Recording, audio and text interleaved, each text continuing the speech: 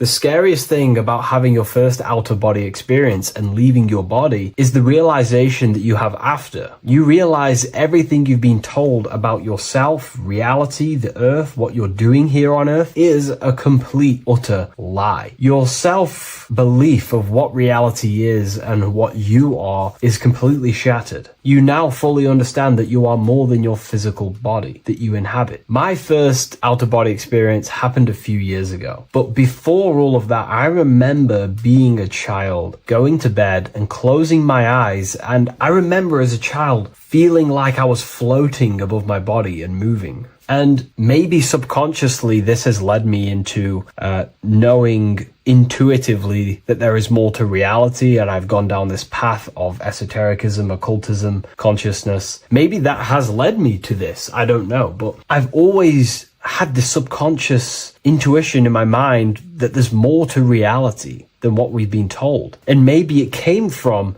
having these experiences as a child. And I'm pretty sure some people in the comments will also have that experience, feeling like you're floating when you close your eyes in bed as a child. I remember this very vividly. But a few years ago, I had my first out-of-body experience, and it completely shattered everything. And it confirmed to me that I am eternal, and there is so much more to the self, to consciousness. I then realized after my first out-of-body experience that our self is not just here in the physical dimension, it's existing in every dimension there is in the universe. However, our mind is focused primarily on this physical time space. When your mind is totally giving its attention and time to this particular time space, it locks in the mind or consciousness into that particular body of consciousness, such as the physical body, right? But for example, let's say you have a daydream and your full focus isn't in the present moment and your environment that you're in physically. Your mind kind of wanders off into a daydream, what we like to call it. That again is shifting time space. Your consciousness is 40% here in the physical plane, because your body's there, but then the other 60% is in this daydream, this imagination. So you're shifting time space, and what an out-of-body experience does is allow your mind to reduce that attention to the physical body and access attention to this altered body or dimension of consciousness. So I'm going to give you the story of my first out-of-body experience, because I know when I was researching this, I was always looking for personal stories about someone's out-of-body experience, and there's not many out there, to be honest with you. Well, based off my research, I couldn't find many. You find a few, but I'm going to give you my experience of my first out-of-body experience that happened a few years ago. It was early in the morning. I kept on waking up and falling asleep to my alarms. I went back to sleep after waking up for like the third time in the morning. When I fell back to sleep, that is when I had my out-of-body experience. It's also good to mention that I have been listening before that about podcasts, books about out-of-body experiences, astral projection, and things along them lines. So this was stored in my subconscious, this topic. And I had a desire in my heart to actually experience this for myself. Long story short, I went back to sleep early in the morning because I kept on waking up, and it began with this tingling sensation, a high energy sensation. It was like bursting, intense, high frequency energy. My attention was no longer in the time space of my body, but my attention shifted into this energy body, which I now understand. I didn't understand at the time properly, but I now understand that as my consciousness started to feel like it was being pulled upwards, right now, our time space, our attention is in our body, and you feel all the data of the senses, right? And that's what I'm feeling right now. That's what you're feeling right now. But imagine that was completely stripped. My attention was no longer feeling the sensations of my body, because my body kind of just dissolved as I fell back to sleep. So this was a natural out-of-body experience. I didn't force it. I didn't meditate. I didn't do anything. This was just a natural out-of-body experience that I had. And a lot of people get these that I've read about. So my attention started to feel like I was being pulled upwards, and I no longer felt my body, but I felt this intense energy, frequency, sensation all around my body. It felt like this, like it felt like illuminating energy that's moving very, very, very fast. So my conscious awareness was now shifting. I now understand. My whole body faded into this sensation. My whole mind faded into this energy sensation, this tingling, and it was very, very intense. I was not feeling my normal senses anymore, only this energy. This energy was also pulling me up. The more I was lifted up, the more intense the frequency became. So think of it like just a frequency resonator, how it just goes up and down, up and down. But then imagine the frequency resonator just going higher and higher and higher frequencies, and it would just get more and more and more intense. The energy was moving faster. This tingling was faster and faster and faster as I was being pulled up. Part of my mind began to fear this. My arms and legs grew very tense. I started to tense up because at this moment in time of the experience, I was very vaguely conscious. I was half there, half not. And as I was being pulled up, my physical body started to tense. And this is again when I started to feel my body again. But then I remembered what I heard out of body experiences is that you have to submit to the process. If you try and force an out-of-body experience, it will never happen. Because an out-of-body experience is not truly out of body. What we're trying to do is trying to find a needle in a haystack. If you're trying to find a needle in a haystack, you don't go rummaging through the haystack to find the needle. What you do is you burn the haystack and then the needle reveals itself. It's the same with an out-of-body experience. We dissolve the senses of the body, so the body falls asleep, but the mind stays awake. As soon as I let go of this fear and I let go of the tensations in my body,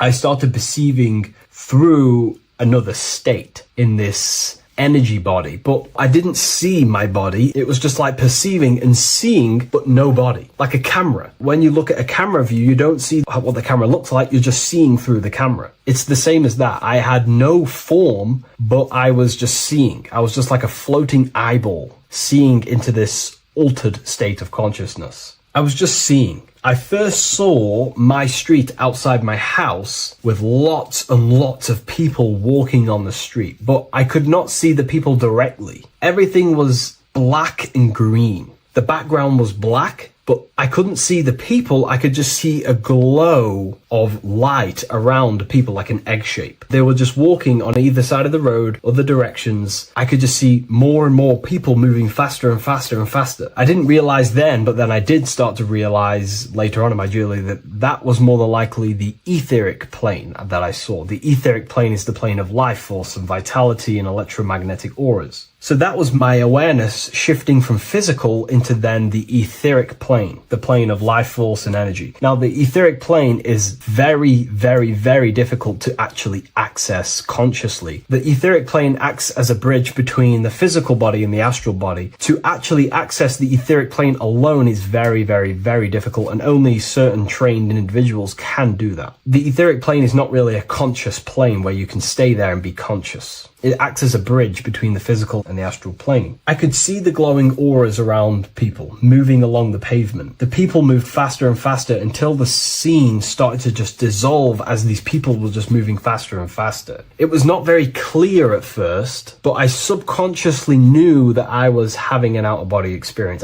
This is when I really started to realize that I'm being shot out my body. When I realized this, I submitted even more. I started to just let go. The more and more I let go, I kind of like split through a veil, and everything became super clear. Before, in the etheric plane that I think it was, the ethereal plane, things weren't very clear. I could only just see glowing auras. However, as I split through the veil of the etheric, this bridge, this place that I was going to, I then split and everything just came super, super clear. I was floating in the sky. I subconsciously knew that I was having an out-of-body experience when I realized this. As I was still being lifted upwards, I then split through the layer where everything just suddenly became super clear. But then I was awake, fully conscious, but I was not in my body. I was just like a camera in the sky. I had no body, no form. I could just see. When I entered this plane, there was some sort of voice guiding me through this whole process. It was a male voice, and it was basically guiding me where I was going. It was telling me what I can do here. This voice was pretty much saying, you can fly, you can think things into reality, you can do this, you can do that. While he was saying this voice, there was no being around me, but I felt a presence of another being. But this voice was just speaking to me mentally. Like, you can't hear it, but I just knew what it was saying.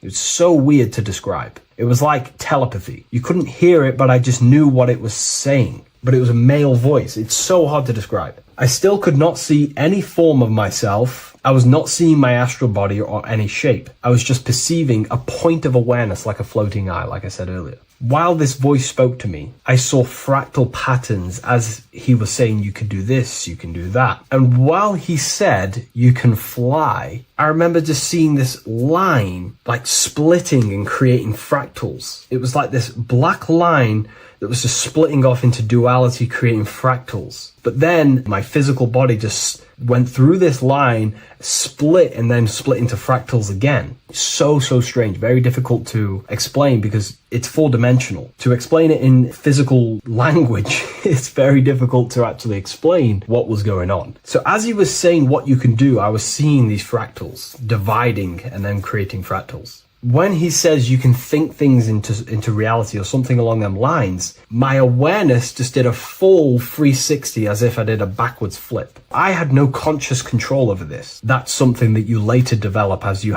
keep having these out-of-body experiences. Your first out-of-body experience, you probably won't be able to control what's going on, but you will have an out-of-body experience if you seek them. I could see all around as I rotated. I looked all the way down and then back to my original angle and point of awareness. During that rotation, when I started to turn upwards to do the backflip, I looked up and it kind of looked like the sun in the sky. It was very dark and gloomy.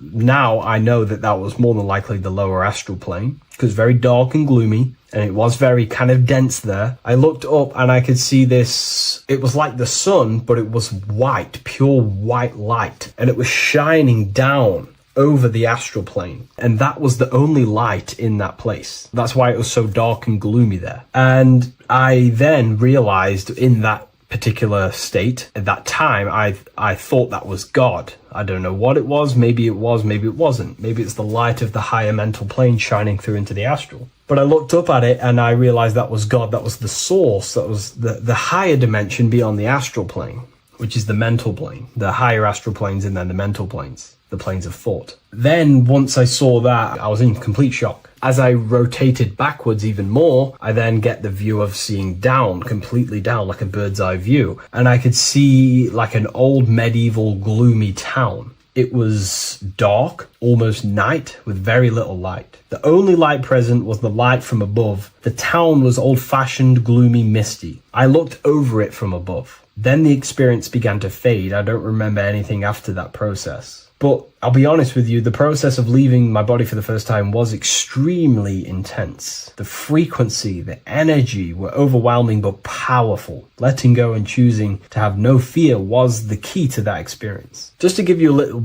bit more wisdom on what I actually experienced now, what I realized what was happening, I now understand that the voice that I was hearing was not an external being guiding me. It was actually a higher aspect of myself, a part of my own consciousness that is not focused in the time space of the physical world. My physical mind is focused here in this timeline, but once I exited this timeline and focused elsewhere, the higher part of myself guided me towards that experience. This higher version of ourselves that we call the higher self is a higher dimensional being, but we're just unconscious of it. This being exists beyond our ordinary thinking mind. Our self exists everywhere in the universe, and we can unlock higher versions of ourselves as we progress on our journey of awakening and self-realization. Because let's say right now, only 10% of your awareness is actually in the physical plane. Science tells you that 90% of you is actually in your subconscious mind. 10% of your awareness is your conscious mind. So there's 90% of you that your conscious mind is not aware of.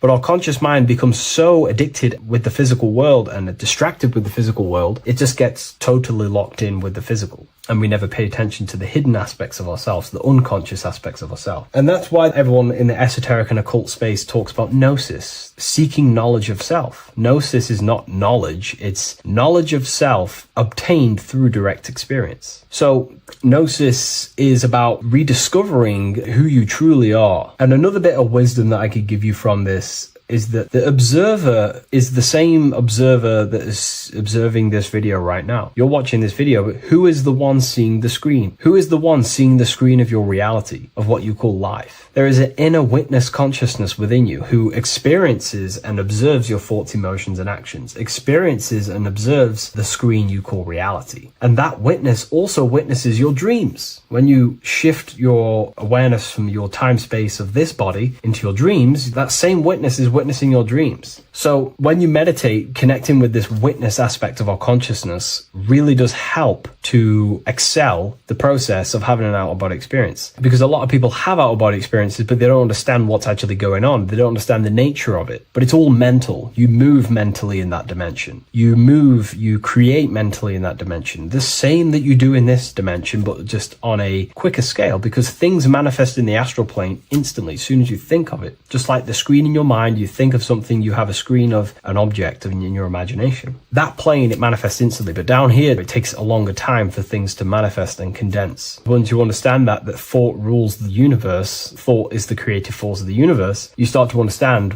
these different dimensions and these experiences that you have. But really connecting with that witness consciousness, that part of yourself that observes everything, really does help with excelling the process of having an out-of-body experience, or mystical experiences, or lucid dreams. Because connecting with that witness consciousness just makes you more conscious. Even in your physical life, staying conscious. Most people aren't conscious. They think, feel, and act unconsciously throughout their day, and they unknowingly create their reality. Connecting with that witness consciousness allows you to actually stay conscious over your thoughts, emotions, and actions, because they are giving birth to realities. That's pretty much my experience, my first out-of-body experience. What that did for me was make me so much more confident and powerful. Most of my fears just disappeared overnight. The fears of death, the fears of unknown, the fears of that I had of things shattered, disintegrated, because I understood that I am eternal. No one can use death against me to control me, because I know I am eternal. I now take riskier actions because I know I am eternal. I know that I will never truly disappear or die. So it really, really does help you, and it gives you a lot of internal power, because no one can make you scared of anything. You should not fear someone who can hurt you physically. You should fear someone who can corrupt your soul. That is the worst thing, who can corrupt your internal world, because that is what truly matters. So I hope this helps you understand out-of-body experiences. Hopefully this can help you move along in your journey. It's good to hear other stories, because this is exactly what I was seeking when I was researching this stuff. Maybe in the future I can share some more stories about my out-of-body experiences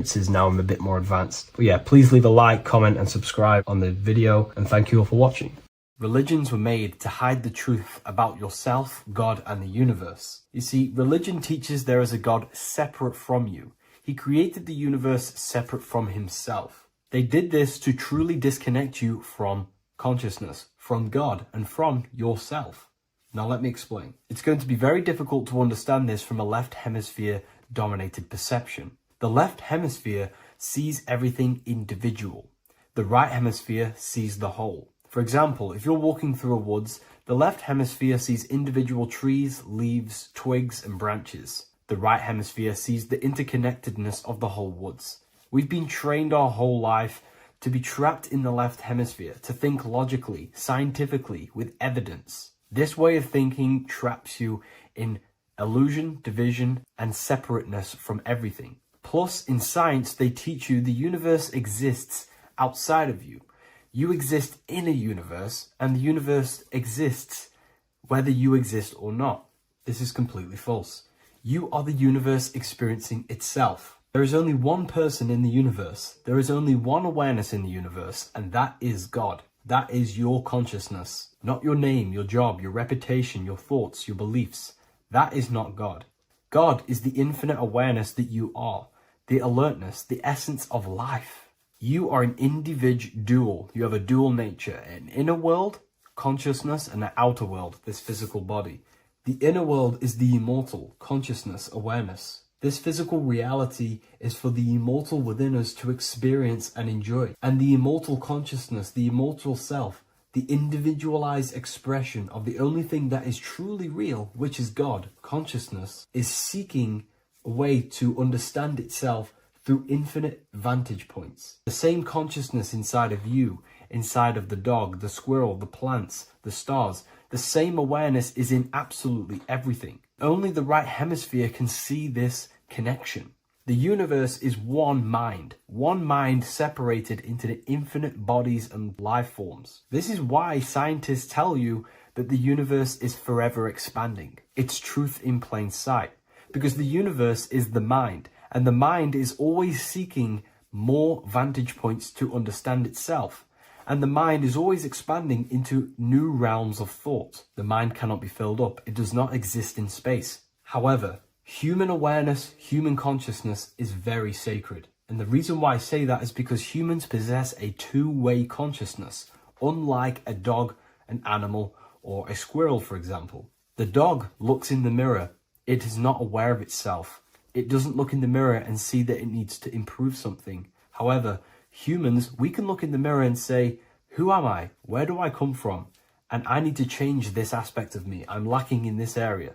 Dogs do not have this awareness. They function only on their immediate surroundings, on survival and instinct. Human awareness is special because we have the ability to reflect on the self.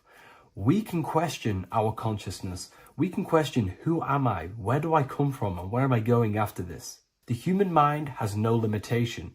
We can surpass our animal nature and rise to a godly nature. This is the whole purpose of reaching Christ consciousness, which is just an ideal consciousness where we have control over self and we know who we truly are. Humans have been given the tools to awaken. Our five senses are locked only to perceive the physical world, but the mind holds the gateway to understand the unseen aspects of reality. The mind holds the secrets to the universe and consciousness. We just have to study ourselves to understand God. We are all individualized aspects of consciousness. There is only one pure consciousness in the universe, but we're fractaled into infinite life forms, experiencing this consciousness in a different form, molding this consciousness into individual egos and individualized consciousness. Me and you are made of the same fabric.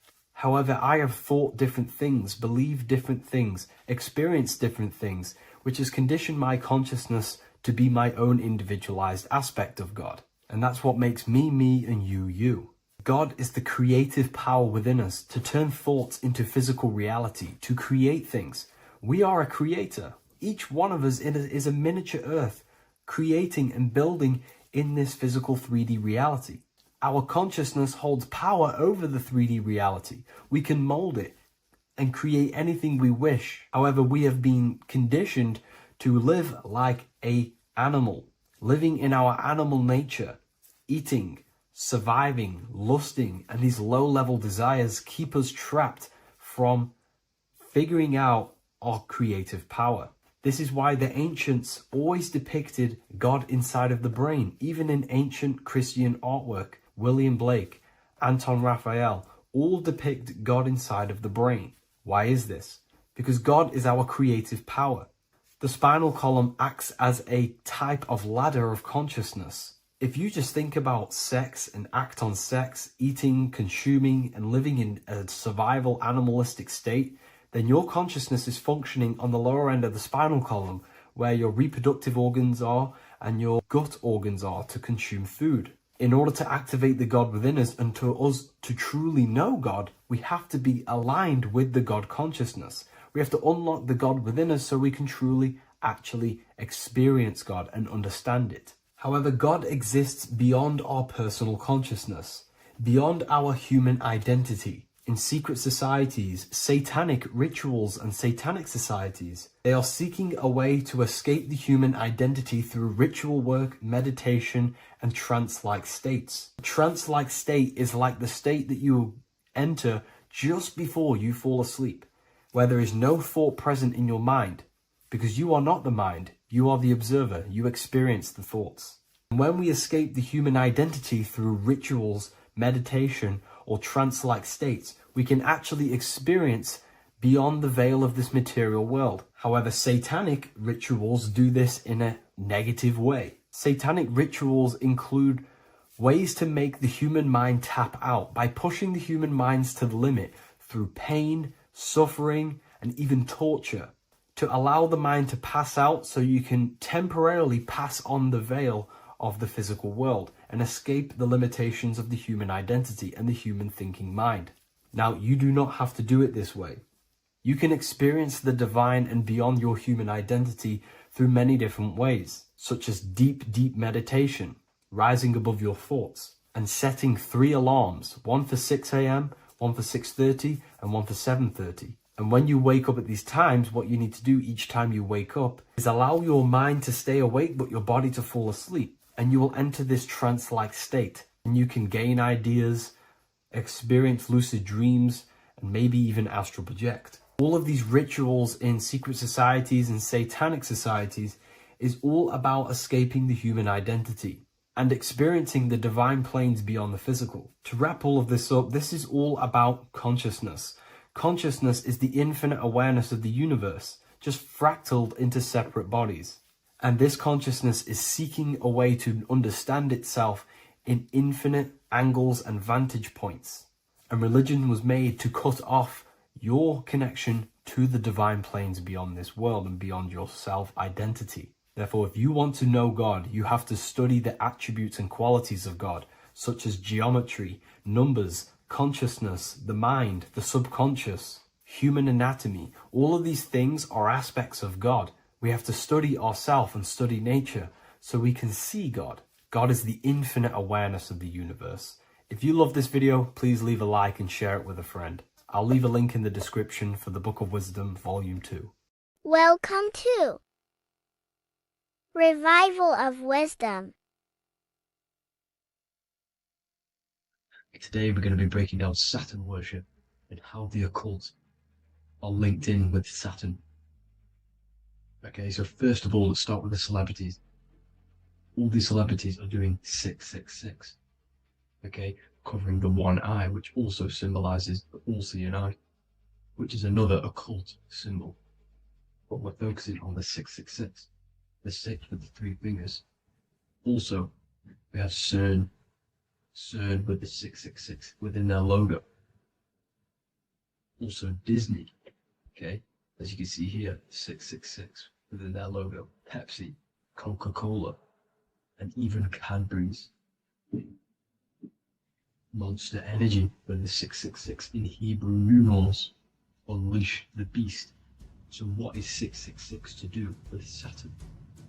Because on Saturn, there is on their north pole of Saturn, there is a 6-sided hexagon, okay? So Saturday is named after Saturn Day, the 6th planet. It is also the 6th day of the week and has a 6-sided polygon on its north pole, 666. Not only that, when you create a star out of the hexagon, you will create a 6-pointed star, okay? With 6 triangles within the star and a 6-sided hexagon, which all adds up to 666. Okay, so this is why all these symbols contain 666. So why do they worship 666? Saturn. Because Saturn is the god of time and death, okay, and order and lessons. Okay, Saturn is a very cold and dry being. That is the 6th planet from the sun. Okay, Saturn represents the winter, which symbolizes death. Okay, because all nature dies within winter because the sun's not there. So it represents darkness and death. It rules the zodiac sign of Capricorn. Okay, so in the celestial cycle, Saturn is always opposite the sun. So it's the opposite of the sun. So they're worshipping this energy which is death-like. Okay, this god which is death and does not bring life. Okay, also is the god of time. Okay, also in the Roman and in Greek it's called Chronos. Okay, which is just a translation for time. It's also known as the Father Time, aka the Grim Reaper. Okay, the Grim Reaper. Keep that in mind. We'll come back to this. Here are some more logos for the Saturn. Okay, NAG, Internet, Wi-Fi. Okay, all these occult logos all worship Saturn. They are a satanic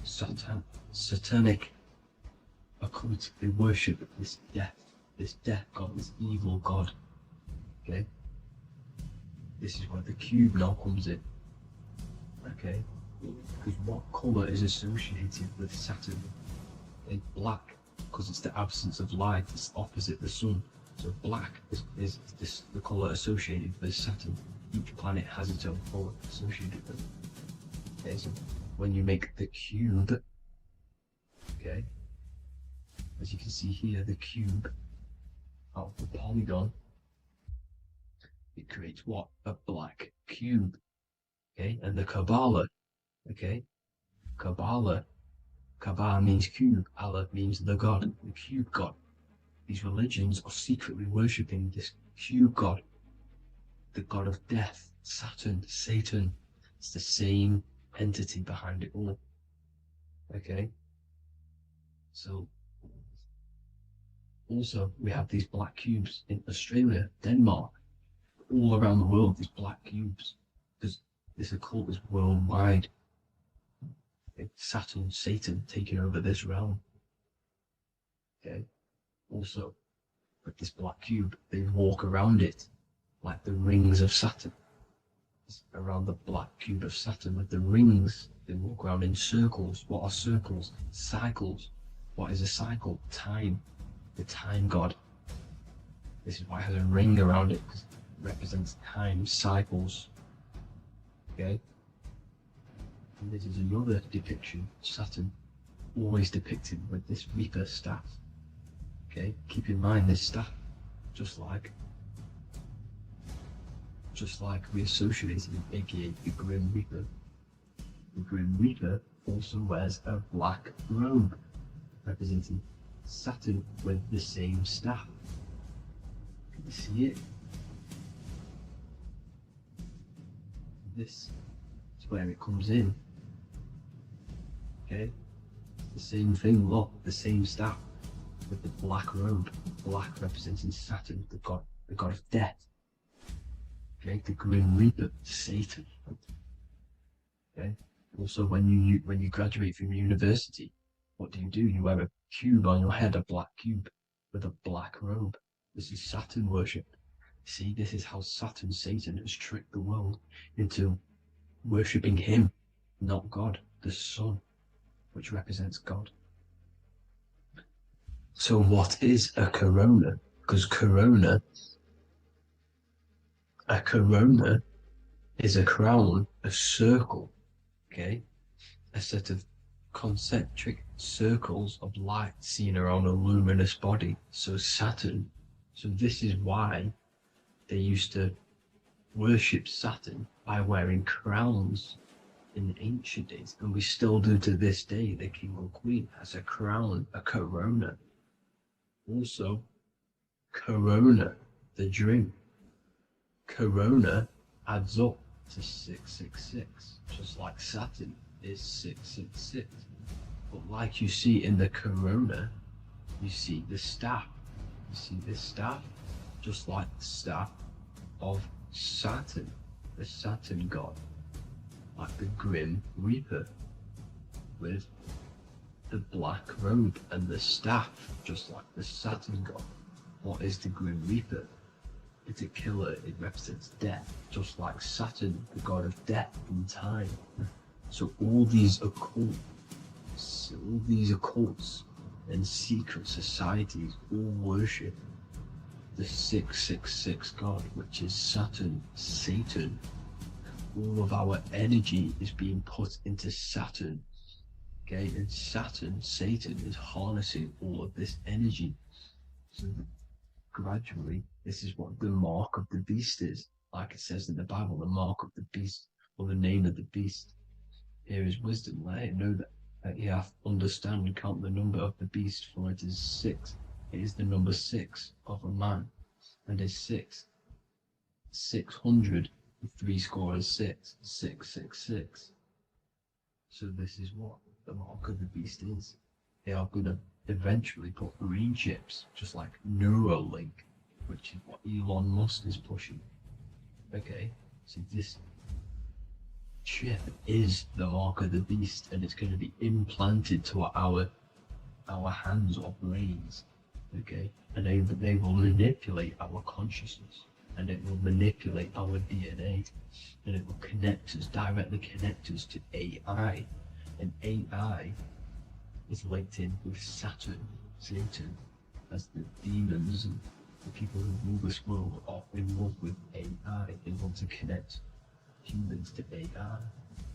And this will control our consciousness completely and give all of our energy back to Satan, this deity that they all worship.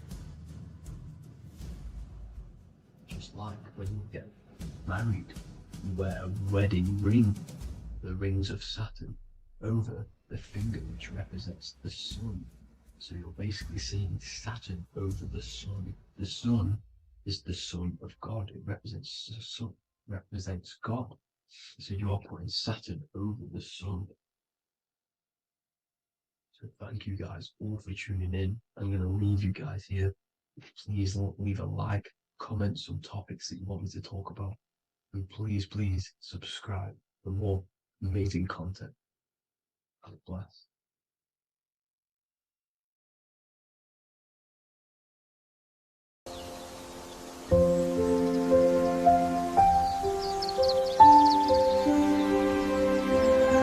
bookofwisdom.com. Visit today.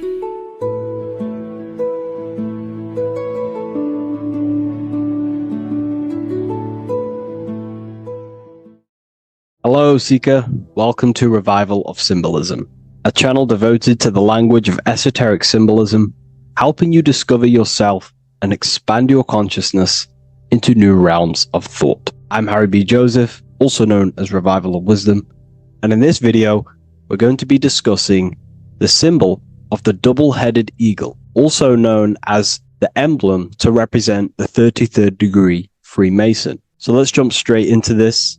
We have a piece of Masonic artwork here, which is what we call a complex symbol. A complex symbol is not just one symbol, but many different symbols in one piece of artwork coming together, forming a greater meaning. So we have many different symbols to break down here. And we're going to start off with a little bit of context so we can understand this symbol. This symbol represents the 33rd degree Freemason. Once you reach the 33rd degree of the York Scottish Rite Mason system. So once you reach this level, this symbolism corresponds to that individual. So therefore, this piece of artwork is representing the consciousness, the mindset, the ways of thinking, the ways of viewing the world of the 33rd degree Mason. It represents the consciousness of the 33rd degree Mason. And this is what esoteric symbolism is about.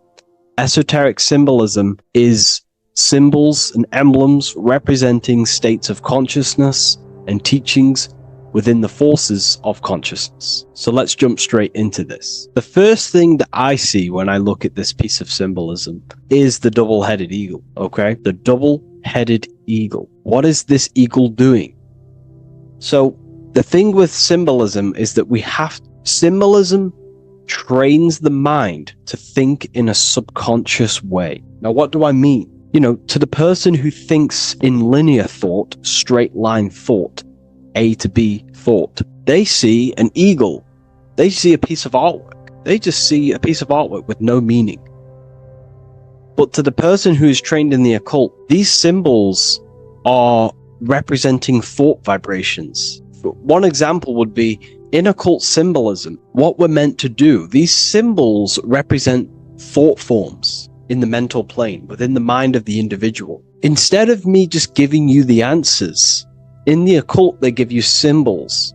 And what you're meant to do is look at these symbols, stare at these symbols, and see what kind of thought arises in your mind, and follow the chain of thought This is how you unlock deeper levels of symbolism. This is what we call the chain of thought. Now, what do I mean by the chain of thought? If I look at the eagle, I see an eagle on a basic level thought. But then that thought leads to another connection, because this is how thought works. Whatever the character of the thought we think is, or whatever the vibration of that thought, for example, the character of the thought right now would be an eagle, then that leads to another thought. For example, flying. Then flying is connected like a chain to another thought, higher perspective. So we follow the chain of thoughts until we unlock the deeper levels of the meaning of the symbol. And this is what the occult seeks to do. Symbols make and force the individual to go inward. You look at the symbol, it's not a direct meaning, but you have to go inward and start to think and follow the chain of thought that this symbol is connected to until you find its deeper meaning that relates to the individual, to you, to a teaching or a force of consciousness or a state of consciousness. Okay? It's very difficult to explain in words because symbols transcend the barrier of words. Okay? So what we're looking at here is a eagle. And what does the eagle do? Well, the eagle has the ability to fly above the earth. It looks down upon the earth. In allegory and metaphor, this represents a higher perspective of reality, a higher perspective of the world, of the self. So this is representing the consciousness of the 33rd degree Mason. They have a higher perspective of themselves. Why? Because they studied the mysteries. They studied the Kabbalah. They understand consciousness. They understand the human psyche. They understand the origins of consciousness, the forces of consciousness. They understand how the material world is created through the forces of consciousness. So the eagle represents higher perspective because it can fly above the earth. And here you have the earth, this circle here, this sphere. So it's flying above, symbolizing a higher perspective of reality, a higher perspective of the physical world, the physical body, and the self. Because ultimately, this is what it's about. Freemasonry is about, of course, self-mastery, building a better self. That's what the craft is. But it's ultimately trying to figure out the mysteries of consciousness itself and the origins of reality. We gain this insight through Kabbalah, the study of the Kabbalah tree. So let's not get off track here. So the eagle ultimately represents a higher perspective of reality because it can fly.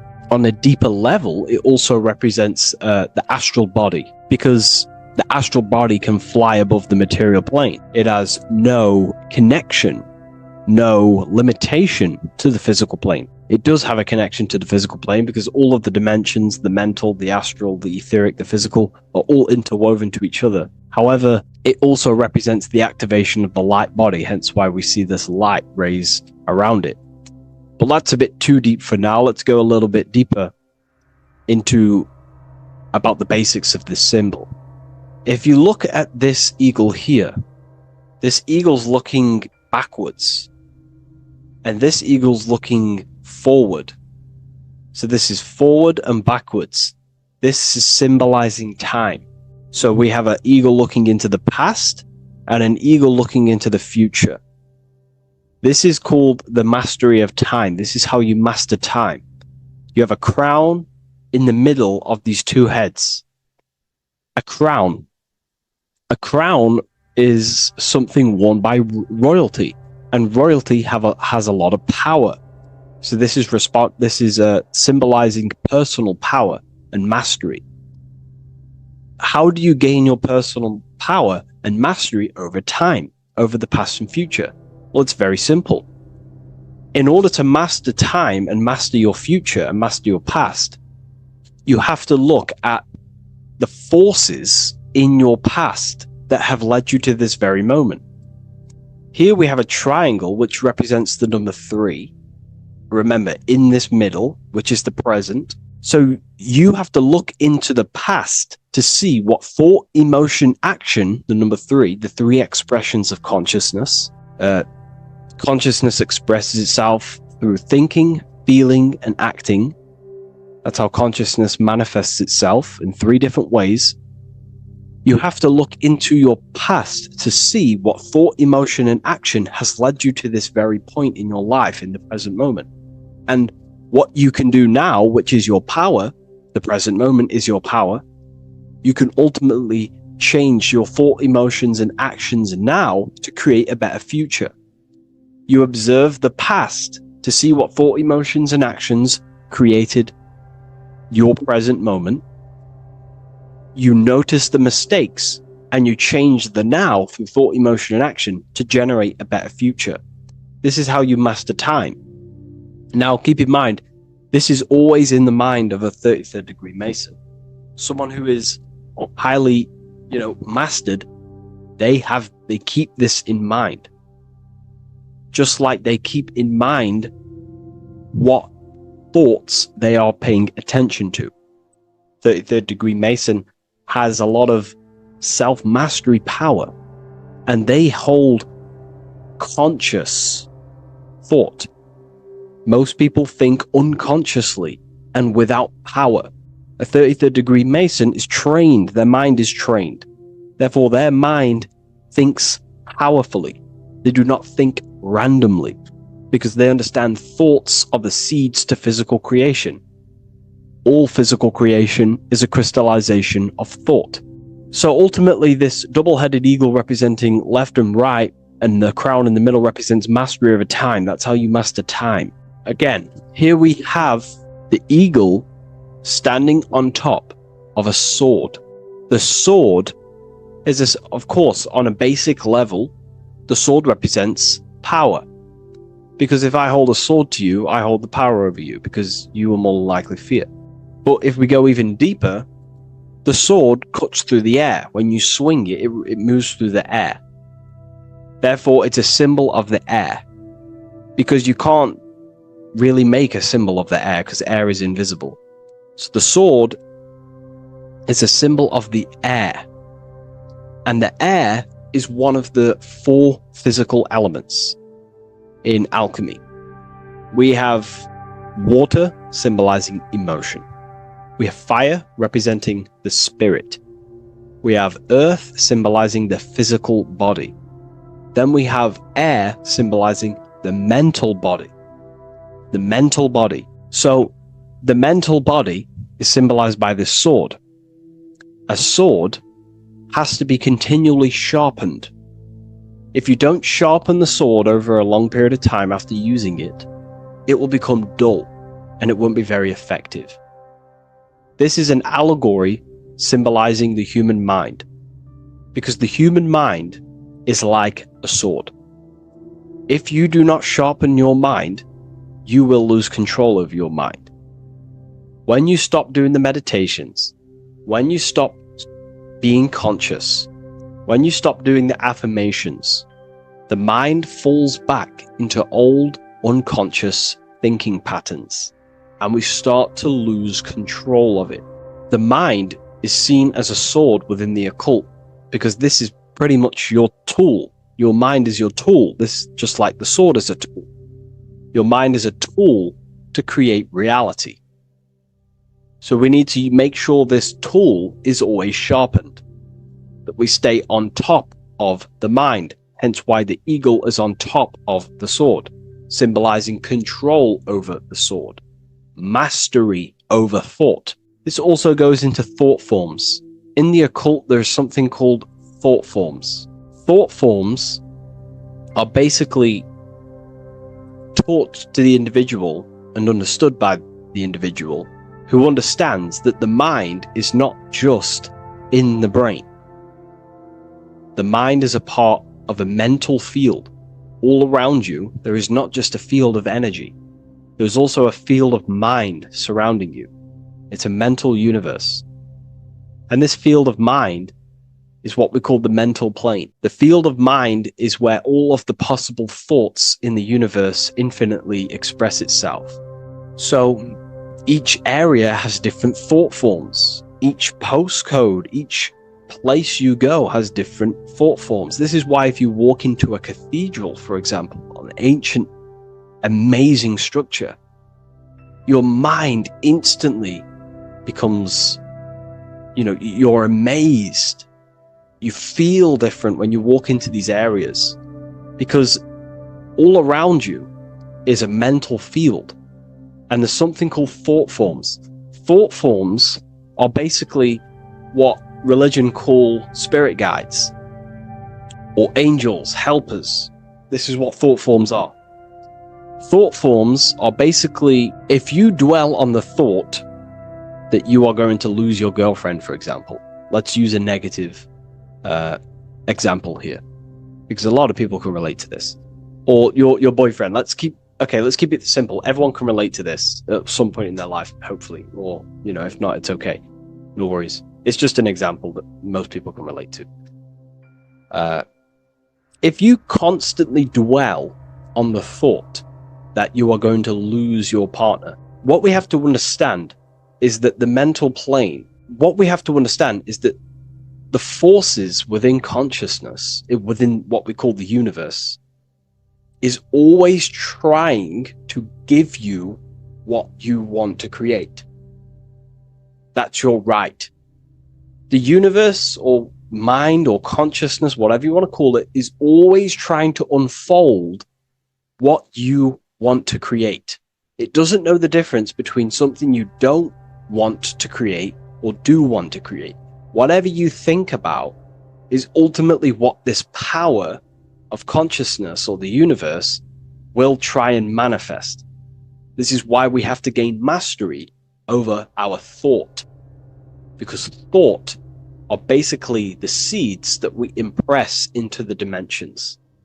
So we have a mental dimension, we have a higher, middle, lower subplanes of the mental dimension or the mental plane. Then that's just thought. The mental plane is just thought. Below the mental plane, thought takes the body of imagination, which is what we call the astral plane. And the astral plane also has higher, middle, and lower subplanes. Then we have the etheric plane.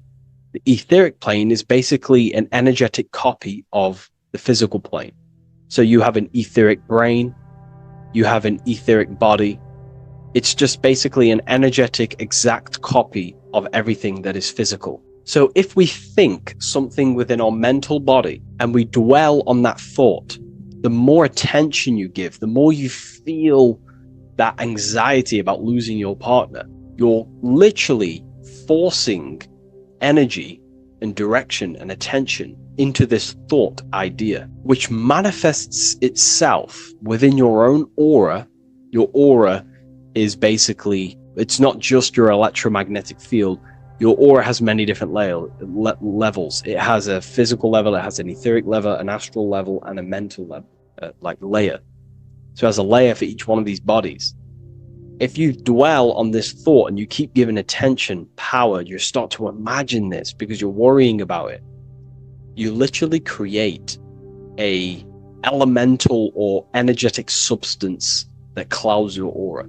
And this is what people have been called demons, people call spirit guides, whatever you want to call it. This is what it is. It's a thought form. But this is not something that's come after you. This is something that the individual has created. And wherever they go, this cloud of thought forms that they've manifested literally clouds their aura. You can see it within the astral plane and the mental plane. You can see how it's affecting them. Wherever you go, you start to randomly think about it. You keep thinking about it. It's infecting you. It's like a demon. It's tormenting you. But it's simply just a force, an astral force, and a mental cloud that they've manifested within their aura. Thought forms. The 33rd degree Mason has very powerful thought forms. And this is, if you're a Mason yourself, and you're not aware of this, this is why it's great to be around a 33rd degree Mason within your lodge, because they have very powerful thought forms, and you being in the present of them, you're also taking on his thought forms, and they can assist you. We're all affecting each other through thought transference through the mental field or the mental plane. Okay. Now I'm not going to go too deep into that because, people can use that knowledge for really bad. but ultimately it represents thought forms also, symbolized by these clouds. Clouds are a symbol of thought forms, because they manifest themselves as basically like a cloud form energy within the aura of an individual. So this represents the mastery over the intellectual side of consciousness, of thought, sharpening the mind, gaining mastery. Then we have 33 in a triangle. A triangle in alchemy symbolizes, well, the upwards triangle, the upright facing triangle symbolizes the element of fire. The downright facing triangle represents the element of water. So an upright triangle represents fire. Fire is very transformative. If you place, I don't know, a pencil into fire, the fire will burn it down into its raw material. And this is ultimately what this triangle represents. It represents the consciousness of the 33rd degree Mason, who has basically transformed themselves from ego consciousness, only dwelling within the limits of their ego, their old belief systems of thinking they were the body, only reacting to five sense thinking, linear thinking, low base consciousness, not knowing right from wrong. It's basically transforming themselves. They have burnt themselves down to their raw soul form, and they understand that they are a soul, and they've experienced this,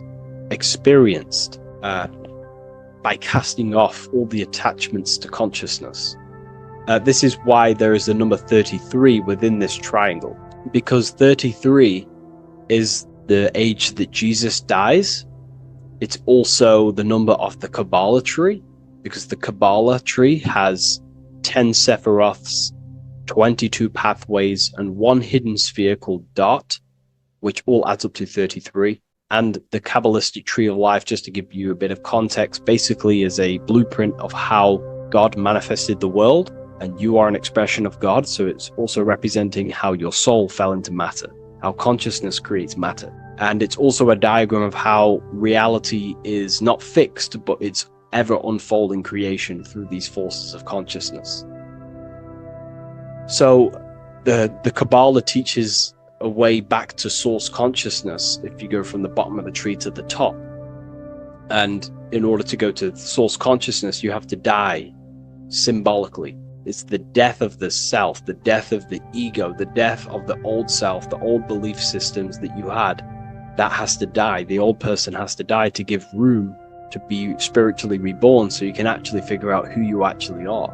Your ego has to die. Now, that's not saying ego death, but you have to basically give away all of your old belief systems to then be spiritually reborn. That's why Jesus dies at 33 and is resurrected. Ice melts from ice into water at 33rd degree. So it's symbolic of transforming. And again, the upright triangle is the fire element, symbolizing burning things to its base raw material.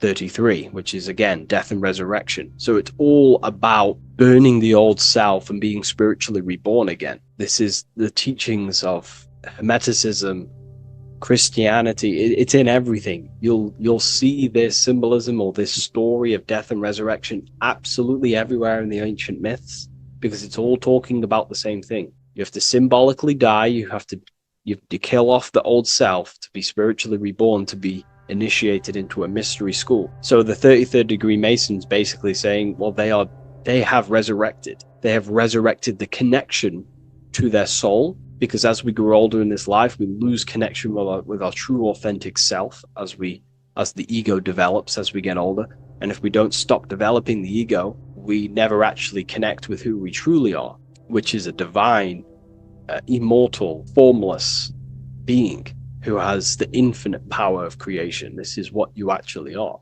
Okay, so it's also symbolizing the union of opposites, hence why we have a double-headed eagle here. It has opposites. Obviously, this is massive within the occult. You see this everywhere, union of opposites. Okay, so union of opposites goes from, basic teachings to the most advanced teachings that most minds are not ready for. Union of opposites is on a basic level is union of the mind and the heart, going from mind consciousness, which is basically ego, the lower self. That's not to say the mind isn't powerful, but that is the house of the lower self. The ego. It's the house of the ego. So we have to learn how to use the mind for what its proper use. The mind's proper use is for the soul to create. However, we're not taught this in school, so we've basically developed a false personality within our minds, and our minds have become a vessel for a false identity. So what we need to do is integrate the heart, which is the soul self, the true self, with the true powers of the mind. And the mind is basically a powerhouse of creation, infinite possibility. And that's the mind's true usage is for creation, not a false identity. So it's about integrating the mind and heart. It's also symbolizing a balanced mind, and we do this by aligning the left and right hemispheres of the brain, which help you perceive reality for what it truly is. Because the two double-headed eagles, they're joined together, so it's union of opposites. So it's about reintegrating the female and male aspects of self, such as the left and right hemispheres of the brain, the mind and the heart, all working as one system. When we align the left and right brain, we see reality for what it truly is. Now, what do I mean? Most 90% of people, I'm not putting anyone down. If you relate with this, it's fine. We're all here to work on ourselves. I'm not putting anyone down. People with a left hemisphere dominated view on reality see things as a very logical. They see reality logically, basically. Now, what do I mean? They see things as this is science, that's mathematics, that's religion, that's metaphysics. They're all separate and divided because that's what the left hemisphere does. The left hemisphere basically dissects everything down. The way the brain works is truly magical.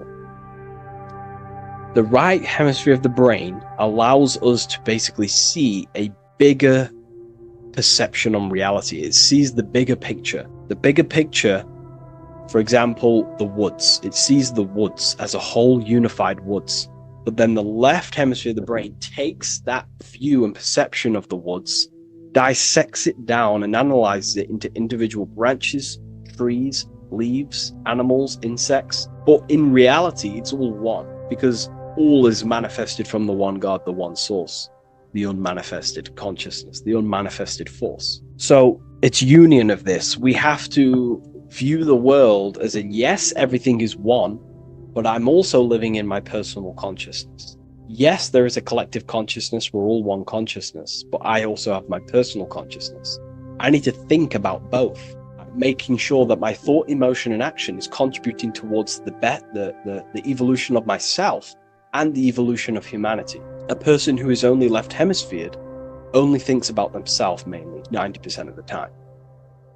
They only, they're trapped in ego, and the individual can't see pattern recognition, really. Pattern recognition is more the right hemisphere because it sees the whole. So it's about aligning the brain hemisphere so we can actually see reality for what it is, so we can, without distortion or illusion, and be neutral. Okay, we have light rays. Light rays are very symbolic within the occult, especially Freemasonry. Light rays are symbolic of force and form.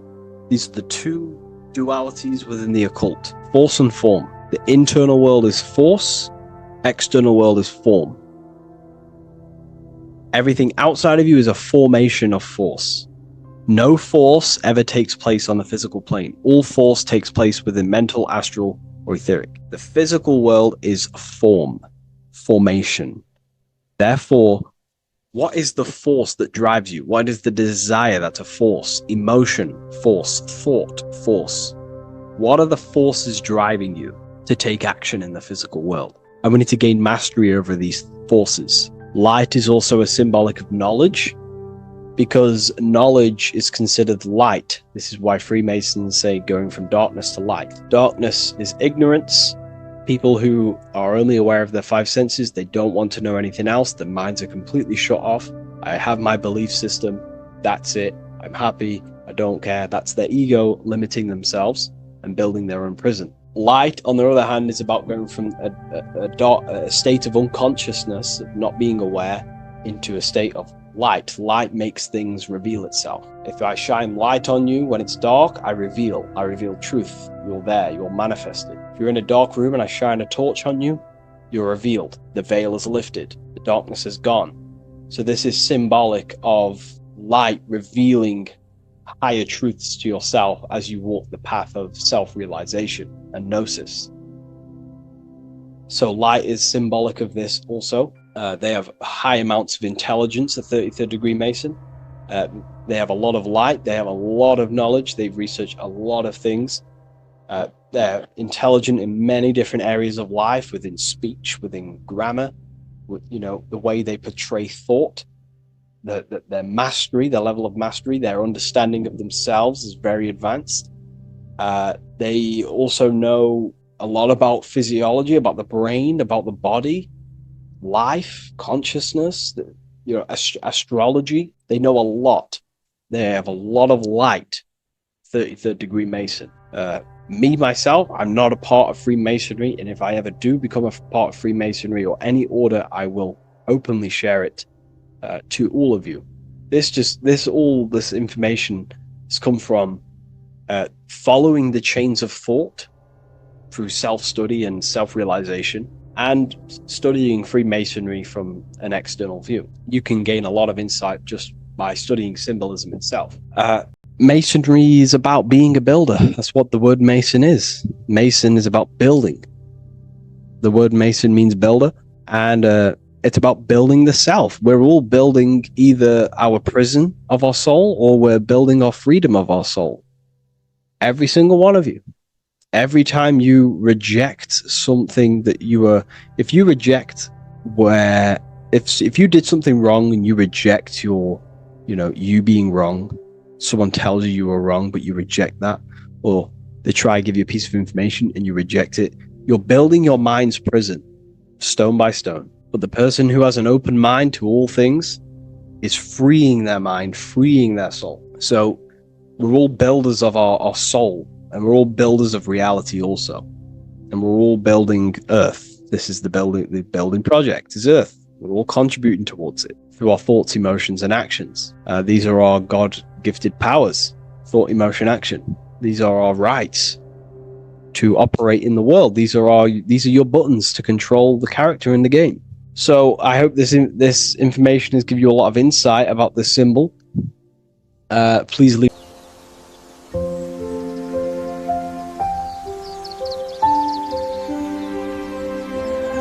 bookofwisdom.com.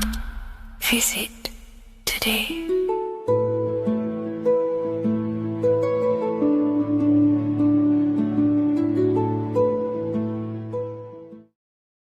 In this video, we're going to be talking about the evolution of consciousness.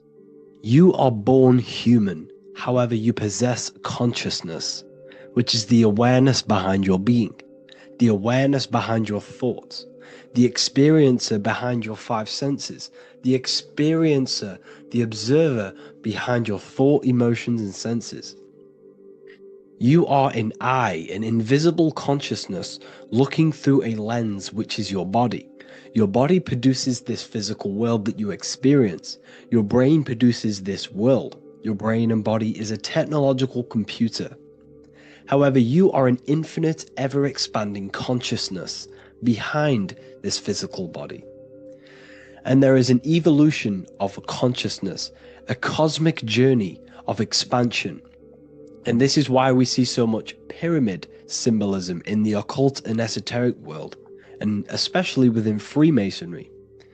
Because the pyramid represents climbing, an evolution, a raising state of consciousness, a journey. Steps symbolize a journey upwards. This is the raising and the evolution of consciousness, our inner world, the transmutation of our inner selves, of our souls and consciousness and our minds.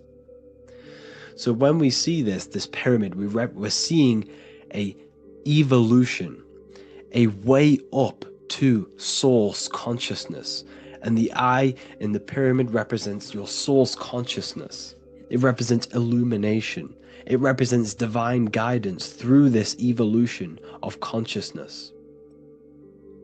This is why we see the ladder. Consciousness is ever expanding on an infinite journey of evolution. Each individual is a part of this cosmic process, contributing towards the ongoing expansion of both mind and awareness. As we evolve, we collectively explore deeper levels of existence, expanding the boundaries of thought and consciousness. The mind has the ability to expand infinitely into new realms of thought, into new dimensions of mind. The mind cannot be filled up. It is not a physical substance. The body can be filled up because it is a physical thing, but you cannot fill the mind. Therefore, the mind is constantly expanding, ever expanding into new fields of thought. So what we see in Freemasonry, the ladder, is again a journey, an elevation of consciousness. When we are born with an infant consciousness, and as we gain older, we gain an adult consciousness. Our inner world, our inner mind, and our emotional intellect changes and evolves. We are significantly different from when we were very young as an infant. It's because our consciousness evolutes, it changes, it alters like water. So, just like this evolution of your own consciousness as growing up, there is consciousness of beings existing in cycles beyond our own. And their consciousness is unimaginably different from ours. They operate on a higher level of understanding and knowing, experiencing reality in ways that transcend our current comprehension. Our minds right now cannot comprehend the highest states of consciousness. There are entities, there are beings beyond our own, existing in higher dimensions of consciousness that we cannot comprehend because they have expanded. They are on a further way up the ladder of consciousness. However, we are all on the same journey. None of us can take the same journey. There is one ultimate goal, reaching source consciousness. However, this is always ever expanding.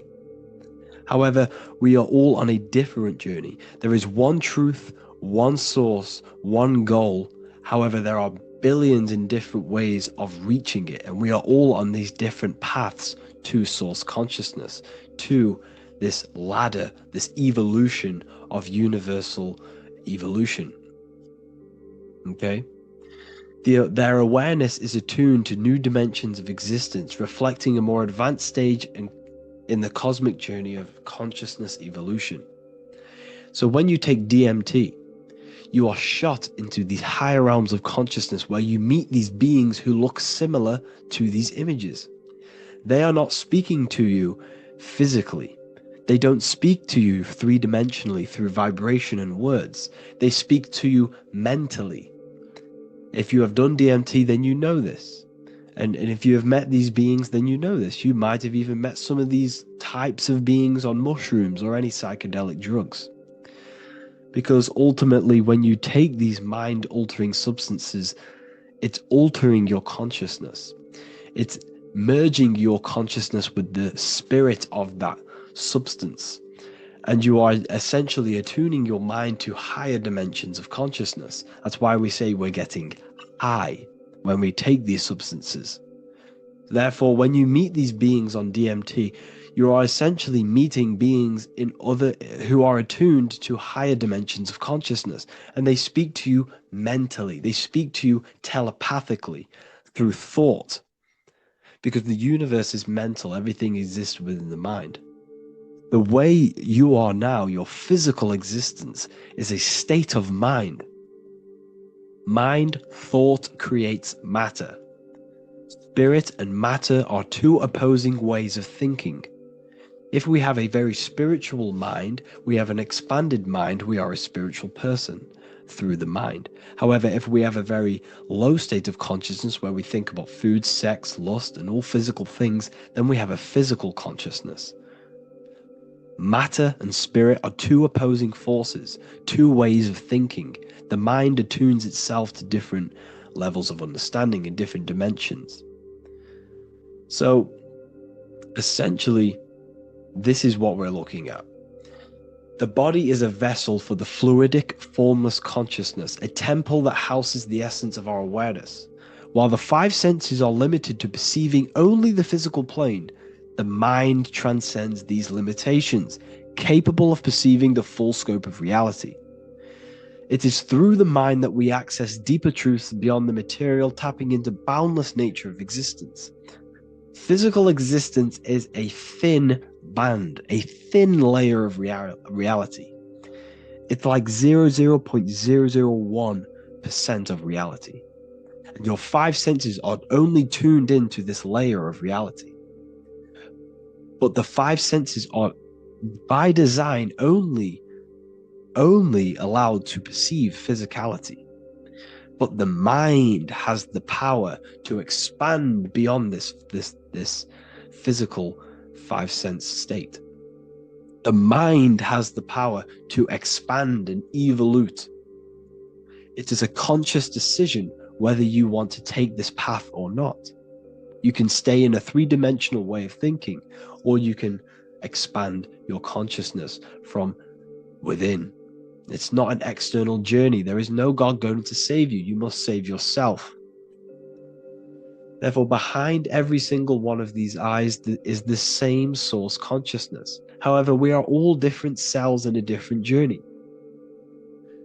The organs in your body, the cells in your body are all alive. They all possess same consciousness, universal consciousness. However, we are all on a different journey of evolution. As above, so below. As the baby is in the mother's womb, when the baby becomes conscious, there is a world outside of its mother. What does it do?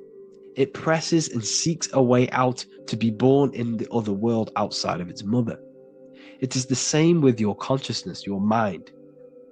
When your mind becomes aware that there is realities beyond the immediate surroundings, it seeks a way out. And this is exactly what I'm doing to you now. I am now expanding your mind and telling you there is other ways of reality. There is other dimensions of consciousness which you can access through inner transmutation, through different ways of thinking, spiritualism, and meditating and connecting with yourself and detaching from external things. We can upgrade our consciousness. Your body is a womb.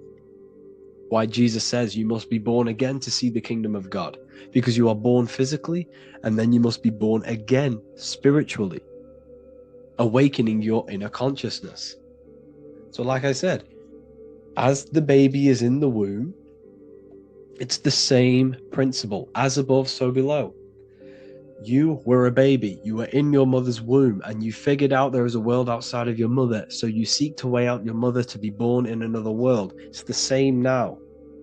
You must do this now. This is your spiritual evolution. This is the evolution of consciousness. It's ever expanding.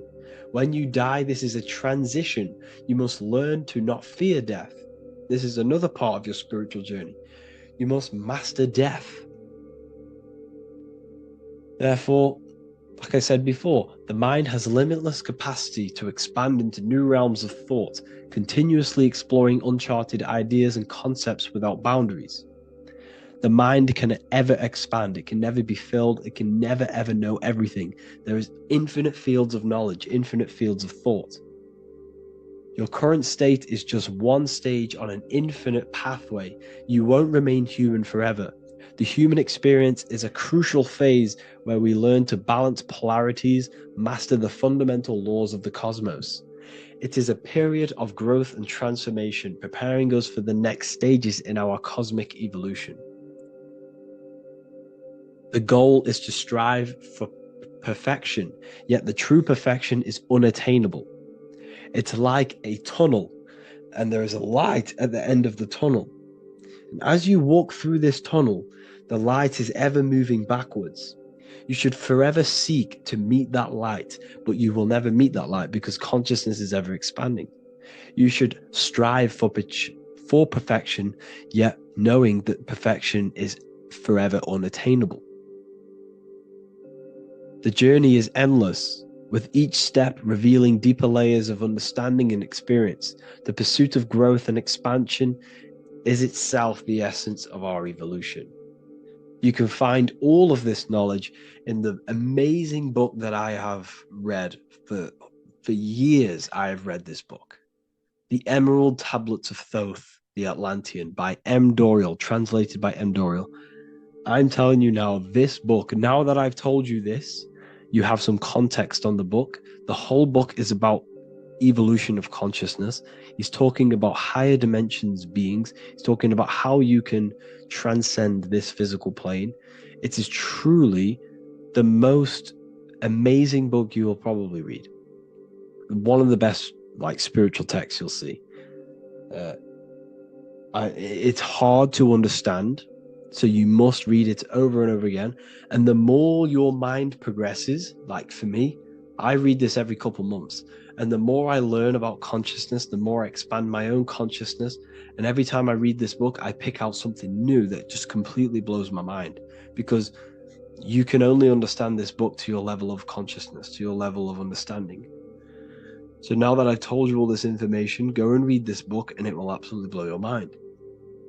And so will the Book of Wisdom Volume 2, which is now available. I released it the other day. I'm just going to read a page out now. This page is called Spirit and Matter. The Earth is not merely a dense, lifeless rock drifting through space. It possesses spirit, a living essence that animates its form. But what do we mean by spirit? Spirit in esoteric terms refers to the energy, the life force, animating the principles infused in matter. So essentially, what this page is talking about is how everything has spirit, consciousness within it. You are the middle, you are spirit and matter. You have the ability to expand your mind to the God self and raise above our animal instinct, our material self, and know the divine and expand. Animals cannot do this. Animals are not self-aware. Humans possess self-awareness. We can observe our consciousness. We can say, why do I exist? We can look in the mirror and know that we need growth. And this is what Anunnaki means. Anu means above. Anu was the supreme god of the sky, which is a metaphor. He represents spirit above, heaven. Anu came down to earth and married Ki, the goddess of the earth, which represents matter. It's a myth, it's an allegory. Anu married Ki and gave birth to the Anunnaki. Spirit came down and infused with matter and gave birth to the human, which is you. You are spirit infused in matter, Anu and Ki, Anunnaki. You are the Anunnaki. And this is just one of the teachings in my book. Honestly, this book is absolutely amazing. If you truly, truly want to expand your consciousness, give this book a read. And obviously, if you're inside the university, I give you this book for free. A paperback version. If you join the university, follow the steps inside of the general chat. You'll be able to download this book. Not download it. Order a paperback for free. All you have to do is pay for the shipping. You'll also gain amazing knowledge inside of my library, where your mind will just be overblown with the amount of esoteric books. There's over 45 rare occult books.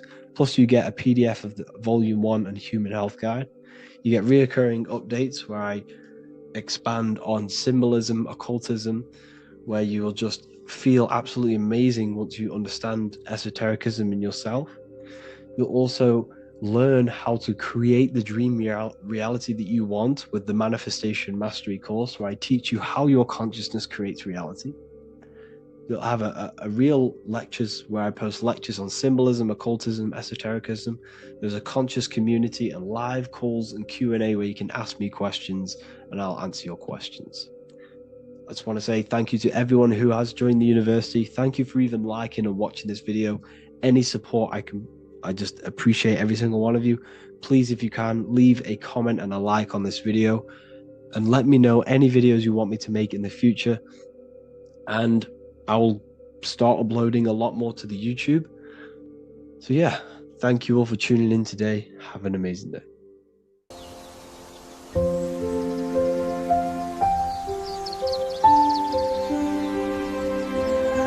bookofwisdom.com. Visit today.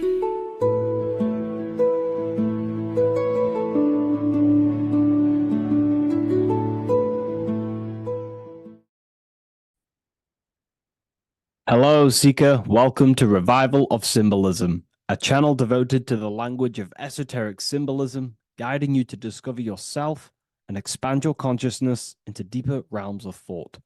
I'm Harry B. Joseph, also known as Revival of Wisdom, and today we're going to be discussing this particular piece of artwork of the eye and the checkerboard together, and the esoteric teachings behind the veils of these symbols. So the first thing we must look at is, of course, the eye. The eye being a symbol of consciousness. The eye is the inner witness inside of ourself. This eye is referring to the internal eye of perception inside of our mind. The mind that gives us the ability to perceive and to understand things internally. This is also the eye we use to vision things through our internal vision, what we like to call imagination. The screen in our mind that allows thoughts to be projected into a particular form. So this eye is talking about the internal eye of perception inside every single individual and form of life. Dogs, cats, squirrels, humans. Every single form of life has this internal dialogue, the inner being that no one else can listen to but themselves. This is a symbol of consciousness. And together, these two symbols reveal a grand teaching and understanding of the world and the universe, of how the universe is one consciousness, one observer. This is symbolizing the observer, witness consciousness. Consciousness holds many vehicles and many dimensions that it exists in. As I've talked about previously in my previous lectures, we have a physical vehicle of consciousness, which expresses physical actions through the physical body. We have an emotional vehicle of consciousness, which is our emotional body or the astral plane. We have a mental vehicle of consciousness to express thoughts inside of, the thought body of consciousness. We also have a witness side of our consciousness. This internal witness, like who is the one seeing the screen of your reality right now? Who is the one seeing it? Not looking, who's perceiving the screen of reality through your eyes? Well, that would be the inner witness. And that inner witness is also perceiving your thoughts. A lot of people become identified with their thoughts, and they let the changes, the ever coming, unfolding changes in their mind, world, become a part of who they are. And they get caught up in the world and the changes that happens to them. And a great teaching that I've come across this last year is to never identify with the ever-changing circumstances that happen in life. When things are tough, when things are bad, always remind yourself that you are the witness of your thoughts and you are the witness of this reality. You are the one witnessing your thoughts, emotions, and actions. You are the one behind them. So when things get tough, try not to get too indulged in these negative things.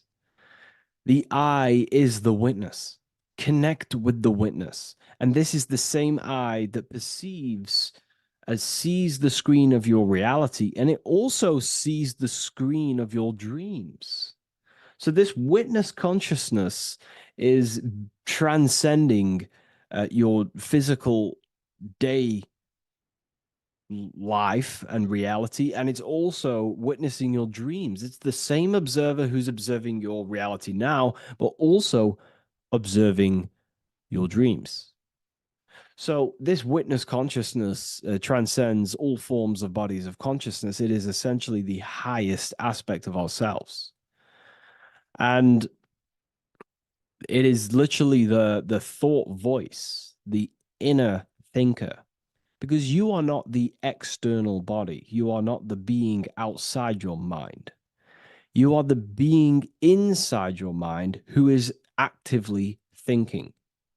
I like to call what you are, what we are as consciousness is consciousness in action. We are the thinking inner thinker, the inner being. And it's about becoming into contact with that inner being again to unveil who we truly are. If we sit back and truly have a thinking session of, closing your eyes and going inside yourself, and you ask yourself, who am I truly? Who am I beyond all of my beliefs, memories, my body? Who am I beyond that? And it will lead you to the inner voice, the inner dialogue. But again, you are not the voice. You are the one hearing the voice. You are the silent, invisible one, the one behind the veil. So this is ultimately what the eye is representing. It is representing the inner self shining, looking down upon the earth, upon duality, right? But this also reveals a great teaching as well, is that consciousness is universal. It is not something solely given to you. It is universal. It is a part of a greater whole. Consciousness is personal and also impersonal. We have our personal sense of self. We have this inner voice. We have this sense of who we are in this world. And that is our personal sense of self. But you can also transcend the personal sense of self by turning off the mind and fading into the collective impersonal consciousness, which is ultimately what you call transcended states of consciousness, altered states of consciousness, or astral projection. When you astral project, you are simply accessing this impersonal aspect of consciousness.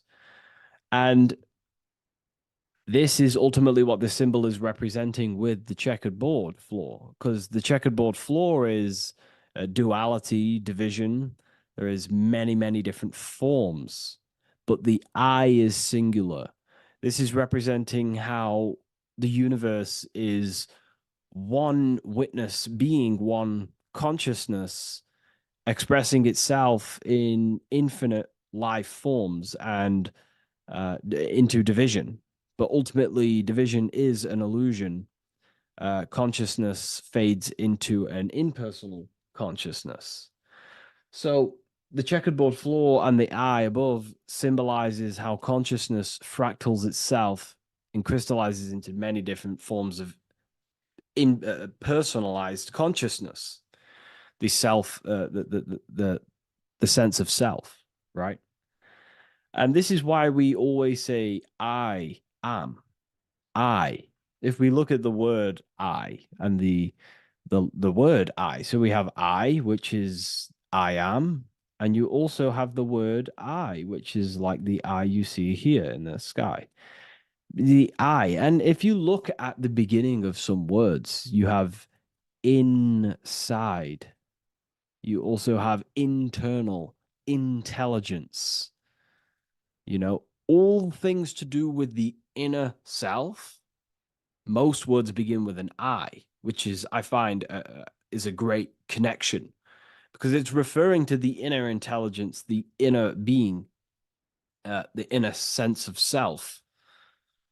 So the universe is essentially one being expressed in many different forms. That's also found in the word universe, uni, coming from the root word unite, meaning oneness, unification, united, and verse being a verse of a song, because we're all playing the song of consciousness, which is an ever unfolding song, an unfolding vibration, an unfolding creation. So this is simply representing how consciousness fractals itself into many different forms. And when we identify with our self consciousness, our sense of self, we no longer realize that we're a part of a greater whole. We're part of a unified field of consciousness. And there is only actually one true being in the universe, and that is the inner witness. And that inner witness is inside of every living form. And in order to truly process that, it takes a lot. You have to disintegrate who you truly think you were before you wake up to this universal truth. Before you understood this, you just think, I am me, you are you, and everyone is divided and everyone is their own being. When in fact, we're all not. We're all one consciousness expressing itself infinitely. And it's kind of like a social system. Consciousness is always interacting with itself. When you interact with someone else, you're interacting with yourself. It's a very mind-boggling concept to truly understand. But again, in order to truly understand this, you have to let go of who you thought you were.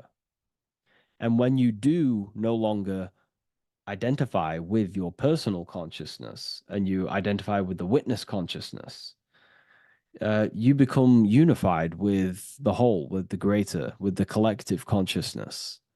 And this changes the way you think, you feel, and act, because you then realize that we're all playing a part of creation on this earth. We're all contributing towards the building project of Earth.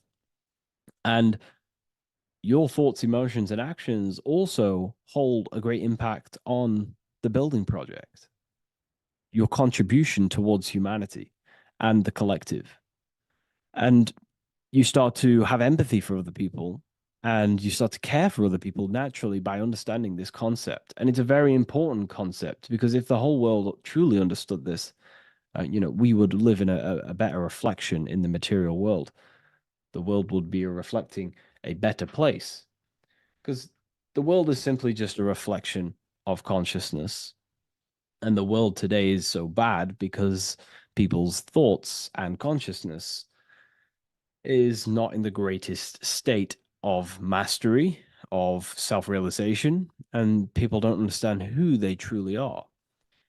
And a religion plays a massive part in this. Our whole lives, we're stuffed with someone's going to come and save us. Jesus will return and save the whole world. It's, to me, to be honest, it's complete utter nonsense.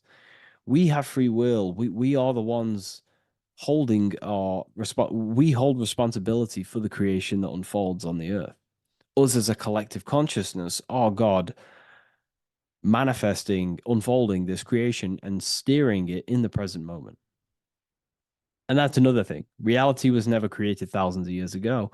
God is creating the world right now through the present moment, and it's unfolding. It's in a continuous state of becoming, just like you are in a continuous state of becoming. Time is evolving. Time evolves our minds. It evolves our sense of self. And we evolve over time as an individual and as a collective consciousness. And so does the earth go through this change as we change. So it's important that we are becoming more self-aware in the world so we can actually start to reflect a better world.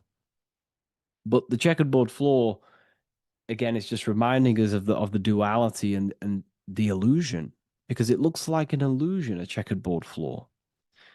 It's an illusion The physical world, if you only look at the world through the eyes, you will live in the veils of illusion and never see the light, the higher understanding of the world. You will see everything as divided. You will see everything as I am me, you are you, and live in division. But in truth, we are all one. We all come from the same source, and we're all the same infinite witness expressed in different forms. And this brings me back to the concept of love. Love is the force that unifies consciousness. It unifies yourself. It unifies your relationships with people. If you love your partner, you love your brother, your sister, your whoever it is in your life, it unifies. If you have a care for someone, it brings you two together and you grow the relationship by expressing care into the other person and it grows. So love is a very expanding, it allows things to grow and it unifies things. And when you start to love yourself, you start to unify with yourself. And when you start to when you start to love nature, you start to unify with nature. So if we understood this, the world would be a better place. And love is the force that unifies the collective consciousness. If we truly hold love for ourselves, for others, other individuals, nature, then the world will become more unified. It unifies consciousness. This is the force of love. It's a very, very powerful, powerful force. And I do truly believe and come to understand now that love is the reason of all creation, which is the generative principle. All action is coming from a place of love or care. We only take action on what we care about. So even the sun is a symbol of love. It just expresses life, gives away all of its light, life, and energy to the earth and asks for nothing back. It is love, it is the expression of care. And that is what unifies consciousness. So, again, this is just talking about the inner witness and how consciousness expresses itself in many forms. And the checkerboard floor also transcends that idea that I've just described of how it's consciousness divided in many forms. It also represents a state of an individual's mind. The checkerboard floor is symbolic of uh, being divided, you versus me thinking, walking down the street and thinking everyone's a threat. It also represents their thoughts, emotions, and actions not being aligned, not being unified. Their thought, emotion, action are scattered, and they're not creating things consciously. It also represents many, many different personalities in our minds, the divided personas and personalities in our mind that we have. And the eye represents the unification of that. It's about unifying our mind pretty much to not have all of these different characters and sides to ourselves and actually being a whole mind, uh, becoming conscious of uh, the unconscious aspects of ourselves and transmuting them.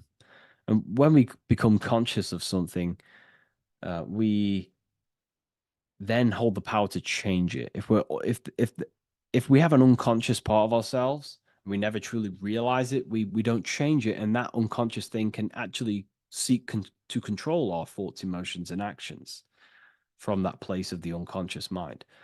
So ultimately, that's what darkness to light represents. Darkness symbolizing things we are unaware of, because when something is in dark, you cannot see it. Most people are in darkness of their imagination. They don't realize the power of their imagination. They're unconscious of it. They don't use it. And to become conscious of that is to put it into light. Shedding light on something reveals something. If I shine a torch on an object, it's going to reveal it. It's the truth. So it's about becoming conscious of the aspects of ourselves that we may be unconscious of and actually using them and transforming them as tools. And again, we have the eye with light, with white and black. This is duality. Uh, you are also the witness consciousness, as previously mentioned, and the witness consciousness thinks in duality. We think we are the hater and the lover. We are the deceiver and the truther. The truth is that consciousness thinks within duality, and in within the mind, beyond the witness, there is duality in thought. But in truth, you are not either. You are neither the positive or negative thought. You are the witness of it. There's a great saying in the Gospel of John, and I can't remember exactly the words, but it goes something along the lines of lift the wood, I am there. Lift the stone, I am there. It's basically saying that everything is the I am, everything is the same consciousness. No matter where you go in the universe, you're talking to self, you're talking to the same thing, you're seeing the same thing. It is the same consciousness that is everywhere. So consciousness thinks within duality, and it is the light and the dark, and we have the ability to transform between them. And some people think that, darkness is all evil. Darkness is not inherently evil. Darkness is not inherently evil. There are dark aspects of the world that help you actually progress into the light. Without the darkness, consciousness can't move into the light, into knowingness. Without bad, there is no evil. They are needed. Both of them are needed. So, in order to understand the light, you have to understand darkness. And there are some forces of some forces of darkness in the universe that are purposely there to cause certain things to then push you and activate the good or the light. Uh, some Gnostic texts talk about how there are beings that, very powerful beings, that purposely descend themselves into darkness on purpose to make things happen in certain people's lives, so it actually pushes them towards the light, towards the good. So, this is ultimately what the whole allegory of Satan is. Satan was created by God, and Satan is necessary, which is symbolic of darkness. Is symbolic of evil, the evil forces of the universe, because the universe is simply just one force of consciousness, and that one force can express itself in good and evil. The power of the mind can be used to kill, or the power of the mind can be used to create amazing things. So there is only one force in the universe, symbolized by the one eye, the one force of consciousness, and that one force can be used for light and dark, which is the checkered board. Uh, it's also symbolic of the checkered board being on the ground, symbolizing the earth, which is base awareness, duality thinking, base consciousness, stuck in division consciousness. And the one eye symbolizes unification of the mind, a balanced mind, a balanced internal perception. We're rising from the ground to the sky, symbolizing from heavy to the light, from darkness to light. The eye is also symbolizing perception, what we perceive. And this is ultimately the end goal of all occult and esoteric research, is to gain more light, to gain a higher perception of the self, to gain a higher eye, a higher perception. That's why the eye is always raised above, symbolizing you're chasing the eye, you're chasing a higher perception of yourself and reality and the universe. It also reveals the teachings of the eye that is always watching you. There is an eye always watching you. And then that I is the laws that governs consciousness. Consciousness or your mind is governed by certain laws that your mind cannot escape, such as cause and effect, vibration, mentalism, correspondence, rhythm. The 8 universal principles that pretty much crystallize consciousness into a reality. Your mind cannot escape the law of cause and effect. That force is too powerful to escape. Therefore, this is the I watching you. This is the I that has governance over you. It is the laws. But then again, on a negative context of the I can then become a symbol of surveillance. Hence why certain organizations and companies in the world use the symbol of the I, symbolizing surveillance, gaining, manipulation and surveillance over humanity and certain things and data. So there's light and dark of every symbol. It's just depending on how you use it. But ultimately, that is the teachings of the checkered board and the eye in the sky. If you wish to learn more about yourself, because that is the only thing that matters in the world, learning about yourself. The only thing you take with you after death is the knowledge that you hold in your mind. You can't take your car, you can't take your possessions, you can't take your money. The only thing you take is your consciousness, your level of mastery, and the things you know. With that being said, I'll see you inside Ethereum University if you decide to join, and I'll see you in the next video.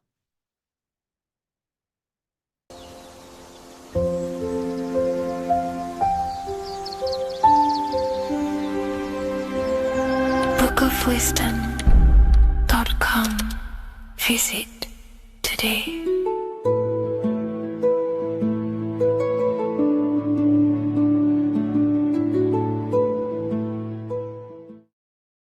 What are we all doing, people?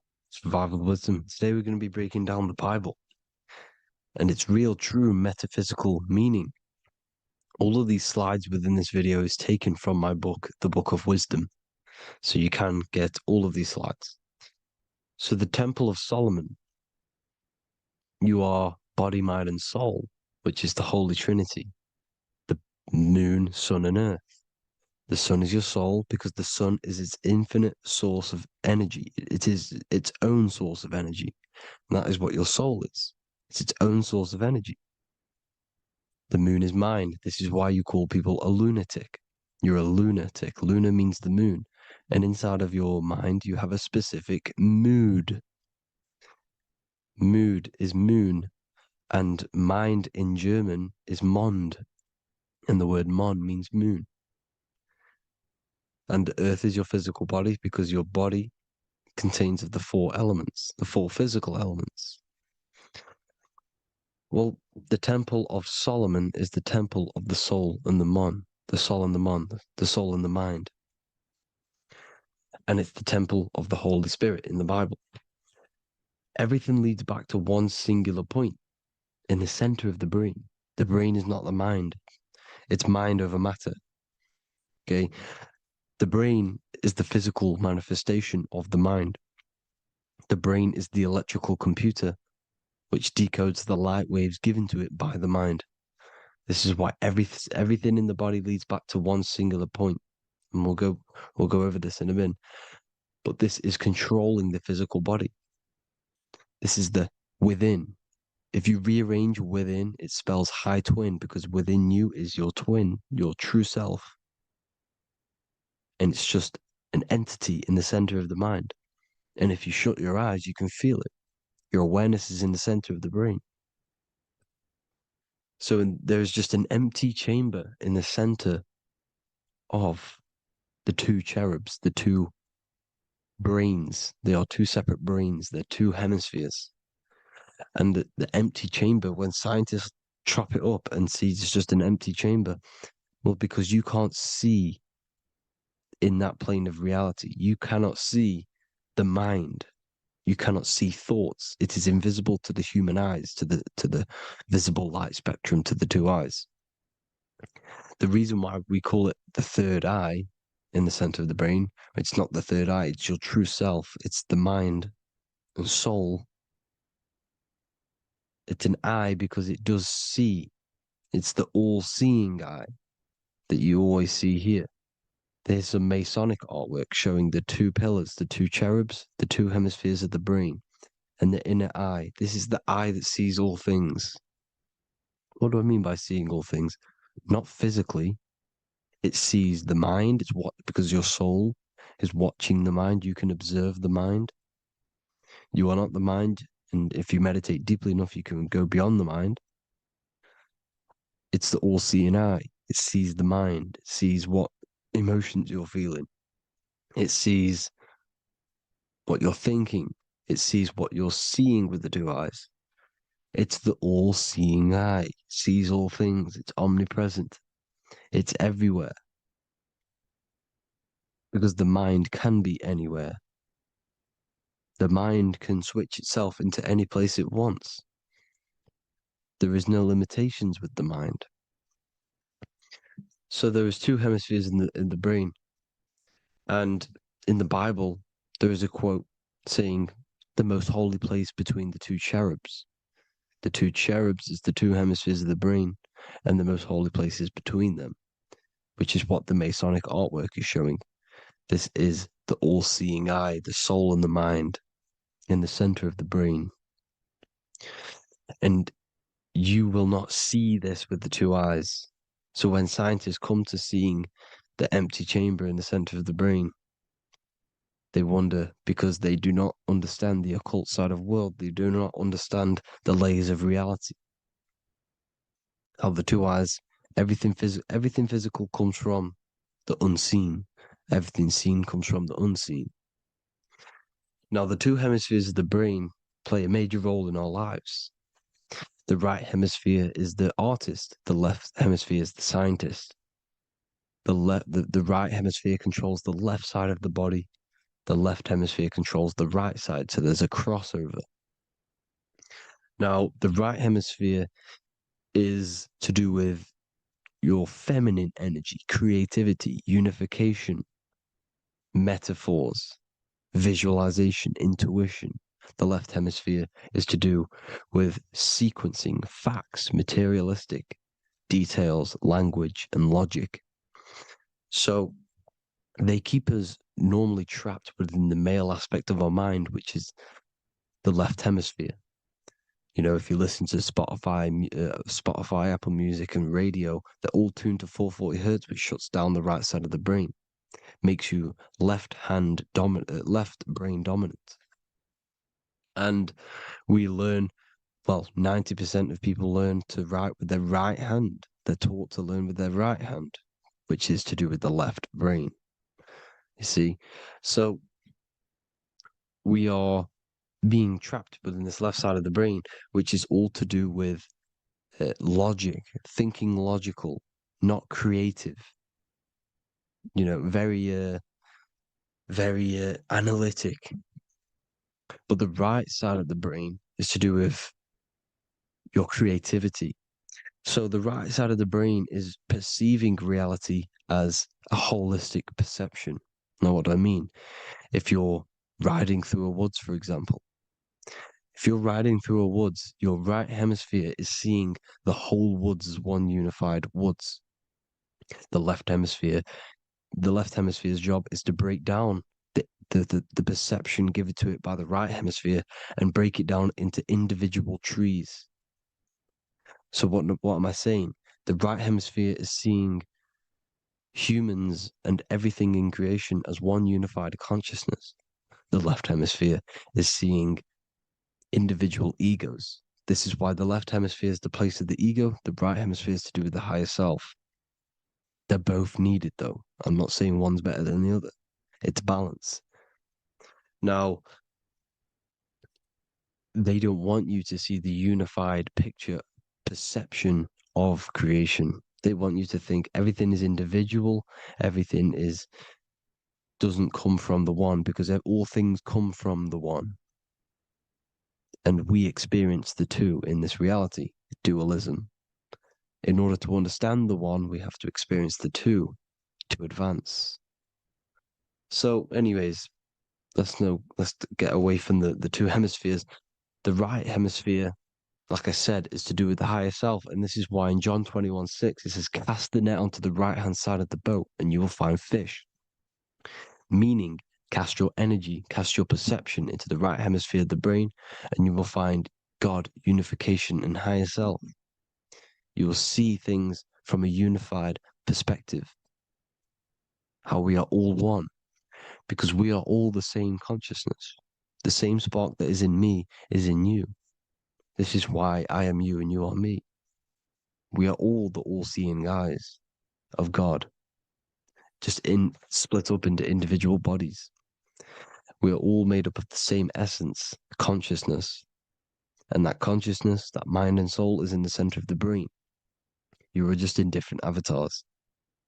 And until we see this, we'll forever be divided and conquered. Until we figure this out as a collective consciousness, we will forever be divided and conquered and ruled over. This is why the Bible says, ye are gods. You are the sons of the Most High, because we are. We are the Word made flesh. We are God made flesh. Mark 16:19. So then after the Lord had spoken unto them, he was received up into heaven. Head is heaven, H-E-A, and sat on the right hand of God. God is the consciousness in the center of the brain. Heaven is the head, and the right hand of God is the right hemisphere of the brain, meaning he sees things in unification, creativity, intuition, the higher mind, the higher brain. When Moses crosses the Red Sea is the corpus callosum, moving from the left to the right hemisphere of the brain to see unified perception of reality. Head, H-E-A, heaven, same root word. This is why the ancients always depict God in the center of the brain. Here you see ancient Christian artwork showing God in the center of the brain, the light. Here you see it here. Here you see Ganesh, an Indian god, which is the brain. Here you see the Father, the Son, and the Holy Spirit in the dome, the brain. This is the brain, because you are God made flesh. That's what consciousness is. The upper room where Jesus meets the 12 disciples. It's the upper brain on the upper room. The upper room is the chamber, the empty chamber in the center of the brain. That's the room. And the 12 disciples are the 12 cranial nerves in the brain, which pretty much rule the body, all the cranial nerves. The tree of life, the cardiovascular system. This is why in Genesis it says the tree of life was in the midst of the garden. Midst meaning middle, because the middle of the body is the cardiovascular system, which is controlling all of the systems in the body. The tree of knowledge of good and evil is the nervous system. It's the spine and brain. This is what's detecting good and evil. The brain is the electrical computer with the left and the right hemisphere, decoding the dualistic world, decoding the light waves given to it by the external world. It is an electromagnetic computer. It is artificial intelligence. It is very intelligent, the brain and the nervous system, the human body as a whole. But the tree of knowledge of good and evil is the nervous system, because it is the tree that detects good and evil, makes you learn good and evil in this dualistic reality. Here you see Adam and Eve around the tree of knowledge of good and evil. Adam and Eve, male and female energies, but the serpent in the tree, and the tree of knowledge of good and evil. Well, this is the spine, the brain, and the serpent is the kundalini of the spine. The serpent is the S. That's why S, serpent, S, the letter S is the serpent. Sex and serpents make an S noise. You know, the Bible cursed the serpent. So we don't figure out the true religion. The true religion is raising the kundalini and becoming God-man and reaching our higher states, our true God self. Because once the kundalini is saved, and hits the pineal gland, it activates 100% of the brain when we're only using around 20 to 10% as of right now without the Kundalini awakening. So when you use it, you're activating 100% of the brain. You're activating all the dormant brain cells. You're regenerating the body. And this is the serpent in the tree of knowledge of good and evil. This is the spine, brain. This is Adam, Eve, the male and female energies. The light of the body is the eye. Therefore, if thine eye be single, thy whole body should be full of light. Matthew 6:22. This is the single eye in the center of the brain. It is not the pineal gland. It is what's inside the pineal gland. You have to go beyond the physical world, and there are no words to describe things that are not physical, metaphysics. And the whole body should be full of light. Well, this light is the same pyramid that you see. You are the pyramid with the all-seeing eye on top. This is why the ancients built the pyramids with the stairs in the middle symbolizing the spine, because once you open all the chakras and balance them and raise the Kundalini, you activate all of the brain, which gives enlightenment. The word enlight in ment. Ment means mind, light in the mind. Enlighten the mind. And this is enlightenment. We are the temple. And Jacob called the name of the place Peniel, for I have seen God face to face. Within spells high twin. Within you is the God self, which you need to manifest into the external world. And he's seen God in Peniel, the consciousness. He's seen his true self, consciousness in the pineal gland. Genesis 28:10, Jacob's ladder. Jacob, he took a rock there and laid his head on it to sleep.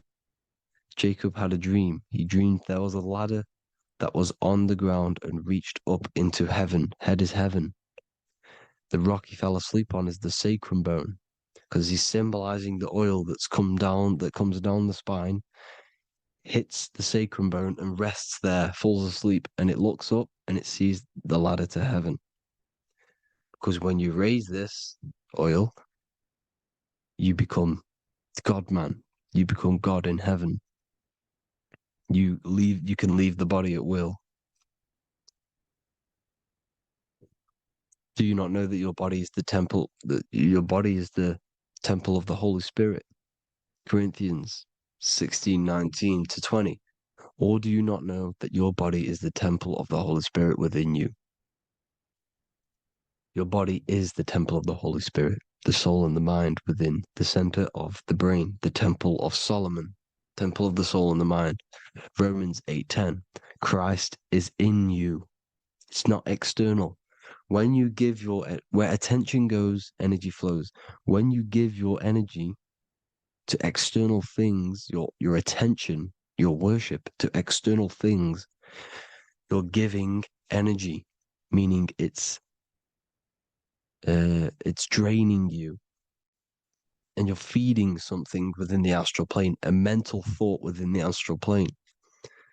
So with you realizing that the Christ is in you, that you don't have to worship anything outside of you, this means that you're internalizing your energy. You're not giving your energy, because where attention goes, energy flows, which means you become more present.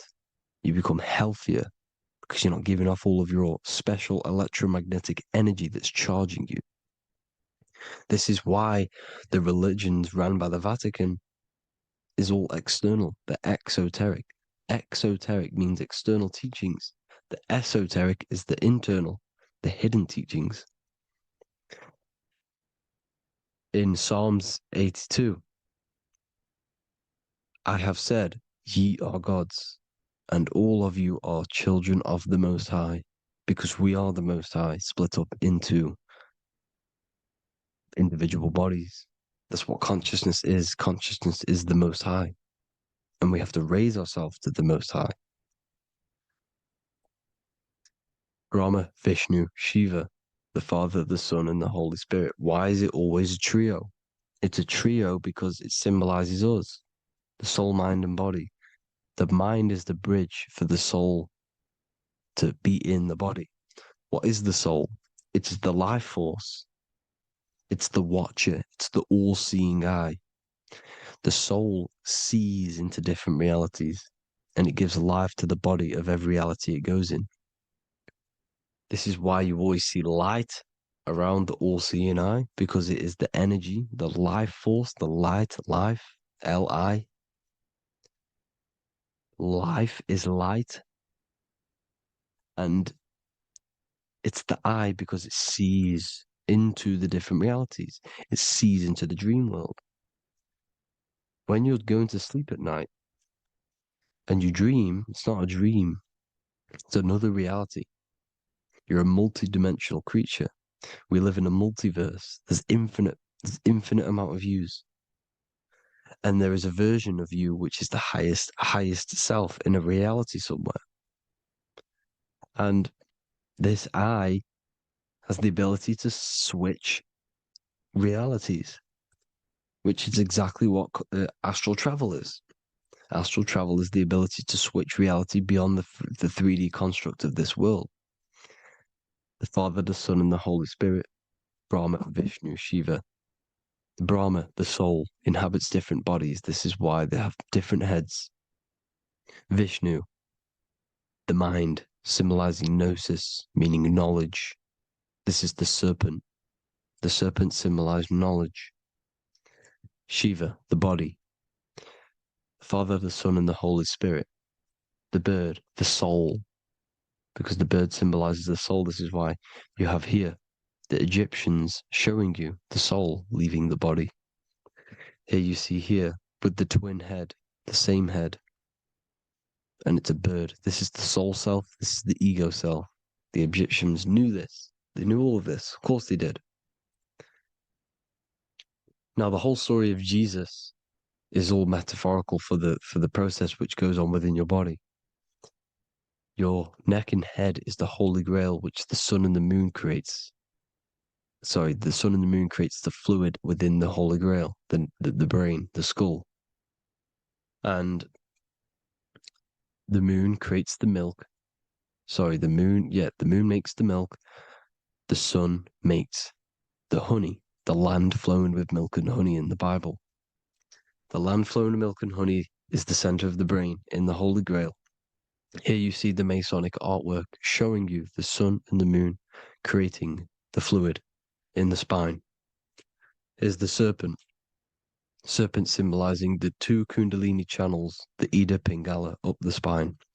Here's the furnace raising the Kundalini, raising the oil, heating it up and rising it to the crown. You see?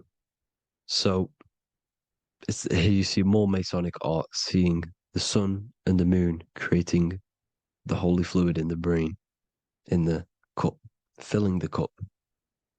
This is why it's a cup, because it's the Holy Grail. This is the holy oil in the center of the brain that gets released down the spine, which is Jesus coming down from heaven. It comes down the spine, down the River Jordan in the Bible. This is when Jesus goes from Nazareth to Jerusalem. He comes down the River Jordan, and Joseph and Mary are in Nazareth waiting for Jesus' return. Joseph and Mary symbolize the pineal and pituitary gland, which produce the two oils created by the sun and the moon.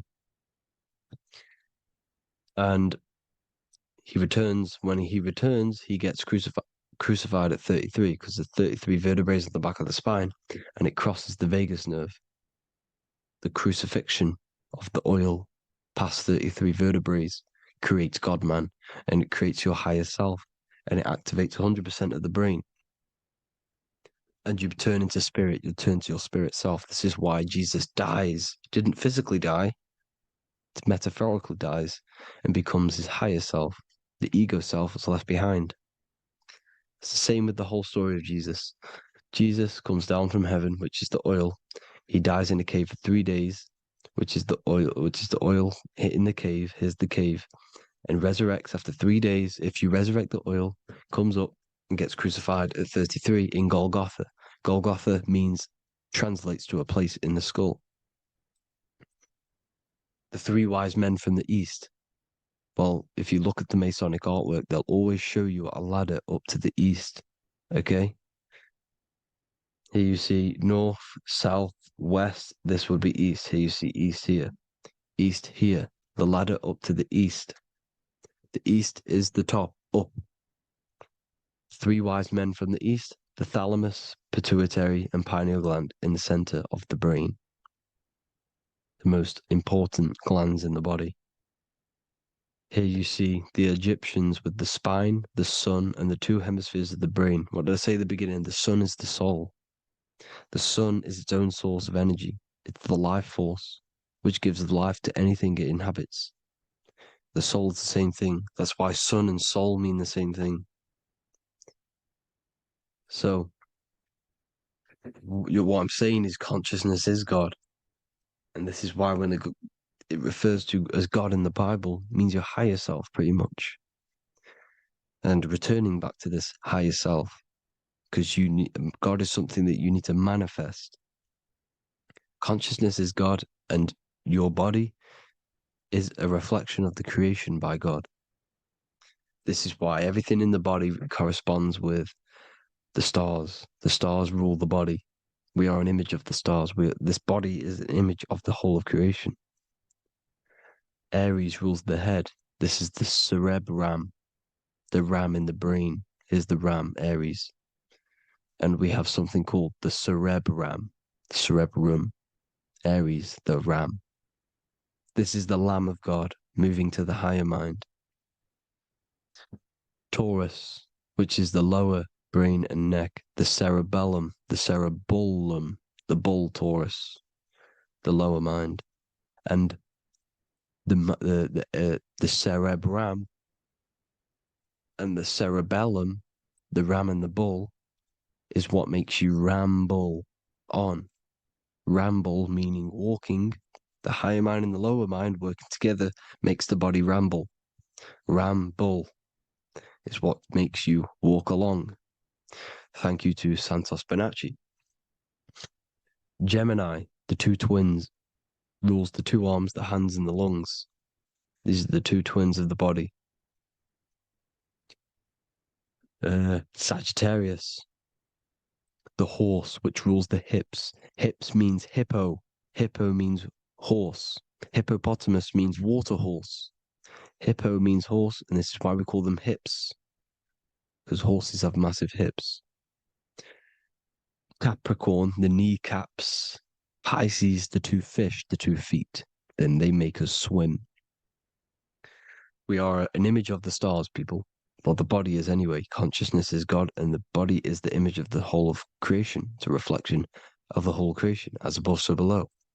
12 systems in the body, 12 cranial nerves for the 12 constellations, 12 cell salts. The body's made out of 12 cell salts. So, this is where it gets kind of deep. This is where we get deep. And he said, Jesus was known as the fisher of man. And fisher of man, meaning man does not mean man as in the male. Man means mind. He's the fisher of minds. So the Bible is not patriarchal. It's not patriarchal. Man just means mind, pretty much. So the fisher of mind, man, because he was fishing minds out of this reality into the higher realities. He was teaching people how to leave the body when he walks on water. Walking on water is the physical, etheric, astral, and mental. These are the different planes of reality.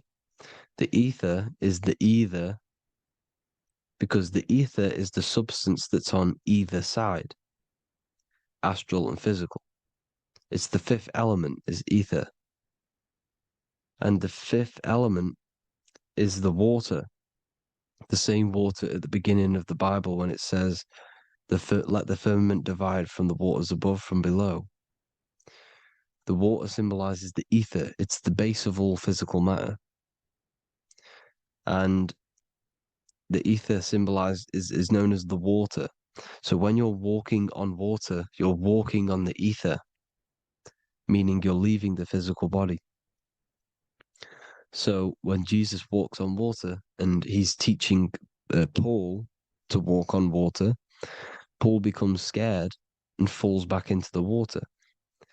Well, when you astral travel and you become scared when you're projecting, you'll fall back into your body.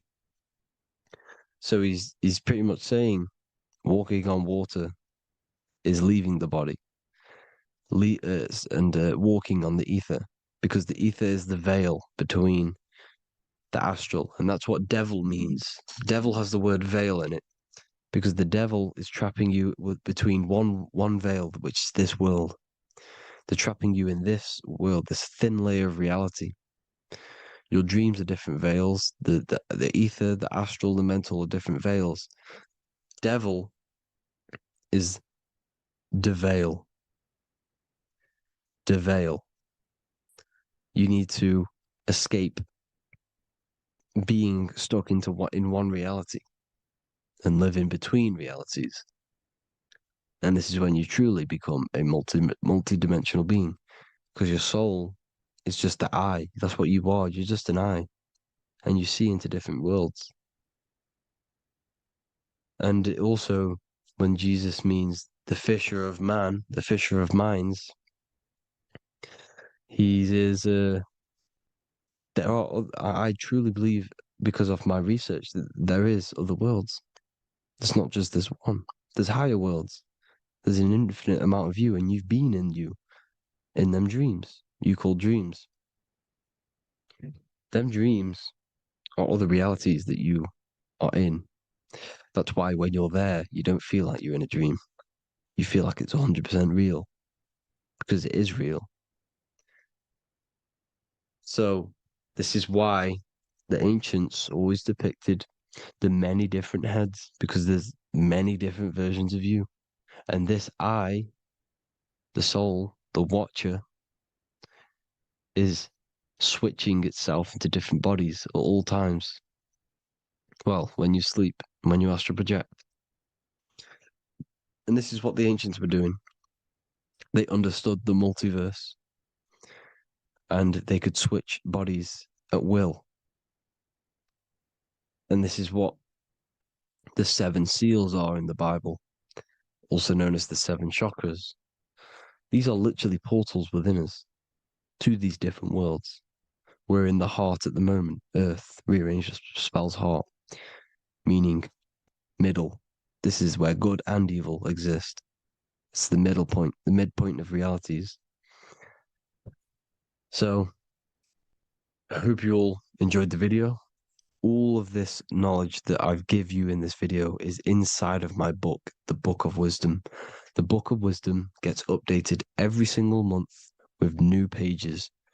It's a one-time payment for a lifetime worth of research and knowledge by me. So if you do want to get it, the link will be in the description.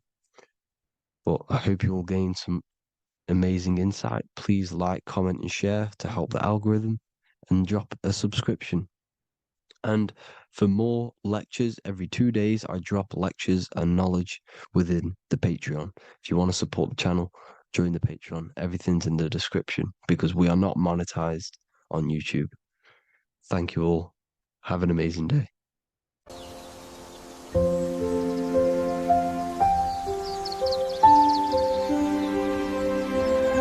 bookofwisdom.com. Visit today.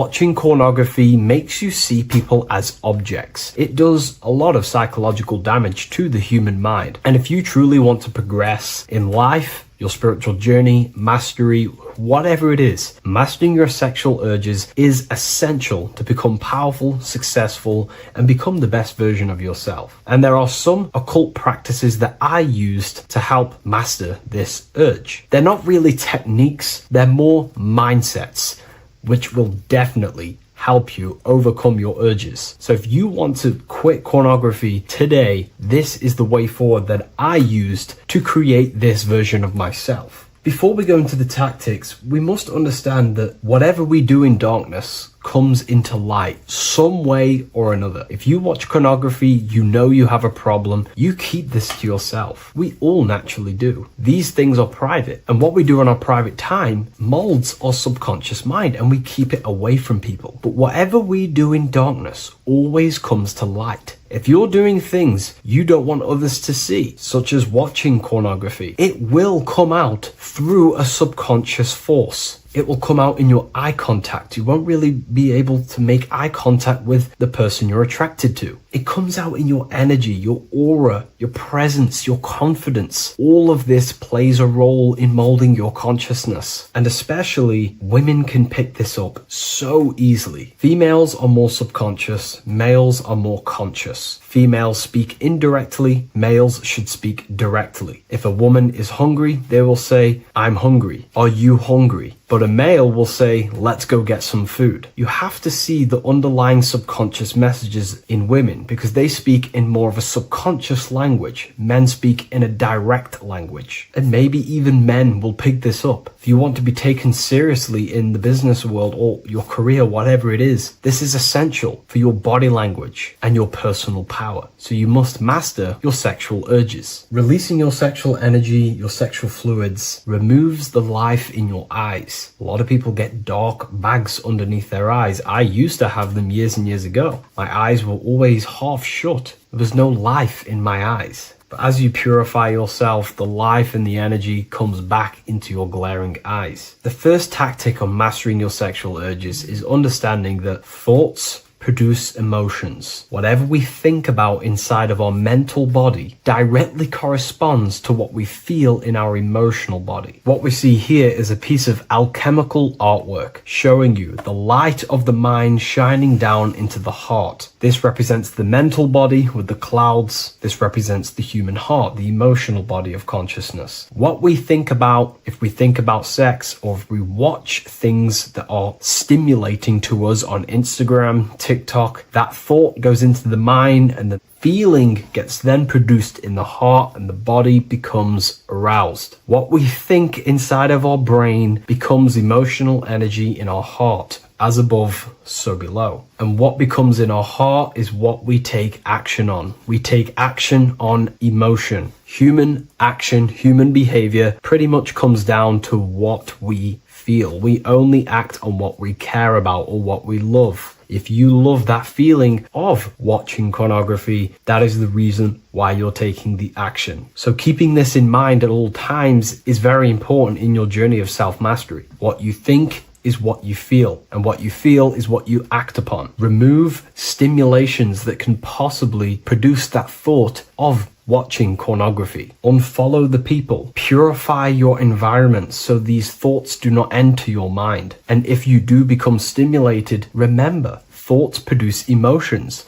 Change your thoughts. Think about something else instantly. The more you think about it, the more you feel, and the easier it is to take action upon it. And the second tactic that I say to myself is that it's all mental. World, the universe, life is all mental. For example, unfortunately, my brother passed away recently. I've never gone through something like this in my life. It's tough. It's horrible. It's not nice losing a loved one. However, if I sit around and focus just on the negative side of that, yes, of course, I'm going to have my my moments. But if I just sit there and focus on the negative, it will destroy my life. It will pull me down. The only thing that I can do to benefit from this situation is to become a better family person out of this, become more loving, spend more time with the people who mean a lot to you. You can always change and transmute the mindset of every situation in your reality. There's a famous saying I like to say, if you can change it, change it. But if you cannot change it, change the mental attitude towards it. Never just sit there focusing on the negative side of reality. This helped me with mastering myself watching pornography. It's all mental. You hold the power over the mind. And the next tactic is probably the best one ever. And I still use this today in everything in my life. Before I make any decision in life, I always say to myself, what is the effect of this cause? Is that effect going to push me towards who I want to be? Or is that effect going to pull me away of who I want to be and become and where I want to go in life? If the effect is not pushing me towards who I want to be, I will not take the action which is the cause. Consciousness cannot escape the law of cause and effect. It is an immutable,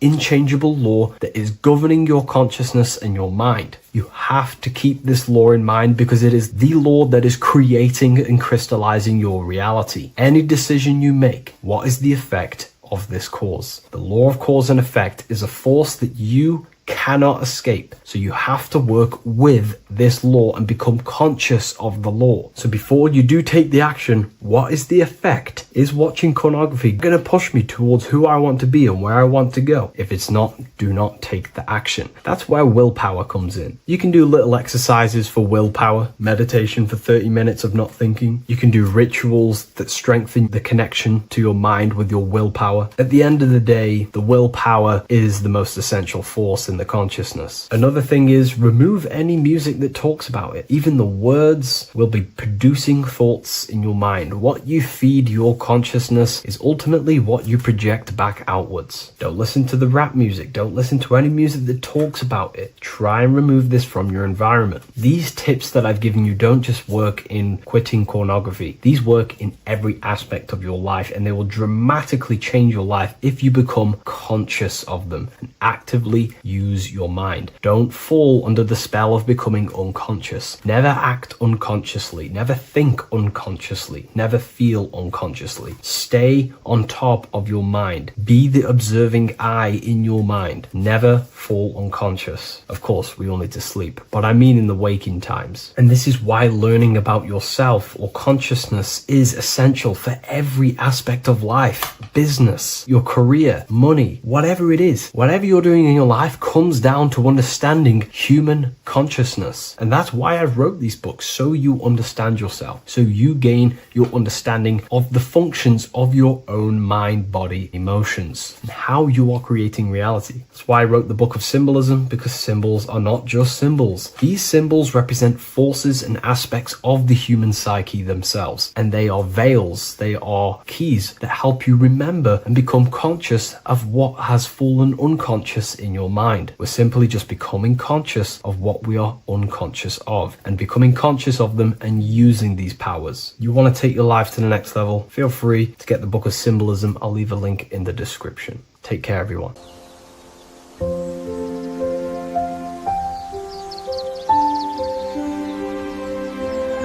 bookofwisdom.com.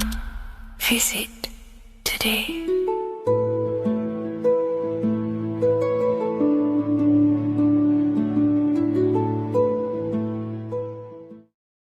The scariest thing about having your first out-of-body experience and leaving your body is the realization that you have after. You realize everything you've been told about yourself, reality, the earth, what you're doing here on earth is a complete, utter lie. Your self-belief of what reality is and what you are is completely shattered. You now fully understand that you are more than your physical body that you inhabit. My first out-of-body experience happened a few years ago, but before before all of that, I remember being a child, going to bed and closing my eyes. And I remember as a child feeling like I was floating above my body and moving. And maybe subconsciously, this has led me into knowing intuitively that there is more to reality, and I've gone down this path of esotericism, occultism, consciousness. Maybe that has led me to this, I don't know, but I've always had this subconscious intuition in my mind that there's more to reality than what we've been told. And maybe it came from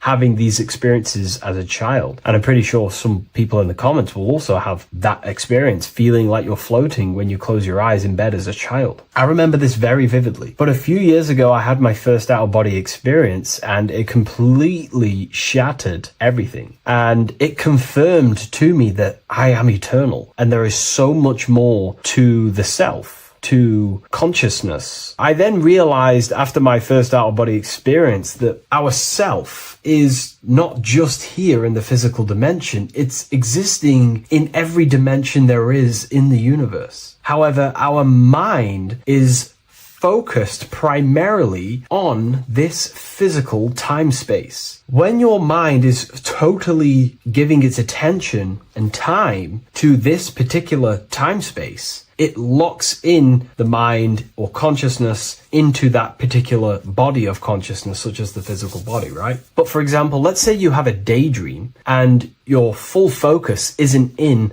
the present moment and your environment that you're in physically. Your mind kind of wanders off into a daydream, what we like to call it. That again is shifting time space. Your consciousness is 40% here in the physical plane because your body's there, but then the other 60% is in this daydream, this imagination. So you're shifting time space, and what an out-of-body experience does is allow your mind to reduce that attention to the physical body and access attention to this altered body or dimension of consciousness. So I'm going to give you the story of my first out-of-body experience, because I know when I was researching this, I was always looking for personal stories about someone's out-of-body experience, and there's not many out there, to be honest with you. Well, based off my research, I couldn't find many. You find a few, but I'm going to give you my experience of my first out-of-body experience that happened a few years ago. It was early in the morning. I kept on waking up and falling asleep to my alarms. I went back to sleep after waking up for like the third time in the morning. When I fell back to sleep, that is when I had my out-of-body experience. It's also good to mention that I have been listening before that about podcasts, books about our out-of-body experiences, astral projection, and things along them lines. So this was stored in my subconscious, this topic. And I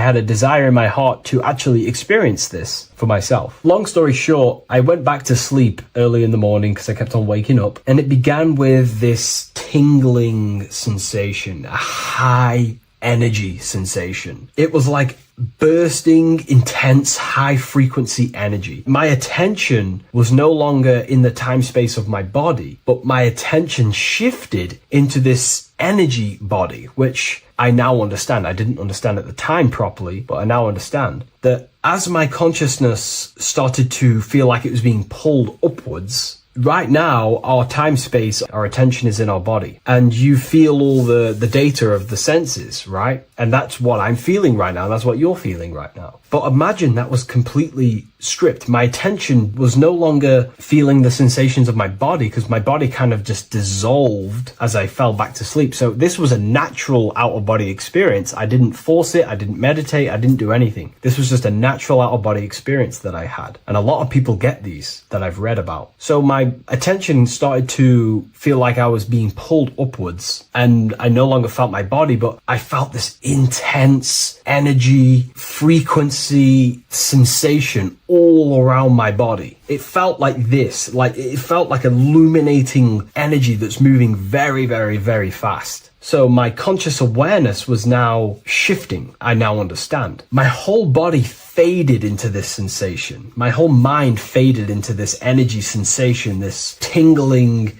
and it was very, very intense. I was not feeling my normal senses anymore, only this energy. This energy was also pulling me up. The more I was lifted up, the more intense the the frequency became. So think of it like just a frequency resonator, how it just goes up and down, up and down. But then imagine the frequency resonator just going higher and higher and higher frequencies, and it was just getting more and more and more intense. The energy was moving faster. This tingling was faster and faster and faster as I was being pulled up. Part of my mind began to fear this. My arms and legs grew very tense. I started to tense up because at this moment in time of the experience, I was very vaguely conscious. I was half there, half not. And as I was being pulled up, my physical body started to tense. And this is again when I started to feel my body again. But then I remembered what I heard out of body experiences is that you have to submit to the process. If you try and force an out-of-body experience, it will never happen. Because an out-of-body experience is not truly out of body. What we're trying to do is trying to find a needle in a haystack. If you're trying to find a needle in a haystack, you don't go rummaging through the haystack to find the needle. What you do is you burn the haystack and then the needle reveals itself. It's the same with an out-of-body experience. We dissolve the senses of the body, so the body falls asleep, but the mind stays awake. As soon as I let go of this fear and I let go of the tensations in my body,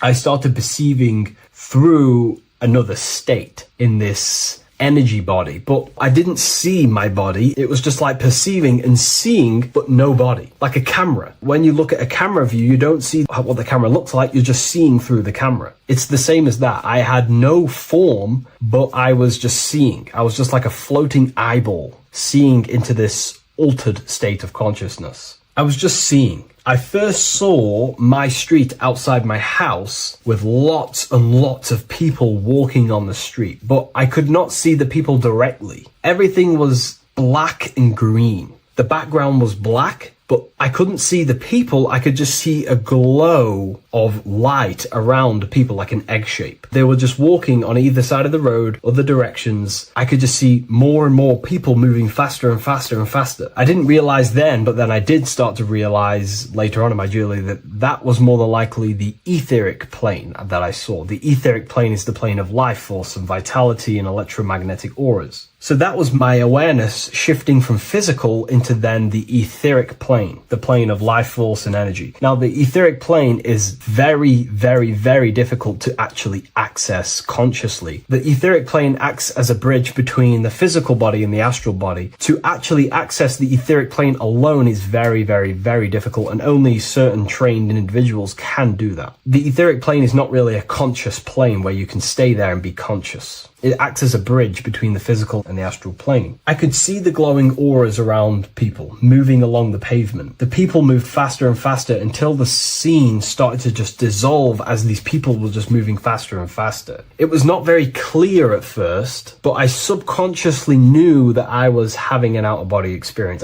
This is when I really started to realize that I'm being shot out my body. When I realized this, I submitted even more. I started to just let go. The more and more I let go, I kind of like split through a veil, and everything became super clear. Before, in the etheric plane that I think it was, the ethereal plane, things weren't very clear. I could only just see glowing auras. However, as I split through the veil of the etheric, this bridge, this place that I was going to, I then split and everything just came super, super clear. I was floating in the sky. I subconsciously knew that I was having an out-of-body experience when I realized this. As I was still being lifted upwards, I then split through the layer where everything just suddenly became super clear. But then I was awake, fully conscious, but I was not in my body. I was just like a camera in the sky. I had no body, no form. I could just see. When I entered this plane, there was some sort of voice guiding me through this whole process. It was a male voice, and it was basically guiding me where I was going. It was telling me what I can do here. This voice was pretty much saying, you can fly, you can think things into reality, you can do this, you can do that. While he was saying this voice, there was no being around me, but I felt a presence of another being. But this voice was just speaking to me mentally. Like, you can't hear it, but I just knew what it was saying.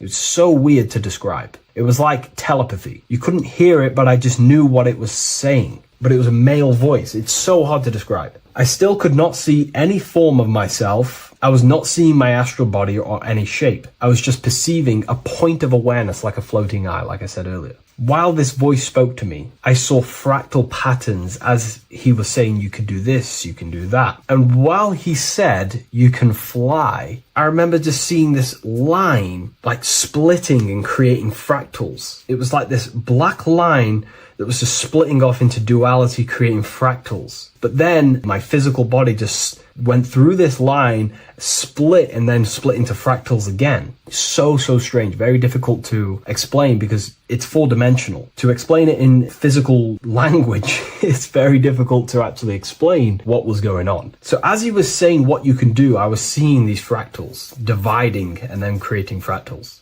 When he says you can think things into reality or something along them lines, my awareness just did a full 360 as if I did a backwards flip. I had no conscious control over this. That's something that you later develop as you keep having these out-of-body experiences. Your first out-of-body experience, you probably won't be able to control what's going on, but you will have an out-of-body experience if you seek them. I could see all around as I rotated. I looked all the way down and then back to my original angle and point of awareness. During that rotation, when I started to turn upwards to do the backflip, I looked up and it kind of looked like the sun in the sky. It was very dark and gloomy.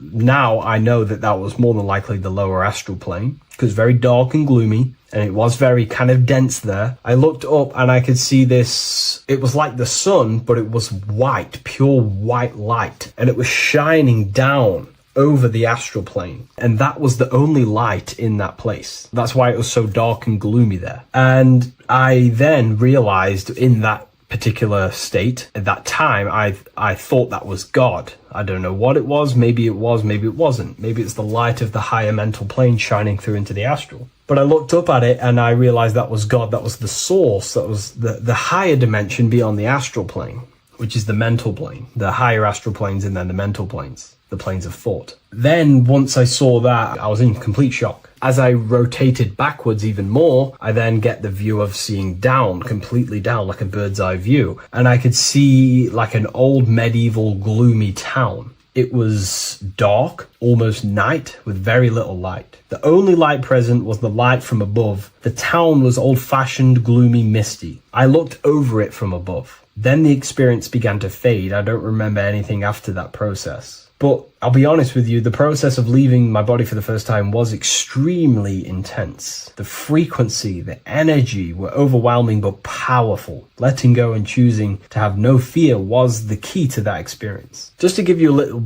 bit more wisdom on what I actually experienced now, what I realized what was happening, I now understand that the voice that I was hearing was not an external being guiding me. It was actually a higher aspect of myself, a part of my own consciousness that is not focused in the time space of the physical world. My physical mind is focused here in this timeline, but once I exited this timeline and focused elsewhere, the higher part of myself guided me towards that experience. This higher version of ourselves that we call the higher self is a higher dimensional being, but we're just unconscious of it. This being exists beyond our ordinary thinking mind. Our self exists everywhere in the universe, and we can unlock higher versions of ourselves as we progress on our journey of awakening and self-realization. Because let's say right now, only 10% of your awareness is actually in the physical plane. Science tells you that 90% of you is actually in your subconscious mind. 10% of your awareness is your conscious mind. So there's 90% of you that your conscious mind is not aware of. But our conscious mind becomes so addicted with the physical world and distracted with the physical world, it just gets totally locked in with the physical.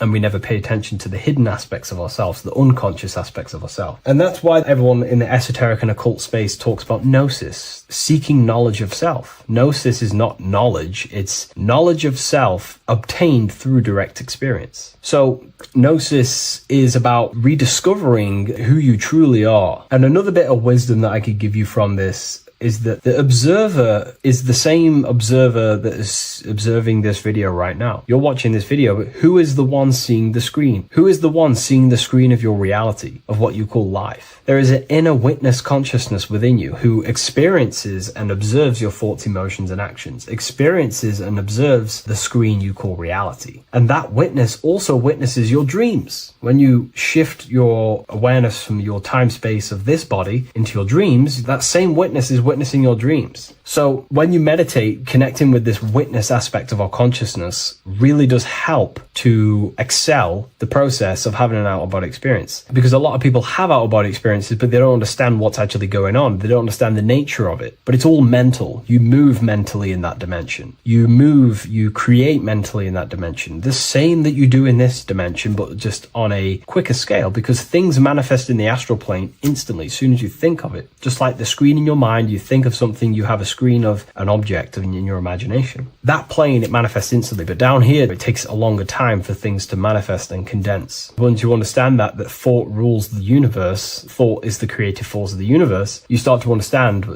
these different dimensions and these experiences that you have. But really connecting with that witness consciousness, that part of yourself that observes everything, really does help with excelling the process of having an out-of-body experience, or mystical experiences, or lucid dreams. Because connecting with that witness consciousness just makes you more conscious. Even in your physical life, staying conscious. Most people aren't conscious. They think, feel, and act unconsciously throughout their day, and they unknowingly create their reality. Connecting with that witness consciousness allows you to actually stay conscious over your thoughts, emotions, and actions, because they are giving birth to realities. That's pretty much my experience, my first out-of-body experience. What that did for me was make me so much more confident and powerful. Most of my fears just disappeared overnight. The fears of death, the fears of unknown, the fears of that I had of things shattered, disintegrated, because I understood that I am eternal. No one can use death against me to control me, because I know I am eternal. I now take riskier actions because I know I am eternal. I know that I will never truly disappear or die. So it really, really does help you, and it gives you a lot of internal power, because no one can make you scared of anything. You should not fear someone who can hurt you physically. You should fear someone who can corrupt your soul. That is the worst thing. Who can corrupt your internal world, because that is what truly matters. So I hope this helps you understand out-of-body experiences. Hopefully this can help you move along in your journey. It's good to hear other stories, because this is exactly what I was seeking when I was researching this stuff. Maybe in the future I can share some more stories about my out-of-body experiences now I'm a bit more advanced. But yeah, please leave a like, comment, and subscribe on the video, and thank you all for watching.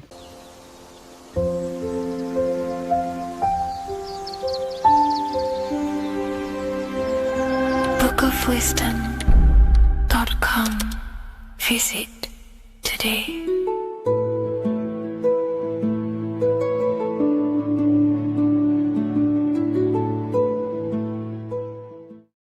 Hello, Seeker. Welcome to Revival of Symbolism, a channel devoted to the language of esoteric symbolism, guiding you to discover yourself and expand your consciousness into deeper realms of thought. I'm Harry B. Joseph, also known as Revival of Wisdom, and today we're going to be discussing this particular piece of Freemasonic artwork, and in the context of force and form. This is a very important ideology to understand about life, your reality, and ultimately to gain your personal power. So if you want to gain your personal power, you have to understand force and form, which is one of the most basic understandings and teachings within the occult schools of thought. So if we look at this piece of artwork that we have here on this Freemasonic drawing or painting, whichever it is, we see in this context force and form. Now, there is a lot going on in this piece of symbolism. There's so much more than just force and form. However, in this video, we're just going to be breaking down the force and form aspects so you can gain an understanding. Here at the very top, we have light rays. This represents force. Here below, you have the physical manifested plane, form, force and form. All creation is force and form. It is the interplay of force and form. Force is the invisible energy that moves, and form is the pattern that contains and directs that movement. Force without form is chaos. Form without force is lifeless. So without any force, there would be no movement or manifestation. Without form, there would just be chaotic forces within the universe. So force and form are the opposites in duality, force and form, okay? So without any force, which is your spiritual life force, your consciousness, which is force, your body wouldn't even exist, because your body is the formation of the spiritual forces. Your life is a creation of your forces, such as thought, emotion, imagination, desire. We're going to be breaking that down in detail so you can use these forces in your life, okay? So we have light rays here. This is a force. This is light emanations coming down from above into the world of form. We have to understand, no physical action on the physical plane, there is no force. All force takes place within the astral and etheric realm. So that's what we must understand. Force takes place in a higher dimension. What you see in the material realm is the formation of that force. So every movement in the material is made manifest through the invisible forces. When you take an action, there is a reason why you are moving the body. And for me, for example, I've written the new book of symbolism, and it's out November 17th. The force that driven me to build that, to take the actions to build that, is a force, and that is an emotion or a desire. So that we all have a desire, which is the force that moves us. And that desire is not a chemical reaction within your nervous system. That desire is, in essence, a spiritual force what takes place within the astral plane. So we have the mental plane. Below you have the astral plane. Below that you have the etheric plane, and then below that you have the physical plane. All creation begins in the mental plane, what we think about. But then, if we have a desire about a specific thought, we have a specific emotion towards a specific thought, such as, I don't know, making money. We all have a desire to make money, right? That desire then focuses down the mind, because you can think any thoughts you wish, but if you do not have a desire or an emotion towards it, the mind will not be narrowed down to one specific thought. So then that thought has an emotion or desire behind it, which then manifests itself. The thought descends into an astral form. The thought takes the body of an astral desire or imagination. That imagination and desire feeds the human heart. That human heart feeds the force through the physical brain, through the nervous system, and then allows the body to take physical actions. So each one of us has forces. So it's very, very important that these forces, such as desires, are not random and they are controlled. Because if you desire many different things, you are uncontrolled, you will have many issues in your life. You will have, if you have uncontrolled desires of lust, uncontrolled desires of vanity, uncontrolled desires of low pleasurable things of the flesh, your desire will not be controlled. Therefore, your force is scattered. So in order to gain self-mastery and to get what you want out of your reality, you have to control your desires, your force. So you have force and form. This is why down here you have people taking physical actions. You have, people running around taking action. And up here you have the forces.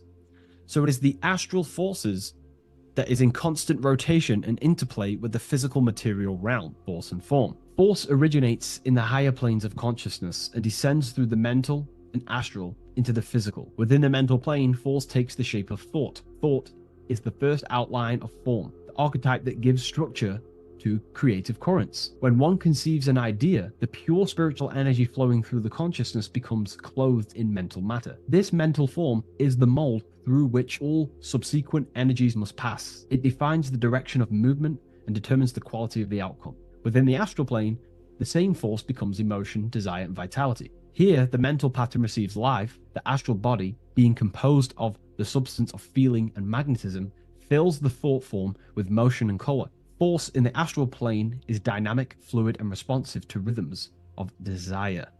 If desire is pure and unified, it directs energy faithfully into the form conceived by the mind. If desire is scattered or conflicted, the astral force distorts the form, producing confused results in the physical world, confused actions, chaotic actions, if you do not have your desires and your heart under control and your emotions under control. Thus, the quality of one's emotional life determines how effectively forces passes through the pattern of thought. So the emotional quality of life, of your life, is determining your actions, because we all take action on what we care about, on the force that is driving us.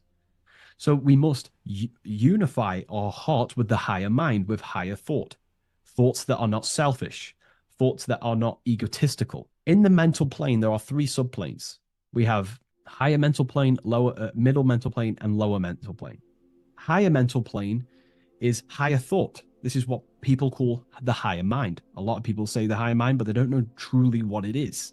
You know, a lot of spiritual people will just throw these words around. The higher mind is simply the mind that exists within the higher mental plane where higher thoughts take place. Thoughts that are guided with love, that are guided with selfishness, without being selfless, you know, thinking with, you know, without being egotistical. If you, for example, if you think, how can I make money? How can I gain? How can I do all this stuff? And you're thinking how to make money for yourself, for personal gain. That's a selfish thought, and that will manifest in the lower mental plane. If you want to become more of a powerful mind and gain your personal power, you want to think in a different way to penetrate the higher mental plane, because the lower mental plane, most minds in the collective consciousness operate in the lower mental plane, because that most people think unconsciously. Therefore, their minds are not trained to think in the higher mental plane.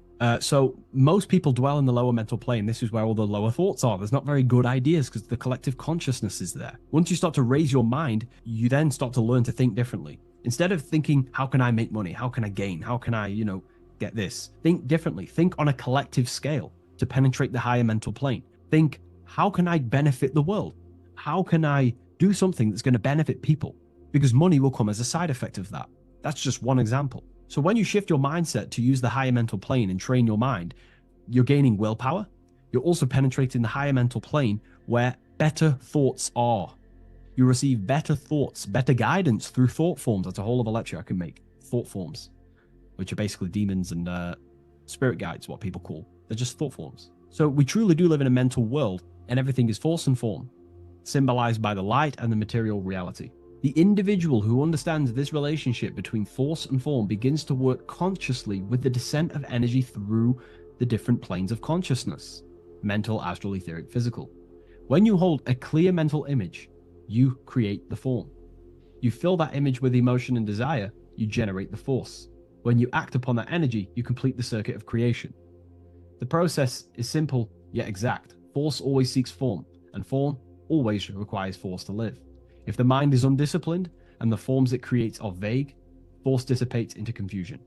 Energy without direction creates turmoil in the astral body, manifesting as restlessness, anxiety, or inconsistency. If the emotions are intense but the form is weak, the force becomes misdirected, often leading to chaos in one's actions. Conversely, if the mind creates a strong form but the emotions are dull or lifeless, the form remains unanimated, a structure without vitality. True creation requires the balance and union of a defined mental pattern and vibrant astral current. So it's about aligning your mental and emotional states, symbolized by these 2 pillars here. Well, they are the extremes. So the moon would be your emotional state, the sun would represent your intellectual, or the masculine and feminine. However, they are the extremes. So this middle pillar represents the balancing of those. So when we balance our mental and emotional state, we become conscious co-creators using force and form. So very important lecture, and I know this is a quite complex and advanced lecture, but this is what this channel is about, Revival of Symbolism. It's about more advanced teachings. But hopefully you can get your head around this. There's a few books out there you can definitely read. I can't think off the top of my mind, but you can read this stuff up. It's great information. It'll definitely help you in your life. Force and form. And if you haven't already, join the waiting list. I'll leave a link in the description for the Book of Symbolism, November 17th on revivalofwisdom.com. If you wish to be notified, I'll send you an email. I just want to say thank you for your support. Please like, comment, and subscribe, and share to a friend. I'll see you in the next one. Absolutely. Let's refine that into your signature deep and esoteric.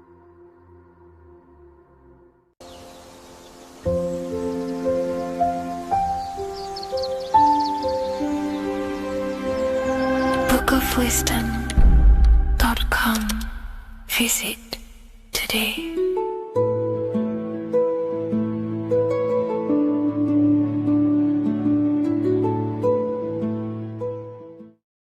What if I told you that the seasons don't just change the external world, they also change your internal world. They have a psychological and a spiritual effect on your consciousness. If you're new to esotericism, you may not really understand this. But if you have some deep understanding of as above, so below, you already know this. But today we're going to be explaining it in great detail. So tune in, take a pen and paper, maybe make some notes. So we have 4 seasons. The sun is the main source of life on the earth. And it changes the circumstances on the earth in 4 different ways. Of course, we have spring, summer, winter, and autumn. These are the 4 states of the earth due to the sun's cycle. Not only do they take place on the earth, they also take place on you, your body, your mind, your spirit, your consciousness. They change things internally and externally. The first thing we need to understand is that we have a dual nature. We have a mind, and in that mind, we have an internal self. That's what we call the spiritual self. It is the individual that exists within their own mind, within their own consciousness. It is the self that imagines, thinks, feels. That's the spiritual self. And internally, that self is the true self. When it's detached from the false identifications, of course, such as the ego. But the true self dwells within the mind, and that's the immortal self. That's the self that will never die, never perish, that will always be there and it always has been there. The internal self. But on the other side of the mind, the outside of the mind, we have this, what we call our physical human body. This is our external physical body. So outside of us is a physical reality, but inside of us is a spiritual non-physical reality. Inside of us cannot be measured. Outside of us can be measured. So we have an internal world and an external world. I think this is the reason why the word individual has the word dual at the end. Dual meaning opposing or two. We have a dual nature. Inner world, in the mind, and a self out the mind. And the mind acts as some sort of doorway. It is a doorway into ourself. So in esotericism, this is what it's all about. It's about we work with the internal world. We try and figure out who we are from the inside out, not who we are outside of us. Because we realize that the external world is nothing but a crystallization of what's happening inside of us. Our lives are a result of every single thought that we thought in the past. So let's not get off track here. Let's carry on. As I was discussing the seasons, we have an internal world in the mind and a self outside the mind. And this is reflected even in the cycles of the heavens. This is how you know the universe is intelligently designed, and the law of correspondence corresponds with everything. The law of correspondence is as above, so below. It's not a Hermetic principle. It's not a Freemasonic principle. The law of correspondence, as above, so below, is just the law of life of the universe. It is in everything. So the daytime, the sun, this is external impressions or expressions, should I say. We express ourselves outside the mind, in the outside world, in the material body, taking actions outside of us during this daytime. The sun represents outward expression. The daytime, this is when we wake up, we're conscious, we do things outside of our mind. But then the nighttime comes around and it becomes dark and the moon rules over the nighttime. And we return back to our internal world. We return back to the darkness. We return back to the internal self, the self in the mind. Really is fascinating. And this is as above, so below. This follows the correspondence. This follows the law. Although that the outside world has a cycle of day and night, so does our own mind have this cycle. As above, so below. As within, so without.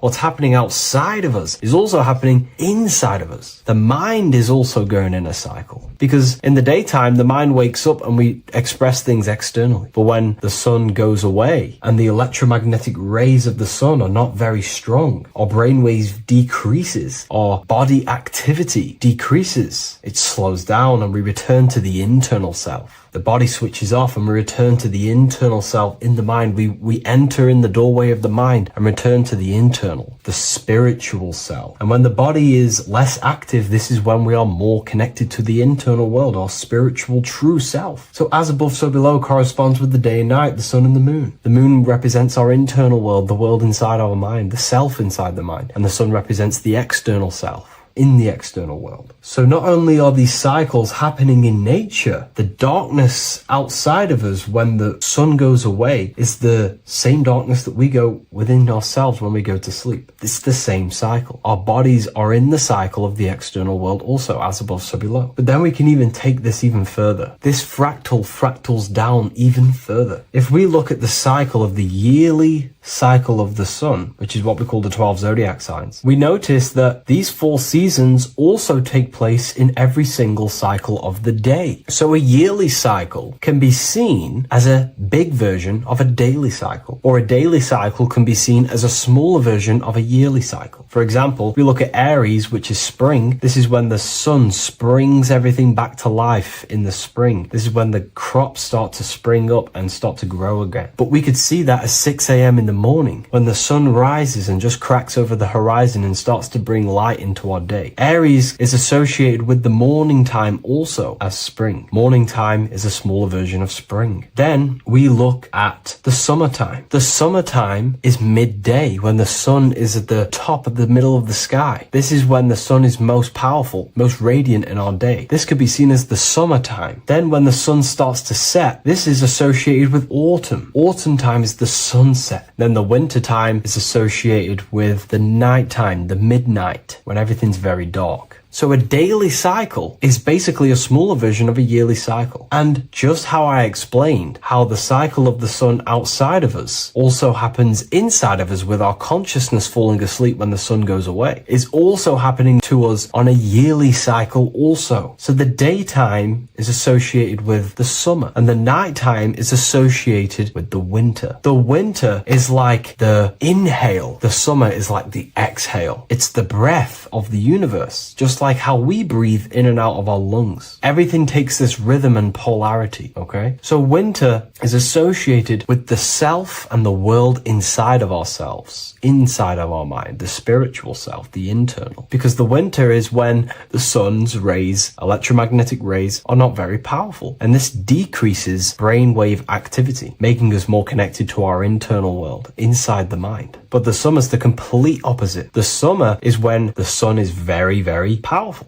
And the sun's powerful electromagnetic rays increase brain activity, making us more actionable in the physical world outside of our mind, in the external world. So summer is the daytime and winter is a big version of the nighttime. Vice versa. Just like how in the winter, we're more in the house. We're inside buildings because it's very cold outside. Animals hibernate. They go inside. They go into little places. They collect all their food and prepare for the winter. They go inside. They go in darkness to hibernate. So does our consciousness, our spirit, the self inside of our mind. We can use these cycles to our advantage, to evolve spiritually, to connect and be more balanced. You know, I've mentioned a lot of this inside the university to my members, to the family inside of there. We discussed this. We had a great discussion about this. And, you know, the live calls we have are priceless. The conversations you can have with someone when they're awake, you never forget them. You always have deep, meaningful conversations. And we discussed this deeply, and we were going into some interesting things about how we can use these types of changes in the seasons for our spiritual growth. We even discussed about spring and autumn and how they're associated with the different spiritual bodies that we have. But anyways, let's not get off track. Lucid dreaming,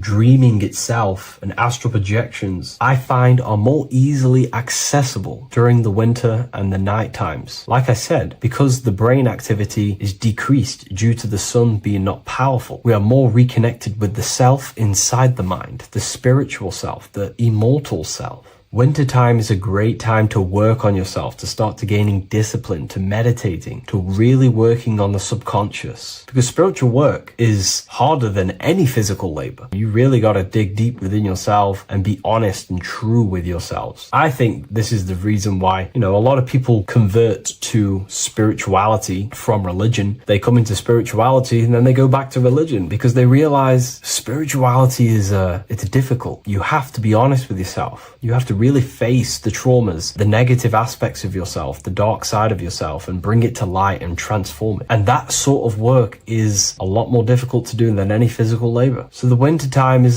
the time that we go inside ourselves. We reflect a lot more. We need to work on ourselves, on our mind, on our negative habits, on our dark traits, on our things that we have been pushing away and not controlling. The winter time is that time we can really start to connect with the internal self, work on our imagination, work on our mental willpower, work on all of these things like lucid dreaming, astral projections, and purifying ourselves, removing any mental barriers, any negative belief systems that may be subconsciously holding us back. It's easier to access the subconscious in the nighttime and in the winter, especially the winter. That's why I made this video, because we're in autumn now. We're transitioning into the winter. So I thought I'd share this with you all. And it's important to understand that you are a microcosm of God. Like I said, the law of correspondence associates with everything in the universe, people. Everything. And that's the best thing with the law of correspondence. And I've been using this for the past 3 to 4 years, right? The law of correspondence has determined and filtered out so many lies that was given to me, that's given to you, that's given to everyone in the world. The law of correspondence is like a filter. If someone gives you a piece of information, for example, gravity, and it does not apply with the law of correspondence, then you know it's a lie, because it's a universal thing. What happens inside of me also happens outside of me. What happens in my astral world happens in my material world, more than likely. As above, so below corresponds with everything. The same structure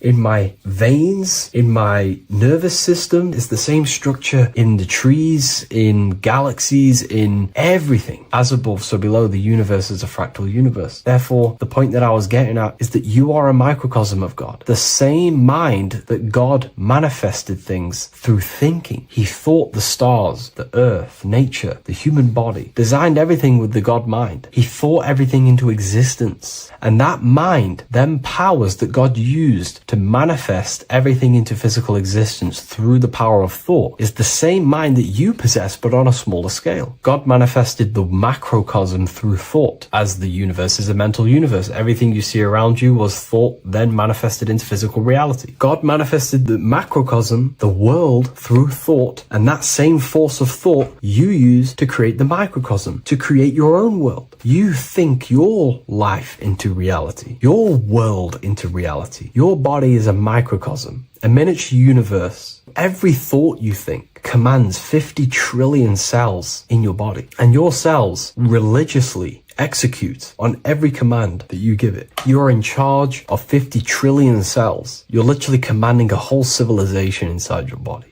And this is how you are a reflection of the divine. The God mind created the macrocosm, the world, and you create your own world inside that world using the same power as thought. Very powerful. So everything that happens outside of you is also happening inside of you. The law of correspondence is the most important, the law that you could possibly learn, because it makes everything so clear for you in the universe. Makes life so clear. You see the reality for what it truly is. It's a reflection of the higher dimensions. Just like how reality right now is a reflection of what's happening inside of people's minds and consciousness. We can't blame the elites for all the negative things that's happening in reality, because all the negative things that's happening in reality is the negative things that's happening in people's minds. We need to take control of ourselves. So with that being said, thank you all, everyone. If you wish to read more, 90% of you watching this video have already got this book. I want to say thank you for your support. It means the world to me. It makes me research more and write more books. And the book of symbolism is coming very soon. So thank you, everyone. I'll leave a link in the description for the university, for the live calls, and for the book if you wish to join. Have an amazing day.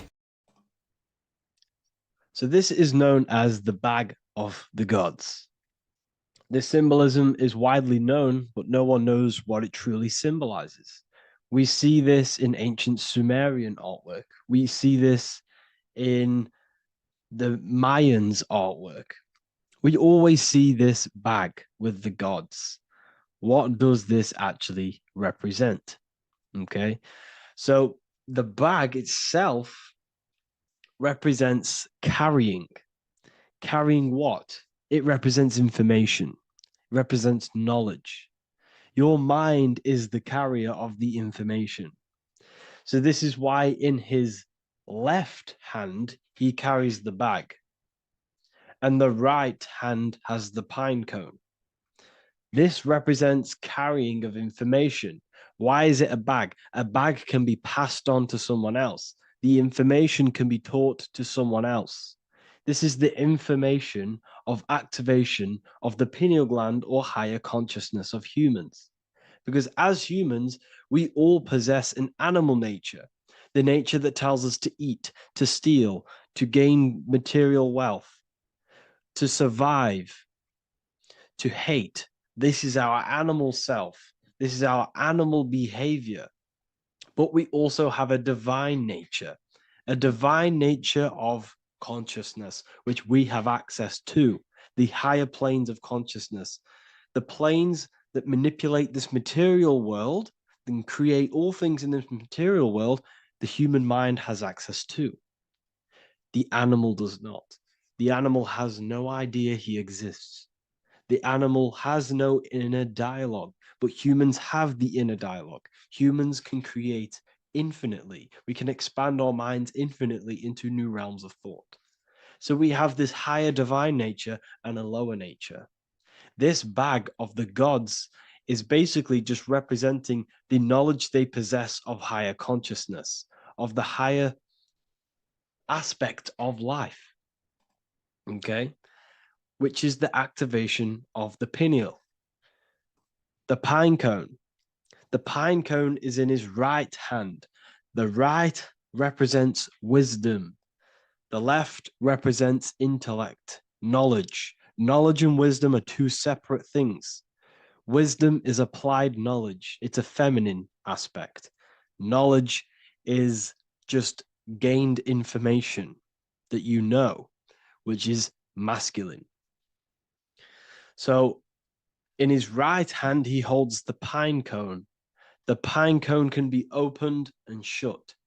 The shut pine cone represents the asleep human being, the human being that exists in his lower nature, that just basically survives, lives on eating, consumption, material lust, living in chaos with his emotions, living in a place of hell. This is the animal nature. Then we have the awakened human, the one who has consciousness of himself, the one who looks within himself, the one who knows there is more to him when he looks in the mirror. He is far more than just the physical body. He is a divine spiritual being, a divine being who has limitless potential of creation into the material plane. So this represents the awakened. This represents the asleep. This is why he carries the pine cone in his right hand. It represents applied knowledge. This is the information. This is the intellect he possesses. And this is the applied knowledge of the awakening, of activation of the pineal gland. Because remember, the pineal gland is not your consciousness. The pine, pin, pineals, the same root word. Pine cones were always symbolizing the state of consciousness one was living in, whether he was asleep or awake. We see this at the Vatican.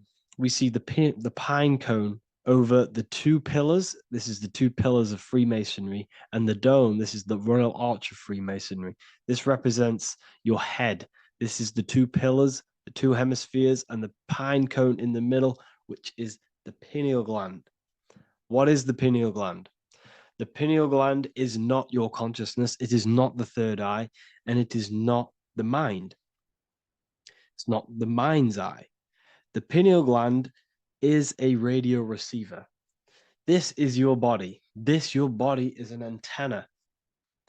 Most people think they are this body. This body is nothing but a receiver and a downloader of consciousness. Your brain does not produce consciousness. You are not this brain in your head. This brain is a downloader of consciousness. Consciousness comes from a way higher divine plane, which is what this image is showing here with the clouds.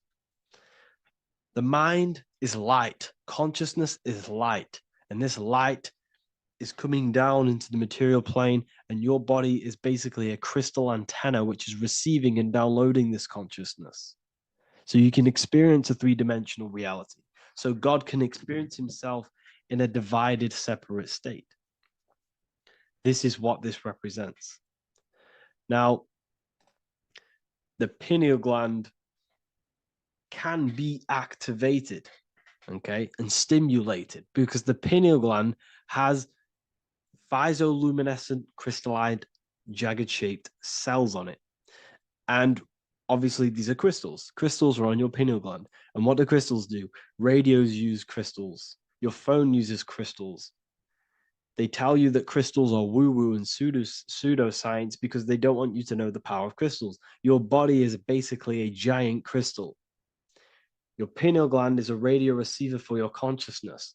So if they can ruin your pineal gland and damage it, this will damage your connection to the divine, to your true self, to consciousness, to God, whatever you want to call it, the source. There is all one source consciousness, and we're all collectively connected to it. And this is our connection. This is our antenna. So what a radio does, a radio has an antenna, and the frequencies are all around us because all the radios are playing in your ear right now. But what the antenna of a radio does is tune into a specific frequency to pick up that frequency and play that frequency. It's the same with your consciousness. You're all a fraction of God's consciousness.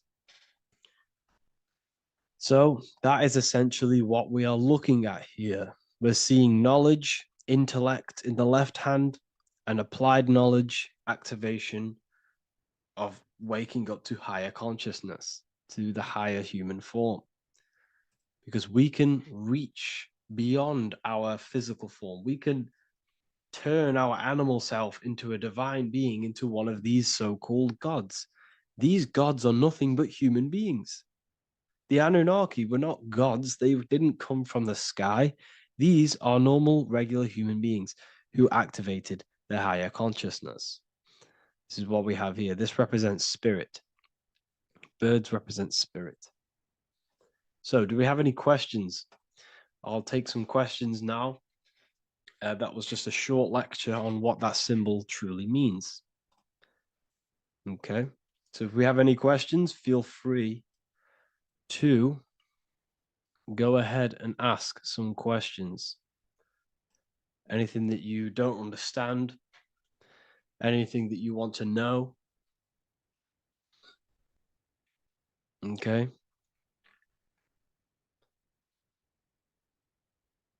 So base reality would be where source resides. Yes, the base reality is your consciousness. Are these lectures available in the university? There's a whole section, basically inside the university, there's a whole section with like over 30 long form lectures like this. So the base reality is where the source resides. Yes, the base reality is your inner world, your consciousness. That is the only thing that exists. Your outer world is just an effect of your consciousness.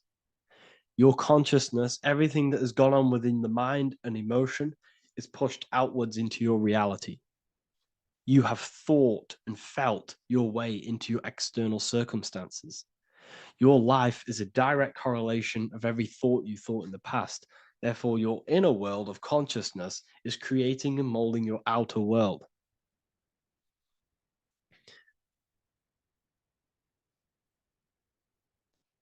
The best way to keep connection consistent, the best way to keep your connection to the divine or the higher planes of consciousness is through meditation and through imagination. Imagination is the fourth dimension.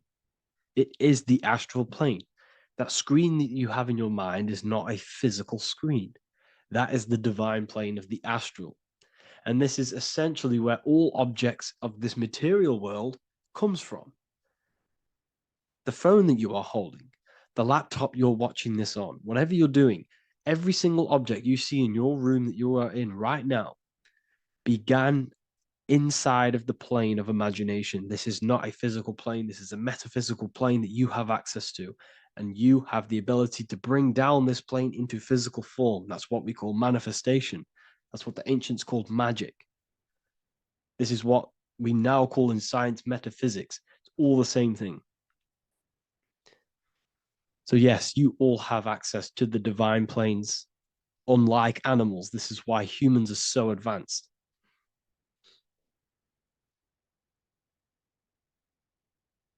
Okay. Is the pineal able to constantly activated, or is it just a temporary experience? I don't fully understand that question, unfortunately. Maybe you could word it in a different way. The real meditations on the university legit, y'all. Yes.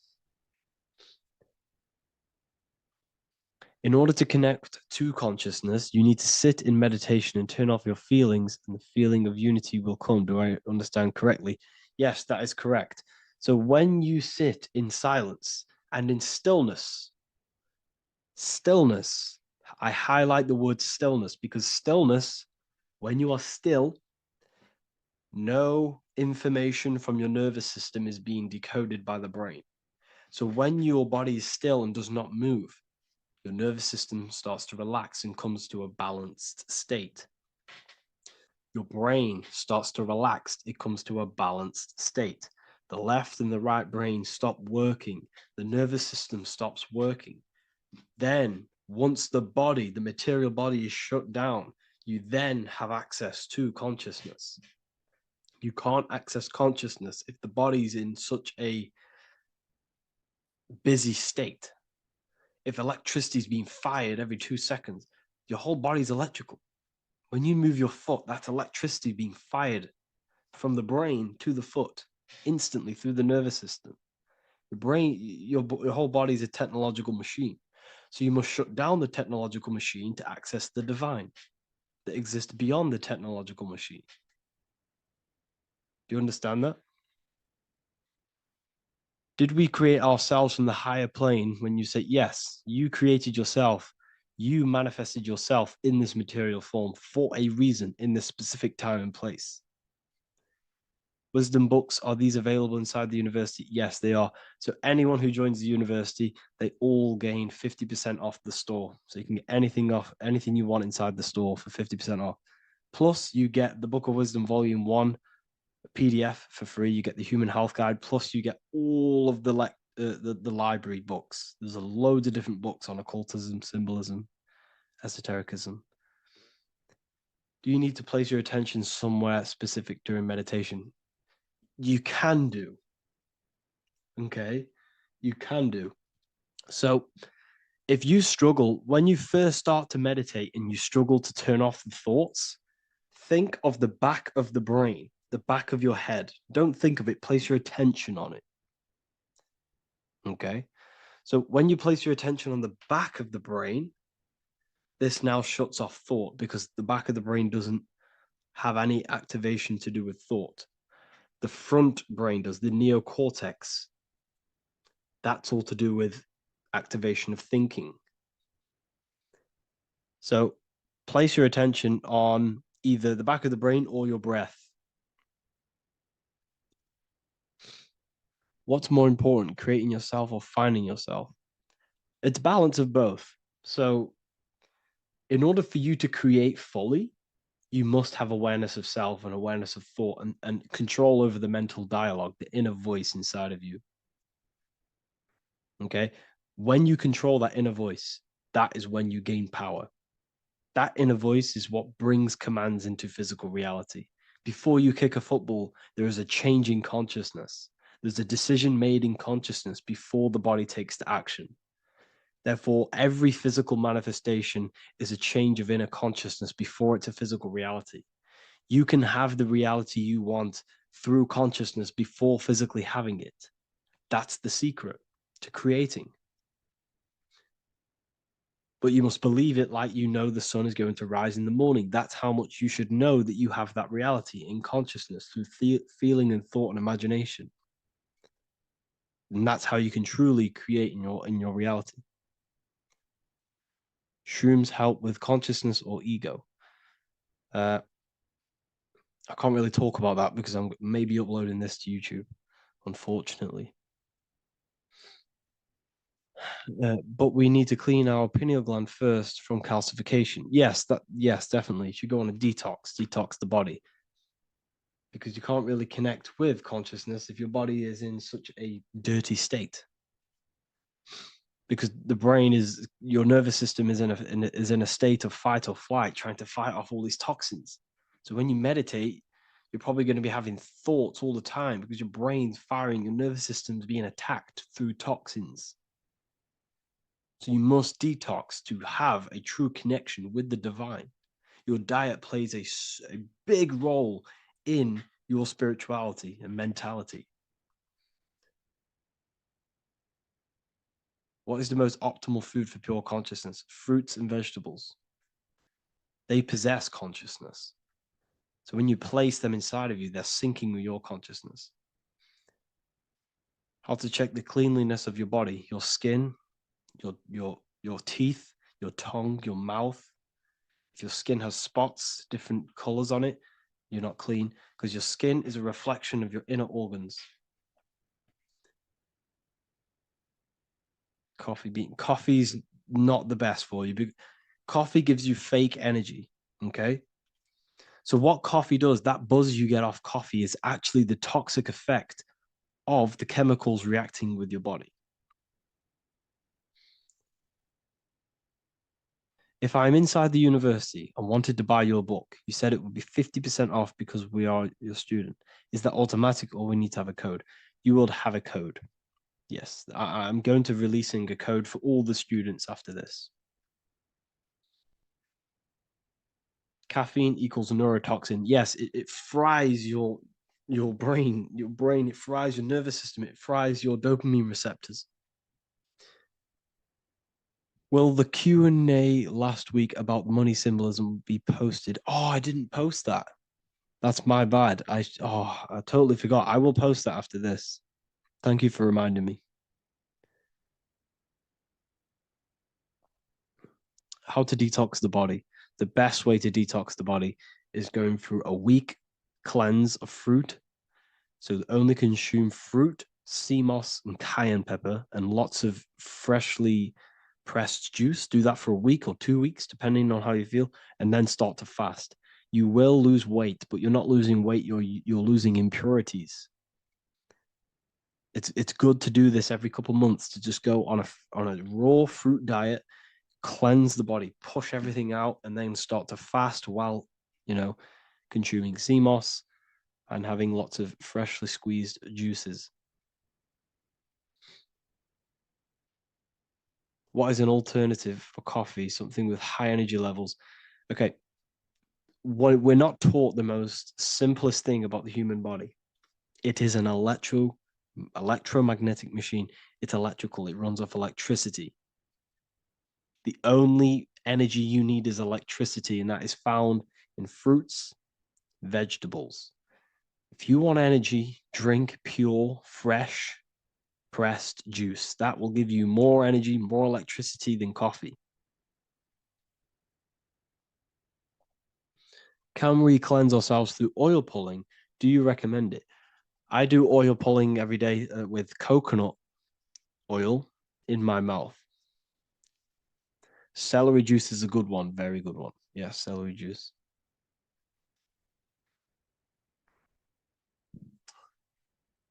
Any more questions? What kind of music do you listen to when lifting? For me, rap, hip hop push me work harder, but I know it's terrible for my subconscious. Yes, very. At least you're aware of it. You should be definitely try and stay away from the hip hop music. Try and stay away from anything that's talking about anything negative because it's all programming your subconscious. And your belief system is your reality, people. Your belief system is your reality. Okay. So look after your subconscious. That's what's controlling your actions. 90% of your actions on a daily basis are controlled through your subconscious beliefs. Okay. I listen to a lot of Pastel Ghost. I listen to a lot of let me get my playlist up. It's all like background music for TikTok. Do you know what I mean? Like Pastel Ghost. That's mainly what I listen to. That sort of music. I don't know what it's kind of called. I don't know what that genre is called. Does anyone know what that genre is actually called? because there's not much words in it. The reason I listen to it is because there's not much words in it, and it helps the subconscious. And I just love that music.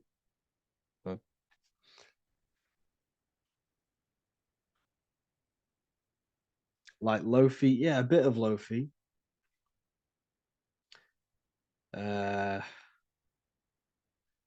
Most people won't even know this type of music.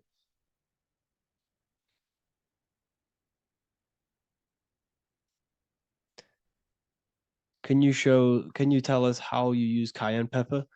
So I mix it with freshly squeezed orange juice every morning. So the first thing I have, empty stomach, I have a teaspoon of cayenne pepper, mix it in and just down it every morning. And sometimes at night. The feeling you get in your stomach after putting cayenne pepper on an empty stomach is absolutely amazing. It tingles in your stomach. It kills parasites. It kills all horrible organisms.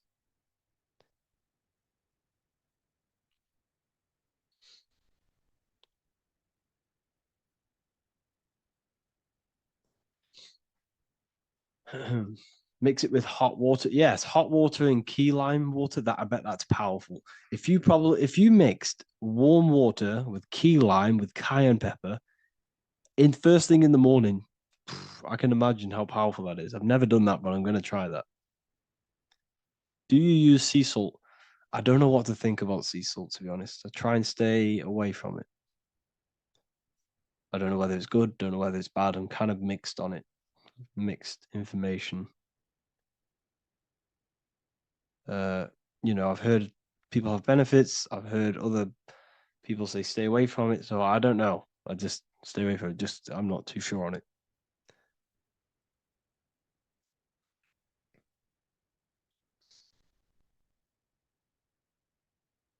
I drink fresh pressed celery juice every morning. Yeah, definitely. Is there any chance we could move to esoteric occult questions? The only reason I say that is because I might be posting this to YouTube, so it's like I don't want them. I don't want them thinking I'm giving health advice because I'm not. This is what I do. I'm not giving anyone medical advice. This is what I would do to myself. Because I can probably get in trouble for that. So the subconscious is the all-knowing. It is the all-seeing eye. The subconscious knows everything. Your conscious mind does not. Your subconscious knows every single cell in your body. Your subconscious is making your heart beat. It's talking to your heart. It's talking to every organ, every cell in your body is being connected and spoken to by your subconscious mind. It is the all-knowing. The subconscious has access to the astral plane, imagination, the fourth dimension. It has access to the mental plane, thoughts. It has access to the ethereal plane, energy. And has access to your physical body. It's the door. It's the portal. The subconscious is the portal to the divine. You must go through the subconscious in order to access the divine. Any coupon codes for book 2? Yes, inside the university, there will be a 50% off coupon code. Speaking of ancient civilizations, why did they use symbols to give us true knowledge? This is a very, very good question. Very good question indeed. The reason they use symbols is because symbols are their keys. They hide meanings. They hide things. For example, if it was written down, if all of this sacred knowledge that I'm speaking now was written down, it can be easily taken. It can be easily misused. Someone can take it, read it, and steal it and misuse it and abuse the world and create horrible things. The reason they use symbols is because they're hidden. They hide the teachings. Only the ones who possess the key, that possess the knowledge, can read the symbol. So the symbols act as a guard towards this higher wisdom, this higher knowledge, which gives you power. All of the knowledge I teach you gives you power, and you can misuse it. You can misuse your imagination. You have no clue unless you've put this into action how powerful your inner consciousness is. You can become a Okay, listen. If you hate your job, it's not the job that you hate. Think about it. It's not the job that you hate. The hate is coming from your inner consciousness. It's the state of consciousness that you hate. So what does that tell you? You can change that inner consciousness to another reality, the feeling of another reality. You can become that consciousness within before you actually externally have it.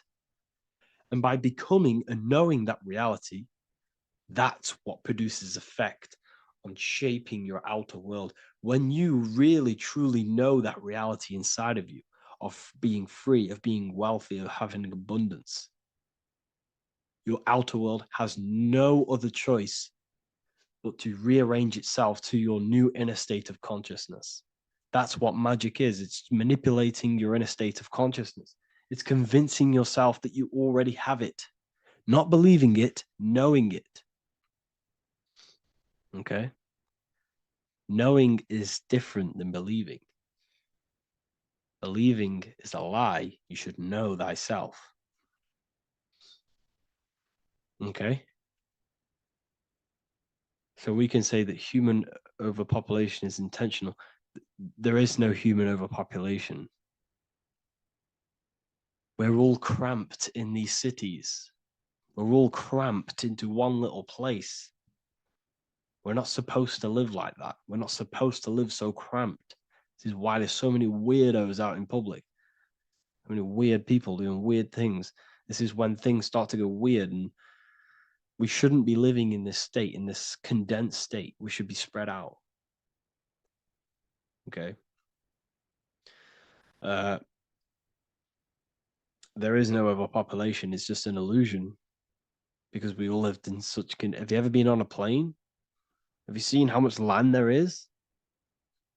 It's crazy. There's no overpopulation. And how many people do they say there's in the world?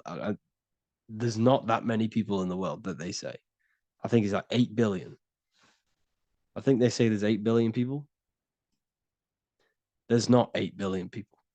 There's probably more like 2 billion.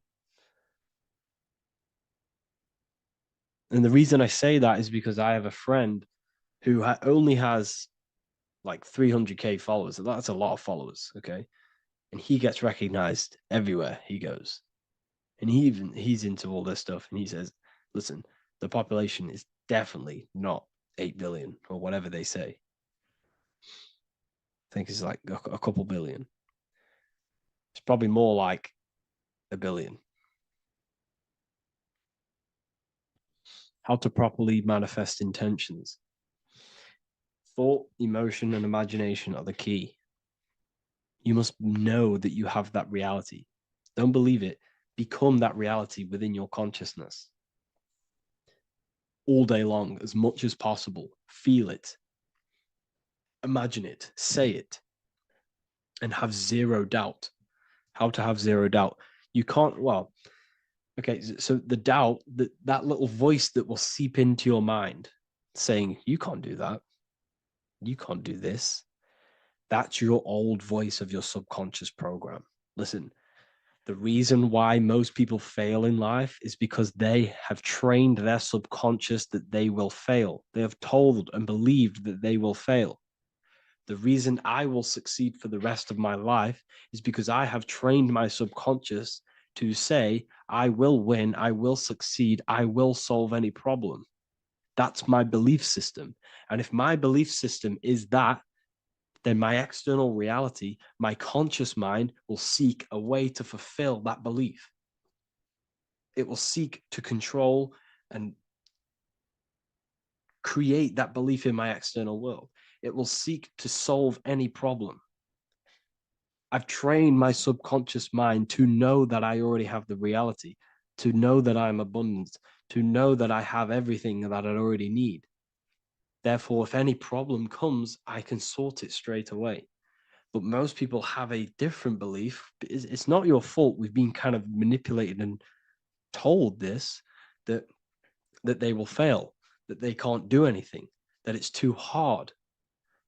And that basically casts a spell on the conscious mind, where your conscious mind is just like, no, I can't do that, because of this subconscious belief that you hold. So you must reprogram your subconscious that you can do it, that you will solve any problem, and that you are abundant.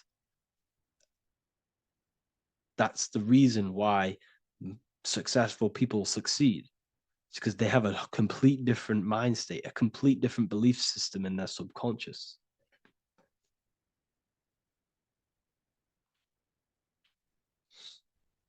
Do you offer mentoring? Yes, I do offer mentoring, but it's mainly for people who want to grow their online presence, and for the amount of value and transformation that I can place into your life, and the time that, well, the price of my time, it will be a higher price tag, but your life will completely change if you join my mentoring, because I will transmute your life. I will transmute your mind, and I will transmute your whole reality, because I could tell you exactly what you need to do. How to have super genius power pulling information from the source. Okay, so you can do this. I talked about this in Book of Wisdom, Volume 2, if you've read it. This is a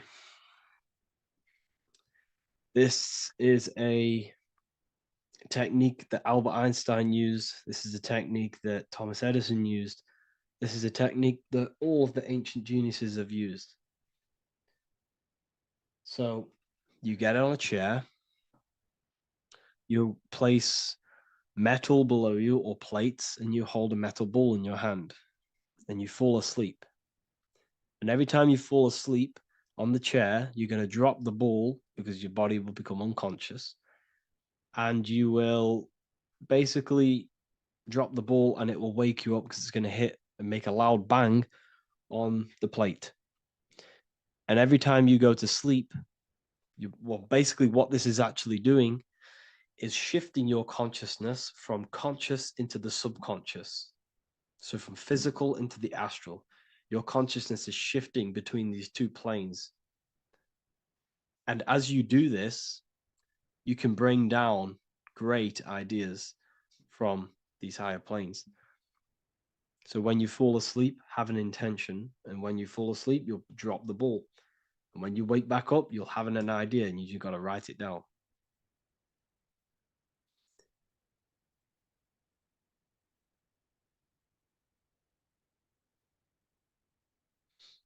How to balance chakras. Don't focus on balancing your chakras. Focus on the mind. The mind is the cause of the chakras being blocked. If you have a blocked throat chakra, this is a problem in your mind, not the chakra. You see, the chakras are a result of the mind. You transmute the mind, you can transmute the chakras and cleanse them.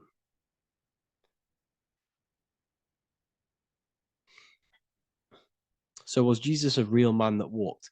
Okay, so I'm going to tell you something. Like, some of the things that I say in my reels, they are to catch attention. So if I say the first thing on the reel, Jesus never existed, straight away, you see that, it's going to trigger you. It's going to trigger Christians. It's going to trigger people. So yes, I do say things to catch attention. The reason I do that is because I have to, in order to catch attention. Maybe there was a Jesus who walked. So in the past, I have said Jesus never existed. Yes, this is to catch attention, to boost the reels, views, and comments and stuff like that. Maybe there was a man who was called Jesus and walked the earth. But listen, he was not the Son of God. You are all the Son of God. Jesus represents an archetype. He represents morals. He represents a way of living that you should embody in your life, not to worship. We shouldn't be worshiping this man. We should be embodying his qualities into our lives so we can become Christ consciousness, so we can live in harmony with our mind, emotions, body, and spirit. Okay? He was not the Son of God. You are all the Son of God. We are all God experiencing himself in a three-dimensional divided form. God is oneness, and he created a divided world so he can experience himself. Why do you quote from the Freemasons oft times? I don't recall me looking at Freemason quotes and quote them. I just simply, when I post a quote, I literally just, whatever comes to my head, I just whack it into Telegram or Twitter. Are dreams tied to your subconscious, and how do you understand them? Okay. Dreams and astral projection are two different things. Astral projection is your soul leaving this plane into the collective consciousness, into the collective mind, the collective astral plane. But dreams are basically the astral plane, but it's your personal astral plane in your personal subconscious. So when you dream, you're entering your own consciousness, you're entering your own subconscious. Every character, every event that happens to you, everything that is said to you, everything that happens to you in your dream is yourself pushed outwards, and you're basically experiencing your own mind.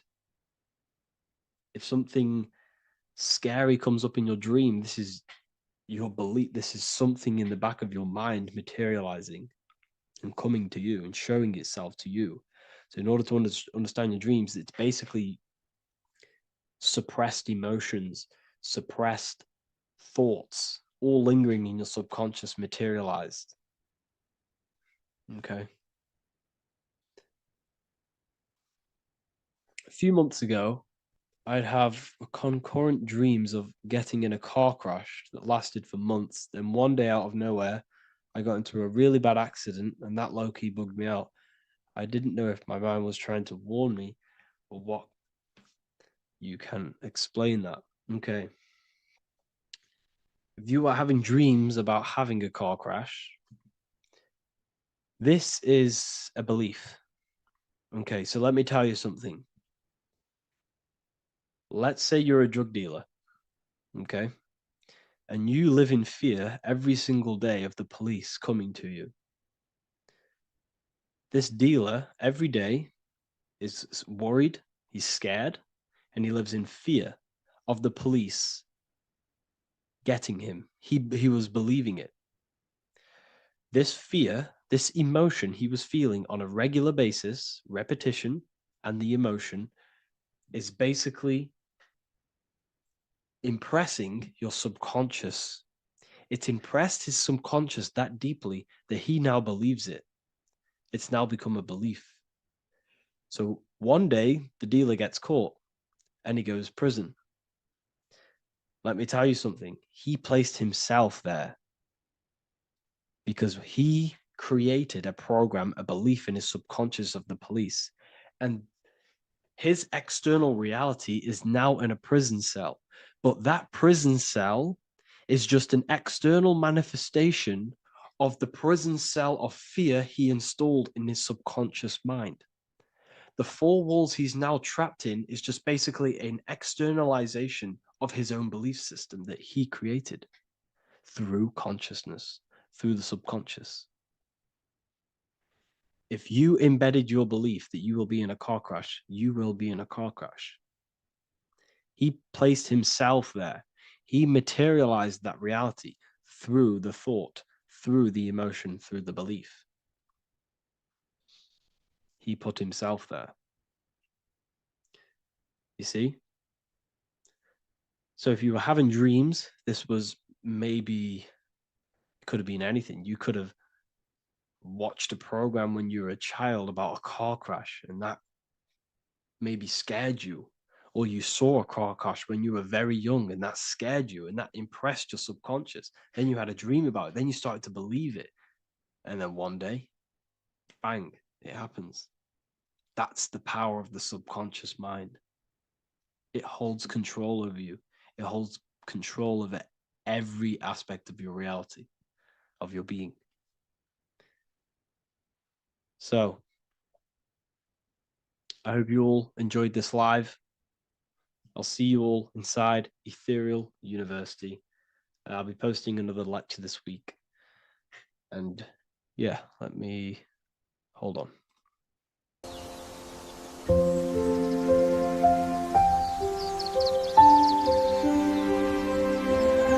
bookofwisdom.com. Visit today.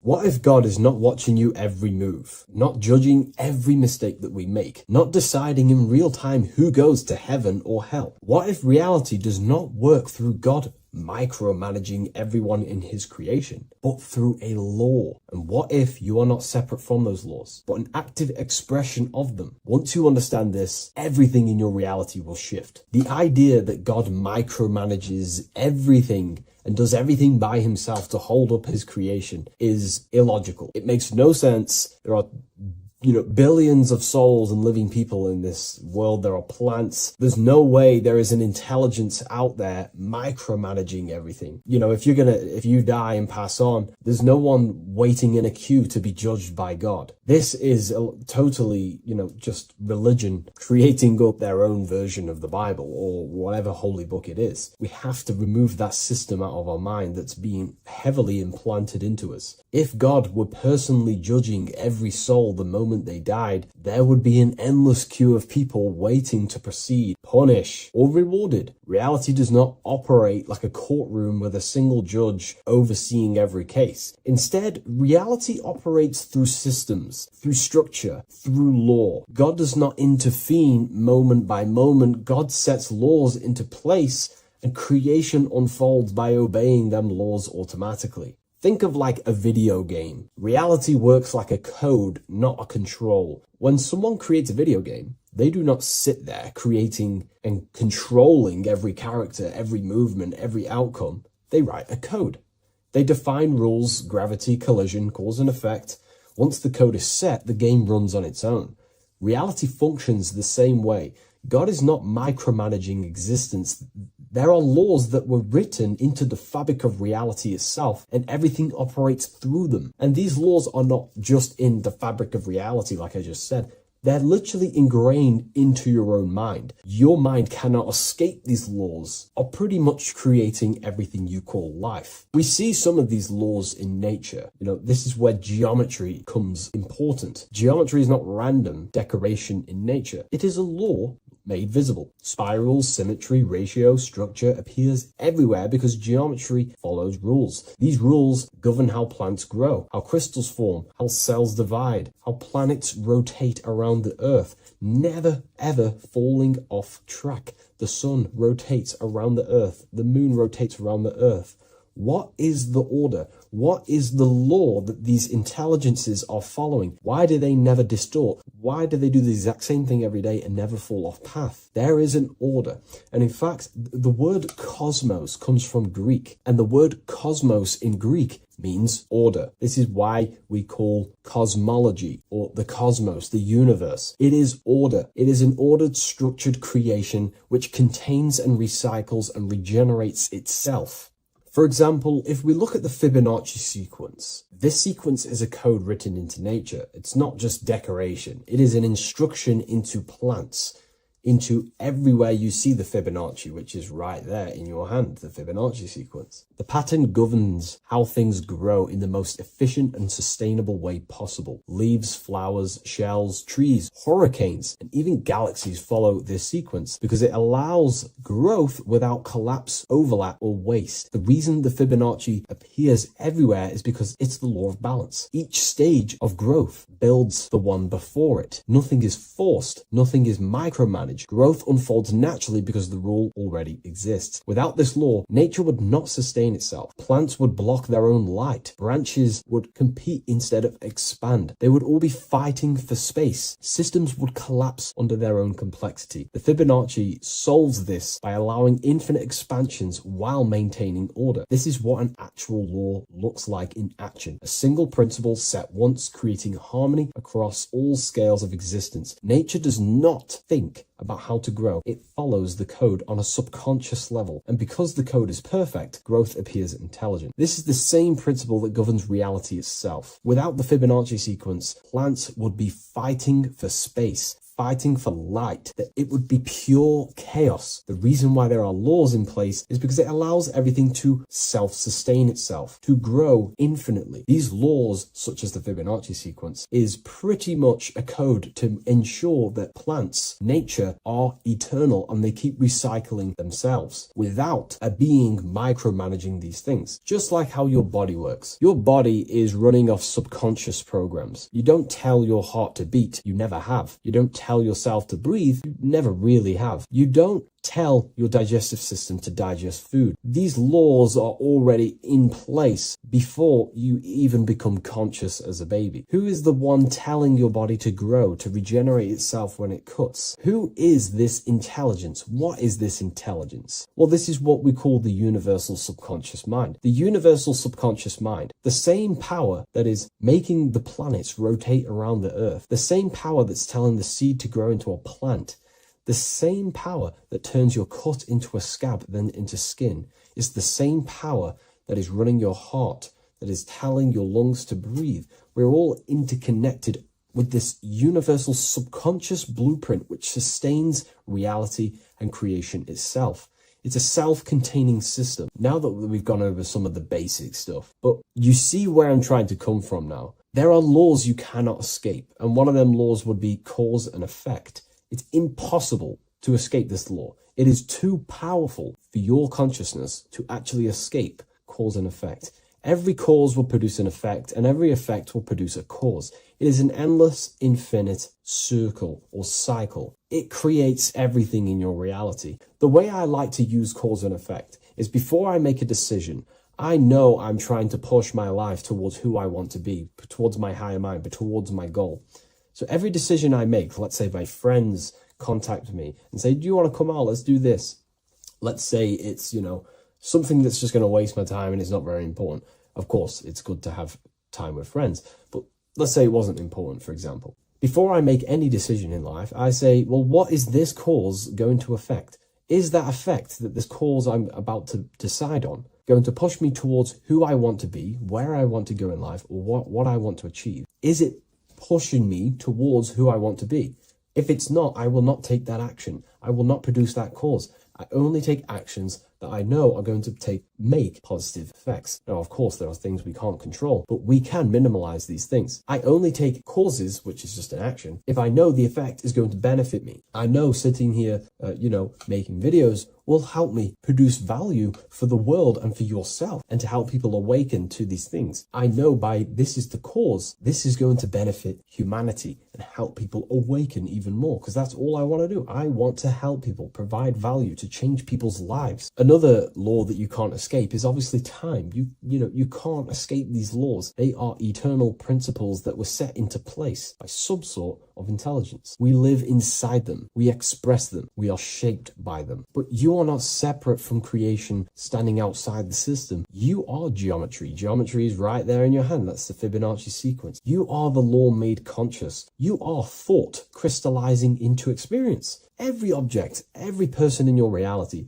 is pretty much an externalization of your mind. The friends that you have a similar thought process to you, or they maybe have similar thoughts to you, or similar things that you both like. Your friends are mirrors of yourself. Reality responds to you because you are part of the same structure that governs everything else. Thought becomes action, and action becomes consequence. Consciousness shapes your environment. This is not punishment or reward. It's simply just reflection. It's either punishment or reward depending on how you perceive things in your belief system. Everything you experience is neutral. It's just your mind's perception on whether it's labeled good or bad, because that's what the mind likes to do. It likes to think it's in control. But in truth, if you just observed it without the mind, just with pure awareness, it's neutral. So there are mainly 8 laws that govern your reality, and I've talked about these before in a previous video on my YouTube. This is what creates the seed of life. The seed of life is 8 circles, and each circle represents a law, and these individual circles come together to create a geometric form, which is a flower. So it's symbolic of how nothingness turns into something. When geometry comes together, it creates physical matter. And the reason why they're circles is because circles represent something that is invisible, something that cannot be measured, such as a thought or a law. Anything that is considered spiritual or unseen by the human eyes is symbolized as a circle inside the occult traditions. The reason for that is because circles' surface area cannot be calculated. You can't find the exact surface area of a circle, which means it symbolizes something that you can't actually measure or see or tangibly touch. Therefore, the seed of life represents the 8 laws that come together to create a flower, the 8 laws that come together to form matter, the 8 laws that crystallize mind into a physical experience. These laws would be the first one, mentalism, the big circle around the seed of life. The big circle. So mentalism just reveals everything is mind. Without mind, there is no existence. Mind is reality, pretty much. You experience life not just outside of you, but mainly inside of yourself. Therefore, all of the laws that come after mind correspond to the mind, because mind is the first law. The second law will be vibration. Every thought has its own vibration, and you attract to you the thoughts that you put out based on the vibration. If you think negative, low vibrational thoughts, you will receive back to yourself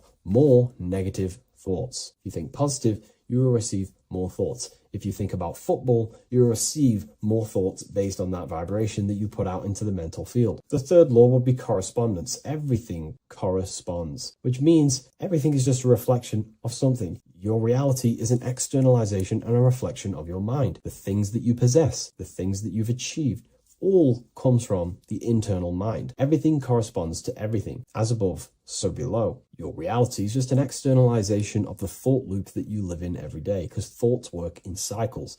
90% of the thoughts we thought yesterday, we will think again today. It's the thought loop that manifests our reality. So to change our reality, we have to change our thought loop. And once we change the internal, this will be mirrored in the external, which is the law of correspondence. Fourth law would be gender. Everything is masculine and feminine, conscious and subconscious. These two work together to create your reality. You have masculine and feminine forces of consciousness. Masculine forces of consciousness would be physical actions, willpower, thinking. Feminine forces of consciousness would be intuition and imagination and emotion. These are all aspects of the mind, the first law. The next law would be cause and effect. Very simple. We went over that earlier. Every cause produces an effect, and every effect will produce a new cause. It's an endless cycle. The next law would be rhythm. Rhythm is everything is in cycles, like I just said, day and night, winter, summer. The universe works in cycles. And just like I said, the law of correspondence, as above, so below, as within, so without, because the physical world has cycles, so does your mind have cycles. Thought loops. We think 90% of the thoughts that we thought yesterday. The subconscious mind responds to rhythm. The more you say something, the more you believe it, the more it becomes a program and more suggestible to your conscious mind. And the last law is care. It's impossible to escape care. You cannot not care. It is important. It is impossible to escape. If you hurt someone, you know deep down that that was wrong. And care also corresponds to creation. You only act on what you care about. You care about paying the bills, right? So we take the physical actions to go generate money to pay the bills for our house or whatnot. Or if you love someone, you care for them. You take the actions to message them, to contact them, to see them. Human action is driven by love or care. This is how all reality is created. So once we understand these things, it's life-changing once you work with the law. That's what I mean. Most people are unconscious of the law. The laws are there, but they're just not aware of them. Now that you're aware of these laws, you can consciously work with these laws so they're not working against you so you can actually make these things and work them in your favor. So let's go into heaven and hell, because there's a massive debate. Now that you understand that you are the laws, you are crystallizing reality, not just in the physical, but in the spiritual dimension, in the astral plane. It's the exact same laws. The law of correspondence reveals as above, so below. Your reality is a reflection of your mind. Everything is a reflection of you. That doesn't mean that other people don't exist. I mean, The way you view other people is through the lens of your mind. You perceive what you have in your mind, your beliefs, your traumas, your memories. This is where heaven and hell are misunderstood. No one is sent anywhere by force. There is no external authority dragging souls into destinations. Consciousness determines the environment that you are in. Environment, it's mental. As above, so below. When the body dies, consciousness withdraws from the physical technology of the body. The simulation of the physical world is no longer being ran by your brain, meaning your consciousness will go into the astral plane, which is the realm that just sits above the physical plane, which is the realm of imagination and desire. The environment that you go to in the astral plane directly corresponds to your state of thought and your emotion and your desires. If you desire hurting people your whole life, then you're going to go to an astral realm, as above so below. You're going to be in an environment where that goes on, but in a non-physical sense. Wherever them thoughts, whatever the strongest thoughts you thought throughout your life, that is the environment that you go to. If you were so caring and loving to your family, all you wanted to do is provide for your family or whoever, and you pass on, you will go to a place where people care. Souls are manifesting them thoughts and them energies. It's vibration. Whatever vibration you're vibrating at, you will reflect and correspond in your reality when you die. Therefore, you create your own suffering by desiring such low vibrational things, or you create your own heaven if you are truly operating from a place of love in your heart. You see, your mind can lie, but your heart cannot. Your heart reveals your true desires, your deepest wants and needs, and it reveals your true self, and that will be projected and responded in the astral plane, because astral matter is very respondable to consciousness. The physical plane is not really. It takes a longer time for things to be manifested in the physical plane. But in the astral plane, whatever you think, whatever you desire, it instantly corresponds to your reality there. So God does not micromanage everything. The law does not judge, it simply reflects. The universe is made of laws. The Emerald Tablet of Thoth even mentions this. He says, the search for the laws that governs man's life are an eternal mystery. Man is always forever searching for the laws that govern his existence. This understanding now changes everything in your reality. It removes fear-based control, it removes blind obedience, and it returns responsibility to where it belongs, to you, your consciousness, yourself. You are not being watched, you are not being mirrored. Reality is not punishing you, it is responding to you. Once you understand that God works through law, not micromanagement, you stop waiting to be saved, judged, or condemned. You realize something far more powerful. You are not separate from creation. You are participating in it. You are the universe experiencing itself. What a fabulous video, and I really enjoyed this today. Please leave a like, comment, and share on the video, and I'll see you all in the next one. And if you wish to get this book, there is a link in the description. Have an amazing day, everyone. Take care.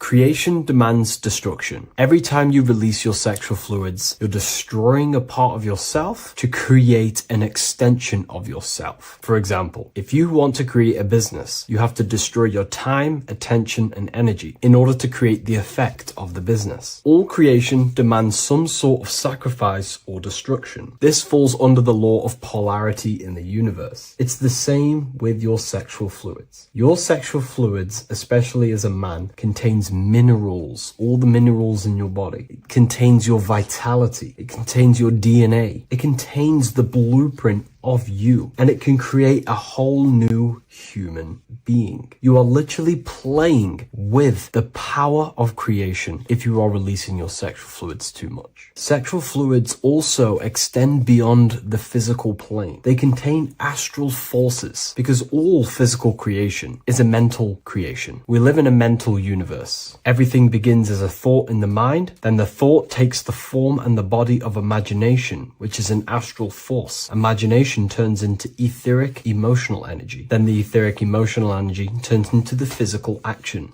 and the physical manifestation. We live in a mental universe. Therefore, these dimensions do not exist separately. They are permeating and mixing in with all. Your physical body has an astral body. Everything physical has astral forces behind it. Semen is known as the astral fluid of the soul. It feeds nerves, the channels of life force and consciousness within the body. And every time you release it, you're destroying a part of your vitality, your brain, your nerves, your energy levels, your creativity, and your DNA to create an extension of you. Therefore, it is a sacred fluid within your body and not something to be played with and to be released too much. Think about it. This is a very creative energy, your sexual fluids. It can create a whole new human being. This is how powerful it actually is. It is the power of creation, and the misuse of this power can destroy your own vitality and your life of your body, because that life you are giving in order to create an extension or a child is the same life you could keep inside of you and not waste to recycle and regenerate the body. Sexual energy has been for thousands of years associated with regenerating the body, longevity of life, and maintaining youth. Not only that, every time you release your sexual energy, it floods the brain with dopamine. Dopamine is the brain's reward system, created within the middle of the brain. It releases every time you've achieved something. However, sex or an orgasm is the most powerful feeling you can feel. It's the most amazing, intense feeling and release of dopamine you can possibly feel as a human. Therefore, if you flood your brain with this high amount of dopamine every single day, you are getting the epitome of human feelings every single day. Therefore, you will become numb to everything else in reality. You won't be able to enjoy the small things in life. And I know this firsthand because I experienced this myself. As soon as I stopped, this is when I started to enjoy the little things in life, seeing family, and I actually gained more energy, more ideas. We'll get into this a bit later. It is a creative energy. It creates a whole new human being. Therefore, if we maintain this energy, we can maintain our creative power within us, because that's what we are. We are all creative beings, moving energy from higher dimensions of consciousness, the mind, into lower dimensions of consciousness, the physical world. You hold the power to create. You are not in a world. The world is working through you. You do not possess a life. Life is working through you. You are not in a universe. You are the universe. It's moving through you. There is no past, present, and future. The present moment is you. When we release every single day or frequently throughout the week, like I said, we're triggering the brain's reward system, dopamine, which makes you feel as if you have already achieved something. And if your brain is telling you have already achieved something by overusing your sexual fluids, then you will not have the motivation to achieve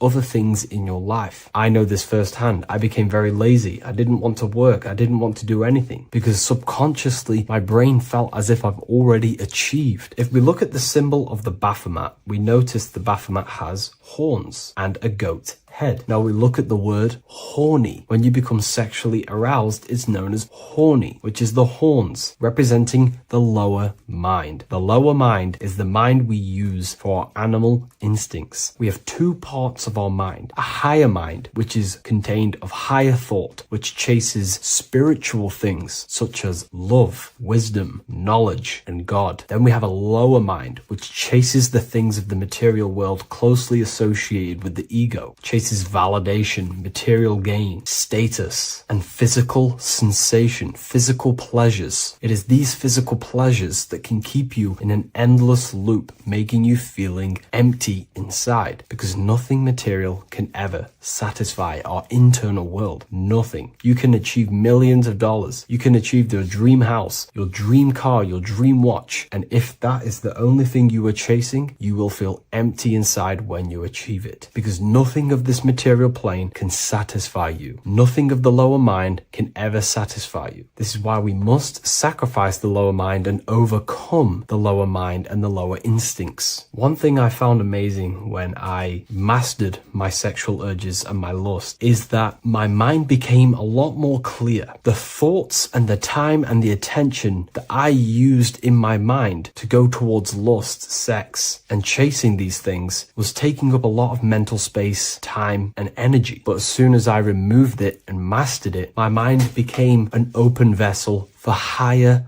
thoughts to be received from the higher mind. The mind is like a radio antenna. Whatever we attune it with, that's what we receive. If we're constantly thinking about lust and low-level pleasures, we're going to just receive low-level thoughts. But once we remove all of the lower mind and we conquer our physical body and physical urges, our mind becomes an open channel for divine thoughts and spiritual thoughts. This is what most people call today as downloads. You receive wisdom from your higher self. Not only do you receive more wisdom, you just receive more power to create. The male and the female come together to create a child. That's how you were created. Now, the law of correspondence teaches as above, so below. It refers to everything in the universe. Therefore, in order for you to create a reality, to give birth to something, you have to bring together the masculine and the feminine. Your masculine forces are willpower and actions. Your feminine forces are emotions and imagination. When you combine the willpower, action, emotions, and imagination and combine them together, you can give birth to reality. But it's important to only give birth to things that are spiritual, that are good, that are for the benefit of yourself and humanity, and not for the ego and the lower mind. Killing our lower mind is essential for spiritual ascension when we die. The thoughts that we give the most attention and energy to when we die are pretty much the same thoughts that we're going to think when we die. When you die, your physical body and external world is stripped and you're left with your internal world of consciousness, more than likely be resonating within the lower astral plane before you move on to any higher dimensions of the astral. It's important that we kill any addictions such as sex, food, attachments, emotional attachments to people, any desire for material things before we physically die. The Hindus taught this, Buddhism taught this, the ancient Egyptians taught this. We have to remove the desires in our heart for material and things before we physically die, because when we die, we cannot fulfill physical pleasure. Therefore, we will create our own suffering within the astral dimension. So sex is the biggest part of this. We have to remove the desire for sex or releasing any of our sexual fluids before we physically die to master ourselves. And not only that, it's going to benefit the way you feel, the way you think, the way you act towards people once you have mastered this. Porn psychologically damages you. You are quite literally the person in the corner of a room watching two other people give pleasure to each other. Psychologically, that is not good. And what happens in darkness is always revealed in light. What you do in your alone times will show in your confidence, in your eye contact, in your presence, in your aura, your energy. You cannot hide things that you do in the dark, because they always reveal themselves in a subconscious way, whether physically or through an energetic spiritual way. Sex can be known as sacred energy exchange. You are exchanging energy, bioelectrical energy. It's a scientific fact that when you hold hands with another person, your brain waves of each individual become synced. Your emotions sync. And you exchange electromagnetic energy because you are an electromagnetic being. But when you have sex with someone, you are literally exchanging emotional energy. Your aura is not just an electromagnetic field. It is literally a manifestation of your internal consciousness. Your consciousness contains your thoughts, your beliefs, your traumas, your emotional state. And this manifests externally through the vortex of your heart into an energy presence around your body. This is why you can feel sad when someone else is sad next to you, because their energy is merging with yours. When you have sex with someone, you are quite literally exchanging consciousness, beliefs, traumas, emotions, feelings, vibrations, and your consciousness merges with their consciousness. So be careful with just having casual sex. Now, I'm not here trying to say never release, never have sex with your partner. I'm not saying that. I'm saying take caution with these things. Take my teachings with a pinch of salt. If it benefits you, that's great. I'm not here to tell you how to live. I'm simply giving you my research and the things that have helped me in my life on my esoteric research, awakening, or spiritual path. I don't like calling it a spiritual path, because it's not spiritual. It's simply just life, the knowledge of consciousness and the self. So I hope this video helps. If you'd love to read this book, I'll leave a link in the description. This book I wrote myself called The Book of Wisdom, Volume 2. As above, so below. This is one of the most crucial teachings within esotericism, occultism, or what we like to call it today, spirituality. I don't like calling it spirituality because It's not spirituality. I teach human consciousness. I teach the science of you and your consciousness alone and your being.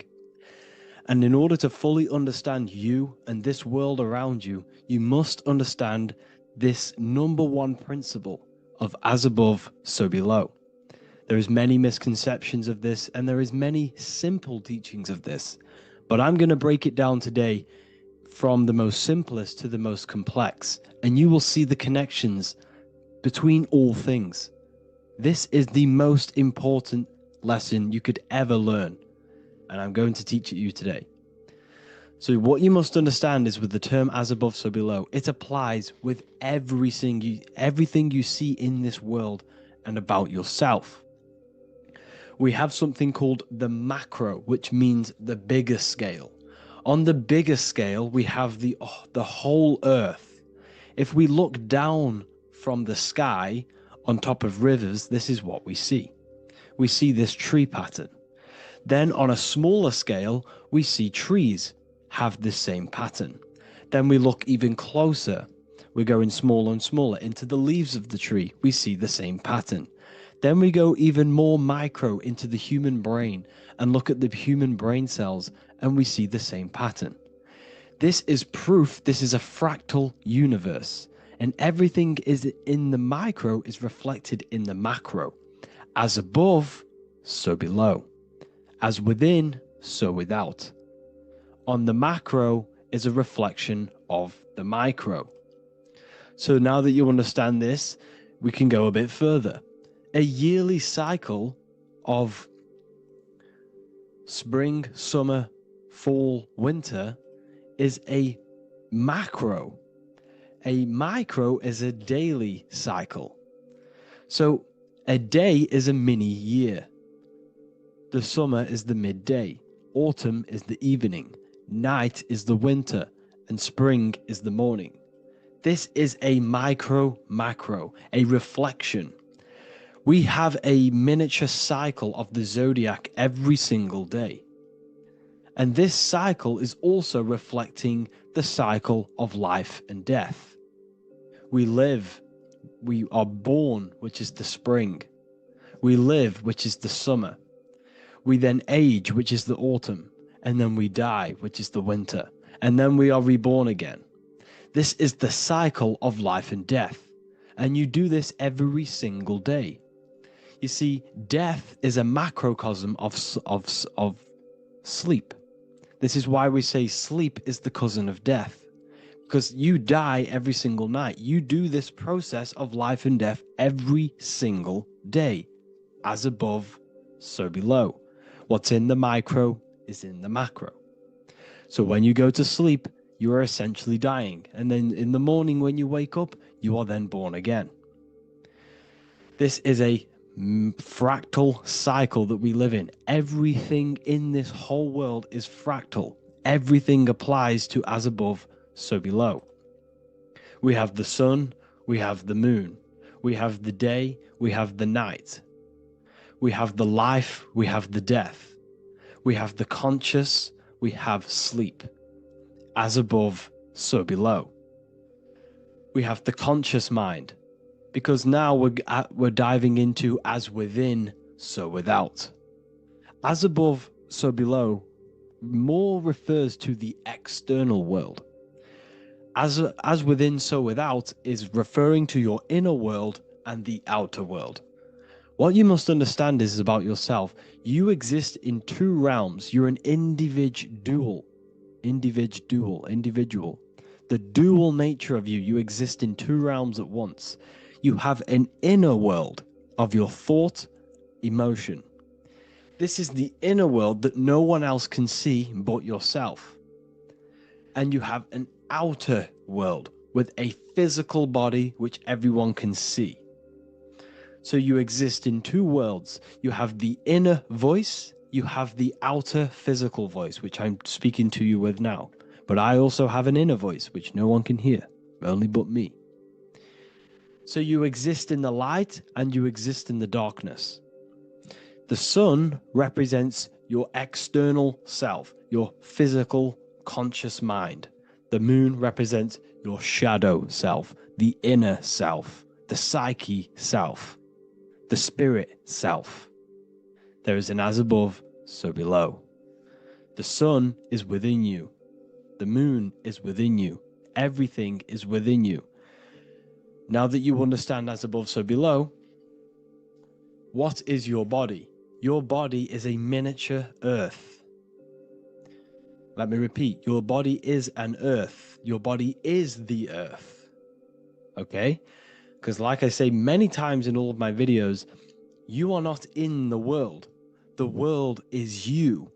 You are the universe. Your brain is a computer creating this reality. What you see with your eyes is produced in the back of the brain called the visual cortex. You don't look into the world, the brain produces the world. The body produces the world. When you touch something, you're not actually touching something. This is the electrical nervous system. When you touch something, what you feel is actually electrical signals on your nervous system reporting back to your brain.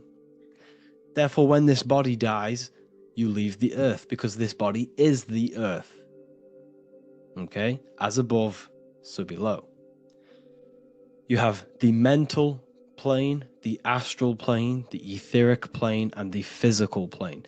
This is essential for understanding reality and the teaching of as above, so below. Everything in this material plane began in the thinking mind. For example, the microphone I'm speaking into, the phone you're watching this video off, or the laptop or iPad. Where did this begin? It didn't begin in the factory. The first ever place this item begun was in the mind of an individual. The invisible realms of mind is where all physical things and physical items begun. Essentially, this physical plane is the effect of the thinking mind. This world is the world of effect. It's the world of outcomes. When you see something, it is already manifest. It is already being manifested. It is an effect. And in the effect of the cause, which is the thinking mind. Therefore, the mind creates thoughts, which is the mental plane. Then after thoughts creates imagination, which is the astral plane. These two are spiritual. They are non-physical. So spirit kind of means non-physical. Then you have the physical planes, the etheric and the physical plane. As above, so below. What happens in the mind is manifest on the physical plane. Like I said, the phone that you are holding, it was a thought, and then it brought down into a physical reality. As above, so below. You change the mind, you change your reality. Your environment. The word environment has ment in it because your environment is mental. So now that you understand this, so what is the world around you? The world around you was created by the mind of God. It was manifested through God's thought. So you are living in the mind of God. You are a thought in the mind of God. God thought you into existence. But like I said, we are all fractals. Everything is fractal. If God exists, this means that you are God, as above, so below. God created you through the thinking mind, and he gave you a thinking mind. So God created the macrocosm. God created the macro, the whole world. He designed the whole world, the sun, the stars, the moving. He designed this. But then he gave you the thinking mind to design your own life and create your own life in his world. You are a microcosm of God's macrocosm. Just like God thought you into existence and the whole world into existence, you are a microcosm thinking your world, your reality into existence. You see this now? Everything is a reflection. Everything is a mirror. Everything is fractal. So in order for you to change your reality, you must change these higher planes. Your thought and imagination are the two key aspects of creating physical reality. Every object you see around you was begun in these higher planes of the non-physical, and they were brought out of spirit into physical matter through the thinking mind and physical action. So now we're going to get a bit deeper. The brain is not the mind. Now that you understand, we have spirit and matter. As above, so below. You have a non-physical side of reality and a physical side of reality. The mind is the spiritual brain. The brain is a physical manifestation, a physical effect of the mind. The mind uses the brain to operate in the physical world, and it's the same with the heart. The soul manifests itself physically through the heart. The heart is a physical manifestation of the soul, of the emotion, thought and emotion, the mind and the soul, the brain and the heart, heaven and earth. So you have the inner world and the outer world, the spiritual, non-physical, and the physical. So we are all on this process of awakening and expansion of our minds into new fields of thought, into new fields of awakening ourselves. Because essentially we are born into this world, but you are born many, many times. You can be born physically and you can be born spiritually. Like I said, everything is fractal. So just like when the baby finds out that there is a world outside of its mother, what does the baby do? The baby seeks a way out of its mother, and then the baby is now born into a new world, a world outside of its mother's womb. It's the same with you and your spiritual process. As your mind becomes aware that there are other realities beyond your physical body, it then seeks a way out. And this is why you are probably watching my YouTube, because you are now on the path. Something within you has guided you to this path of knowledge, truth, enlightenment, and expanding your consciousness. And it is your soul who brought you here. Your soul speaks through emotion, a guidance. Emotion is the language of the soul. When you feel very bad, this is your soul telling you you're not in the right place. You're doing the wrong things. Because the soul is always unfolding its purpose, which is expansion and learning. That is it. The mastery of the self and the learning of the mind is the only thing that counts in the end after this life. So you are on a journey of expansion, of learning, creating, and spiritual rebirth. As above, so below. What does this body tell you? When I see someone overweight, I don't see the overweight. I don't see the body. I see the mind. I see an undisciplined mind. I see a mind that lacks self-control. I see a mind that seeks external validation. That's what I see when I see an overweight person. I don't see his body. I see the result of his mind. Because what does the Bible tell you? You shall know them by their fruits. It's the same saying as above, so below. You shall know them by their fruit. The fruit is their manifestation.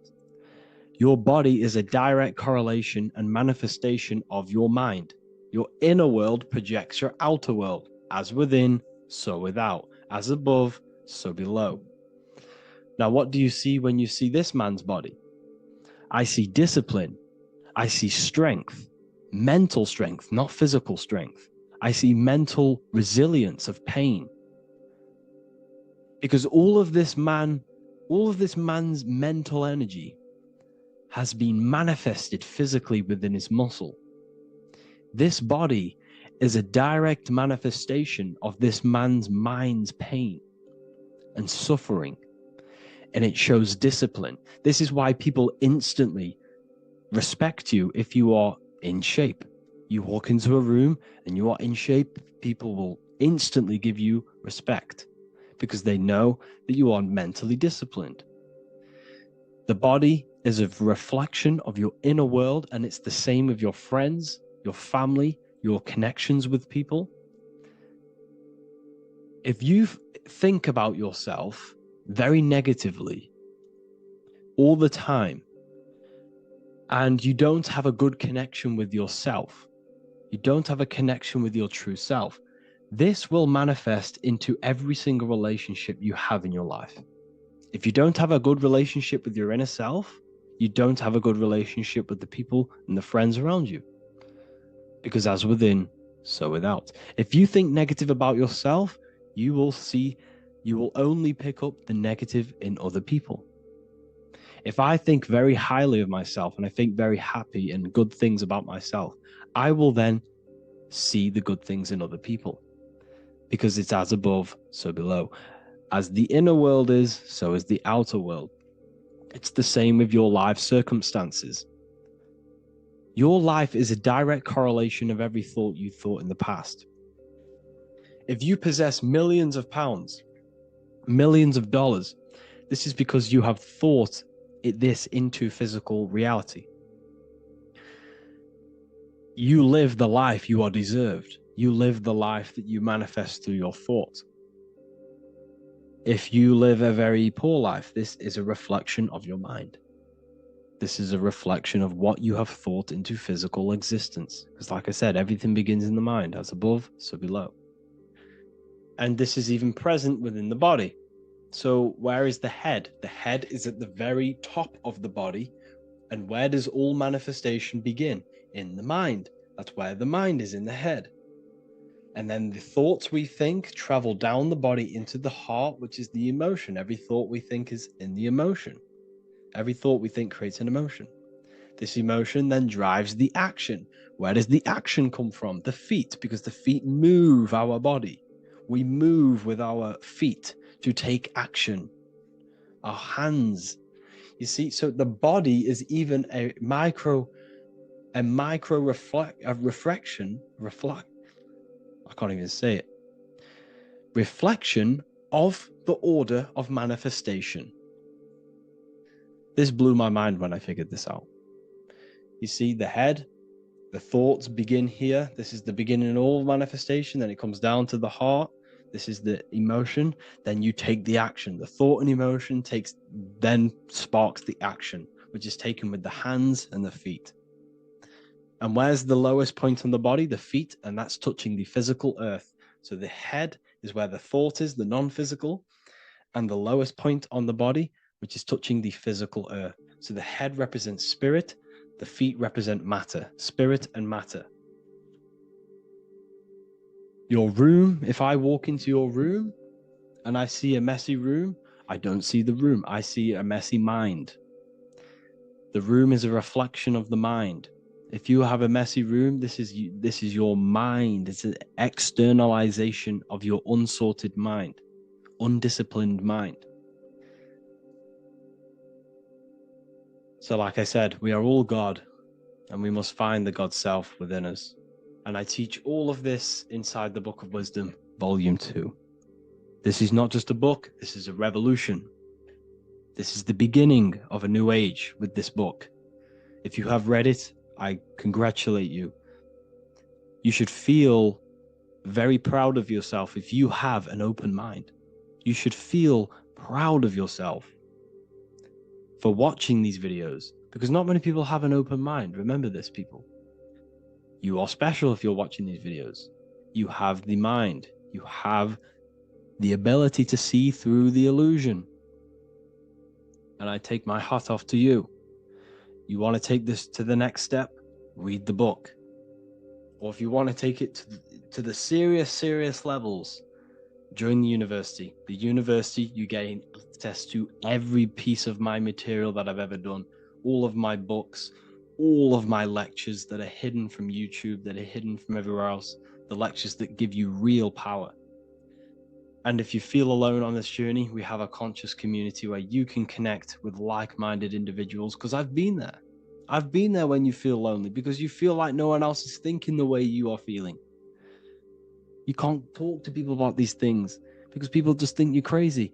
That's why I put together this, so we can connect. so we can unite, so you can connect with people, so you don't feel crazy about thinking about this stuff, learning about this stuff. And if you truly, truly want to level up your life, people, and take your studies serious, this is for you. We do live calls, we do lectures. There's a whole library filled with books you can read. It's the perfect place for the truth seeker. I thank you all for joining. Please leave a like, a comment, a subscribe. Let me know any future videos you want me to make in the comments. Thank you all. Have an amazing day.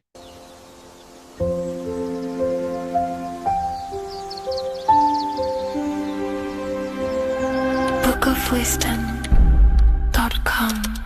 Visit today.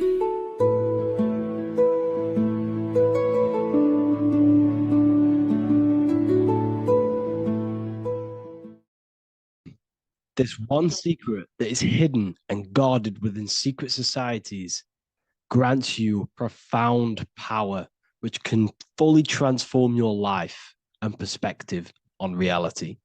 Today, I'm going to reveal this one secret, which you probably already know, but never realized how deep it truly is. This has the power to change your life. It is the key to your potential. And if you stay with me, this power may be yours, and you could transform your life with this hidden secret that is guarded within secret societies and esoteric orders. And this secret is not really a secret, but something people overlook, that the universe is mental. Everything we experience and interact with and perceive originates within the mind. The universe is a boundless field of consciousness, a mental construct molded and shaped by thought. We do not just live in a physical world, as they want you to believe. There are hidden forces that mold the material world. They want you to believe that you are only a physical being inside of a physical universe. But this is completely wrong. You are the architecture of the universe. Your consciousness is the very fabric of reality. And you create your own universe. The universe is an infinite field of consciousness, a vast and limitless mental construct, intricately woven and shaped by the power of thought. It is a dynamic and ever-evolving field where the interplay of awareness and attention gives form to existence. Within the boundless realm, every idea, perception, and belief contributes to the creation and transformation of reality itself. Each thought holds the power to transform reality. Your consciousness is the very fabric of reality. And this is shown in the symbol of the flower of life. The flower of life is a symbol. It symbolizes the interconnectedness of all existence, illustrating how every thought is not merely a fleeting moment, but a ripple that reverberates across every layer of reality. Each action, like the intricate overlapping circles of this pattern in the symbol, extends its influence far beyond its origin, weaving a web of interdependence where every choice impacts the whole. It serves as a profound reminder that everything is connected, bound by an unseen field of consciousness. This symbol represents how one action, one thought is a ripple in the whole vastness of the ether of consciousness. To master your mind is to master the universe, because your mind is a miniature universe. The mind is the very fabric of reality. So if we gain the hook, if we gain the power and the mastery over our minds, we have now gained the power to create reality to your will and intent. You see, most people live in a cycle, and this cycle is the outer world manipulating how they feel on the inner world. People's external circumstances are creating their thoughts and emotion in the inner world of consciousness, which is producing a constant cycle of negative manifestation. For example, let's say something negative happens to me in my external world. Then I start to think negative and feel negative. What that is actually doing is manifesting and projecting more negativity, because our thoughts hold the power to control and weave our own life. Your life is a direct correlation of every thought you thought in the past. What we need to do is stop and not let the mind control you in your reality. You need to control the mind so you can control reality. So, what does this actually mean? Reality is an externalization of consciousness. Consciousness and matter are one, they're not separate. They are inseparable and interconnected. Everything we see, experience, and observe is a manifestation of thought, beliefs, and consciousness, shaping the world around us. Now, this ties in with the secret fifth element that they have hid from you. They've hid from you this sacred and very important symbol and pillar to reality. And this pillar, this sacred thing they've missed, is called the ether.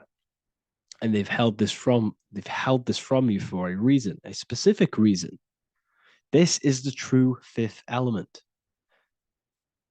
Why do they hide the ether? Because the ether has the power to shape and manifest whatever we imprint upon it. Every thought is a vibration interacting with the ether and actively shaping our reality. The ether, you could see it as the codes to physical reality. It's like an energetic blueprint which surrounds all physical objects. It is the life force that gives life to all things. All energy comes out of the ether and returns back to the ether. Energy, it's 0 point energy, and it is an infinite source of energy. So this is why they hide the ether, because whatever our mind can imprint onto the ether, we can create into a reality. And we imprint the ether through thought and imagination. The mind holds the power. The mind is the very source of reality. The material realm is not separate from the mental realm. Rather, it is intricately shaped and influenced by it through the ether. This subtle, all-pervasive medium bridges thought and matter, allowing consciousness to mold and manifest the physical reality. To transform our lives, we must first transform our minds. True change begins within, as our thoughts, beliefs, and perceptions shape the reality we experience. By shifting our mindset, we unlock the power to reshape our world and recreate the life we desire. This is the power of the mind, and this is the power that's been hidden from you. We're not taught these things in schools for a reason, because they don't want us all to be conscious creators. Instead, they feed you your beliefs. They feed you your thoughts through the music, through the entertainment, through the movies, through the news. They're controlling your thoughts with this information. They're installing beliefs and information into your mind. So you are producing their reality. But this is what we need to stop. We need to take control. We need to stop consuming their music, their movies, their information, their news, because all of this is contributing towards your reality. They have the collective consciousness at the tip of their fingers. They do not create the world. We create the world by believing their beliefs and their thoughts and installing their information into our minds. You see, it's mind over matter, and most people live in matter over their mind. Most people let matter, the external circumstances, dictate their mind, when it should be the other way around. It should be mind over matter. This is the mental plane. This is the astral. This is the etheric. This is the physical. The mind holds power over the emotions, over the imagination, over the physical, and over our spirit. It holds power over everything. It's mind over matter. It's the mental body that we must transmute and change. Most of us live in a chaotic state of mind, and this is what we must change. Turn chaos into order. So we need to be mind over matter. We need to install this belief into our subconscious. I, Harry B. Joseph, have created the ultimate esoteric school on the earth. As a member, you'll gain access to live mentoring calls twice a week, along with new lectures, books, and exclusive content released every week. Additionally, you'll have a full access to all my life-changing programs. If you're ready to transform your life and start your journey today with me, join Ethereal University. These are the campuses. We have the real lecture sections filled with lectures that you can watch. Manifestation Mastery, which teach you exactly how to reprogram your subconscious mind so you can live that reality. Sexual Alchemy, the path to empowerment of how you can transmute your sexual energy. The Real Library, where you gain access to powerful esoteric books, PDFs. Symbols of Secrets, an amazing course. The course that allows you to see beyond the veil that has been pulled over your eyes, the language of symbolism that secretly rules the world. I teach you how to read symbolism. Esoteric Exchange, live calls. You get to rewatch all of the old live calls. Mindwave Hub, this is a place of binaural beats where you can listen to infinite amounts of binaural beats. So you can meditate to them. Meditation section, numerology, health section, and electromagnetism. This is a life-changing place. And if you are serious, we only accept serious about changing your life and studying the occult and esoteric, this is the place for you. I've been there. I've been on YouTube looking around for valuable information, trying to find good accounts, good channels. It's very hard. I had to go through years of trying to find good information on YouTube. But what I've done is instead of you searching around everywhere for bits of information and connecting the dots, I've put it all into one big place. You get your binaural beats, you get all the programs you need to walk the path of enlightenment to transform your life. I will connect with you on the inside, and I hope this lesson, this lecture, you gained some information, you gained some power from it. Please like and comment, or don't. It's up to you. If you have any reviews, if you have any ideas of lectures that if you don't understand certain things, make sure to leave a comment and I can make a lecture about it. I can make a video about it for sure. I don't mind taking recommendations for videos. So I thank you all, people. Have an amazing day.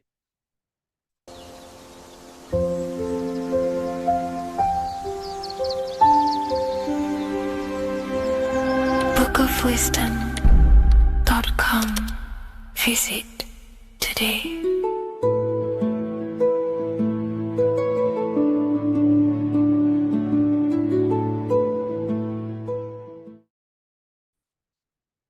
Hello and welcome to another lecture from Harry B. Joseph, also known as Revival of Wisdom, the author of the Book of Wisdom series from revivalofwisdom.com. In this lecture, you will learn how to decode Freemasonic symbolism, gain a deeper understanding of yourself, expand your awareness of consciousness and reality, and receive guidance to navigate life with greater clarity. So today we're going to be breaking down this particular piece of artwork, this Freemasonic artwork, and how this relates to you and reaching a higher consciousness. Because ultimately, this is what it's about, okay? Freemasonry is considered a craft, and this craft is crafting a better brain and heart, crafting a higher consciousness, crafting a better self. Why? So we can operate in the world at a higher degree, operate in the world more efficiently, live a better experience in the world, and getting to know thyself, okay? So we're going to start from bottom to top because this is important. every placement of this symbolism is on purpose, has meaning, especially the placements of the symbols. Okay? So we're going to start from the very bottom of the artwork, which represents lower down. When we're looking at symbolism, especially occult symbolism, that's what the word occult means. The word occult means hidden, hidden from the eyes.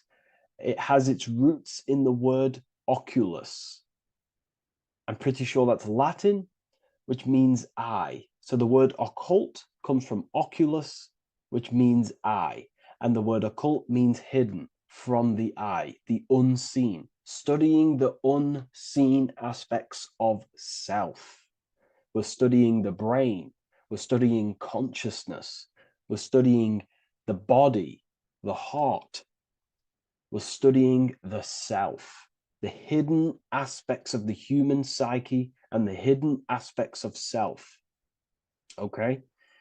Because ultimately, this is what gives you power in the world, depending on how you use that power, whether for good or bad, depending on the consciousness wielding that power. This is why we say knowledge is power. But I would actually say knowledge of self is power. Because when you know how you function, you gain power. You gain personal power. You gain mastery. Ultimately, this is what Masonry is about. Self-mastery. Crafting a higher consciousness. So at the very bottom of this artwork, we have a checkered board with a coffin. The coffin is the beginning of the artwork, the very base. This is the foundation of consciousness. The coffin symbolizes unconsciousness, the state that myself was in, maybe yourself, before we woke up and before we came conscious of our spirit, before we came conscious of ourselves. That ignorant state of acting without purpose, acting unconsciously, experiencing the world and not actively living in the world, simply reacting to external circumstances. This is an unconscious state where one is ignorant. 80% of the world is in this unconscious state. And this is symbolized as the darkness, the tomb. Look at how the tomb is fully blacked out, representing dull, no emotion, it's dark. This represents the darkness of self. The spirit is buried. The spirit is in the tomb. They're not even aware that they possess consciousness. They think they're the material body flying on a ball millions of miles per hour through space, and the sun is, they think they're a monkey evoluted. They've never questioned themselves. They stay in ignorance. They're in the spiritual darkness, okay? And they're furthest away from the light. Look at the top. This is the light sources. They're in the darkness, okay? They're in spiritual darkness. They're in ignorance. And they're in division. Their mind has no power. Their thoughts contradict themselves. They say they're going to do something, but then their mind tells them, oh, I'm going to fail. Or I want to do this, but my mind says this, and I believe this about myself. They want to, they want to write a book, but their actions are scrolling on TikTok, and their emotions about, feeling about their past person in their life. That's division between the self. That's divided consciousness. They also have a divided brain hemisphere. They do not see reality through a true lens, because the brain acts as like a lens on how we perceive things. And if the brain hemispheres are not aligned, then we cannot see reality the way it actually is and truly presents itself, neutral. If we're left hemisphere dominated, we see everything as divided. Nothing's interconnected, nothing's a whole. But if they're, right hemisphere dominated, they see everything as a whole. We need to look in the middle of that, okay? So we'll go into that a bit later. But Ultimately, they're in a divided state of consciousness. They're in ignorance. But the tomb is symbolic of that. The tomb is, you're not even aware they are divided. They think everything's right in that state. I was like that. My family is like that. They're not even aware of themselves, and you try and say something to them, and they don't even know they're in division. They don't even recognize that they're in a bad, low, earth base consciousness. Okay?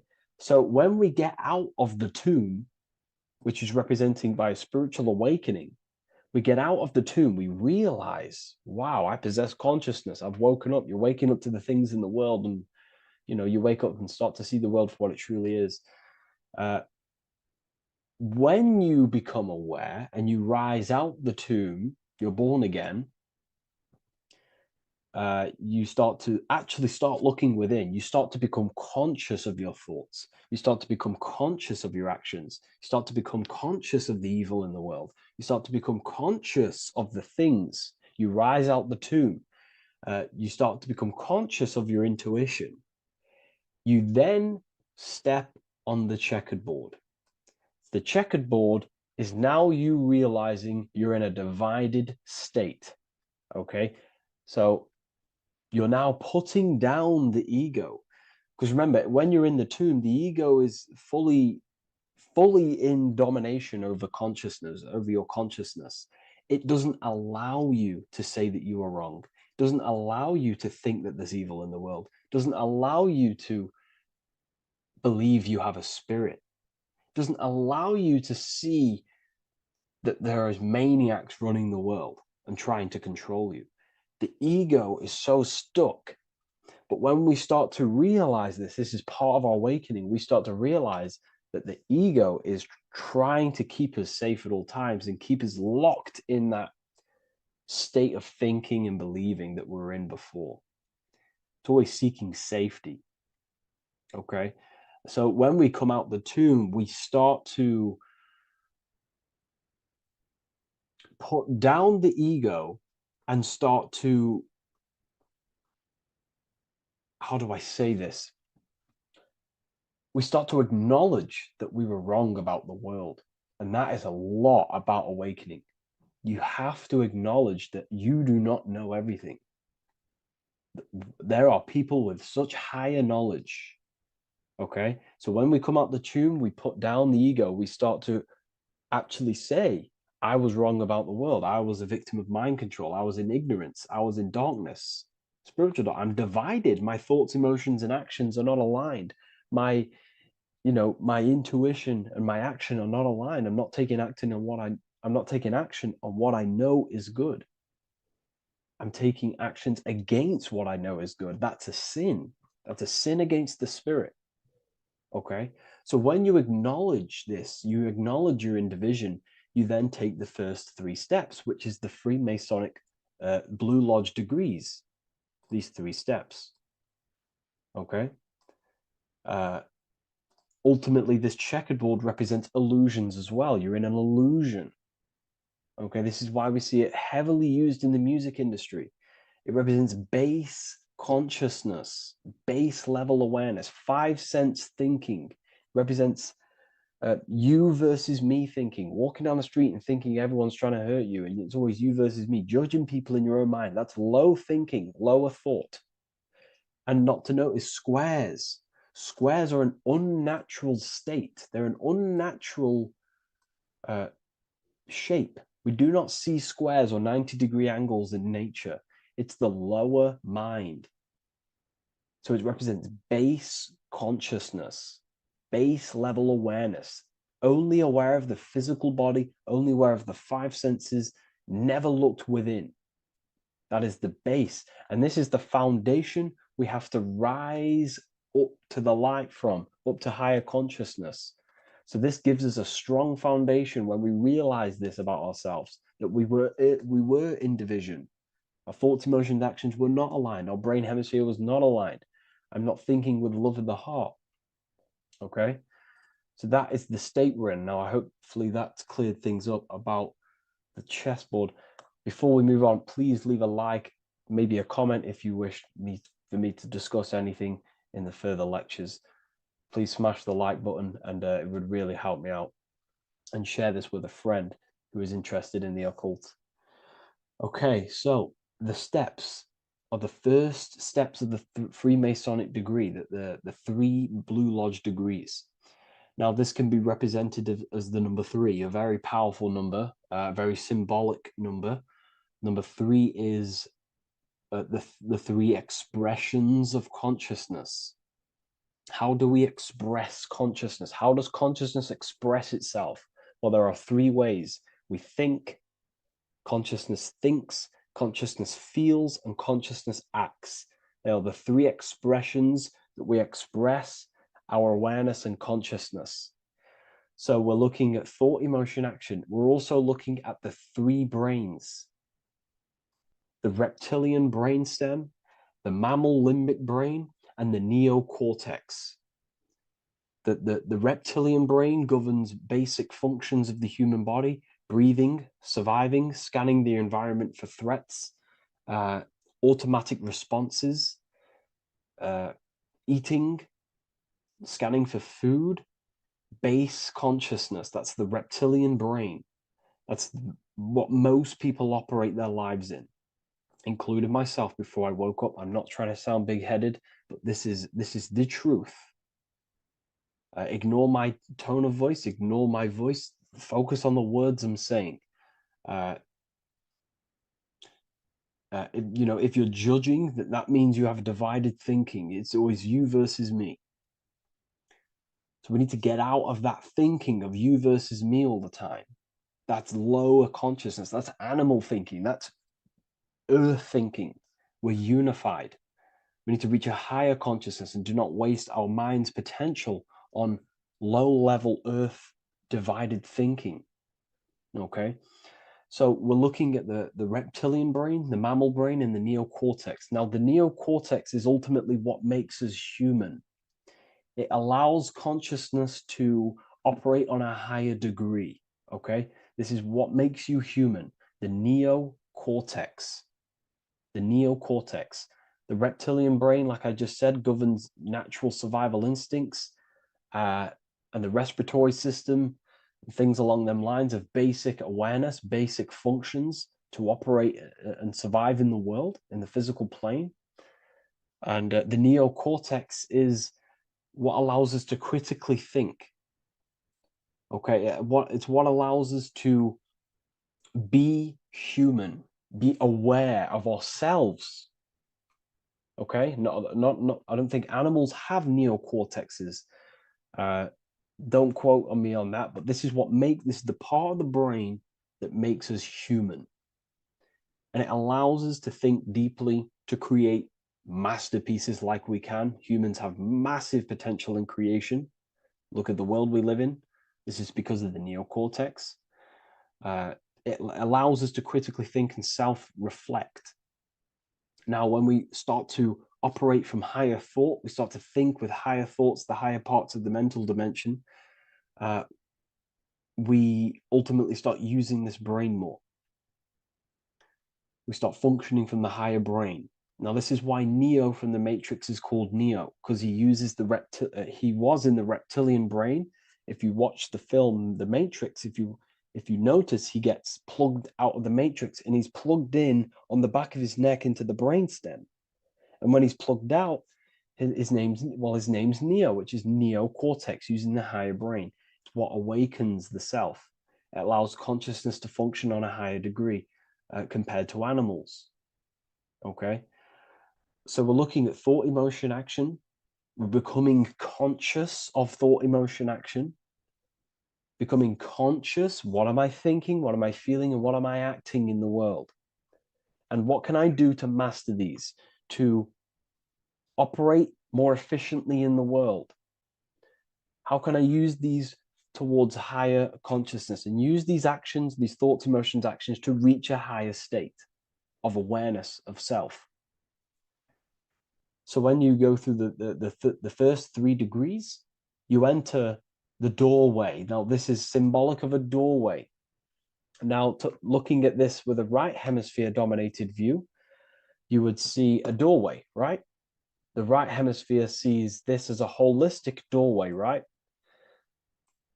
You see a door, you're gonna, you enter the stairs, you go through the door, right? But the left hemisphere is now going to dissect and analyze each individual little part of this, right?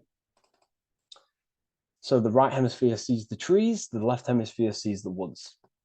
So to dissect this down on a right hemisphere, sorry, going back to the right hemisphere, we're entering the door. The door is symbolic of entering the unknown. You're entering a higher consciousness. You're entering the door. You're going beyond. See, this is the earth here in the background. This is the darkness. The darkness represents the abyss, the unknown. You're entering in the self. Okay? This door represents entering in the self, questioning internally. Most of us think externally. We have to, obviously, to operate in the world, but we never give time to think and question and reflect internally. What do I mean? Closing the eyes and questioning the self. Who am I? Where am I from? What's the voice in my head? If the voice in my head stopped using the language that I speak, what is it then? It's about going within, into the darkness, what you cannot see, and finding the light. Okay? It's about entering within the self. This is a doorway to higher knowledge, higher consciousness, higher self, and really digging deep for what you truly are beyond your human form. Okay?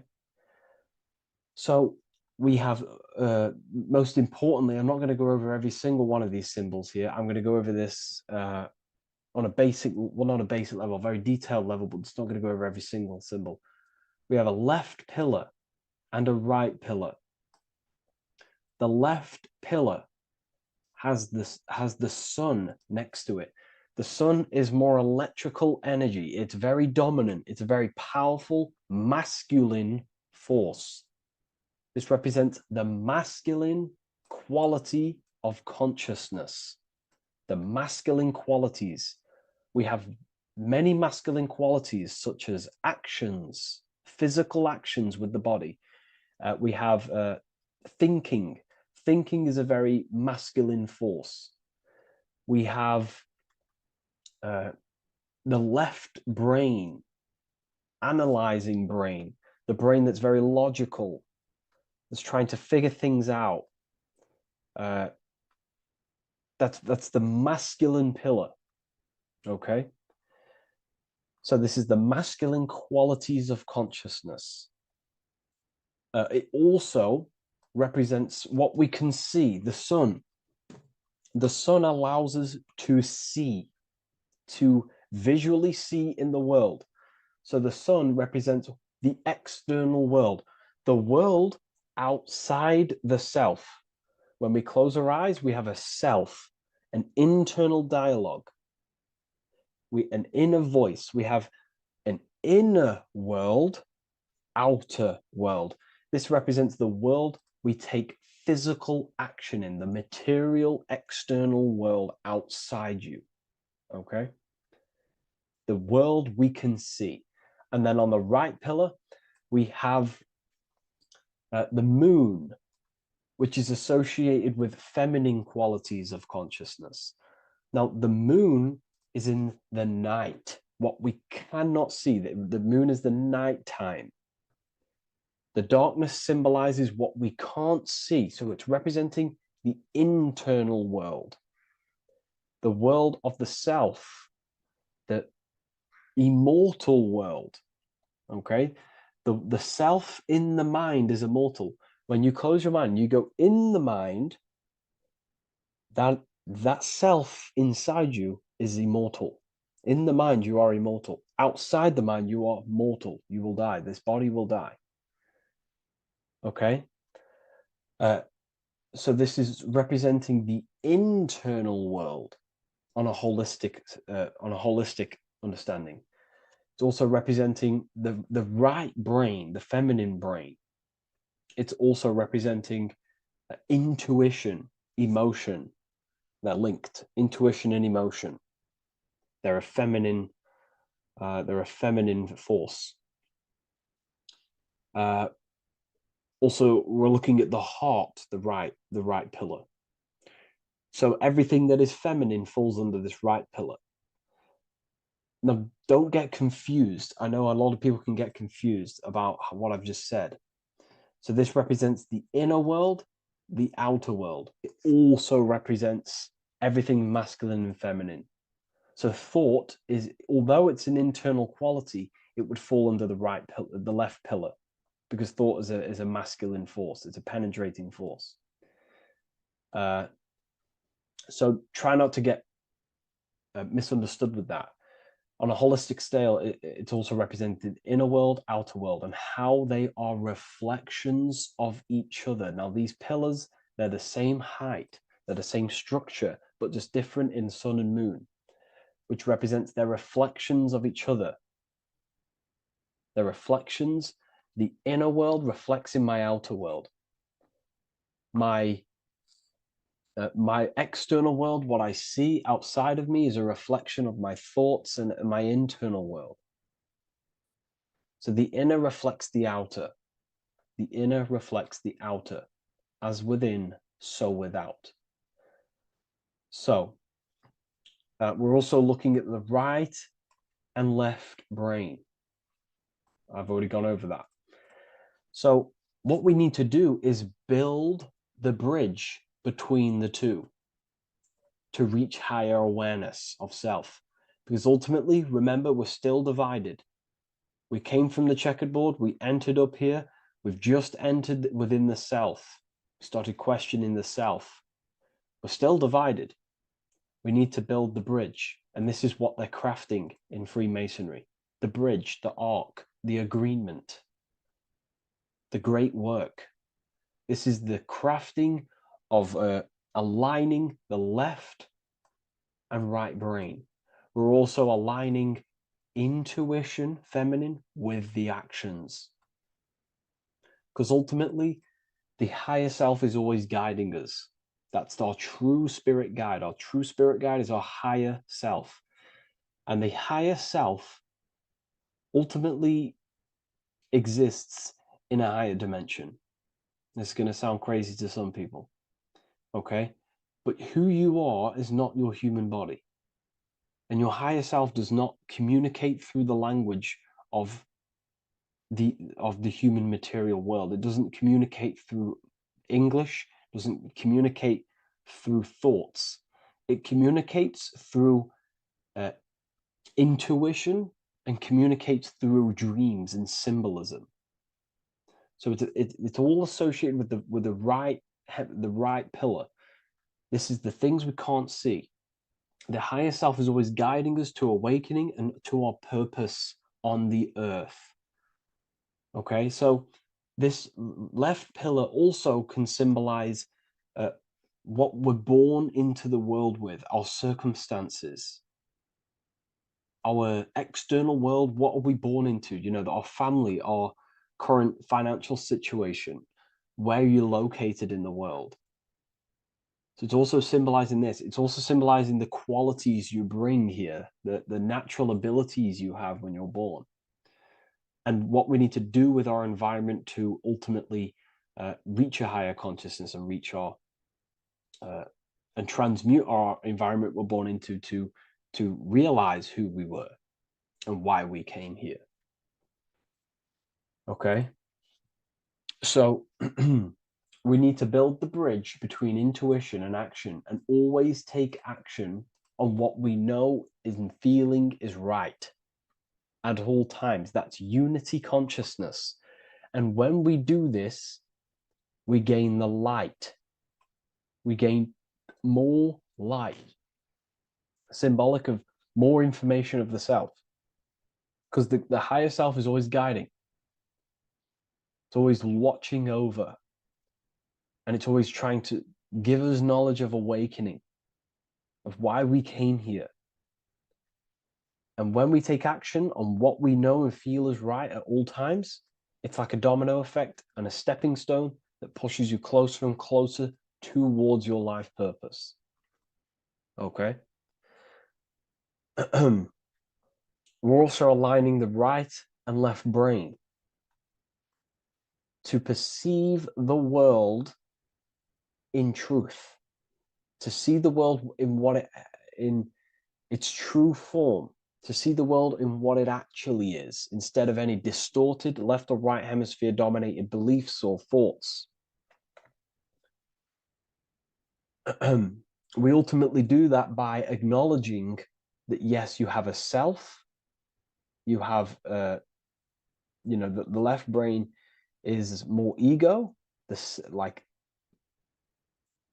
divided thinking, everything's separate, and the right hemisphere is more holistic.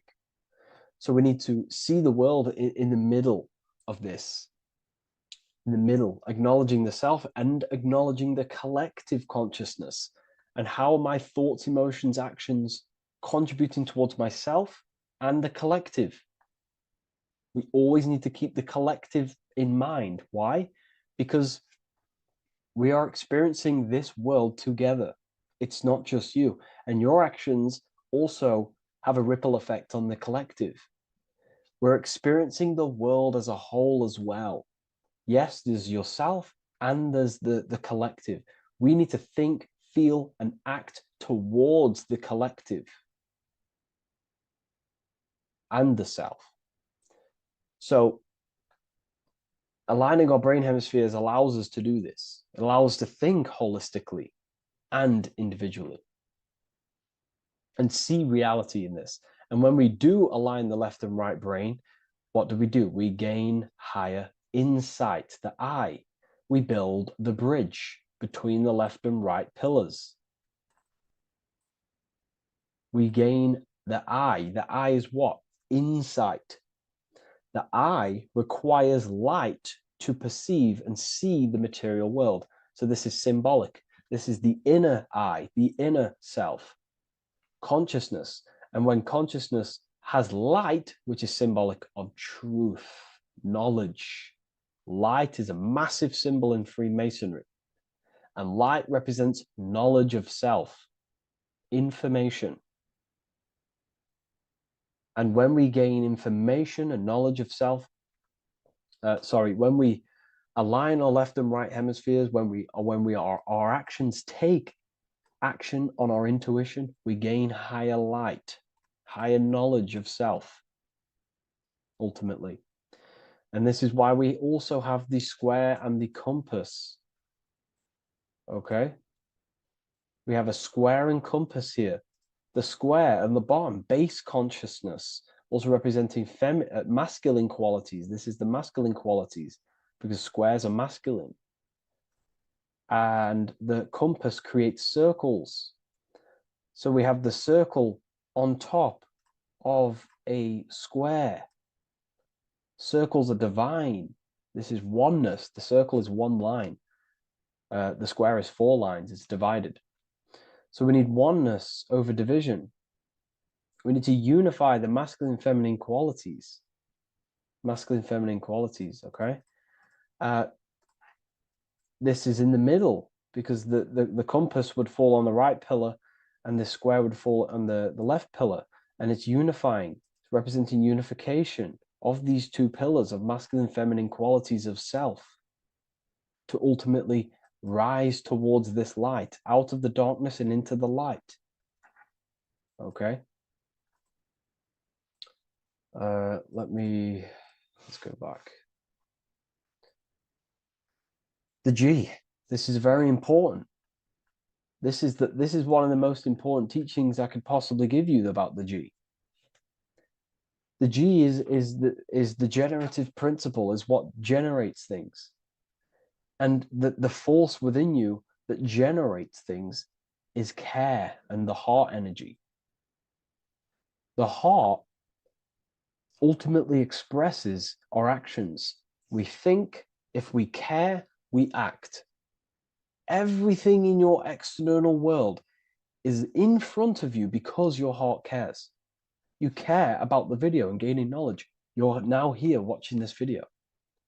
That's the care energy expressing actions. So in order for us To truly get out of this divided consciousness, we have to go through the G. We have to go from base consciousness, the square, divided through, we go through the G, because we have to care. And if we care, we'll reach the higher mind and gain higher self-knowledge and master the self. You cannot do this if you do not care. And if you do care, you will take action towards it. If you're watching this and you don't actually truly deeply care, you won't take the action, you'll just gain the knowledge, which is ultimately useless. You have to take action on this knowledge. And if you do not, there's no point watching the video. It's difficult. It's difficult. It's not easy. And things, throw us off our path sometimes. I understand. I'm not saying I'm perfect, but we ultimately have to give care towards reaching higher knowledge. Seek and you shall find. If you have the care about reaching higher knowledge of self, you will seek it and you will take actions towards it. Okay. We see this everywhere, and I mean everywhere. The Temple of Solomon has the two pillars, Jachin and Boaz pillars, feminine and masculine qualities. Sol, O, Mon. Sol is sun, Mon is moon. It's building the temple, which is the temple is the inner self, ultimately. It's symbolic. The temple's not a real place. The temple of self, building the Temple of Solomon and reconstructing the Temple of Solomon, is about reconstructing the self through masculine and feminine qualities. We see it everywhere. And this is very symbolic, like very symbolic. We have the two pillars, we have building the bridge, and we have a stairway that goes to what you can't see, because it's going to the unknown. You have to have faith. Okay? What I'm about to say is very important. You don't know what higher consciousness is, okay, until you get a little bit higher. This is hard to explain, but I didn't know what everyone talks about, what higher consciousness is. I can't give you my higher consciousness. It doesn't work like that. You have to enter in and go within and have faith, going into the unknown, because you're ultimately going into something you do not understand. Higher consciousness, I cannot give it you. You have to enter the door and take action and think, feel, and act towards it, and you will go to the place, and then you will understand what higher consciousness is. Ultimately, what higher consciousness is higher knowledge and understanding of self, what you actually are. Okay, that is what's being symbolized here. It's again in the Masonic art. We have the darkness. We have to have faith to leap into the darkness, into the unknown.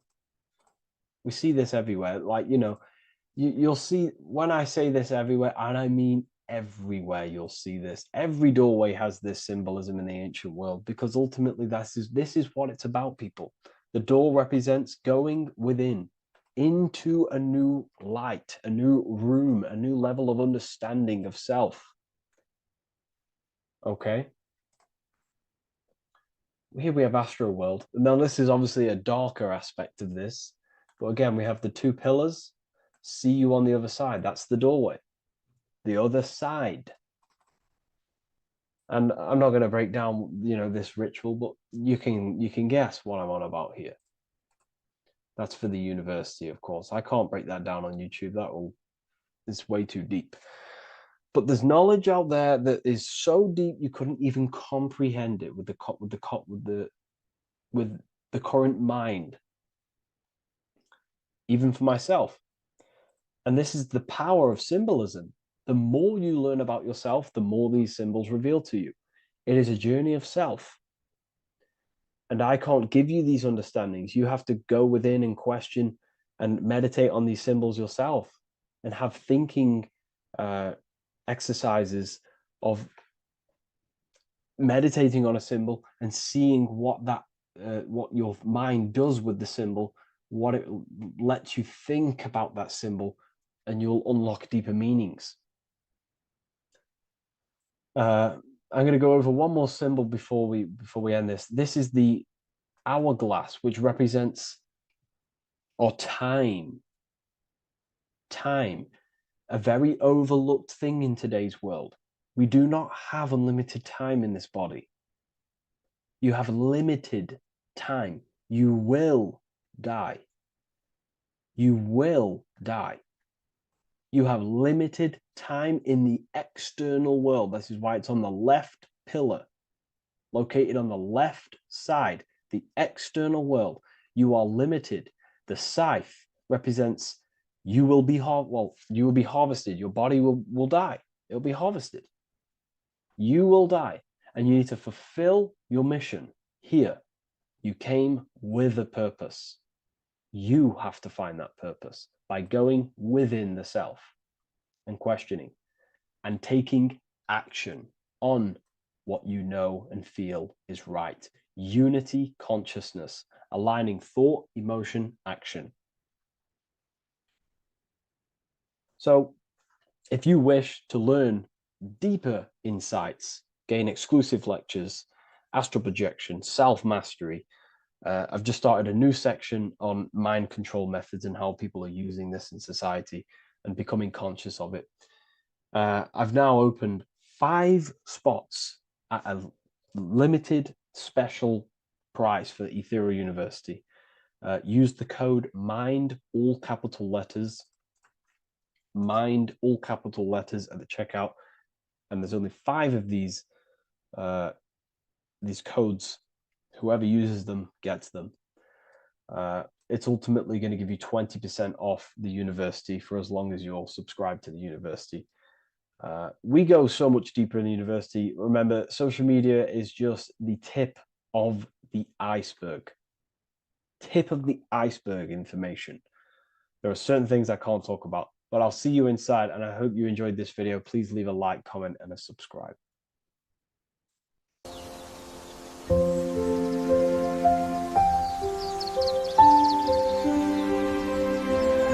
bookofwisdom.com. Visit today.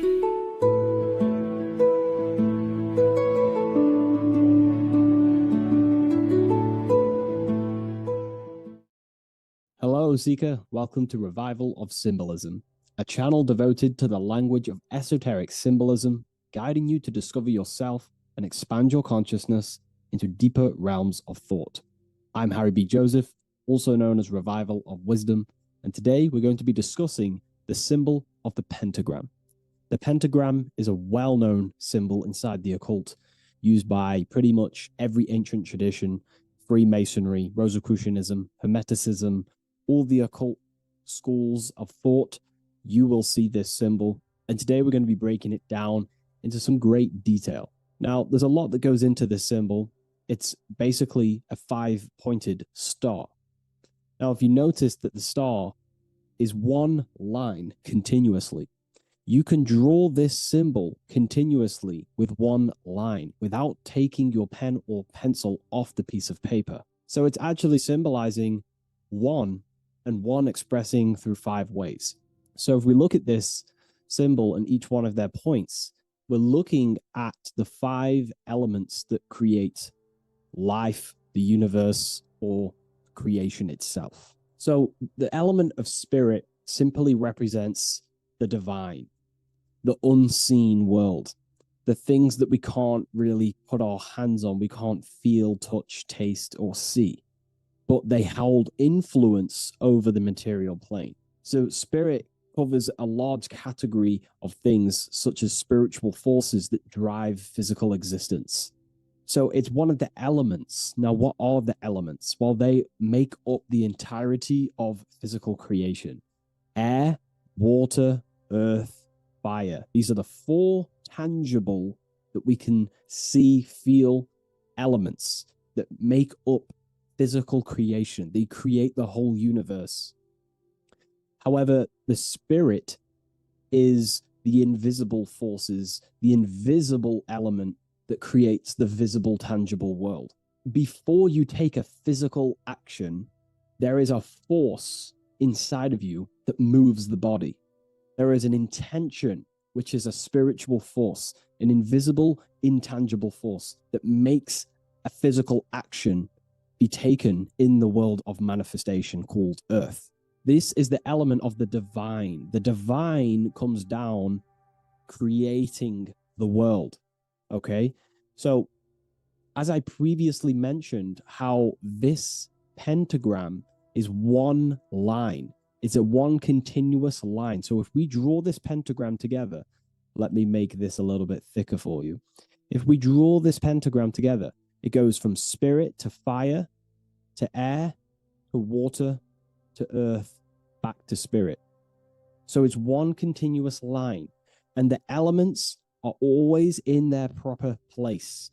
These elements always have to be in this specific order. This is the correct order. If you see air down here, then the pentagram is incorrect. Okay? So it always goes spirit, water, fire, earth, air.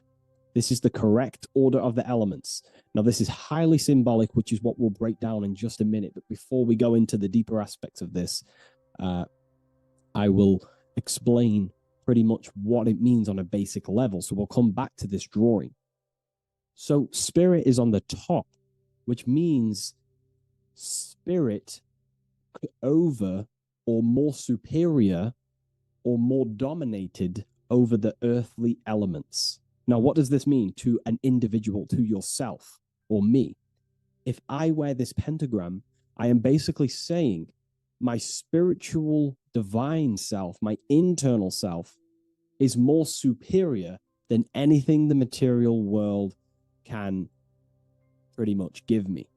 My spiritual journey is more superior. My spiritual self is more dominant over the earthly world and the material things. Okay? Now, not many people are like that in today's society. Most people chase the material things, which means they're ignorant of their spirit. They're ignorant of their divine nature.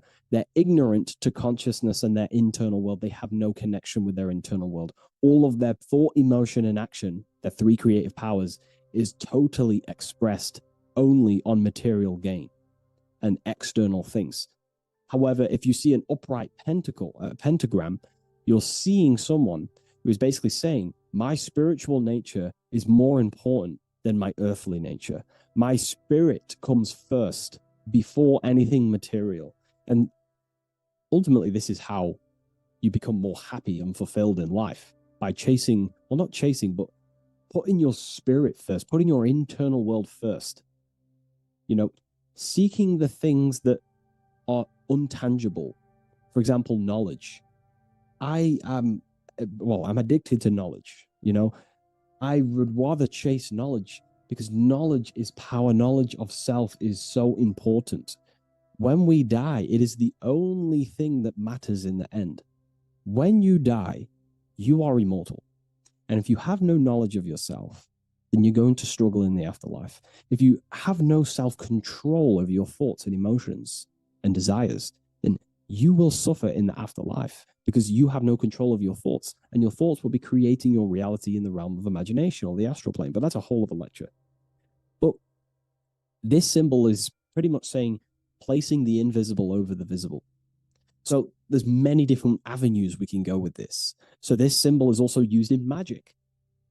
We could use the symbol for manifestation. It represents controlling the inner world to produce then effect inside of the external world. You see? So we have to put this first in magic spirit. We have to change the internal so we can produce change in the external. Reality is created from the inside out. Okay? So this symbol is heavily associated with magic as well, which is a whole other lecture. In this lecture, I'm going to give you a good detailed explanation, but this symbol is so vast and wide, it would take many breakdowns to go into each meaning of the symbol. So it's representing the divine element of spirit coming down and manifesting the physical plane through that process. of this. So, as I mentioned earlier, that I'd come back to this, what we're looking at is the process of spirit turning into matter. This is the process of how spirit condenses into a material form, how higher energy, higher forms, which are invisible, come down and manifest and crystallize into a physical object or a physical reality. So this pentagram is explaining the process of creation. So it comes from the higher realm, spirit, the source, the emanation. An emanation is a thought or an emotion or a desire, which comes down to fire first. Fire represents the will. This is the willpower. This is the willpower. It's still kind of more of an invisible force, but fire is the closest element that represents spirit. This is why we light candles in magic and rituals, because it's literally opening a doorway to spirit. It's the closest element to spirit. So this is why sometimes in alchemical artworks, they use fire to represent spirit. Because, it's quite difficult to use a symbol for spirit because it's totally invisible. So it goes down to fire first, the will. Then it goes up to the air, which represents intellect, the intelligence of the mind. This is thinking, mind, intellect, logic. Then it goes down to water. This is emotion. This is intuition. And then it goes into the earth, which is physical body action. Okay? So spirit represents an emanation. So an emanation is something descending out of the void, out of the nothingness. And the first thing that descends is will, then intellect, then emotion, then a physical action. Then everything returns back to spirit from earth. So it's showing you how spirit manifests into matter. It's also showing you the macrocosm, how the world is created. So ultimately, it's a symbol of the microcosm also. It's a symbol of you. If you put your body outwards, you would see your body in this 5-pointed star shape. So it's a symbol of the microcosm, because you yourself are a microcosm. You contain all of the elements: spirit, fire, earth, water, and air. You breathe air, you drink water, fire in your nervous system, which is electricity, and earth is your physical body. So you are a microcosm of the universe. And this is what the circle, when we see the circle around, this is representing the macrocosm, the circle. So why are you a microcosm? Because you know how the sun changes the earth with its different electromagnetic rays, depending on how far away the sun is to the earth when it's rotating. Well, depending on what model you believe anyway, the electromagnetic rays produce change on the earth. So when the sun is further away from the earth, or whatever model you believe, when the sun is further away, then the electromagnetic rays of the sun are weaker, which means that's what the winter is. The winter is the death and the death of the electromagnetic rays of the sun. We still get sun, but it's just not as powerful as summertime. So nature dies. But then when the summer comes back around, the sun is closer, it produces higher amounts of electromagnetic life force rays, which increases the growth again in the summertime. But this is also not only happening on the earth, it's happening within the body. The body goes through this rhythm. The same rhythm that the external world goes through, your body's going through this rhythm.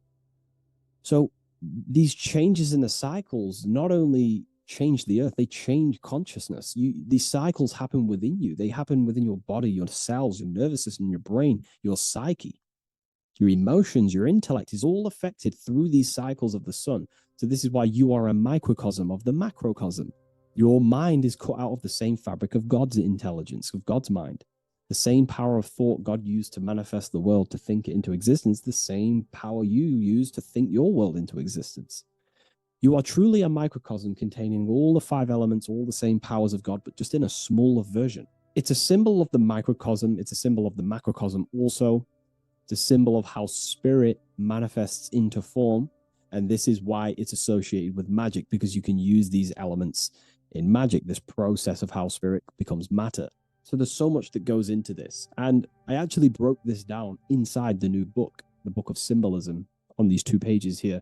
I will do another one on the inverted pentagram. This book, I've basically gone over every Freemasonic symbol, alchemical symbols, every occult society symbols is pretty much in this new Book of Symbolism. But again, it's not a book on symbolism. These symbols are representing forces within yourself. They represent you, and these symbols are designed to awaken aspects of yourself. So this is not a book on symbolism. This is a book on you. Each symbol will awaken different aspects of yourself to help you understand yourself. So anyways, it's a big book. It's going to be very, very soon. I'll leave a waiting list in the description. You can join the waiting list, or I'll just give you an email when it's ready. And I will see you in the next video. Please leave a like, comment, and share. And I'll see you in the next one.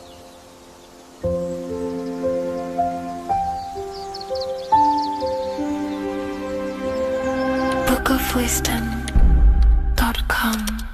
Visit today.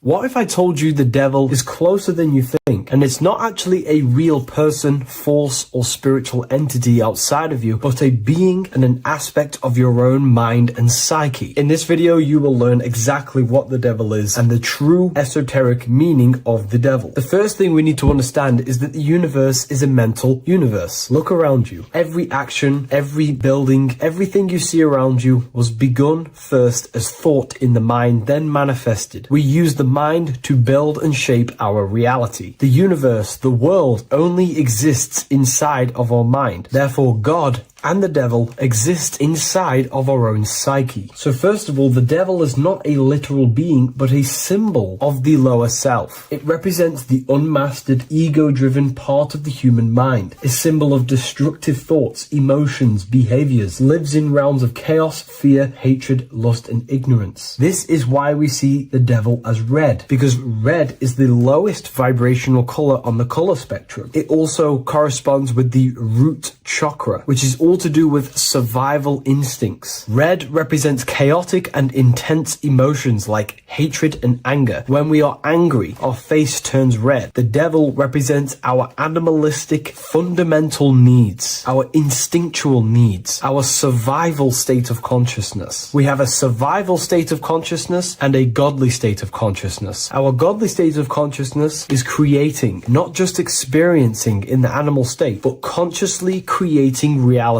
This is why we see the devil with a goat head, an animalistic head, and the head is where the brain is. The animal head represents living off instinct, the part of our mind that lives on urges, impulses, and instincts. Eating, sex, power, ego-driven actions, and ego-driven thoughts. Animals are only aware of themselves. Animals live on instinct. They have no ability to consciously create like humans. This is our lower desires for the material world. That's not to say the material world is evil. However, when our consciousness is only seeking material things, this leads us down a path of self-destruction, because nothing material can ever satisfy our soul. Everything material is temporary. Therefore, the devil represents the part of us that seeks only material desires, only material fulfillment, the ways of thinking where we only think about ourselves and ego-driven thoughts. It also represents the unchecked, unconscious self, where we have no mastery over our thoughts, over our emotional impulses, and no mastery over our actions. We're living in instinct and impulsive states, which causes chaos, selflessness, destruction, and keeps us bound to our lower material 3D state of consciousness. It's important to recognize that the word devil was never present in the earliest Gospels. Instead, what was mentioned was a spirit of evil. This distinction is crucial because it underscores that the idea of the devil, as popularly conceived, does not actually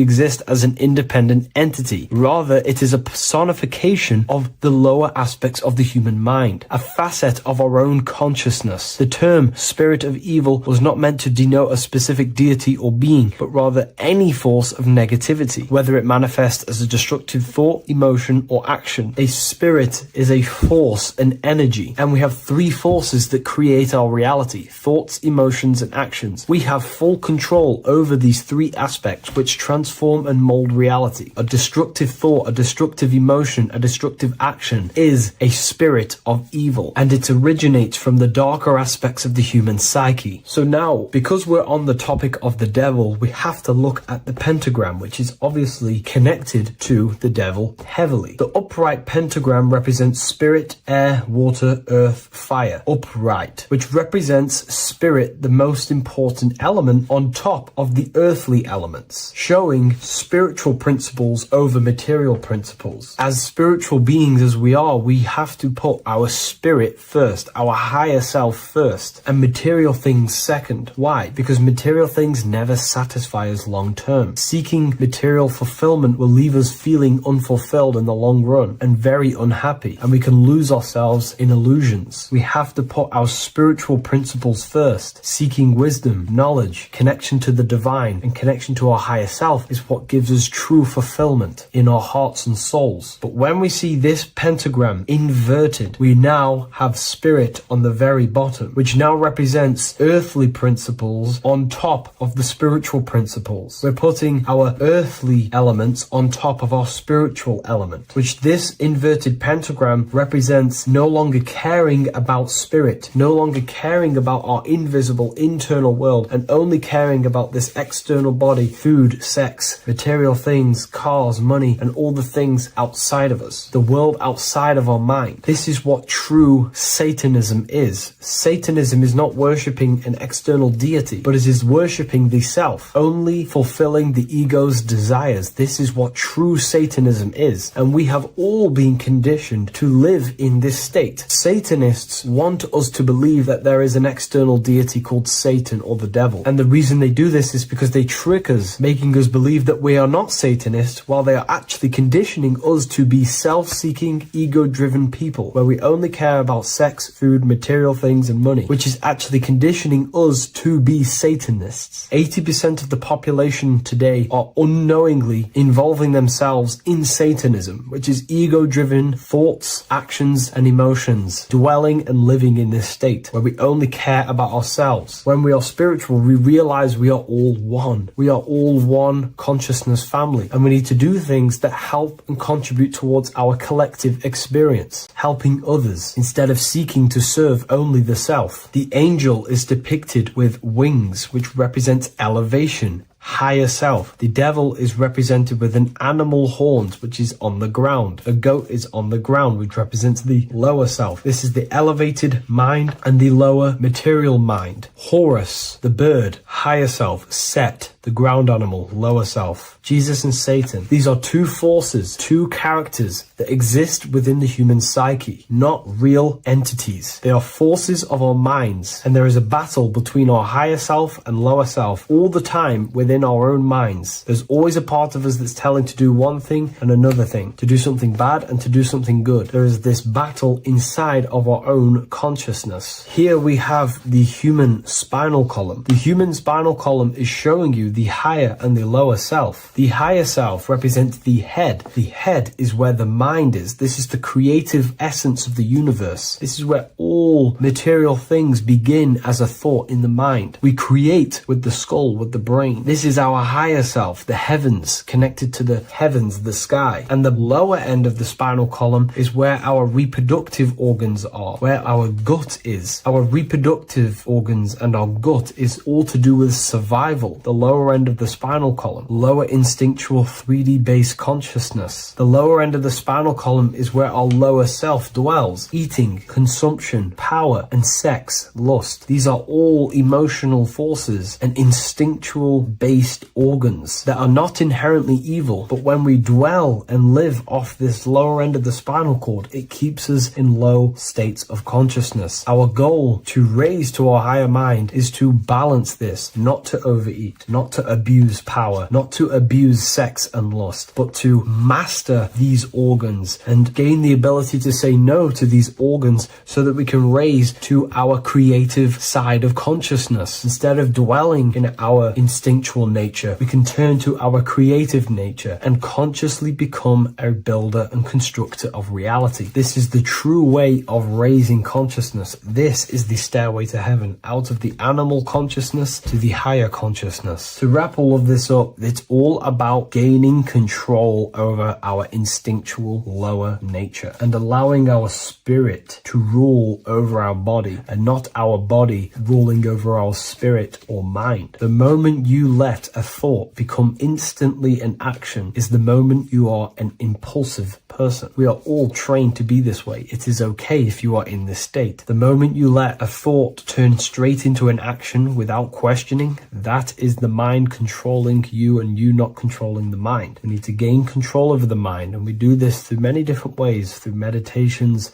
affirmations, and discipline. We slowly gain control over our minds. And once we gain control over our minds, we gain control over our thoughts, and we gain control over the attention that we give certain thoughts. We can then start to uplift our mind, our thoughts, out of our instinctual state to the higher mind. If you wish to learn more about consciousness, I'll leave a link in the description for the Book of Wisdom, Volume 2. Geometry. This is the study of nature, of the codes, the mathematical codes behind physical reality. So today we're going to be going deep into geometry and the true esoteric internal geometry, the geometry that no one really talks about, and how geometry relates to human consciousness. So essentially, what we must understand when it comes to geometry, the basics of geometry is everything is vibration. And this vibration is vibrating on a certain frequency. And this certain frequency creates a geometric shape, which is why in nature we see all of these different geometric shapes. All matter takes form in shapes. So if we put sand on a plate and we vibrate the plate on a specific frequency, we see that the sand goes into specific geometric shapes and patterns. So essentially, matter is energy condensed. It's energy vibrating on a low frequency, vibrating at a certain frequency. So matter is condensed energy. And each geometric shape is manifesting and showing a specific energy. Some shapes carry more energies than others. For example, the cube is what traps energy. A square is what traps energy. So geometry and the flowers are basically how energy manifests itself into physical matter. We are in a world made out of energy or light. Light is energy. So everything is vibration, everything is frequency, and everything is energy. Even the words, each atom in our body, everything.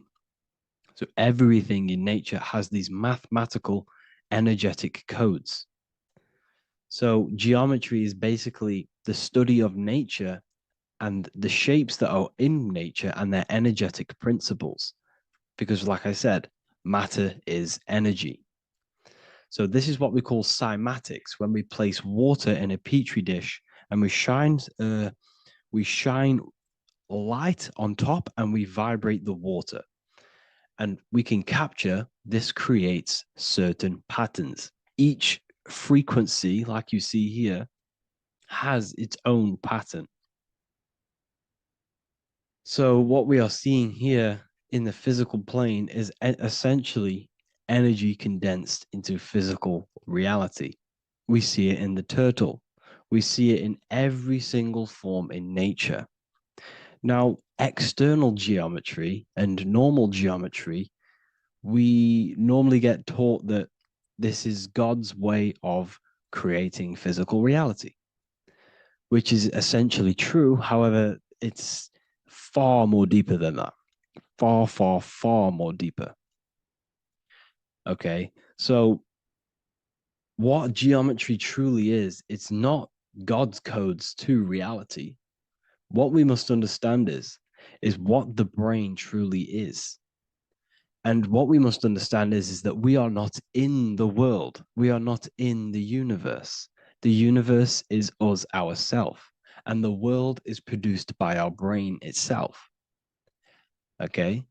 So the way you must understand how the brain works, so what you visually see, so geometry is to do with what we visually see. And what we visually see is heavily connected with our eyes, which are an extension of the brain. The eyes are the brain. And essentially, how we see is energy enters the eyes, and each eye goes to the optic nerve.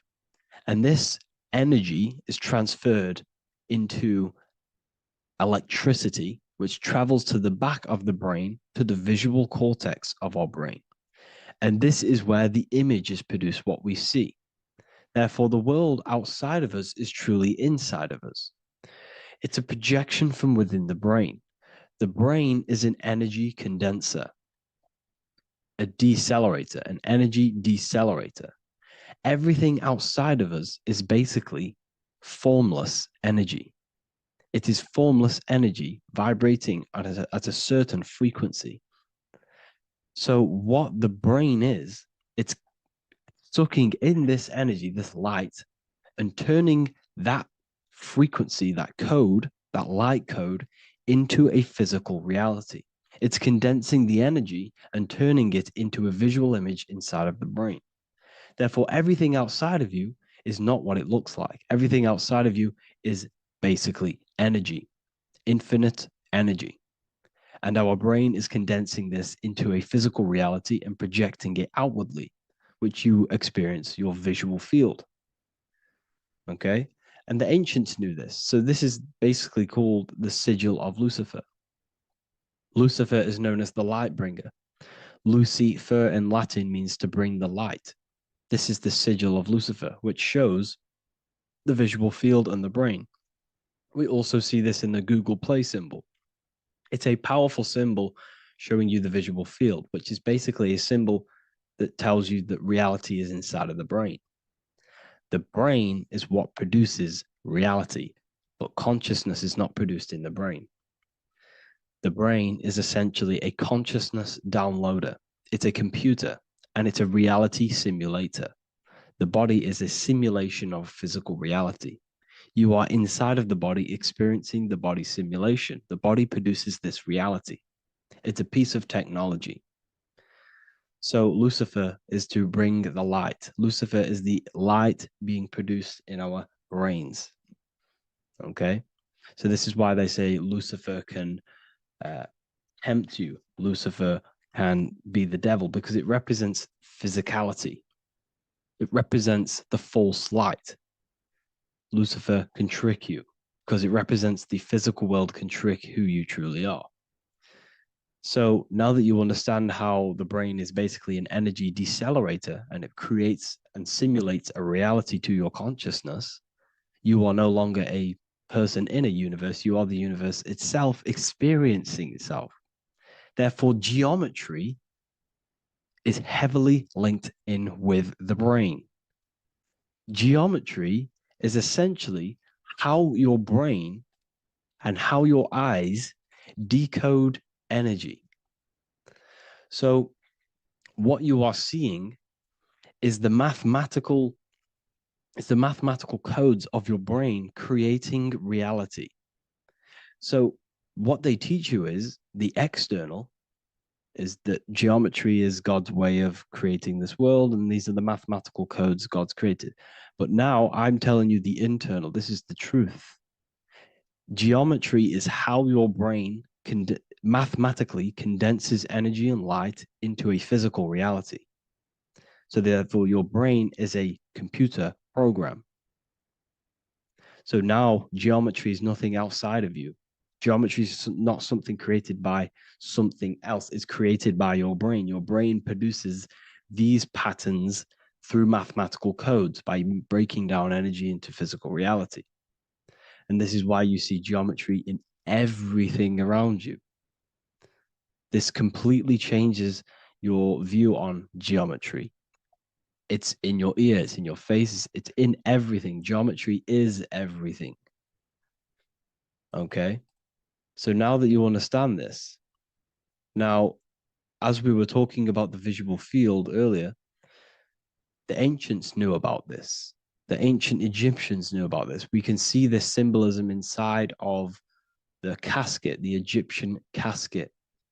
See, this crossover represents the visual field. This represents the back of the brain. This is the left hemisphere, the right hemisphere. And now some of the most simplest teachings in geometry is that straight lines are masculine and curved lines are feminine. And we even see this in the human body. The feminine human body is curvy and the masculine human body is liney. And even with the genital reproductive area, we have a line and a curve, 0 and 1, the binary code of all creation, 0 and 1, because that's basically all that exists. Nothingness and one, nothingness and God, nothingness and consciousness. That's all that exists. Now that I've told you that, the basics of geometry and the line and the curve and the feminine and the masculine, what do we have here? You see this stick here? This is a curve. And what's the right hemisphere? The right hemisphere is the feminine, the feminine energy, the feminine aspect of our brain. Then we have a straight line. This is straight lines. Now this represents the left brain. So the Egyptians are showing you the left masculine brain and the right feminine brain because of the curve and the straight line. And this is the visual field, the crossover. So there's a crossover in the brain. The left eye is connected to the right brain. The right eye is connected to the left brain. Okay, so the left eye is connected to the right brain. The right eye is connected to the left brain. The solar and the lunar. So, like I said, everything outside of you is basically energy. Your body is basically a holographic avatar, condensed energy produced by your brain. There's nothing actually outside of you. Your 5 senses are electrical threads of light. And when you touch something, this is basically electrical signals in your nervous system, which are reporting back to the brain. Therefore, what you touch is actually, you're not touching. The feeling that you feel when you touch something is not the true feeling. That's your nervous system you're feeling. You're feeling your nervous system in the brain. It's electrical signals to your brain. So the 5 senses do not decode, well, what you're experiencing as the 5 senses is not outside of you. This is your brain interpreting electrical signals. You don't experience the world, you experience your nervous system and your brain. The nervous system is an extension of the brain. So this is the truth. This is not woo-woo spirituality. This is true consciousness science. But I'm teaching you here. Okay? So nothing is truly outside of you. It is a universe. You yourself are the universe, the fabric of the universe itself. The only thing that exists outside of you is essentially energy. That is it. And your body and your brain condenses this energy into reality. So when we look into architecture, why is architecture, the ancient architecture, so important? Because what did I tell you at the beginning? Shapes and physical matter is condensed energy. Each shape holds specific energy. Some shapes hold more energy, emit more energy. Some shapes condense energy. Some shapes transfer energy. Each shape, each geometric shape has an energetic principle because matter is essentially energy. So when we look into cathedrals and the ancient buildings, they were filled with geometric patterns, geometric shapes, because they understood the energy principle. Architecture is basically solid energy. It's physical energy. If we create this pattern here is an energy code. And if you stand next to it, you're going to gain that energy. It's going to be imprinted on your body. So essentially, they filled their buildings with high energy geometric shapes. Points, triangles, pyramids are very, very energetic. This is why you have crystal pyramids made, orgonite pyramids. They're always in pyramid shapes. That's why the Egyptians built in pyramids, because pyramids hold high energy. They emit high energy. So this is why you see all these different geometric patterns. Okay? So in the real reality, in the energetic plane, this building would basically look like this: lines and grids of energy. Okay, this is what it would look like in the energetic plane, a blueprint of the energy body. So, as you see here, these are the different frequencies in a petri dish, of water in a petri dish. And you can see they are specifically aligned up with these specific patterns. You can see geometry even within geometry. It's fractal. So essentially, when you would stand inside of these buildings, they would imprint the energy of the building in your body, because your body is healed through energy. You have an electromagnetic field around your body. So by creating buildings with geometric patterns, we are essentially increasing the energy of the building, because the building itself is energy. Okay. So when we fill it with geometric patterns, we're increasing the energy. We're giving it a certain energetic imprint. So when you stand inside of that building, you're being imprinted with that energy. Okay. So especially with these windows, these stained glass windows. Well, why are they stained glass? Well, color is frequency. So when you have all of these different colors, and not only were they just painted, some of these colors are specific gemstones, crystals, natural stones, which all hold energetic principles. Each crystal is vibrating on a certain frequency. Wood has its own frequency, metal has its own frequency. What you must understand is that everything in nature is not just a piece of matter. It's vibrating. The atoms of wood are vibrating on a certain level, which give it a certain energetic principle. Each crystal is vibrating. The atoms of the crystal are vibrating on a certain frequency, which give it a certain energetic principle, quality. So each thing, this is why the ancients were obsessed with natural stones, natural things, crystals, natural metals, and they wore different metals, different things like copper on their bodies, because they understood the atoms of these natural things are vibrating, which give certain qualities to you if you wear them. So you're not wearing it, you're basically putting that frequency onto your body, because they understood this is energy. If I put copper on my body, I'm not putting copper on the body. I'm putting the frequency and the energy of the atoms onto my skin. And that frequency of them atoms are going to vibrate my skin, that frequency, and heal my body. So this is why this is so important. So each building is an energetic code. Okay. So when you stand in these buildings, it can heal your body. This is why when people walk into these ancient churches, they feel like they've met God. They feel a certain way. They feel so amazing when they enter these churches. They feel holy, for example. It's not because God's there. It's not because these man in the sky dwells in these holy places. It's because the energy of these buildings affect our consciousness. They increase your energy. They raise your vibration. They heal your body. They heal your cells. They imprint the water in your body, especially with these stained glass windows. Like I went a bit on a tangent there, but these stained glass windows were encoded. Well, they use different gemstones, different lights, different colors. And when the sun would shine through this window, well, what's the sun? The sun is light. Light is energy. The sun's light would go through this filter of the window of the crystals and the different gemstones and the different colors, and the sun's light would be encoded, imprinted with these crystals, with these colors and these natural glasses, which have healing energetic principles. And when you are inside that building, the sun's encoded energy of the window would be imprinted into your body, into your energy field, and it will heal your energy field, and it would heal your body, your cells on a cellular level. Because your body is what? 60 to 70 to 80, some people say 80% water. And water is encoded with vibration. If you say certain things into water, it gives it a specific geometric pattern, like I broke down in the beginning.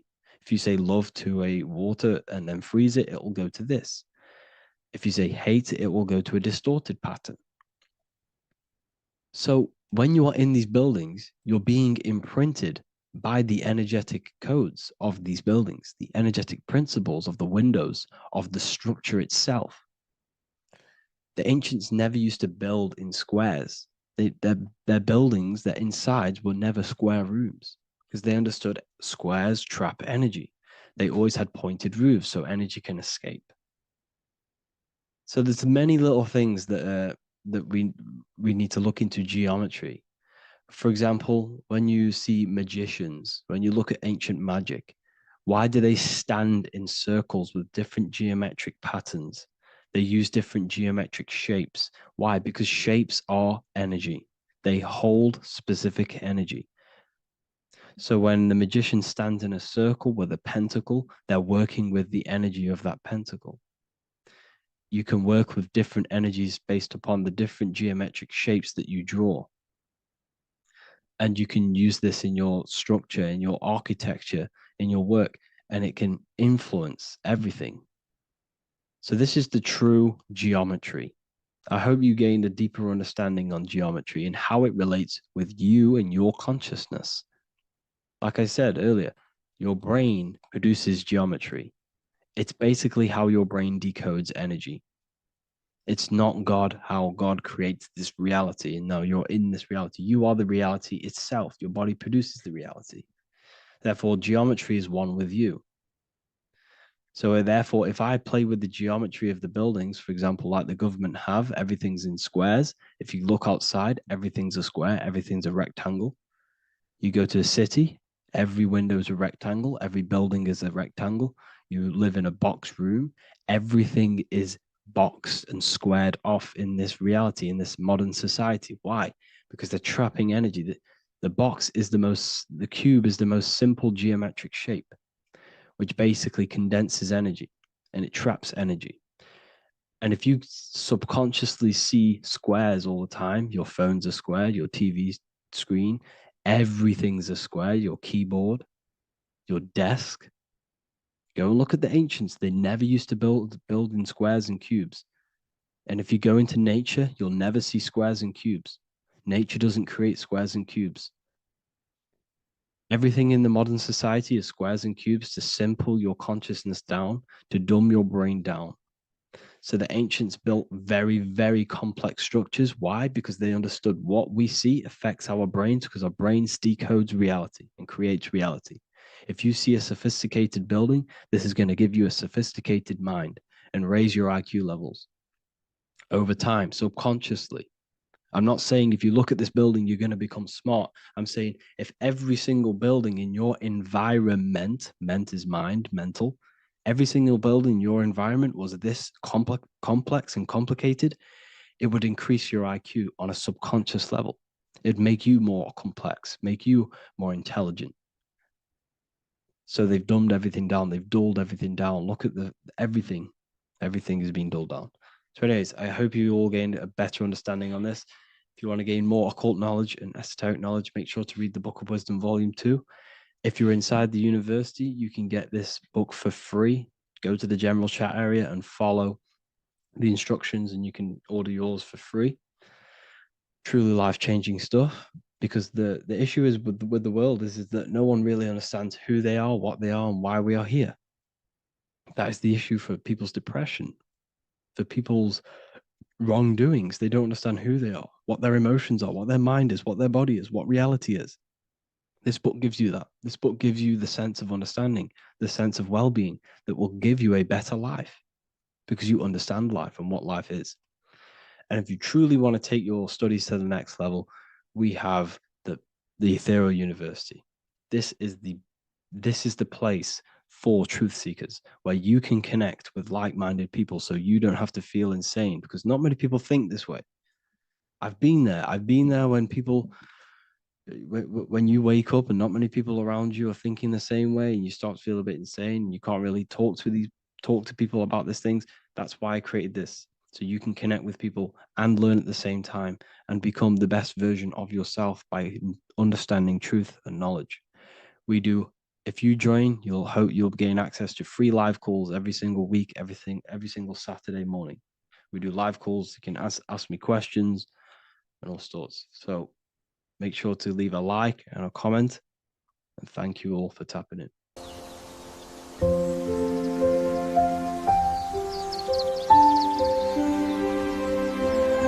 bookofwisdom.com. Visit today.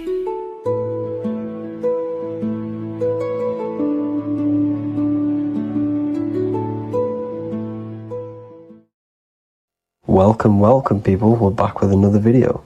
I will now be keeping track of my YouTube and trying to upload every week. In this video, we'll be talking about the chakras. The chakras are the 7 attributes of God, and they are the 7 planets. These are literally vortex portals within us that connect us to these vices and characteristics of God. Each one of these energy centers are a spinning wheel of energy which controls the cells and organs in that particular area of the body. For example, it's literally a mini brain for that area of the body. Each chakra has a vice which you need to turn to a virtue in order to climb up through the system. They work like a stairway system. You have to go through each chakra in order to unlock the one above. This process is turning matter into spirit as you descended from spirit to matter. Saturn is Satan, that's why it's the lowest chakra, and that's why the devil is red, because red is the lowest vibrational color. When you are in these lower states of consciousness, you are in your animal nature. This is your physical side of your nature, and you are mainly being driven by your animal instincts, or your ego. Moving back to your higher self or your spirit self is not an easy process, it takes a while. However, with discipline, consistency, and motivation, you can achieve this, and this is what the ancients called Christ consciousness. Once you have achieved this, it is basically a state of mastery of the mind. You no longer lust for the lower animal nature things.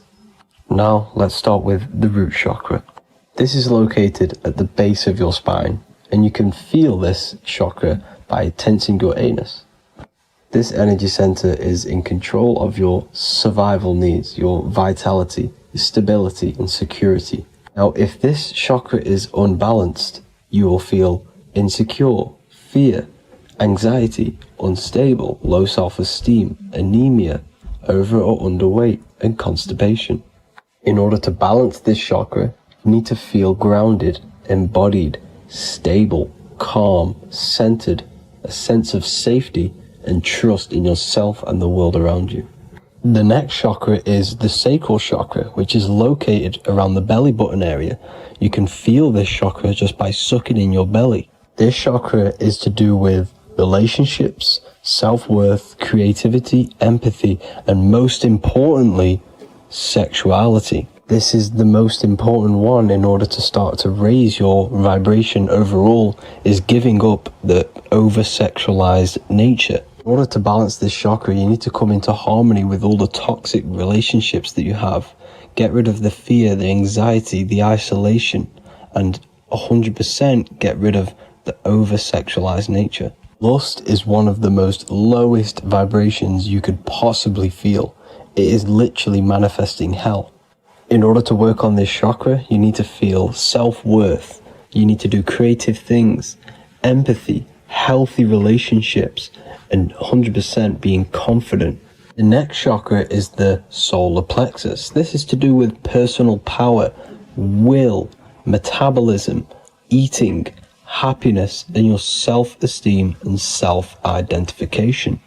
You can feel this chakra just above your belly, below your ribs, and you can suck in this area. If this chakra is blocked, you will feel lack of confidence, difficulty in manifesting your desires, low self-esteem, misuse of power, misuse of dominance, weak will, and shame in yourself. Biggest one for this chakra is overeating, as it's to do with metabolism. If you are overeating, you are literally unbalancing a lot of your lower chakras, not just the solar plexus. In order to work on this chakra and balance it, you want to have a positive self-identification. You want to feel happy, a happy self-esteem, effectiveness to people, not overeating, and a strong willpower. Now for the heart chakra, one of the most important chakras. Chakra is to do with love, understanding, trust, hope, openness, compassion, balance, and forgiveness. The most important because your heart is the tree of life in the body. It is the center of the toroidal field. It is the most powerful chakra. Your heart is 5,000 times stronger magnetically than your brain. Once you have hit the heart chakra and you start surpassing the heart chakra, you are now turning matter into spirit, as the lower three chakras are dense and physical, and the above the heart chakra are turning to spirit. As you can see already, this is a hard and long process of working on yourself physically and internally. The symptoms of a blocked heart chakra would be lack of love or too much love, difficulty to accepting or giving love, lack of compassion, loneliness, and lack of emotional fulfillment. Finally, a lack of connection with a divine or to nature. In order to balance this chakra, the most important thing and the most powerful thing you can do is loving people, accepting and giving lots of love. Second most important thing to balance the heart chakra is balance. You need a balanced life. You need balance in all aspects of your life. Now for the throat chakra. This is a very important chakra as it's to do with communication. A symptom of this being unbalanced is a lack of self-expression and putting on a front all the time, acting with the ego. In order to balance this chakra, you need to constantly self-express yourself. You can't be putting on a front.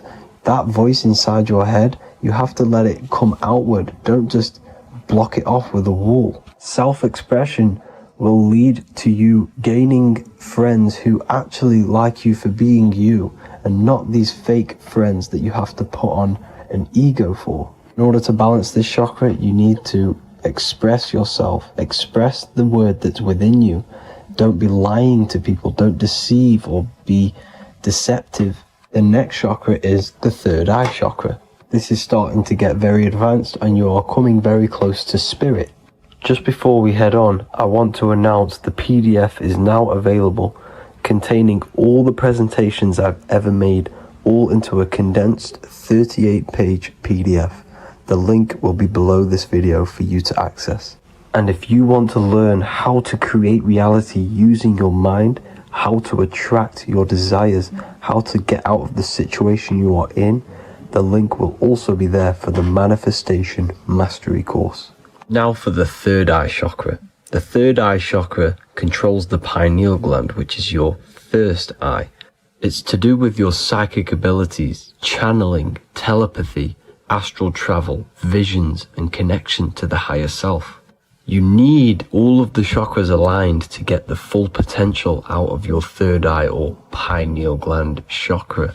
For example, if you're astral traveling and you fear something, you will be instantly shot back to your body. So you need to master all of the chakras before you go on and try and do these higher spiritual activities. Symptoms of the third eye chakra being blocked is lack of imagination, lack of vision, lack of concentration, blocked or clouded intuition, can't see the big picture, and especially overly reliant on logic and intellectual thinking. A good way to work on this chakra is imagining things, vision things, trust your intuition at all times, always follow that inner voice. Cut out the tap water which contains fluoride. Fluoride blocks the pineal gland. And cut out all junk food because all of this is affecting your pineal gland. When in meditation, you want to focus your eyes and your attention to the center of your head between the two eyebrows. This is where the pineal gland is located. This will help and awaken the pineal gland over time when you keep doing these meditations. Finally, for the crown chakra, this is to do with universal consciousness, all-knowing, enlightenment, cosmic connections, the God source. This chakra is blocked by being cut off from spirituality, plagued by the senses, being tricked into the five senses and being tricked into thinking you are the body. In order to work on this chakra, you need to feel grounded. You need to know yourself, your real self, the voice within you. Have common sense, have specific decisions that you're making, be very direct. Now we've got out of the way all of the chakras, I can now introduce methods and meditations which will help you unblock them spiritually. When meditating, you want to get into the present moment in a nice, comfortable position. Bring yourself to the present moment by saying, I am here right now, nothing else matters. Keep repeating this over and over with your eyes open or closed. After a couple minutes of bringing your attention to the present moment, you can now start to breathe in through the nose deeply and breathe out through the mouth slower than you breathed in. Place your attention on the chakra that you want to balance. Think of a high vibrational emotion like love, and think of this while placing your attention on that chakra. You can do this exercise every day for 10 to 20 to 30 minutes. The longer the better. Another practice you can do is by chanting the Bijis for each chakra. They are here starting from the root chakra all the way to the crown chakra. Or you can chant the 7 vowels. There are not 5, there are actually 7. A, I, A, O, U, M.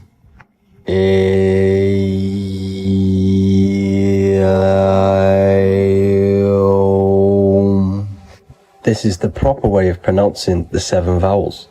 These are so powerful because these are the only things that exist. It is literally the sound of God.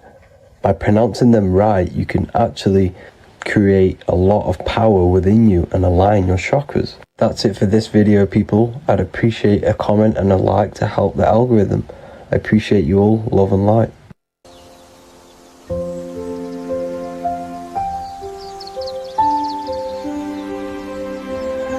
bookofwisdom.com. Visit today.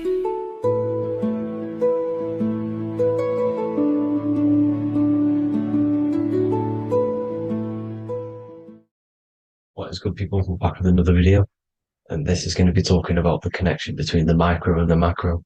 You know, you are the universe, everything is inside of you. So the first thing you need to understand is that the law of mentalism, we are a thought in the creator's mind, everything's being thought into existence. We have a spark of this mind, this same mind of the creator, and everything is a state of mind. Particles or atoms, whatever you want to call them, are a mental thing. They're a product of the mind. Everything's thought into existence. Thoughts influence everything. Thoughts are energetic effects which send out waves into the quantum field around you. And your consciousness is actually the universe experiencing itself, expressing itself, and viewing itself. So we are the creator, but viewing itself in separate bodies. And this is why they call the material world the world of illusions. Because everything's separate here, but we all forget that we are all one. We've all been brainwashed to think we're all separate, but we're all one. We're all the same mind, the same consciousness, everything. So everything's created out of toroidal fields. God created the toroidal field. That's the only thing that exists because atoms are toroidal fields. And it's the basis behind all creation. As you can see it in the owl's eyes. It creates the infinity symbol. And this was the apple. That apple is a toroidal field. And the toroidal field is made out of dielectricity, which is ether. Ether is black light, and this is counter space. This is another realm. This is what creates God to be omnipresent, to be everywhere at one place at all times. He is everywhere because ether is everywhere. Ether is infinite potential. It connects everything together, and that's what energy moves through. It moves through the ether, and that's black light. Everything is light, as it says in John 4:2. God is light. Everything's a vibrational state of light. So the torus field is made out of dielectricity, ether, black light, magnetism, which is white light, which is the center of the toroidal field. And magnetism radiates, it has no vibration. And then when white light splits, it turns into electricity, which is physical material, and that has a vibration. This is the Holy Trinity, the sun, the moon, and Saturn. Saturn, the god of materialism. If you've watched my videos on Saturn, you know that Saturn is crystallizing everything into physical matter. And that's why his old name was El. The ancients called him El. And this is why we get El electricity. This is where El electricity comes from. Because El electricity is only a product of the physical world. which is redshift, blueshift, Adam and Eve. And this is what creates the redshift, blueshift is what is a product of magnetism. When magnetism, white light splits, and this gives us vibration. And this what creates the toroidal field, which is the basis of all physical creation. The sine wave is created out of the magnetic wave and the electric wave. The electric wave is the blue wave, and the magnetic wave is the straight wave, which is radiation. This is vibration frequency. So the magnetic wave is straight, and then you have longitude and amplitude, which is depth, which is dimension. You see how the electric wave has depth and a dimension. This is why you get the cross. This is the cross of Earth. This is the symbol of Earth, of bondage, of physical matter, because it consists of magnetic wave and depth, which is electric wave. And this is where you get the sun cross or the Earth cross, whatever you want to call it. It's the cross of physical matter, and the ancients knew this. This is why they used that symbol.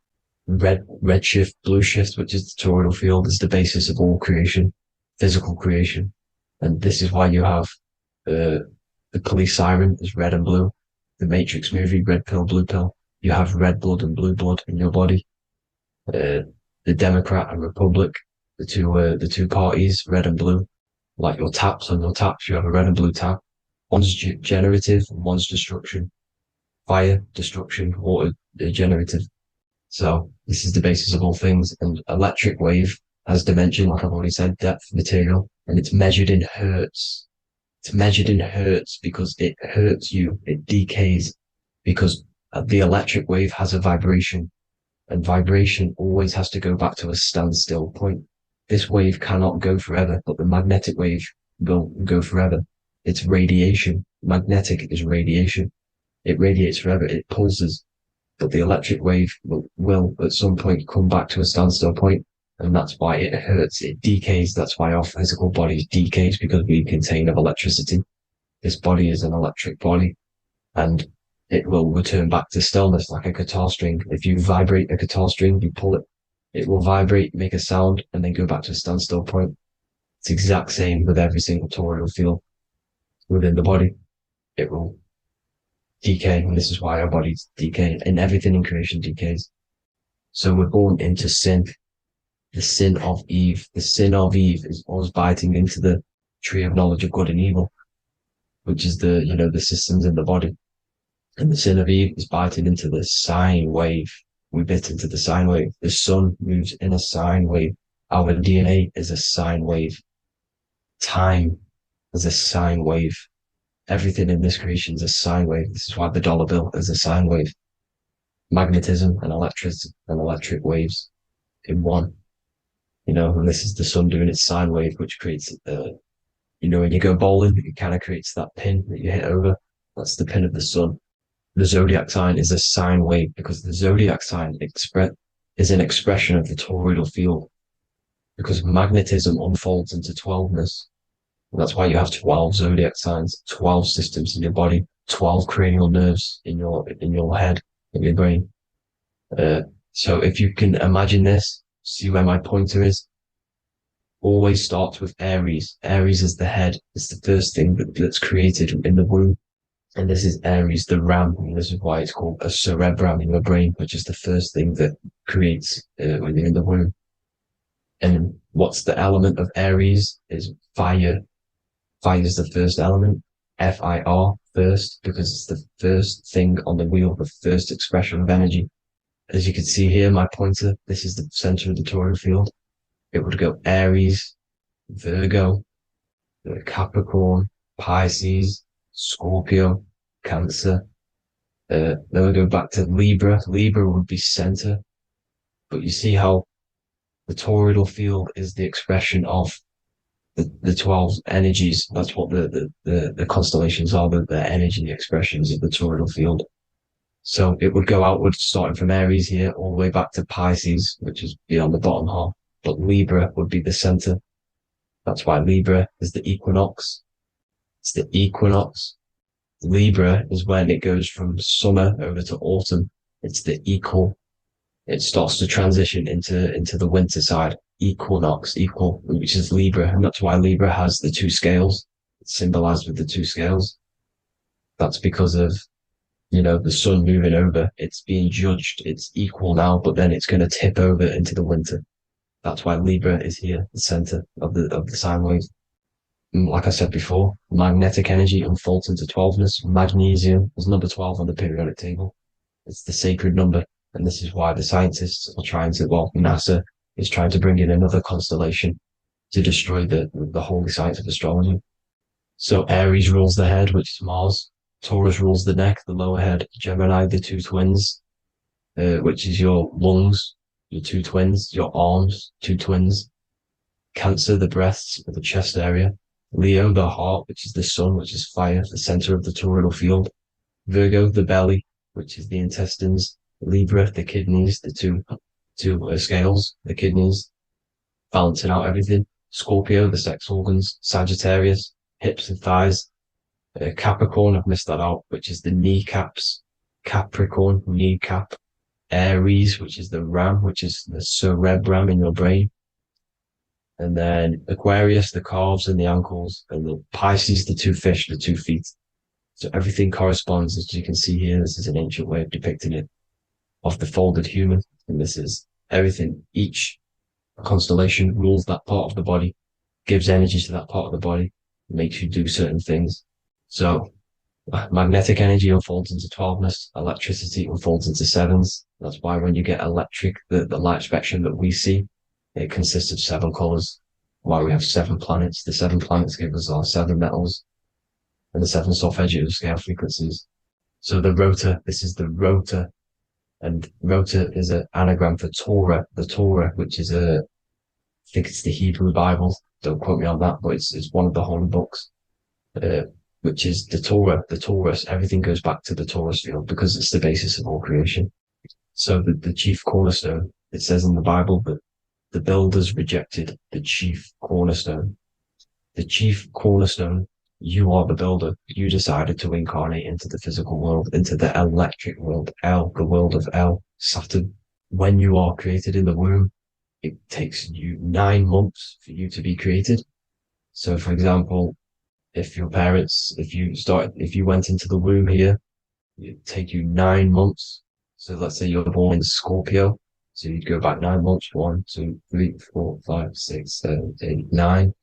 You consist of all of these 9 energies because it takes 9 months or however long you took to be born. Some people are born earlier. You'd have to find out how many months you were in the womb for. But you consist of these 9 energies, and each constellation has a cell salt associated with it. And these cell salts are vital for your health. And your cells are the optimal health of your body. So the chief cornerstone that you rejected is these 3 cell salts, these 3 constellations. So you're mineral deficient in these 3 constellations. For example, fluoride, magnesium, phosphate, and potassium sulfate. So that's the chief cornerstone. And a cornerstone, people always get it rejected with the cornerstone. The cornerstone is not, it doesn't say the cornerstone in the Bible, it says the chief cornerstone. The cornerstone is a cornerstone of a building, but a chief cornerstone is the top of the pyramid. This is where we get the pyramid of the wheel. So you're mineral deficient in whatever 3 zodiac signs you're not. You were not in the womb for. This is the chief cornerstone you rejected. So the human body is the micro. It is the universe in a physical form. It consists of everything in the universe. Just like your consciousness is the universe watching itself, experiencing itself. Your body is the whole universe. 12 systems in the body, 12 zodiac signs, 7 chakras are the 7 planets. The Holy Trinity of you is your Temple of Solomon, the soul and the mind, the sun and the moon. Everything is in you. You consist of everything, all the energies, everything. Heaven and hell. Heaven and hell is a mind state. It's a state of the mind. Head, H-E-A, which is heaven, and the heel, the bottom of your foot, is hell. And the bottom of your foot is the soul. So they're basically saying, it's wordplay. They're saying that your soul is in hell because, with the elites being in control. So they call the bottom of your foot the soul, trying to say that you're in hell. The Christ is in you. And this Christ is Greek for Christos. And Christos is Greek for the oil. And this oil is produced in the cerebrum, the areas, the ram, the cerebrum, it goes down the pineal, the pineal and the pituitary are underneath the cerebrum, goes down the pingala and the ida, the pingala being the positive charge connected to the pineal gland, pin, and the ida connected to the pituitary. And this is the two serpents going down the spinal column. And this is why Jesus goes from Nazareth to Bethlehem, and then Joseph and Mary are waiting for Jesus in Nazareth. Joseph and Mary are the pineal and the pituitary gland waiting for Jesus to come back up the River Jordan, your spinal column. So this is the oil. This is the story of Santa as well. Santa comes from the North Pole. Why? Because the North Pole of the Earth is the center of the toroidal field, and the North Pole of you is your spinal column, which is the North Pole of the toroidal field. The North Pole, he comes from the North Pole. This is the North Pole. This is the South Pole of the toroidal field. Comes from the North Pole, which is your mind. And he goes down the chimney and then back up the chimney. This is the chimney. And he drops off the present, which is the Christos, the oil. And this is why Jesus is crucified at 33, because he crosses over the vagus nerve at the top of your spine. When this oil comes back up the 33 vertebrae, these are your vertebrae here. When it goes up to the 33 vertebrae, it gets crucified at 33 because it crosses the vagus nerve, and he's crucified on a cross at 33. This is the story behind Jesus and Santa. The Ark of the Covenant in the Bible is the two hemispheres which cover the vital parts of your mind, the brain side, which is the cerebrum, the pineal, the pituitary, etc. So the two hemispheres are the two angels, the Ark of the Covenant. This is the Ark of the Covenant covering the two vital parts of your brain. So these are the optic thalamus is another part, and it protects the Christ oil, which is inside at the center of the brain.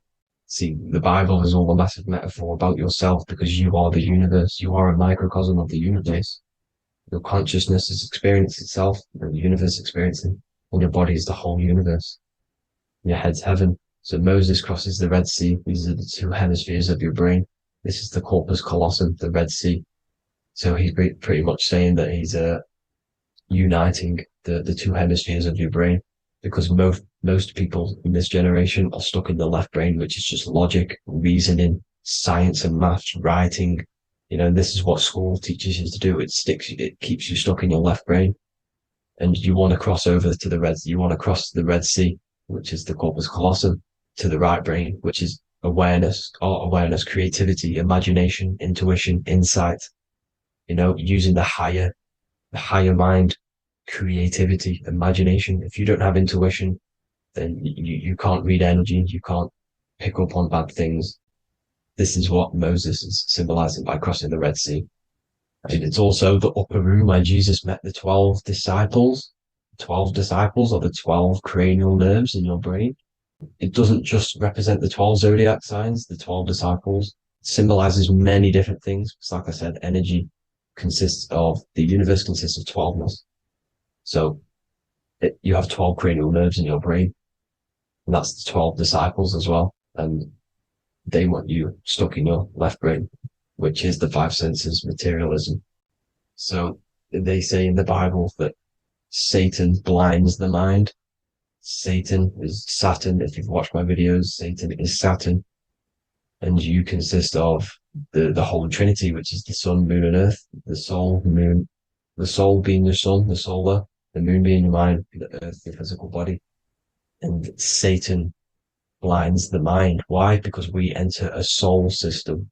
This is a soul system, not a solar system. And Saturn is the Lord of the Rings, which is the outer ring. When your soul enters the soul system, your soul starts to materialize. It hits Saturn. Why? Because Saturn starts to materialize you. You take on the 7 virtues, which are the 7 planets, which are your 7 chakras. And to get out of this soul system, you must get out of your lower nature, your animal nature, which is lust, desire, greed. The number of the beast, 666, which is Saturn, Satan. So you enter the soul system, you take on the 7 energies, which you turn into physical matter. And this is your descension from heaven to say hell. And then you must raise back up from matter to spirit. They say Satan blinds the mind. Why? Because your mind gets materialized. Your soul and mind get materialized. And when you get materialized, it's an intense experience. You lose the divinity within you. You forget the divinity. So Satan, which is the first planet, the first energy you take on, the material body, he blinds the mind. He makes you forget everything, your divinity. Then you must remember, ascend up Jacob's ladder, the 33 vertebrae, to heaven. And this is a microcosm of the macro, because you will ascend back up to heaven if you do this, when you leave your physical body, when your body decays. So when it talks about in the Bible, completely destroy them, the Hittites, the Amorites, the Canaanites, all the ites, this is what God says to the Israelites. It says completely destroy them. It's basically symbolizing saying destroy your lower nature. The Canaanites, cannibals. We're under a Canaanite system now, which is cannibalism. And this is flesh eating, lust, greed, all the demonic stuff, all the lower vibrational stuff, the lower nature, eating, sex and survival, the lower three chakras.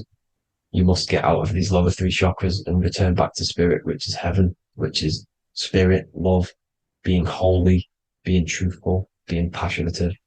Going back to Satan blinding the mind, all of the planets are made out of these three symbols. Satan blinds the mind, and that's why Satan's symbol, this is the symbol for Saturn, Satan, the symbol of Saturn is the cross, which is physical matter, the earth, over the moon is your mind.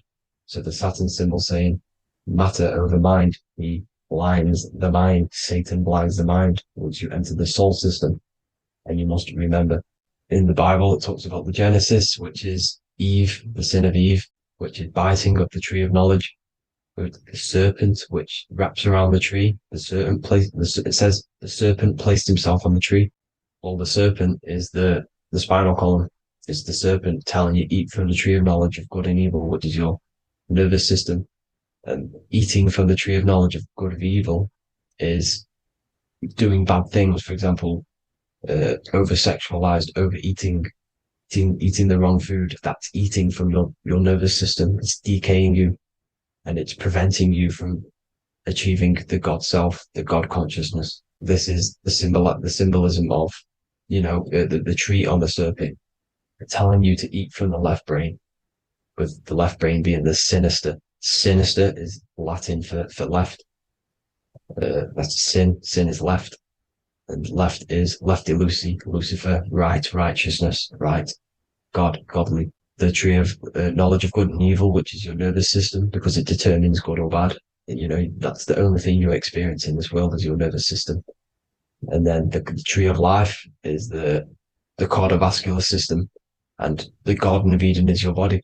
So that's it for this video, people. I hope you've got a greater understanding of how you are the universe and everything is inside of you. Just keep in mind, you are the universe experience in itself, and your body is a reflection of everything. The 12 constellations, the 7 planets, everything's inside of you. This world is an expression from the inside outwards. You can't affect the outside world to manipulate reality. Everything's inside of you. I hope you got a greater understanding of this. God bless.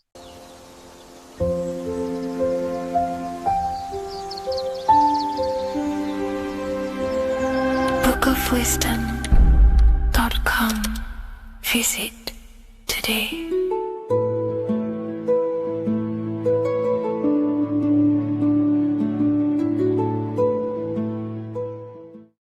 What if dreams aren't random at all, but messages from a deeper part of yourself, trying to show you things? In this video, you're going to learn exactly what dreams are from an esoteric view, how to control dreams, and how to dream more frequently. Dreams are not nonsense. They are expressions of the subconscious mind. In the daytime, we're using our conscious mind, what we are aware of. This represents the daytime, the sun, the external world. We're operating in the external, outside the body in the day. But when we go to sleep, we return inward. Everything does this breath. We breathe in through the nose and out through the nose. Everything does this in and out process in the universe. We live, we die every single day. We wake up, we express things in the external. Then at nighttime, we return back to darkness, back to the internal. This is the breath. of the universe. We have summer, we have winter. This is the breath of the sun and the seasons with the earth. You have an internal world and an external world. External is physical, the internal is spiritual. Like I said, when we go to sleep, we are returning back to the internal world of your own consciousness and subconscious mind. Your subconscious mind holds everything about you,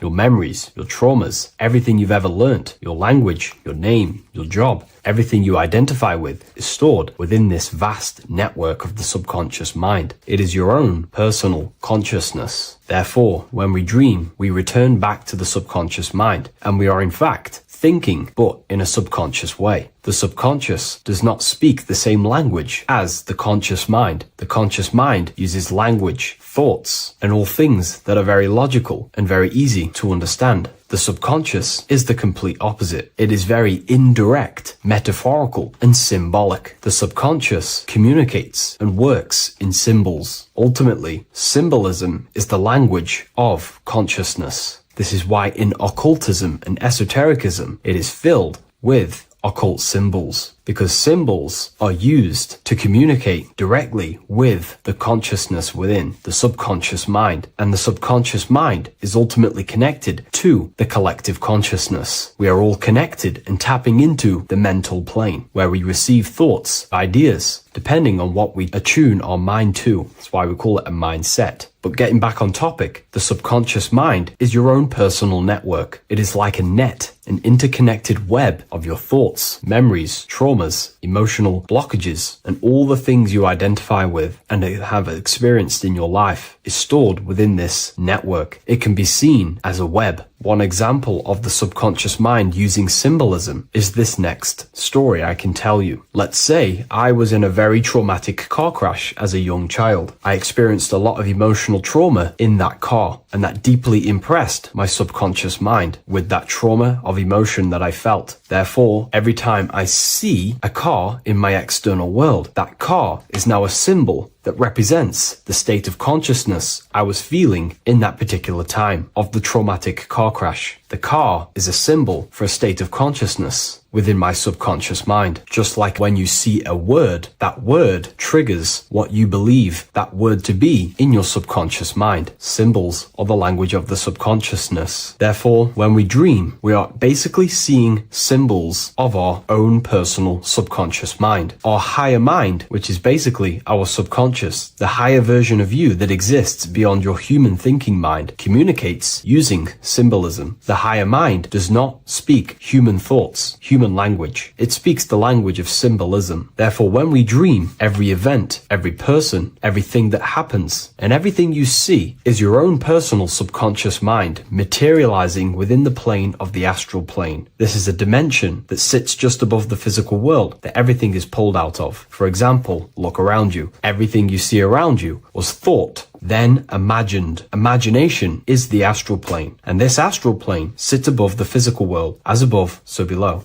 These objects were thought, imagined within someone's mind, and then pulled into a physical reality. Therefore, the imagination is what you're experiencing within a dream. It is your subconscious mind thinking and materializing within the imaginative plane. For example, let's say you are a Christian, you believe in Jesus your whole life, you have lots of emotion towards Jesus. This deeply impresses your subconscious mind. You believe in him so much, you go to sleep, you have a dream that you meet Jesus. You did not meet directly with Jesus. You met with your own belief. It was your own belief materializing within the imaginative plane and revealing itself to you. Dreams are materializations of your memories, your subconscious beliefs, traumas, and anything that could be inside the subconscious mind. It is your subconsciousness revealing itself to you in a material form. Let's say you have a nightmare. There is a big dark figure chasing you and you are running away in fear, away from this dark figure chasing you. That dark figure is not an external entity. It is not a spirit or a jinn or a demon. It is in fact an aspect of your own mind. It is a symbol that represents maybe a fear, a trauma, or something you are running away from internally, inside your subconscious mind. Something that you are not addressing, but something that is fearful, something that can be controlling you on a subconscious level. Let's say you have a fear to address something in your personal life. You want to address someone who is getting on your nerves at work. You continuously put this off and you fear doing that situation. Over a long period of time, this can slowly control you subconsciously. You start to avoid the person, avoid any contact. It is subconsciously controlling you. This is not the best example, but you can see what I mean. Hidden fears and traumas in the subconscious mind can subconsciously control your actions and ultimately lead you to low states of consciousness, keep you from reaching your higher potential, and ultimately create blockages within your own consciousness. That figure in the dream is a materialization of something that you are fearing and running away from and not addressing. This is why people always have dreams of traumas that they have experienced as a child or when they were younger, or maybe from a year ago or two. It's because that emotion is deeply impressed in the subconscious, and the subconscious is always trying to reveal things to you, communicate to you that you need to change, purify, and maybe heal within your own consciousness. This is how the higher self communicates to you, through the language of symbolism. Once you understand this, dreams can become a very powerful tool, not just entertainment at night time. Your consciousness never rests. Your consciousness is eternal. It is the very spark of the divine. Your body needs rest. Your consciousness is not physical. It does not need rest. So this is a way you can identify what your dreams are trying to show you, is by writing them down. A dream journal. Every single dream that you have a book placed near your bed. Every time you wake up, first thing you should do is pick up the book and write every single detail that you can remember about the dream. The people that you met are all symbols or aspects of yourself. Maybe it is a friend you saw in your dream. That friend represents a state of consciousness that is within you and is trying to reveal something to you. It's about making the subconscious into the conscious, to become conscious of the unknown. Write down every detail, everything you saw, every event that played out, even the details of the clothes that they were wearing. Everything is symbolic within dreams. Write everything down and then analyze the dream. Don't analyze it from a logical mind. Analyze it with the right hemisphere of the brain, which allows you to see metaphors, read between the line. Try and gain the message that it's trying to show you. What does this overall mean to you? And what could this reveal about aspects of yourself that you need to heal or maybe take action in your life and world? Because your higher self is always guiding you towards awakening and fulfilling your mission in the manifested physical world. Dreams speak in symbols, not logic. Ask about your dreams. What is this trying to tell me? Don't take things literally. Look for an emotional tone and symbolic resonance. With practice, you'll begin to understand the personal language of your subconscious mind. Now that you understand that, again, please leave a like or a comment on this video. This is now a technique for lucid dreaming and dreaming more often. This is not going to happen overnight. This is not an easy method. It simply takes practice and dedication. Every morning, choose 3 time slots. For me, I choose 4:30, 5 a.m. and 6 a.m. 3 alarms that are going to go off at these 3 times, half an hour apart from each other. Each time you wake up, stay awake for 5 to 10 minutes. Turn off the alarm. Try and keep your conscious mind awake, but drift back into sleep. There's no other better way for me to explain that. It's very difficult, but try and keep the mind awake, but the body falling back asleep. More than likely, you will drift off back to sleep. Then the next alarm will go off half an hour after. This will wake you up again, guaranteed. You will probably drift back to sleep by repeating this process. After the 3 alarms go off, each one of them times, you're either going to have a dream or a lucid dream, but definitely you will have a dream. And if it doesn't work one time, keep trying it. I've been using this method for a very long time, and I can tell you 70-80% of the time it triggers a dream, and a very vivid dream. And it's ideal for lucid dreaming because keeping the conscious mind awake while letting the body fall asleep, you can become conscious within these subconscious realms of your mind. But when you are conscious inside the dream world, you can do what you want, but you also want to let the dream naturally unfold. If you try and take too much control, then you will wake back up. If you feel any fear in your dream, you will wake back up into the material world. Another tip to dream more often is to meditate before bed. Simply close your eyes and think about nothing for 5 to 30 minutes. Detach from everything outside you, your name, your job, work, thoughts. Mentally detach from the world and the physical pleasures and become pure awareness before you try and go to sleep. This will help you become conscious while being within the self. If you wish to learn more about consciousness, yourself, the Book of Wisdom Volume 2 can definitely help you. I'll leave a link in the description. Thank you for watching this video, and I'll see you in the next one.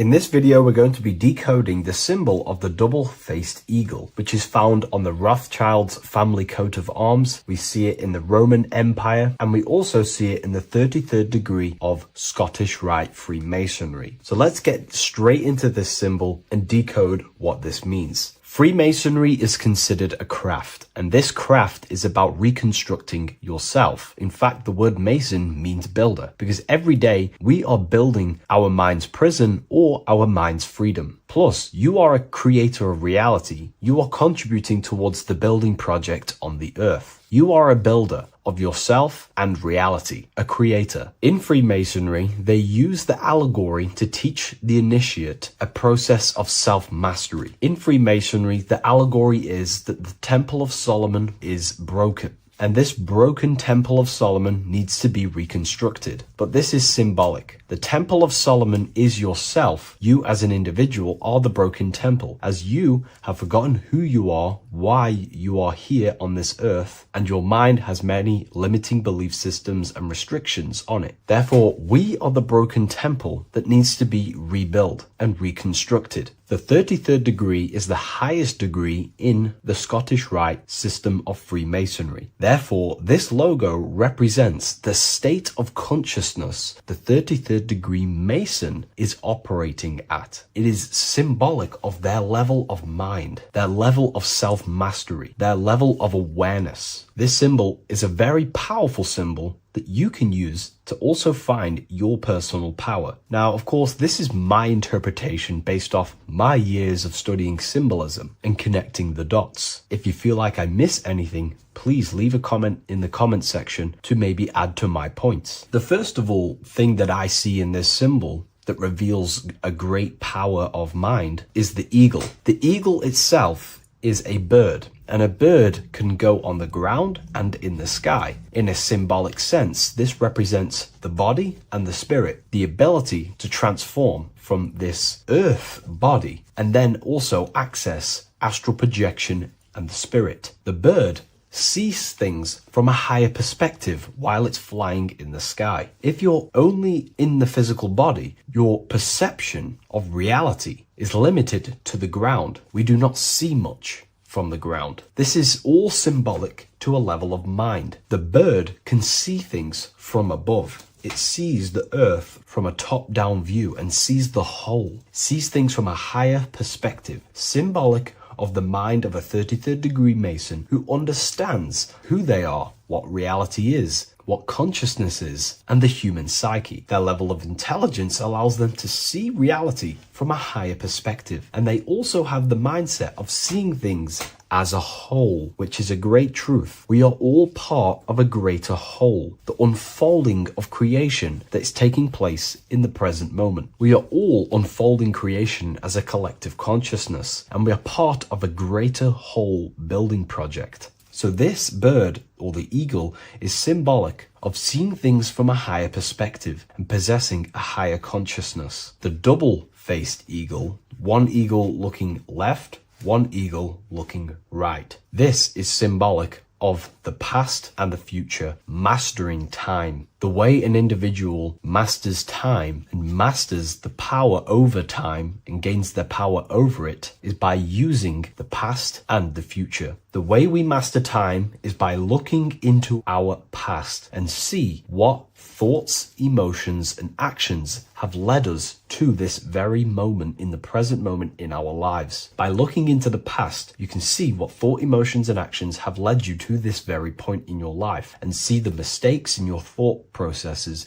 the mistakes in your emotions, and the mistakes in your actions. You can extract wisdom from the past of your past and apply that wisdom in the present moment to then change your future to a better future for yourself and the collective consciousness and your contribution towards the creation taking place on the earth. That is how an individual masters time. You can do this through memory work. Every time you go to sleep, go through your day backwards. Follow the events backwards. What this does is literally create new neural pathways in your brain and allows you to strengthen your memory so you can remember more. Memory work is massive in Freemasonry based off my research. They make you do rituals, memorize rituals, because they're trying to develop these different aspects and cognitions of the human mind. We see that the double-headed eagle is looking left and right, but then joins. This is symbolic of unity of duality, unifying duality. And the only way you can do that is by connecting with pure awareness without distortion of the mind and body. If you turn off your body, it goes to sleep. If you turn off your mind, you go to sleep. But if you can turn off your mind and body, then who are you truly? When you turn off your mind, you're no longer your belief systems, your name, your job, your reputation, your status. You are this pure awareness who's observing the mind. So in meditation, you realize you are not the mind. You are the awareness, and the awareness is singular, and the mind thinks in dualism. So this is symbolic of unifying and seeing things through the lens of the awareness and not the mind, because the mind can produce illusions. So this is symbolic of a state of consciousness of the 33rd degree who sees everything as oneness. We are all one witnessing consciousness experiencing itself. However, this witnessing consciousness is molded differently through the mind. My mind has gone through memories, traumas, events, and belief systems, which makes my mind unique to you. But when we all turn off the mind and connect with pure consciousness, the pure awareness, then we are all, on the deepest level, actually one. The universe is one. This is symbolic of seeing and perceiving that reality and truly maturing that understanding in your consciousness. We also see that the double-headed eagle is standing on a sword, which is a tool. The tools that you possess in life are aspects of your consciousness. Your thoughts are a tool. Your emotions are a tool. Your actions are a tool. These tools are creating and building your reality, and they're also building your soul, building your consciousness. But we see that the double-headed eagle is standing on top of the sword, the tool. The sword is a powerful tool. So this is symbolic of power on the surface level. But if you go deeper and decode the symbol, it reveals something way more powerful. The sword carves through things. It's also a very murderous tool. If you hold a sword towards someone or something,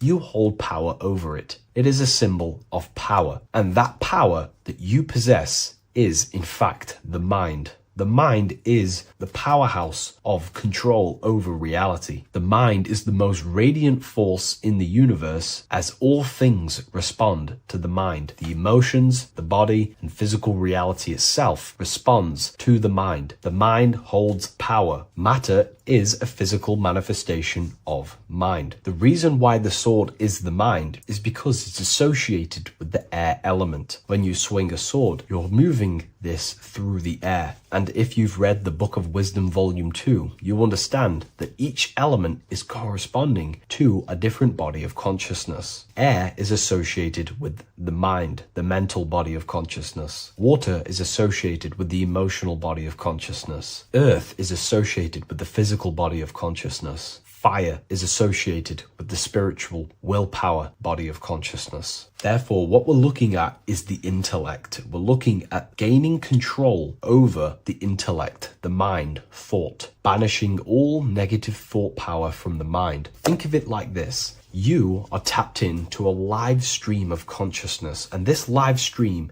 is flowing into you in the present moment. Your mind directs this creational force, this flow of consciousness and power. You can use that mind to think about negative things, anxiety, depression, or you can use that power that's flowing into you for the positive only. The universe does not create what you want. It creates what you are. What you put in is what you get out. Your reality is a reflection of your mind. So it's about using this tool for the good. For example, no negativity even has any space in my consciousness. There is no negative thought that pulls me down. And if there is, I banish it instantly and remove it. So this is about gaining power over the mind and using the mind as a tool to carve your reality with the sword. This is your power. This is your sword. Below we see a banner that says Ordo ab Chaos. Most people see this and understand it as order out of chaos. And yes, it is linked to, obviously, molding society, manipulation. However, on an internal understanding of order out of chaos, it's something much more powerful to the individual. Most people see order out of chaos and see the manipulation that takes place on human consciousness, which is very true. The ruling powers create chaos or a problem in society, then they produce an order and a solution to mold society towards their agenda. That's order out of chaos. However, to the individual, this represents something much more powerful that you can take advantage of. Ordo ab chao, order out of chaos. This is understanding that reality comes from chaos and physical creation is the order of that chaos. The mental plane is chaos. It's just simply pure thoughts, random thoughts. But the physical world is the order out of that chaos, the darkness coming into light. To you, for example, when you first start your journey of self-mastery and spiritual awakening, you are in chaos. My mind was in chaos. My mind had many limiting belief systems. My mind used to think random thoughts unconsciously. I used to take random actions, unknowingly create my reality, and produce chaos. That chaos needs to be ordered. So when there is chaos in ourselves, with different aspects of our minds and subconscious, we need to produce an order so that we can gain power over the mind and over our thoughts, emotions, and actions, the three forces you have 100% control over in your reality. If you try and control anything else other than your thoughts, emotions, and actions, then you are breaking natural law. The only things you have been given power over and to control is your thought, emotion, and action, your mind, your heart, and your body. Order out of chaos is about transforming yourself. When you're in a chaotic state, you have to produce order to transform yourself and change your level of consciousness. If you have chaos in your life, you must produce order. And this is how self-transformation occurs through an individual. Order out of chaos. Now, yes, it is also linked to human manipulation, as this applies to everything as above, so below. Above, we see a triangle with the number 33 and light emanating around it. This triangle is highly symbolic of the element of fire. The upright triangle is fire. The downright facing triangle, the opposite to this triangle, is associated with the element of water. The reason why this is an upright facing triangle with the number 33 in it is because fire is associated with dissolving. If I place this pencil in fire, it will burn this material into its raw form. Fire is about removing the illusions in our mind to gain power over it. It's about dissolving all the illusions in ourself, the false belief systems, the negative subconscious programs and thought patterns. This is about destroying them and producing order out of them. It's about removing the veils of consciousness so you can figure out who you truly are. If I burn this down, it will reveal its raw essence. It's the same with consciousness. If you want to figure out who you truly are beyond your mind, emotions, body, then you have to remove the veils of consciousness. You have to dissolve the mind by meditation and stillness. You have to dissolve the nervous system by keeping very, very still. And you will connect with pure awareness and can connect with lucid dreams and out-of-body experiences. It's like finding a needle in a haystack. If you want to find a needle in a haystack, you don't go looking through the haystack to find the needle. You burn the haystack and the needle reveals itself. That's how you truly connect with who you truly are. And this is why it's associated with the number 33 also, because the number 33 is the symbol of rebirth. Jesus dies at 33 and ascends to heaven. The human mind is fully developed at the age 33. Ice melts into water at 33 degrees. It's symbolic of transforming states from death to rebirth, rebirthing the self. And this is how you rebirth yourself, by figuring out who you truly are. Because when you actually figure out and have an out-of-body experience, or you figure out who you truly are, you go through a mental rebirth. Everything you thought once was true has been completely burnt away, and now you are reborn into a new mind and a new perception of self and reality. So it's about being reborn again. At the 33rd degree, you are reborn again by the understandings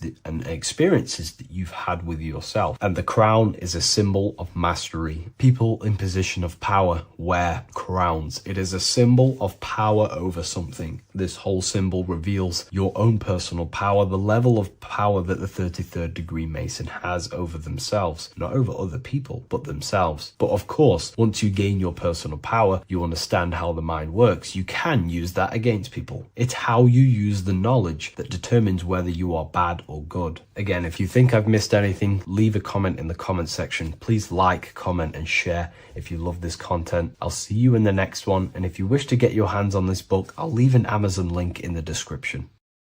What is up, people? How are we all doing? Today, we're talking about the flat earth cosmology. So let's jump straight into this. Please drop a follow and leave a like to help the algorithm. So we live in a torus field. Everything's made out of torus fields. And every torus field has motion. It's what it is. It's the motion of energy. And every torus field has a center, which is the black hole. It's a womb of creation. It's counter space. Now, this is why the North Pole is magnetic, because the center of this torus field is the most magnetic part, the strongest part of the field. So this is why all compasses will point you to the center. And the Earth's magnetic field is spread across the whole of the Earth. And it's spinning, as you can see here. It's like a tornado at the center. And this tornado is the force which is spinning the sun and the moon around us. You got the sun, the moon, Polaris, just like in the Masonic cosmos here. The sun, the moon, Polaris, the all-seeing eye. Now we'll get into Polaris a bit later, but the sun is the magnetic force. Sorry, is the electric force, because every field is electromagnetic. Now, the sun is electric. It's positively charged. It's gonna give you energy. It's feeding energy. The moon is more magnetic energy, which is taking your energy away from you. And this is why you become sleepy when the moon comes out, because it's taking away your energy.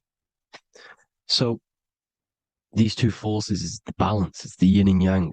It's the balance. Everything in this creation is balanced, because the torus field is the Earth is the plane of inertia, the 0 point within the field, because physical matter is a result of two opposing forces equalized on the plane of inertia. And that is where matter crystallizes into physical results. And this physical plane is the plane of inertia, planet Earth. And at the center of this plane is the black hole, the womb of creation. And outside of this black hole gives birth to light. So the torus field is constantly rotating, going into counter space, the black hole, and then out of counter space gives birth to the white hole, white light. You see? So it's going around, black hole, birth again, black hole, birth again. And it just keeps going around. It's an infinite cycle of energy. And this is where the infinity sign comes from. This is the motion, this is the force which is creating everything to spin inside of this circle. Okay?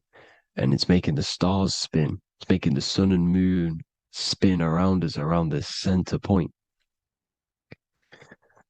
Now here you see Horus and Set putting their feet inside of this dome. This is the royal arch, the arch of the dome above us, which is like you see in the Masonic cosmos, the royal arch of Freemasonry. This is the dome above us, the firmament that the Bible talks about.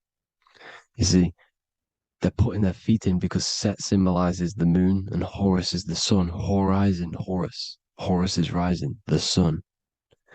So they're both putting their feet around this center magnetic pole, which is the pole, North Pole. And above the North Pole, you have Polaris, the pole of electromagnetic energy. You see? And this is how we get the sun and the seasons. Because the sun, for us, when it becomes summer, it's on the Tropic of Cancer. Then it spirals outwards, going out and out and out, then goes to the Tropic of Capricorn. That's winter for us. Then it comes back in and creates summer again. So it's constantly spiraling around this center magnetic North Pole. You see? So this roof above our heads is the firmament, and this is what they've taken off of us. They haven't physically taken it, but mentally they have taken this away from you. It's a female energy, and this is what the Egyptians called Nut, the sky god Nut.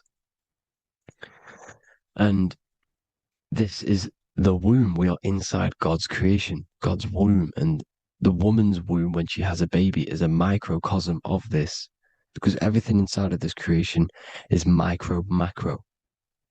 It's a reflection of the bigger things, as above, so below. So the dome above our heads is the dome we are in when we are a baby. And you can see the sacred geometry of it is the exact same. It's the dome. And when we are inside of the womb, the woman, the sacred maker, which is the M, the Masonic M, this is the G male symbol.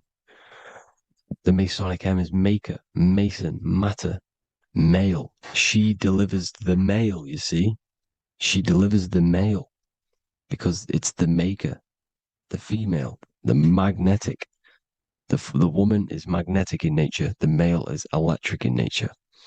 So when we are in this womb, the female, we are being fed by the center umbilical cord, by the center of the mother's stomach.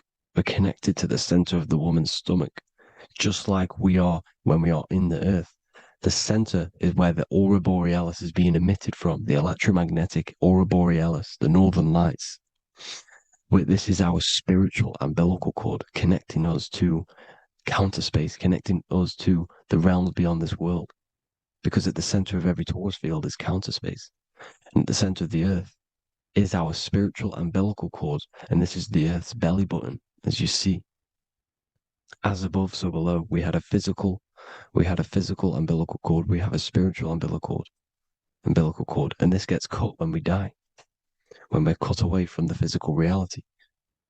You see, here's the ancient Egyptian tablet showing this female. You can see the hair, it's a female above us, because the female energy is nurturing, helping, looking after.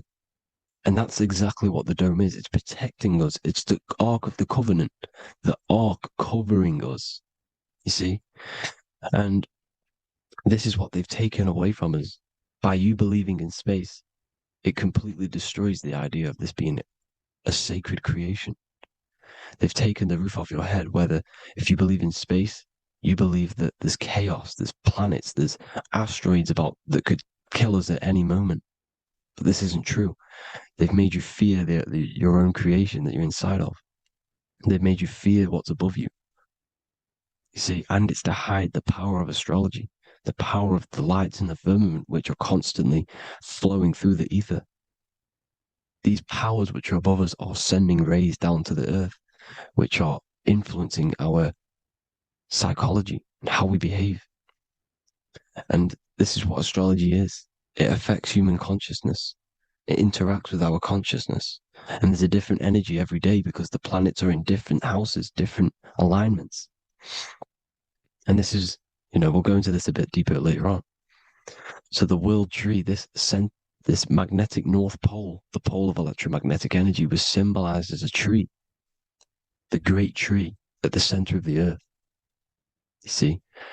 And this tree is symbolized everywhere. You can see here how the center person, this Egyptian person, is holding up the sky. This is the North Pole, the hyperboloid, at the center of every torus field. And this tree was in the Mayan cosmology. This is an ancient depiction. This is the torus field. Here's the plane of inertia. Here's the center tree. Here's the tree in the center, the magnetic North Pole, the woman holding the stars. Here's the Hindu with the two birds symbolizing the sun and the moon revolving around this center tree. The Mayan tree, his Horus and Set around the North Pole. They all knew this flat earth cosmology. They knew these secrets. It's so sacred you understand the creation that you're inside of. Because if you don't, you'll be led astray. You don't know where you are. You're lost. You see? And here's the Masonic art with the rays of the stars coming down with the tree in the center. So it was personified as a tree. And we are in Asgard, Midgard, the middle garden. where there's good and evil.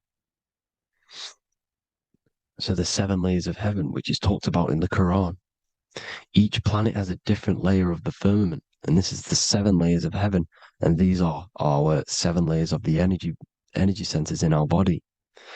So we start in the stars, so we are stars in a physical body. And this is why we say Mr., sister, fraudster, sinister. Stir is star, and we are in the stars, and our star descends into the soul system, not solar system.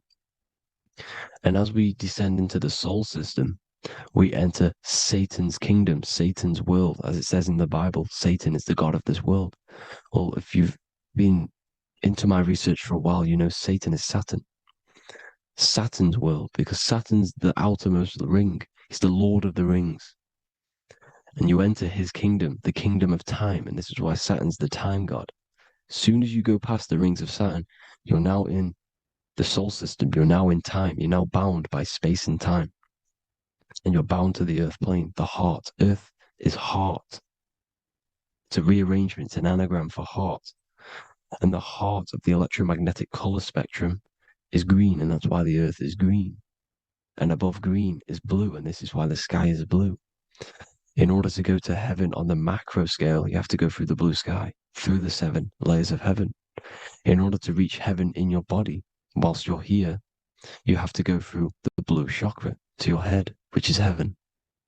It's micro, macro. Everything is micro, macro inside of this creation.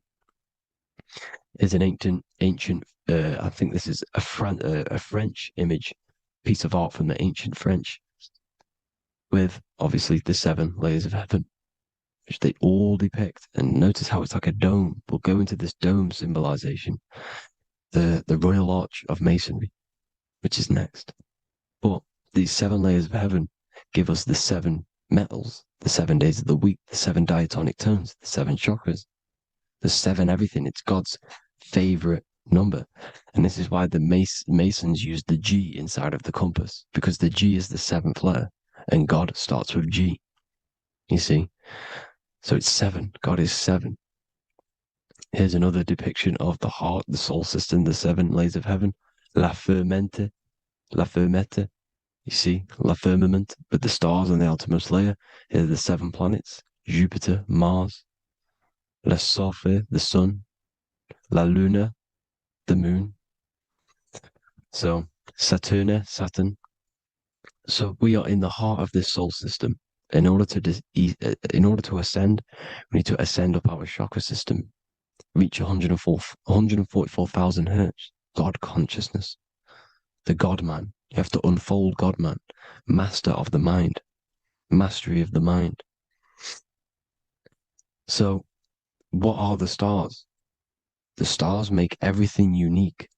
The stars are constantly rotating around the center, magnetic North Pole, the tornado at the center, which is stirring everything. It's stirring the ether. The center is the ether, and the 4 elements are born out of this ether.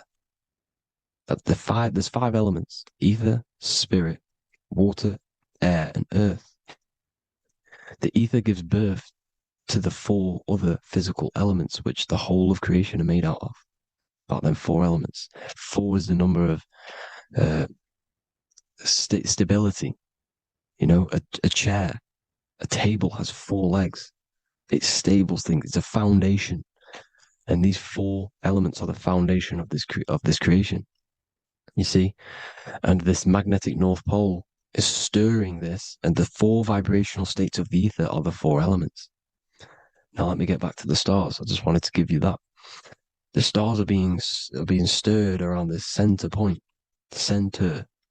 It's stirring everything, and they're always in different alignments. Every millisecond, they're moving in different placements of the stars.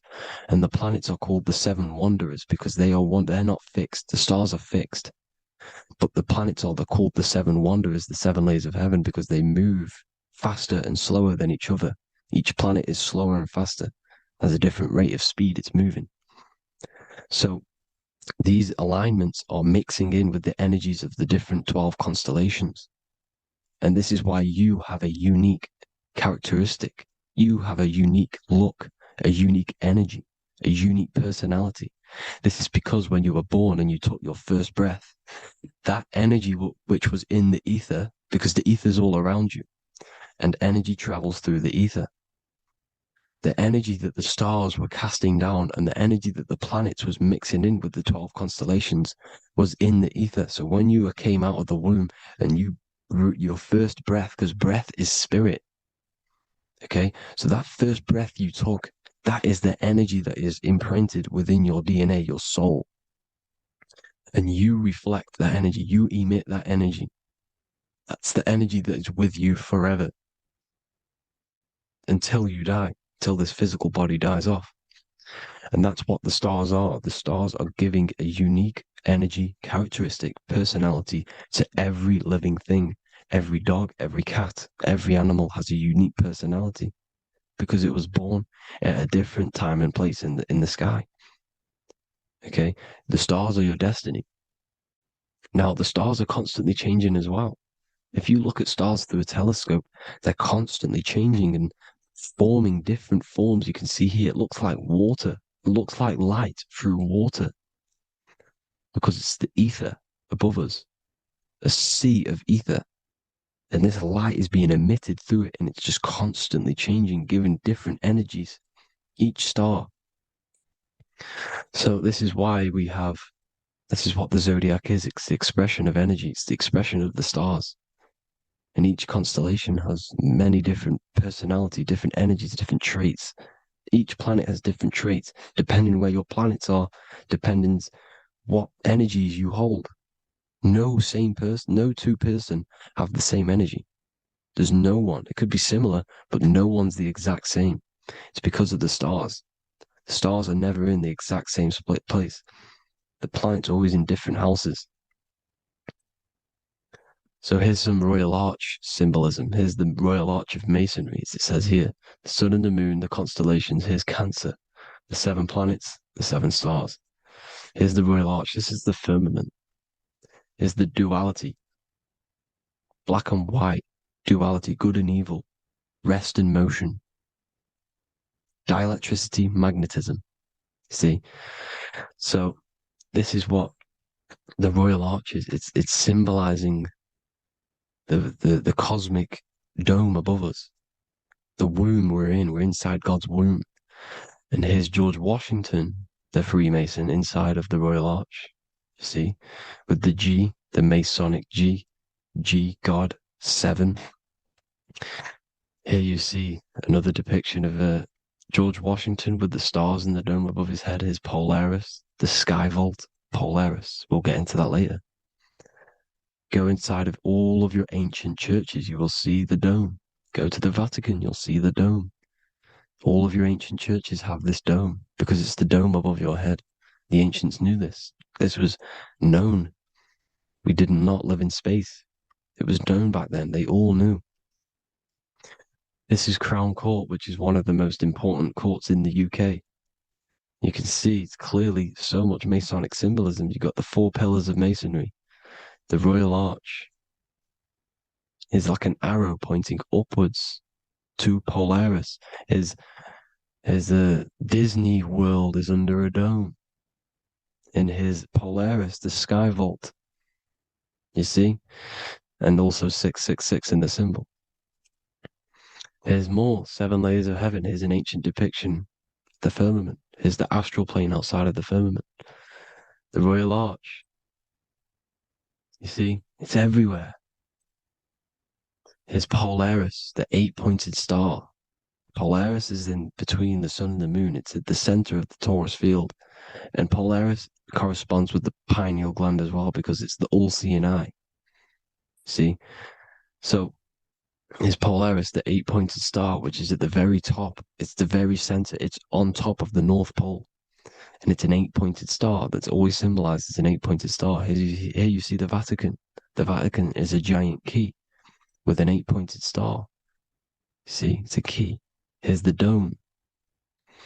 Here's the Space Delta, the USA Space Delta logos.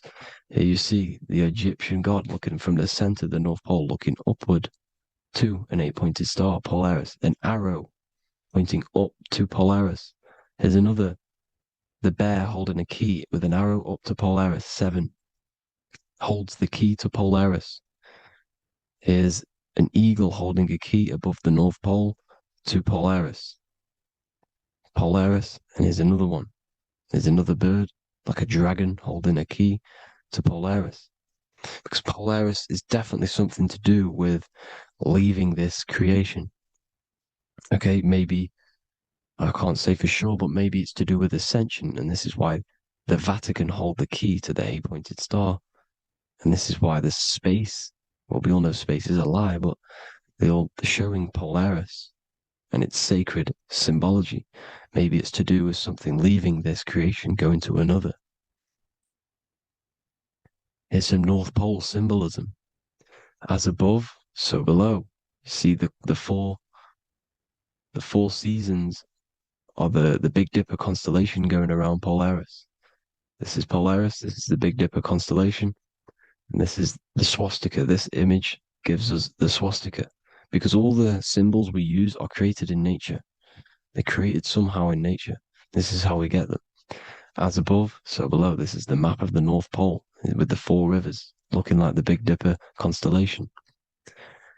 It's the Masonic, here's the ancient cosmology with the four, you see the four islands, Mayan cosmology, 4 islands.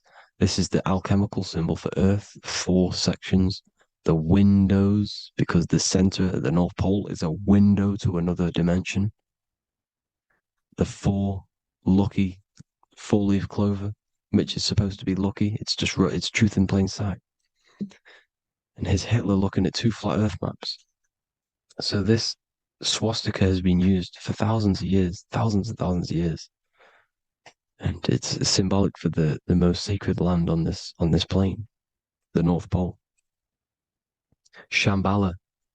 Do some research on Shambhala, people. It's a it's a Hindu mythology about the sacred lands at the center of the earth. And it's known to be full of enlightened beings. And it's all symbolized at the center. You can see their paintings of Shambhala. It's all at the center, the North Pole. And it's known to be the most godly place ever, because it takes you to a portal to the higher places. And maybe this is something to do with Polaris, connecting you to this sacred land at the very center. But anyways, people, thank you all for tapping in. Hope you all learned something. Have an amazing day. Please follow, subscribe, like, all the links in the description for the courses, the PDF. Please have an amazing day. God bless.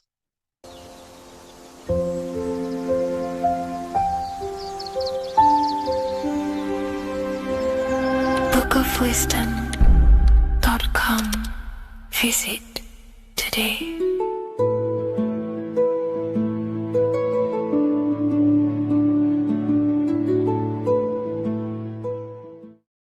Neo is plugged into the matrix on the back of his neck. And if we look at the human brain, the back of the neck is the reptilian brain stem. And when one operates their life out of the reptilian brain stem, they are unaware, unconscious. They are consciously dead, because the reptilian brain does not really critically think. It acts on instinct, fight or flight mode. This is considered in the occult spiritually dead. When one is taking actions without intention, simply very reactive to life. They're not living, they're simply experiencing. When you're walking down the street and you see someone, and in your mind you think me versus them versus me, that is an animalistic way of thinking. I used to be trapped in this way of thinking, always thinking of fight or flight, always judging people, always reacting to the world, never consciously creating and commanding with intention in the world. This could be considered the matrix. When one lives lives unconsciously, simply surviving in the world. Another symptom of living in the reptilian brain could be obsession, a constant need to assert your power over others to feel safe or superior. Views relationships as power hierarchies, not as mutual connections. It could be a conquest for sex, lust, seeking validation through sexual activity. Sex becomes a tool for dominance, escape, and self-worth. Intimacy is avoided. Pleasure is pursued without emotional depth. Seeking pleasure all the time. This is all to do with the reptilian brain. Seeking safety. It could be compulsive eating or food hoarding, driven by craving and not actual hunger. Eats to soothe fear or emotional discomfort, often unconsciously. This is the unconscious. Fear-based decision-making. Every choice is shaped by perceived threat or insecurity or fear within the subconscious mind. Long-term vision is sacrificed for immediate safety and gratification. All the reptilian brain. Territorial behavior overacts when personal space, possessions, or status is threatened. Acts as though survival depends on ownership or status. Addiction repeats patterns to feel safe, even if they are harmful. Avoids anything unfamiliar or unpredictable. Low empathy. No empathy or emotional care for one another and for fellow beings in the world. Sees people as threats, tools, or competitors. This is all to do with the reptilian brain. Intense jealousy or possessiveness. Sees others as rivals or objects to control. Cannot tolerate perceived threats to loyalty or status. Quick to be angry. Slow to reflect. Reacts with rage, withdrawal when challenged. Lacks emotional regulation or deep self-awareness. So this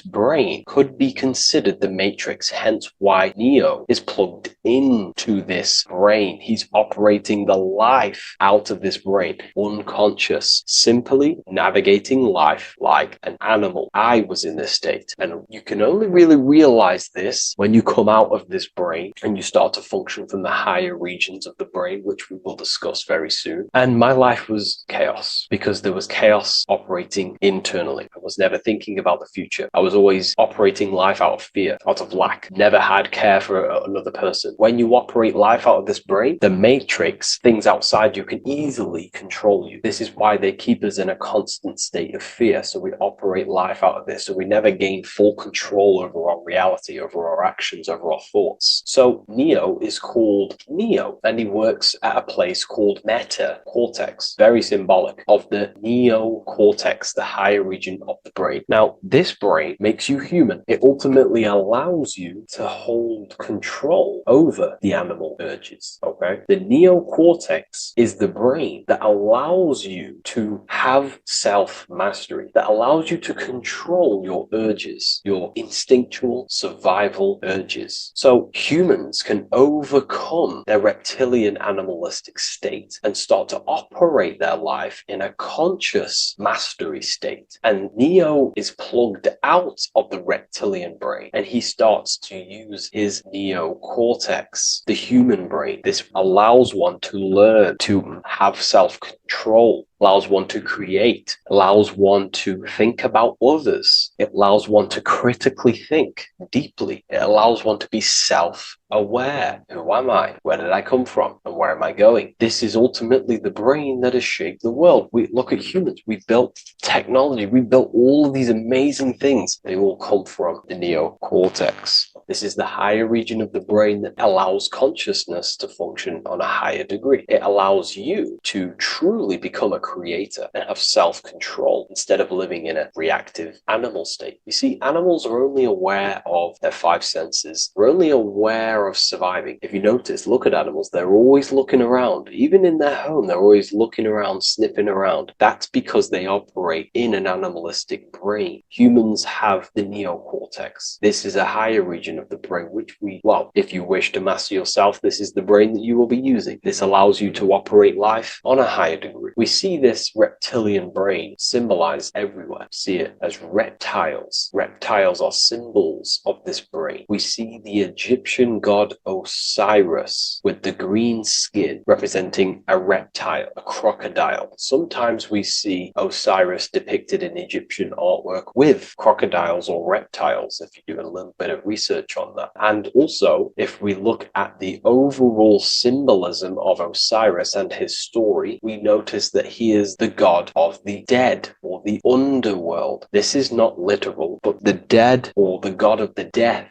the god of the death of self, the dead of consciousness, because you are a divine being with limitless potential to create. And ultimately, to create, we have to master our reptilian brain. But when we function from this reptilian brain, we are dead to our higher powers of creation, of imagination, of actually gaining control and operating life from the higher mind, operating life as the divine being as you are. But if you operate life in Osiris, he is the god of dead. You are spiritually and consciously dead. You act unconsciously. You are dead, not physically, but mentally and spiritually. So what we're looking at here in the Egyptian artwork is the reptilian brainstem. We have the left hemisphere and the right hemisphere of the brain. Notice a curve. The feminine body is very curvy. This represents feminine. The masculine body is very liney. So if we study geometry, we know that lines are masculine, hence why the word masculine, line, and the feminine body is,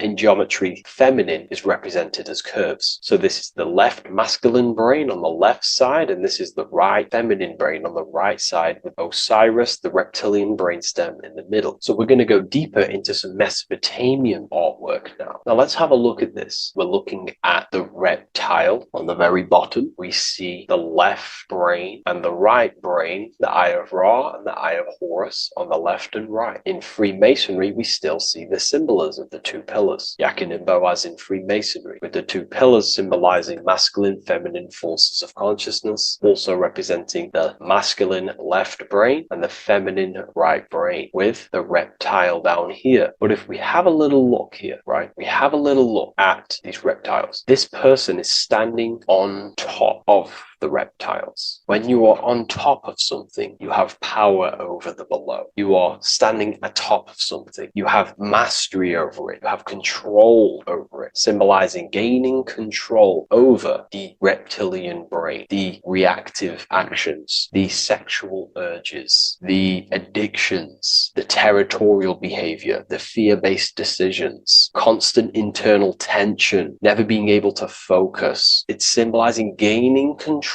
over these internal qualities that happen within us, in our mind, because the universe is mental. And if we do not gain control over this brain, it will dominate our mind, which will ultimately dominate our actions and destroy our life and live in an unconscious state. So this is basically instructions in this ancient Mesopotamian artwork of becoming self-mastery, to operate on a God consciousness level. So we have a person symbolizing your awareness, the internal you, having mastery over the reptilian urges, the reptilian brain, the reptile thinking. We have a person, a face in between, and it's standing in between these pillars, symbolizing balance of the brain hemispheres. Because the face, we see the eyes in the middle, we see the person is you, your consciousness, standing in the middle pillar. So representing seeing reality as neutral. Everything in the world is neutral. It's the mind's perception that gives it a positive or negative charge. When we adapt this mindset, this view of reality, this knowingness of reality, we see the world for what it truly is. And if you see things as neutral, it allows one to transform the situations in your life accordingly, instead of simply choosing a side.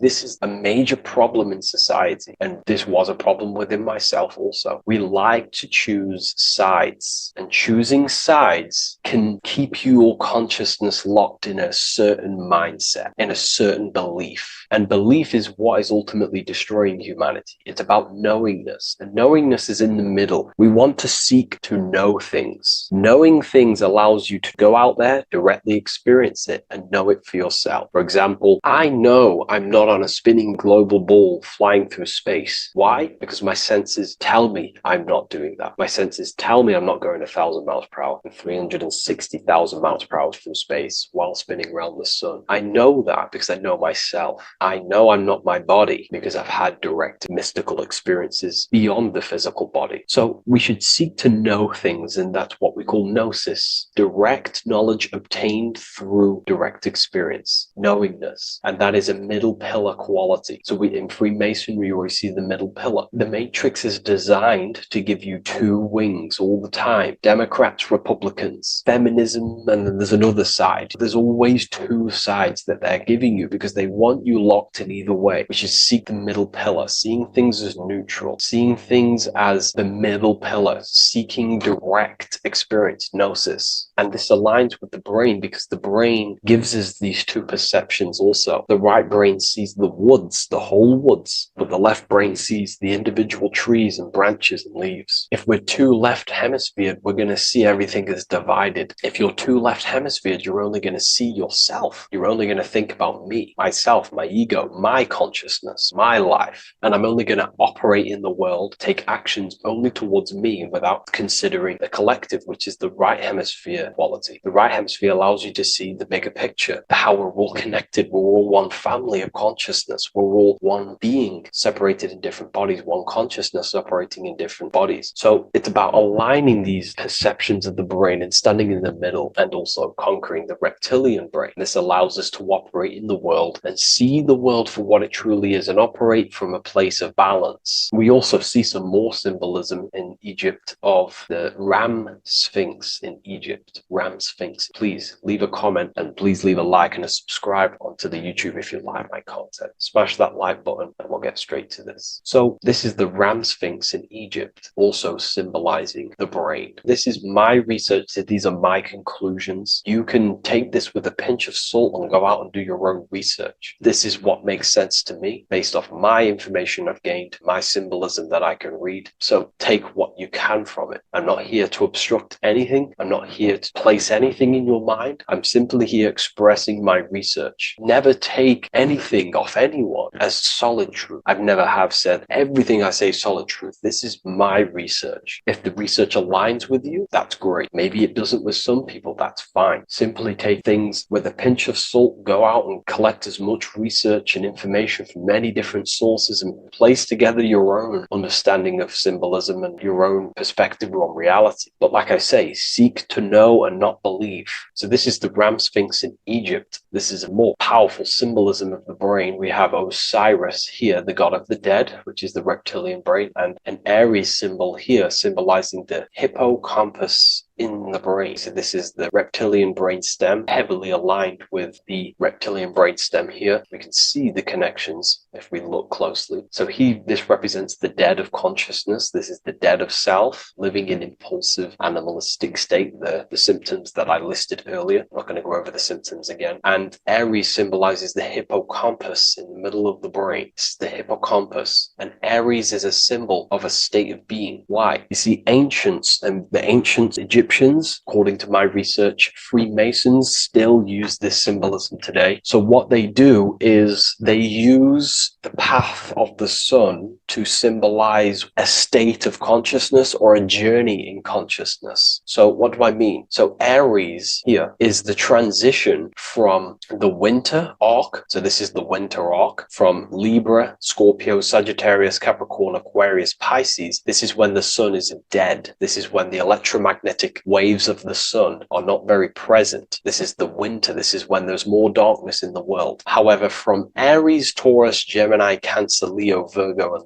to Libra, this is when the sun is giving more electromagnetic rays. Everything grows. Everything is reborn again. Everything's growing. There's more life. There's more warmth. You can grow crops. So this is very symbolic as a state of consciousness. Aries is used heavily to represent the rebirth of the sun, but internally as an esoteric interpretation of Aries, it symbolizes the resurrection of awakening of the self. It is the rebirth of the sun, of the soul, the rebirth of becoming aware out of the darkness into the light, living in the reptilian unconscious state, the unconscious, not being aware that I possess consciousness, not being aware of my thought, emotion, actions. And Aries is that symbol, is of the rebirth of the spirit, the rebirth of the self, becoming self self-aware. So that's what we're looking at here with the Ram Sphinx. We're looking at Osiris, dead, the reptilian brain, operating life in an unconscious state, not really thinking,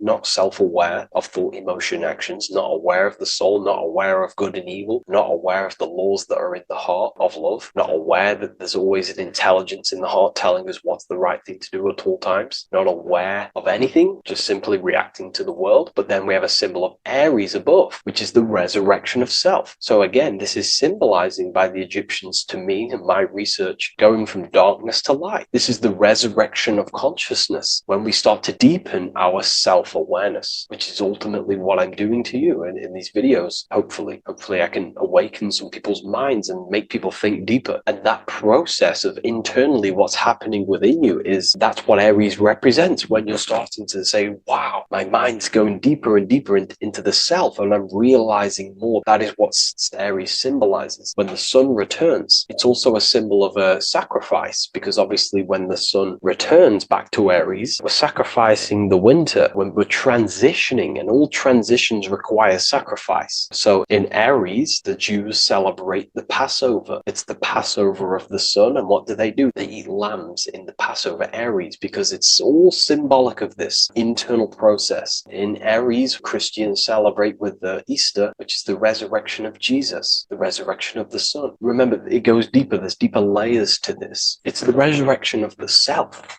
and the mind deepening into a deeper awakening. So again, we're going from the lower regions of the brain, and when we start to critically think and become self-aware, we're starting to use the mid part of the brain, and the mid part of the brain then expands into the neocortex, which is the resurrection of the self. The mind is no longer functioning in just the reptilian brain, but then it's going into the light of the higher brain, the neocortex, and this is the reptilian brain. This is the midbrain, what we're looking at here with the Ram Sphinx. Yeah. So this is the resurrection. It's the transition point of going from the reptilian brain into the midbrain, into the neocortex. We're now resurrecting ourselves. Now, this is not putting anything negative on the reptilian brain. Without the reptilian brain, we wouldn't be able to live. We need the reptilian brain, but it's an abuse of the reptilian brain that can keep us in a very low state. It keeps us stuck in an unconscious state. But the reptilian brain is what's allowing you to breathe, to eat, to scan the environment for any threats. If there are threats, we do need the reptilian brain. That's not to say it's evil, but what I'm saying is an abuse of this brain, which is what most people are stuck in. They're operating their life out of this brain. And this is what the Egyptians, I think, are symbolizing, trying to tell us to resurrect ourselves, to become self-mastered, to become the highest version of yourself, to actively create in the world. Because when we are only operating from this brain, we're unconscious, well, then other people can use you as a vessel to create their reality. This is how the world is at the moment. The ones who know how to use the mind are controlling the other ones who do not know how to control the mind. So I hope this makes sense to you. Let me know if you have any video recommendations, and I'll see you inside Ethereum University. If you wish to take your research to the next level, I have things inside of there that are very powerful. We happily invite you. I'll see you inside of Join. If not, I'll see you in the next YouTube video.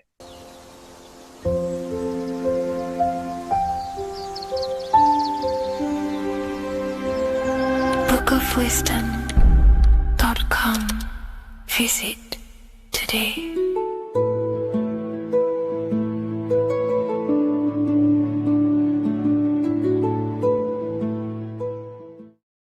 Welcome to Revival of Wisdom.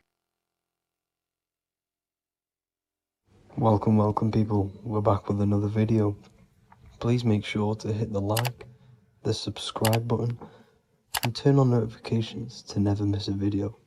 The Vatican is a giant key from a bird's eye view, and it also contains an 8-pointed star. The Anunnaki Sumerian gods also depicted this 8-pointed star.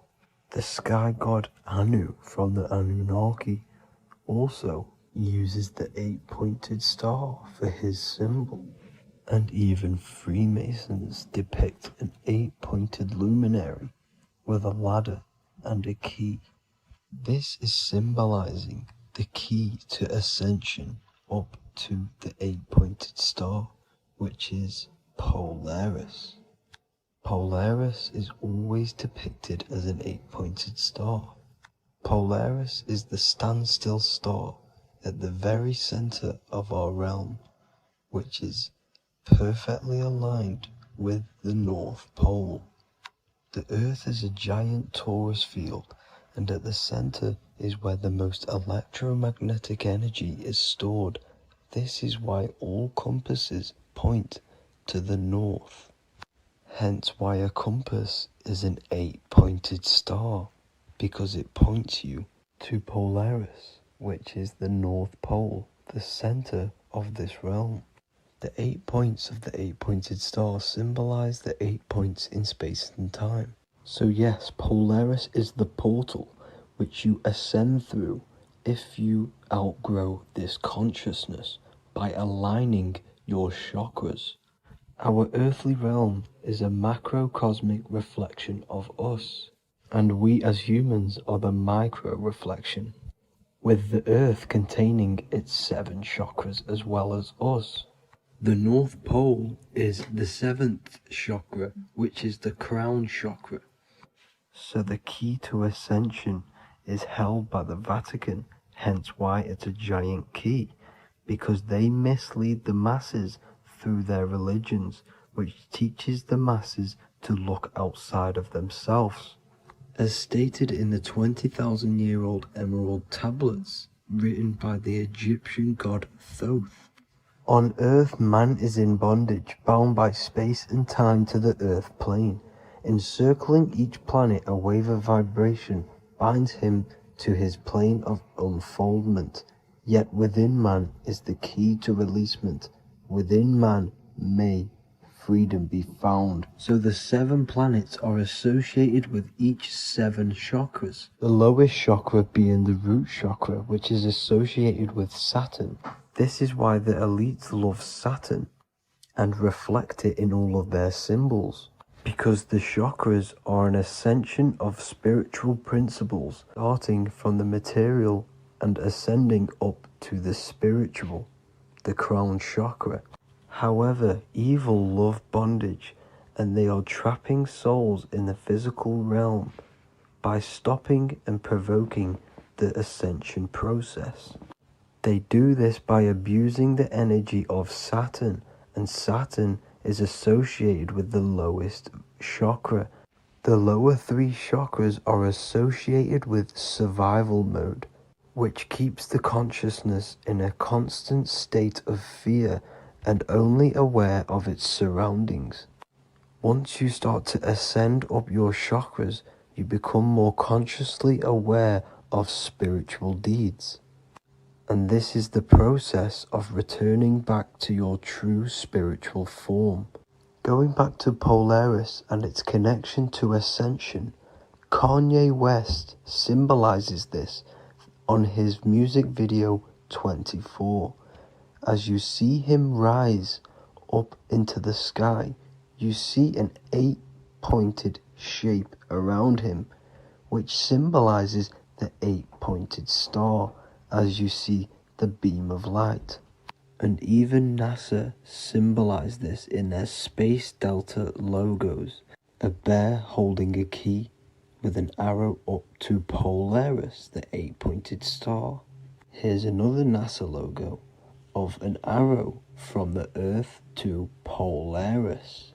The series Lock and Key on Netflix is all about portals and doorways, and they have the Kundalini energy as one of their keys. Kundalini energy is the energy which rises up the spine, the 33 vertebrae, and activates the third eye.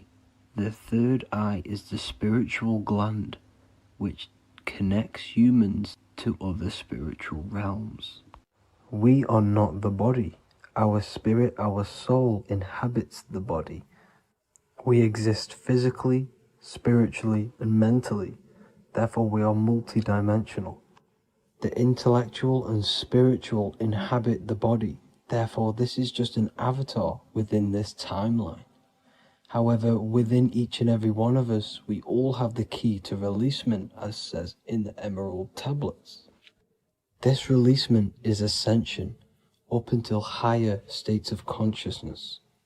As stated in the Emerald Tablets, man is in process of changing to forms that are not of this world, grows he in time to the formless, a plane on a cycle above. And another one saying, Man is a flame bound to a mountain, but we in our cycle shall ever be free. Know ye, O man, that when ye have progressed into the cycle that lengthen above, life itself will pass to the darkness, and only the essence of the soul shall remain. That's it for this video. I hope you all enjoyed. Please feel free to leave a like, subscribe, and comment any subjects you want me to talk about. God bless you all.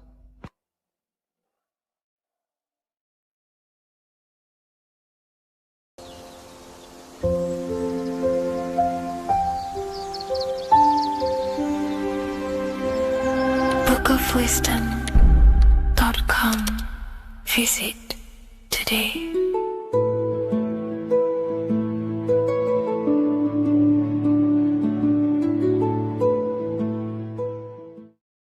What if I told you that the pentagram can unlock the secrets of creation and make you manifest any reality you want? Hence why the pentagram is used heavily in magic and witchcraft. We have to understand that the pentagram has been heavily demonized. Religions, churches claim that this symbol is associated with Satanism and witchcraft. I personally believe this was intentionally done so that people do not gain their personal power over reality and their life. The pentagram reveals so much about you, and it is one of the most important symbols to understand inside the occult studies. It is one of the most common symbols that you will see across all occult esoteric orders and different occult traditions, such as Freemasonry, Kabbalah, Rosicrucianism, alchemy. You will see this symbol everywhere. And in fact, you even see this symbol, the pentagram, on old church buildings, statues of Jesus next to church buildings.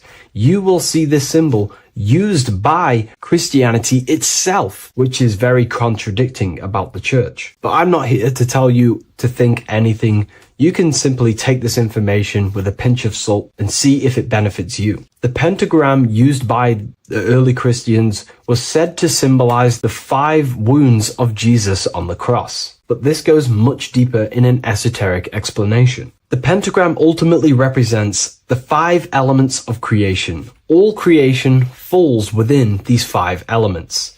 We have spirit on the very top, then you have air, water, earth, fire. This is the correct placement and order of the elements. Air is always on the left, water is always on the top right, earth very bottom left, fire bottom right, and spirit placed on the tip point of the pentagram. It's a 5-pointed star drawn with one continuous line. But this actually reveals much deeper things, and we're going to be going into how to use this symbol for magic and creating your reality towards the end of this video. But now we're going to give you a basic understanding of the pentagram. It's showing you the 4 physical elements symbolized as triangles and spirit symbolized as a circle. The 4 physical elements are made out of the base element, spirit, or what the ancients call ether. Ether is the underlying base of all physical matter. This is the substance that animates physical matter with life force. All physical matter has its origin in the etheric substance, or spirit, what we want to call it. It is simply the life force that animates the physical thing. However, if we go deeper onto this symbol, it also represents something personal to the individual who wears this symbol. If you wear this symbol, you're basically saying you're putting your divine nature over your material nature. Your divine self is in control of your material self. You put your spiritual needs before your physical desires and needs. Hence why the spirit is on top, looking down over the 4 physical elements. The circle is continuous, one line, eternal, no beginning, no end. The triangle has beginning and end and points. You can see the beginning and the end when you draw it. On a deeper level, this is pretty much showing the process that symbolizes the structure of the macrocosm, the universe itself, showing how the invisible spiritual planes condense and crystallize into the visible physical world. spirit turning into physical reality. But if you wear this symbol, you're basically saying, I put my divine nature over my material nature, showing that your spiritual nature rules over your earthly existence. You put your spiritual needs first. If you see this inverted, it is now the opposite, placing spirit on the bottom, basically saying, I desire the physical things over the spiritual. But what exactly is your spiritual nature? Well, your spiritual nature is simply your internal self. You chase things that are immaterial, such as knowledge, love, experience, expansion, gnosis. These are the qualities of spiritual things that the spiritual person likes to chase and desire, instead of desiring the things that are temporary in the material world and never actually lead to fulfillment. True fulfillment is by chasing spiritual things. God, the nature of creation, the self, gnosis, knowledge. But if we go even deeper, this symbol ultimately represents how reality is created.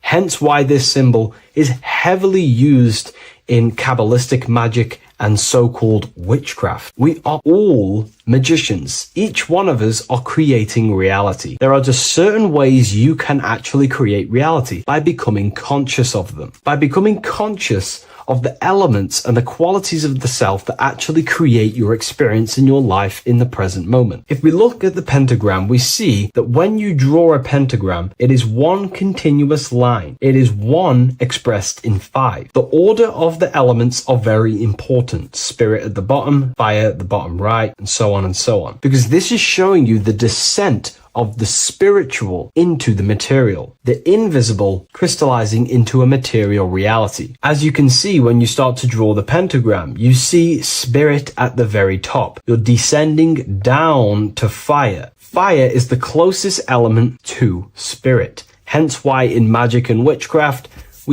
people like to use candles. So you're descending first into fire, then into air, then into water, then into earth, then back into spirit. Because of course, the cycle of creation unfolds itself. When you die, you return back to spirit, and then you reincarnate yourself back into physical reality if you wish and desire to. Everything is under this process of matter spiritual. In the daytime you wake up, you're in your material body. When you go to sleep, you enter your astral spiritual body. Everything's in this continual process, renewing itself in spiritual, then material. But the reason why this is associated with magic so heavily is because each one of these elements corresponds to a different body of consciousness, a different vehicle of consciousness. Consciousness has many different vehicles it uses to create the tangible self, the physical reality. For example, consciousness has a spiritual nature. The spirit element in this case symbolizes the emanation, the descent of the one power, the one force that we are all using. Each one of us is using this one power, the power of the source consciousness, unfolding its creation in the present moment. This represents the source, the emanation, the descent of this continuous flow of energy through us that we are tapped into, like a live stream in the present moment. This descends first, the force descends into fire. Fire symbolizes the willpower, will. In this aspect or vehicle of consciousness, the will is the being that directs intention, initiates action, shapes reality through focus, determination. It sets direction, holds intention, projects a desire into form, and aligns your inner world with the outer creation. The will comes out of the force, spirit. Then the will goes with intention to air. Air symbolizes the mental vehicle of consciousness, the mind, the psychic man. The psychic aspects of your consciousness is thinking, imagination, mental images, logic, using the thought or the mental vehicle body of consciousness. Then that thought has an emotion, which is then water. So it goes from the force to the will to the intellect to the water, the emotional body of consciousness. The emotional vehicle of consciousness amplifies the thought into an emotional desire that you want to take action on. No one takes random actions, and if we do, we say we're very very bored and we don't care. The water is the energy, the emotion you have to fulfill something. And that emotion then descends into earth, which is the physical body to take the physical action in the present moment, to fulfill that desire, to fulfill that will, that thought, that desire. And that is how reality is created all the time. Now, there is much more that you can go into with the pentagram, because true magic is about changing consciousness at will, not casting random spells. It's the ability to change the direction of consciousness using the power of the will to direct these forces to create change in the internal world so it can project outwardly in the external world. Because consciousness creates the external reality. What happens within us, we see change outside of us. So true magic is about manipulating the forces and the vehicles of consciousness that exist within our own mind to produce a change in the material world. There are other ways you can use magic, by purifying each body of consciousness or banishing each body of consciousness. Other forms of magic, you can dissect each body of consciousness and work with that specific body. If you think you're using your mind too much, you can start using banishing rituals to banish the power of the mind to stop overthinking, for example. Or if you have lack of emotional connection with your emotional vehicle of consciousness, we can dissect this body, tap into this body, and invoke this body and strengthen it. We're dissecting each body and vehicle of consciousness so we can work with it to create a specific change inside ourselves, then to be mirrored outside of us. So pretty much this pentagram represents the descent of the spiritual turning into a material reality. Hence why sometimes we see a human figure standing in the point of a pentagram, because it ultimately represents the microcosm. You are the microcosm. You represent the entire process of spirit into matter, the invisible into the visible, the formless into form. The pentagram, drawn in one unbroken motion, captures this divine act of creation, showing how consciousness flows downward through the elements or the vehicles of consciousness to bring forth the material reality. The Book of Symbolism will teach you all about this. It was released November 17th. A lot of people have taken advantage of this. You also gain a free ebook with this copy. Every order comes with a free ebook. And if you wish to get your copy of the brand new Book of Symbolism, you can find it in the description or revivalofwisdom.com. Thank you, everyone. I'll see you in the next video. How are we all doing, people? It's Revival of Wisdom from the Wisdom Academy.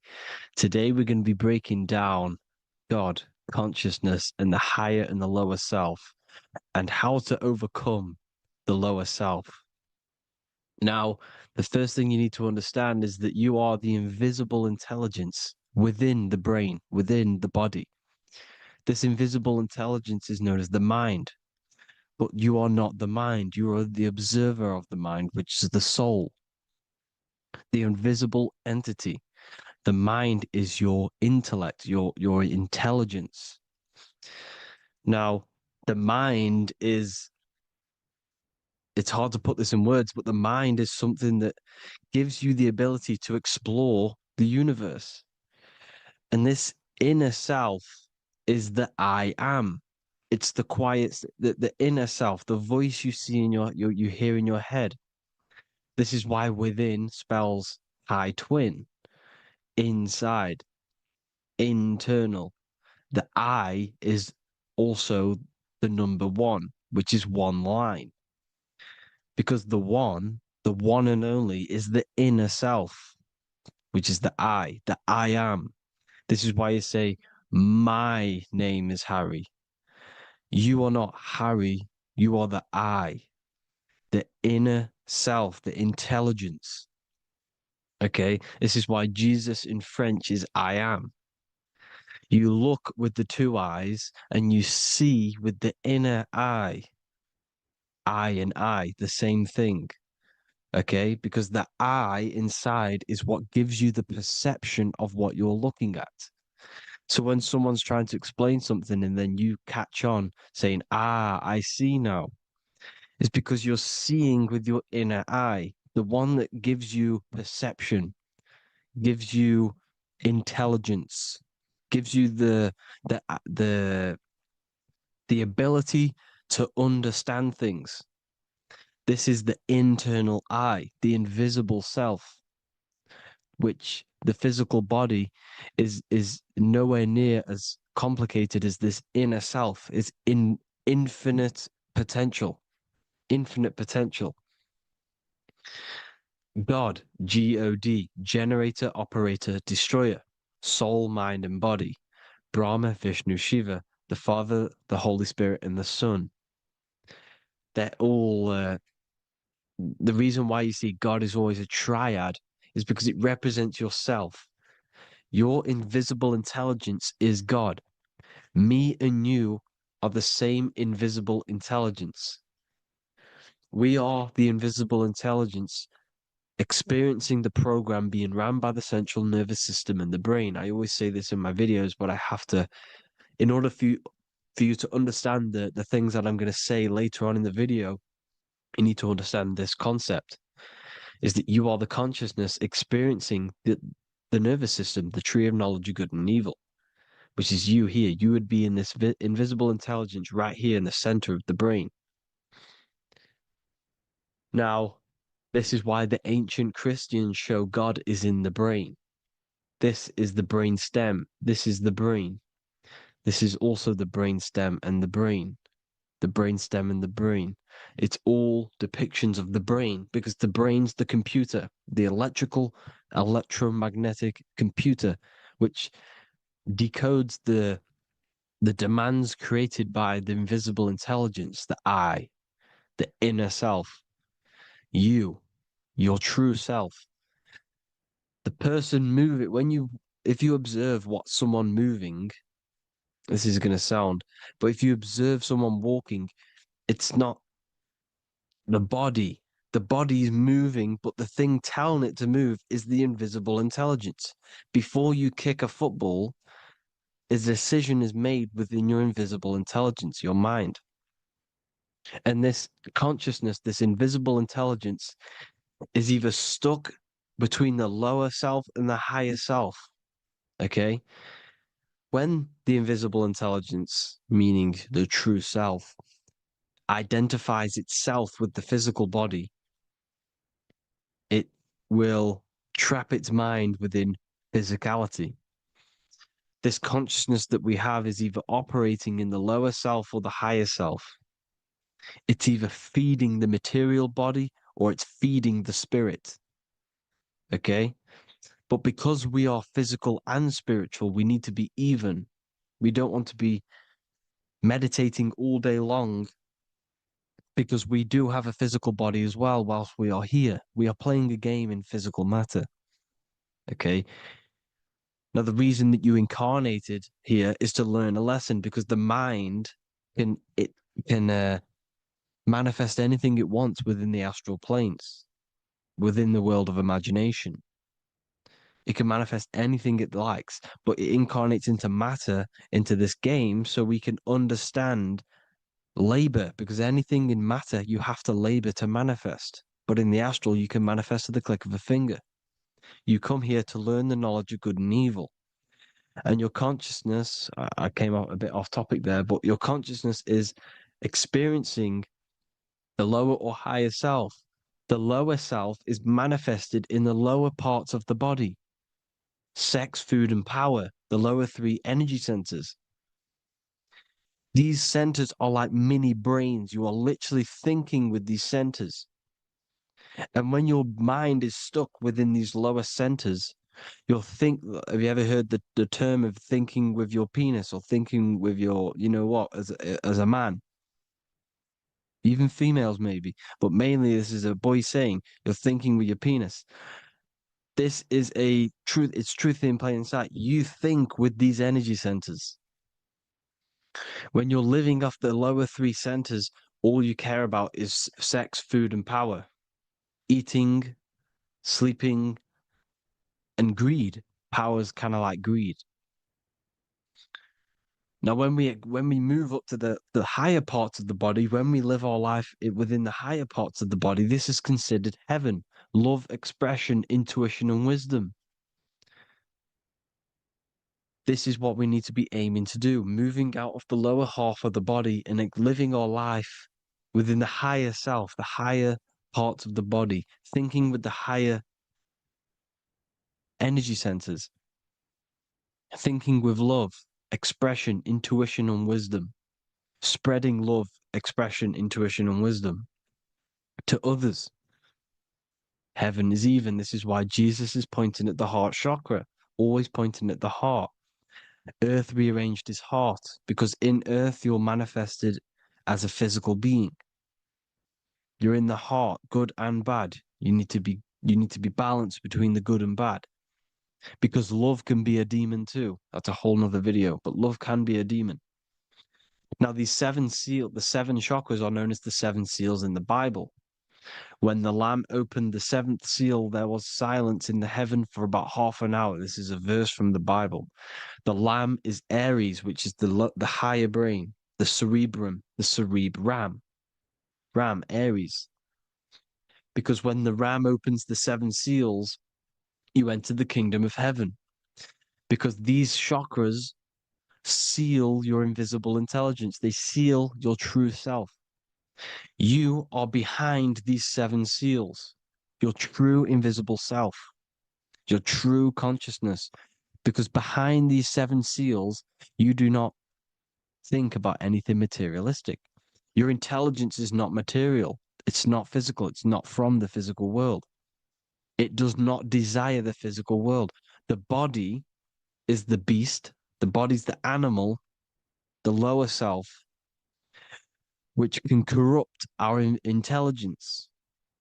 It can corrupt the intelligence. Okay?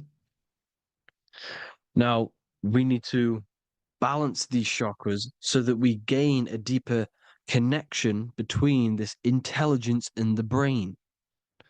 Because when there's a strong connection between the brain and the intelligence, your body and the intelligence, you have a strong connection. Therefore, you can manifest what the intelligence is saying at all times.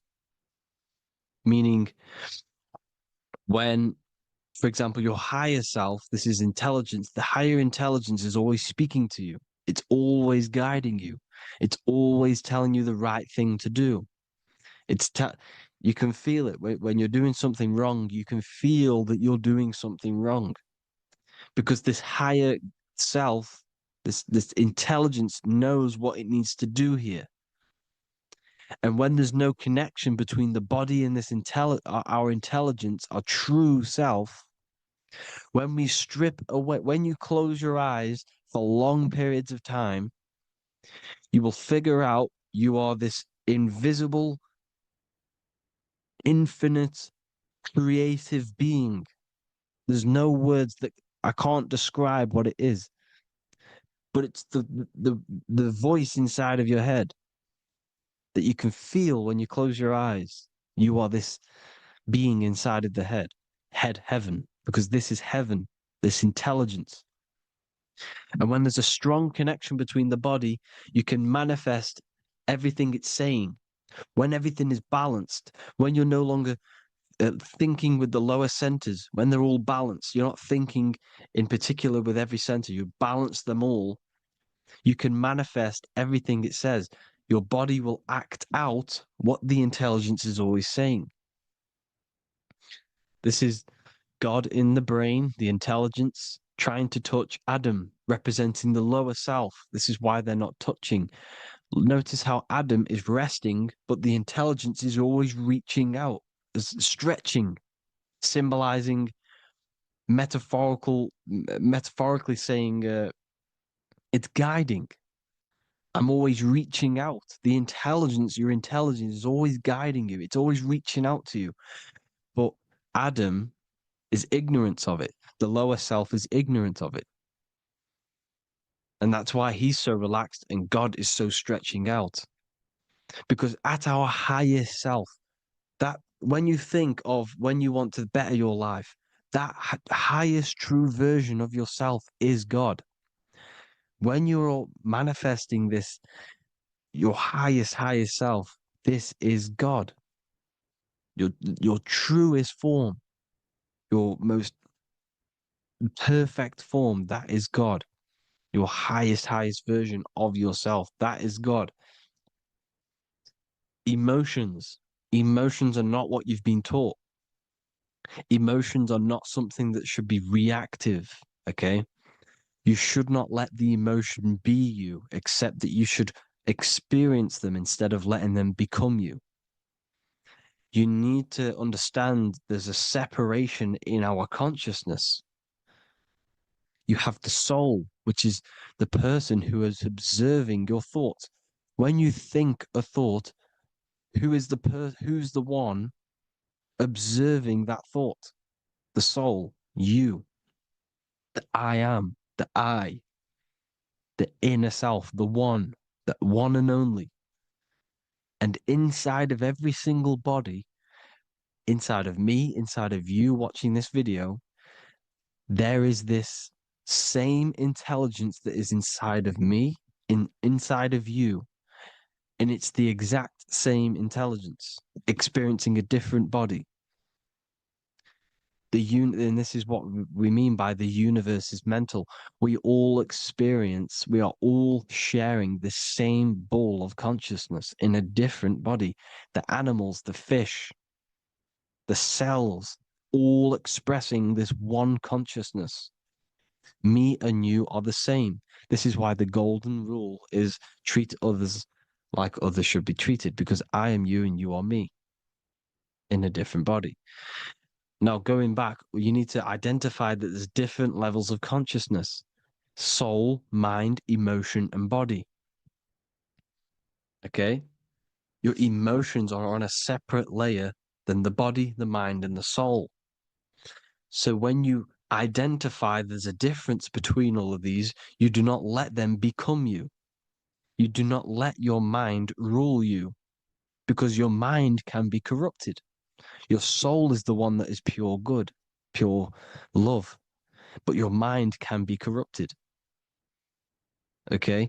Your emotions can be corrupted. The body can be corrupted, but the soul can never be corrupted, only layered on top. You can only throw piles of programs within the subconscious, layering the soul down, but deep down inside of every single one of you, there is a loving being. Because love comes from the heart. Love is the universal emotion, expression. Now, your thoughts can become bondage, your emotions can become bondage. Now, what do I mean by bondage? By conquering the lower self, we need to conquer our own mind, because the mind is what's manifesting the lower self. When you're thinking with the lower half of the body, when you're becoming your emotions, you need to experience the emotion, not become the emotion. Do not let the emotion become you. Do not let your thoughts become you, because your thoughts are tools that you can manifest. Your thoughts are the idea. Your emotion is the energy that you can use to manifest that thought. Your emotion is energy in motion, emotion. You use emotion to manifest, to feel as if you already have the thought. Therefore, you become that vibration. Therefore, your emotions are actually a creational force that is given to you to manifest things, because you're a human, a manifester. You're here to manifest things. You're a creator. You are a god. Your inner self, your intelligence, your I am, the one and only inside of you, the inner self, the quiet one, the one that's deep down, the invisible intelligence, is it's creating things all the time. All the time. Speak no evil, see no evil, hear no evil. This is the astronauts, they're Freemasons, but they understand this, because thinking, seeing, and hearing can corrupt your mind. And when you have a corrupted mind, you'll have a corrupted subconscious. The subconscious will manifest into the body, because 90% of your behavior comes from the subconscious mind. So you got to speak, see, and hear no evil. A sin, what is a sin? To overcome our lower self, to overcome our lower self, the 7 deadly sins are not something that goes against an external God. A sin is something that goes against your inner guide, your inner conscience, the inner self that is always speaking to you. It's always telling you the right thing to do. A sin is something that goes against this inner guide. And this is why you can feel something where you can feel you're doing something wrong. Because the inner guide is speaking constantly. And when you commit these 7 deadly sins, which are 7 internal states which keep your invisible intelligence bound to your physical body. Because evil, right? Evil love bondage. This is why they stay in this realm and they control this realm, because they love the bondage of the body. They like matter. They want to stay in matter for eternal life. They don't want to ascend back into the heavenly realms where you do not have a physical body. You can explore the universe within the astral planes. They stay bounded to the body, bounded to the 3D construct of the physical world. They have greed, lust, envy, gluttony, wrath, sloth, pride. They want all of this. And if you want that, that's okay. But deep, deep down, you don't want that because your soul is always telling you the right thing to do. Your soul knows what to do to get out of here. It needs to detach from the external world. Detach from all of these 7 internal states which bound you to your lower self, your lower centers. That's what a sin is. You know, you have a left and right brain. The left brain is always analytic. The right brain is metaphorical. So the right brain is producing a holistic view of reality. Now, what do I mean? And not view, perception. When you see, because your eyes are parts of the brain, so when you look at something and you look, that image is produced in the back of the brain in the visual cortex. And then the right brain produces a perception, a holistic, it breaks down what you're seeing into a holistic image, a holistic perception. So, for example, if you're in a woods, the right brain sees the whole woods as one big woods. The left brain is breaking that perception down into individual trees, branches, and leaves. So the left brain's to do with duality, the right brain's to do with wholeness, unified. The left brain's dualistic, analytic. This is necessary so that we can pick things up and manipulate them and break things down. We need the left brain, we need the right brain. I'm not saying any of them's bad, but the left brain, sinister in Latin, means left. Because when you're left brained, you see everything in dualistic. You see everything is dual, when everything's actually one. We need to be focusing and strengthening our right hemisphere. I'm not saying sit in the right hemisphere all the time, but we need to be strengthening our right hemisphere. And this is why left is sin and right is right. Because when you focus on the right hemisphere, you see the holistic perception of creation. The right hemisphere sees humanity as one unified consciousness. The left hemisphere sees everyone as individual persons and egos. Because the left hemisphere is dualistic. And this is why the Bible says, cast the net onto the right side of the ship and ye shall find. John 21:6. What does that mean? Cast your energy, cast your perception into the right hemisphere of the brain, and ye shall find unified consciousness. You shall find your higher self, the one and only.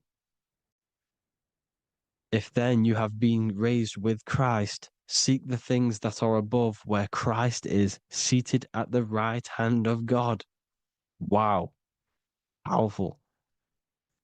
What does this mean?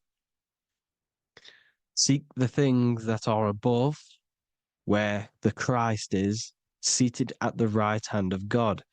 God is your consciousness, your invisible intelligence between the two hemispheres. The right hand of God is the right hemisphere. Seek the things that are above the heart. Love, intuition, expression, and wisdom. Seek the things that are above the heart, the higher self, the higher part of the body. Because when you seek the things of love, expression, intuition, and wisdom, you create a strong aura. You attract the same frequency. And this frequency is heaven, God. This is the Sumerian artwork showing the lamb. This is a step symbolizing stepping upwards, raising up. He's stepping over the lamb up to the bird. His hand is going to the bird. The lamb symbolizes the lower self. Okay? The bird with the wings is in the sky. It represents the higher self. This is why angels always have wings, because it represents the higher self in the sky. The lamb is a ground animal, symbolizing the lower self. He's stepping over the lamb to the bird, his higher self, his invisible intelligence. Horus and Set, Jesus and Satan. Look, Horus has an evil brother, Set, just like Jesus and Satan. Horus is a bird, higher self. Set is a ground animal, lower self, which is the devil and the angel on your shoulder. You see? The right and the left hemisphere, the two wings. So the devil and angels always speaking to you. The higher and the lower self. It's the battle between the higher and the lower self, between the invisible intelligence and the physical body, because the body's the one that wants the sugar, it wants the pleasure, it wants the sex, it wants the porn, it wants all of the materialistic things, it wants the 7 deadly things. Okay, it wants this. There's a battle between the higher and the lower self, your intelligence and the body. This is why you need to become balanced, so that there's a deep connection between the body and the invisible intelligence, the I am. You need to master your mind with discipline, and you gain a connection between the brain, the body and the intelligence.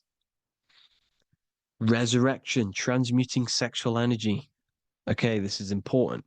Res is Resh, which is Hebrew. The early Hebrew Resh symbol is the head. This is the head. Resh, erection. Erection is a sexual stimulation. Resurrection is rise erection. You got to raise your sexual energy up the base from the spine to the head. This is the Christ, the Christos. Because there's a psychophysical psychophysical oil produced in the brain every month. Go and watch my other video on raising the chrism. Okay? And every month there's this fluid produced in the brain, which takes 2 trips, because one's produced by the pituitary, one's produced by the pineal, magnetic female, magnetic and electric charge. And it takes 2 trips down the spine to the solar plexus, the bread of life in the Bible, or Bethlehem in the Bible, because the River Jordan's your spine. Goes down to Bethlehem. It gets born in Bethlehem, just like Jesus. Because when this oil travels to the solar plexus, it creates the seed, the seed of life, and it feeds the body, all the central nervous system, all the cells. It regulates the blood, does all sorts of good things for the body, this oil. Now, when you save your sexual energy and you raise your resurrection, you awake the Christ, you raise it from the solar plexus or the sacrum bone up to the brain, you activate 100% of the brain, and this is the true resurrection of Christ. Instead of wasting the energy and giving away your sexual fluids, because behind the fluids is the energy. So when you release that fluid, the energy is out there. You've released the energy. Your sexual energy is the most potent emotional force a human could possibly feel. Same with any animal or anything. The sexual urge, the sexual emotion is the most powerful, potent emotion that you can feel. It takes over the whole body. When you feel sexually aroused, it takes over everything because it's so potent. And when you fight the serpent, when you fight the sexual energy, which is shown here in the Egyptians, the cat cutting off the head of the serpent, or Hercules fighting the serpent, or in the Greek mythology fighting the seven-headed dragon, the seven chakras. The serpent is your sexual energy because it symbolizes your kundalini. When you fight it and you transmute this energy instead of releasing it, instead of acting sexually on it, you can transmute the energy, transfer it from the solar plexus up to the brain. You can do this with other tasks. Instead of releasing it, instead of raising it from the solar plexus to the brain, you can use it for other things. So, for example, you want to think critically. You can use it for critical thinking. You can use it for going to do exercise. You can transmute sexual energy into anything. But you can do this. You can raise the sexual energy, and you can use this energy to push the cerebrospinal fluid from the solar plexus up through the spine, up the 33 vertebrae to the brain, and it'll activate 100% of the brain. And this is the resurrection of Christ. Jesus was never dead. Jesus was never rose from the dead. It symbolizes the Christ, Jesus Christ. Christ is Christos, which means oil in Greek. The resurrection of the Christ, the Christos, the oil. When it activates 100% of the brain when it's raised, and it can regulate all the systems, it can regulate all the blood, it can regenerate the body.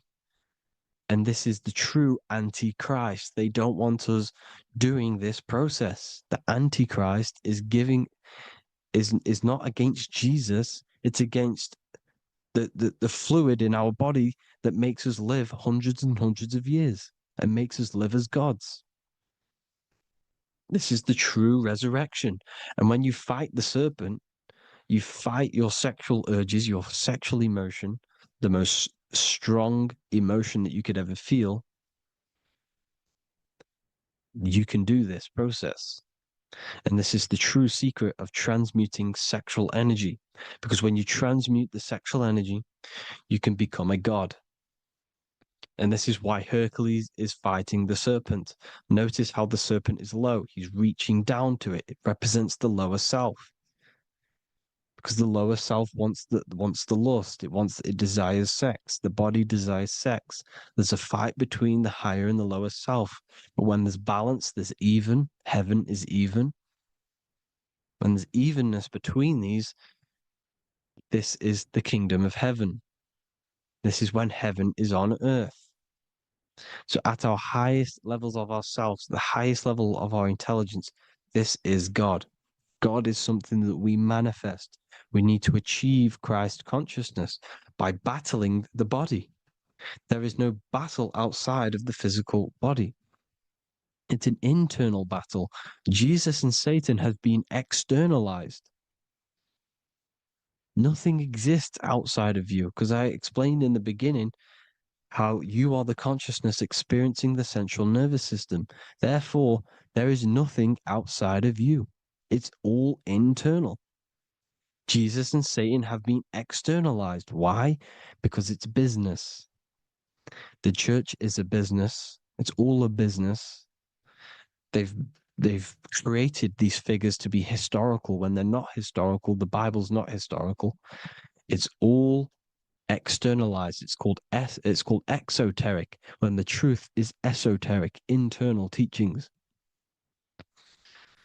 So anyways, people, balance the chakras, balance the two hemispheres of the brain, balance the conscious and the subconscious. Balance is perfect, the yin and yang. You are spiritual and physical.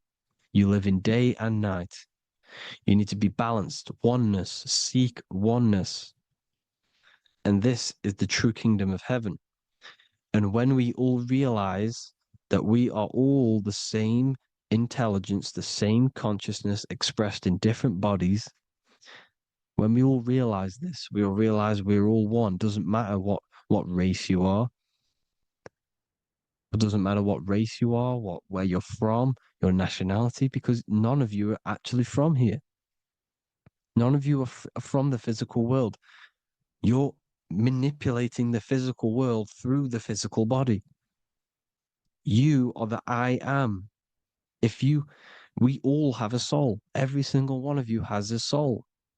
We all have souls. The reason why they say some people don't have souls is because they're trying to suppress your mind.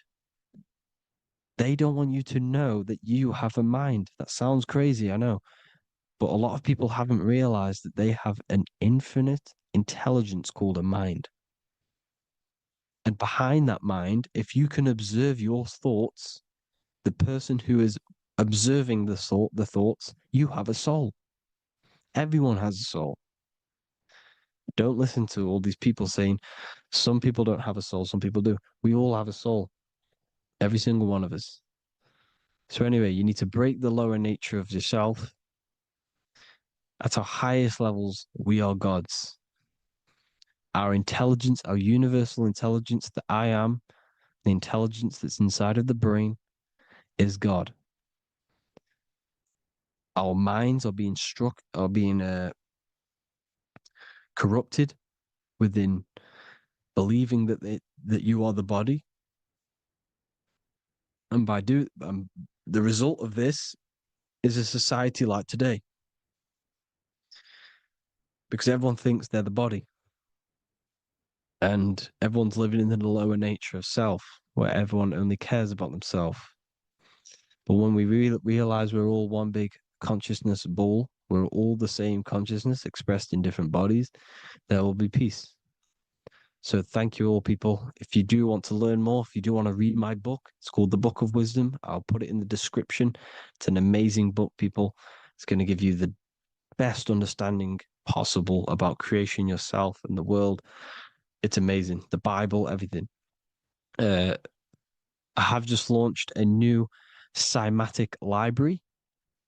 A friend of mine has just added this to the website. He creates beats, and he creates the purest beats. So they are actually the frequency that it tells you.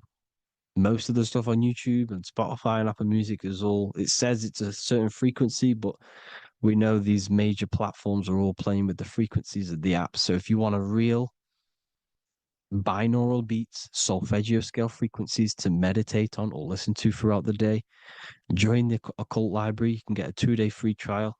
I'll put the link in the description. Thank you all, people. Hope you all enjoyed this video.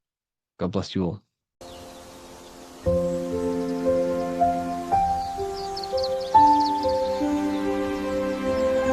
bookofwisdom.com. Visit today.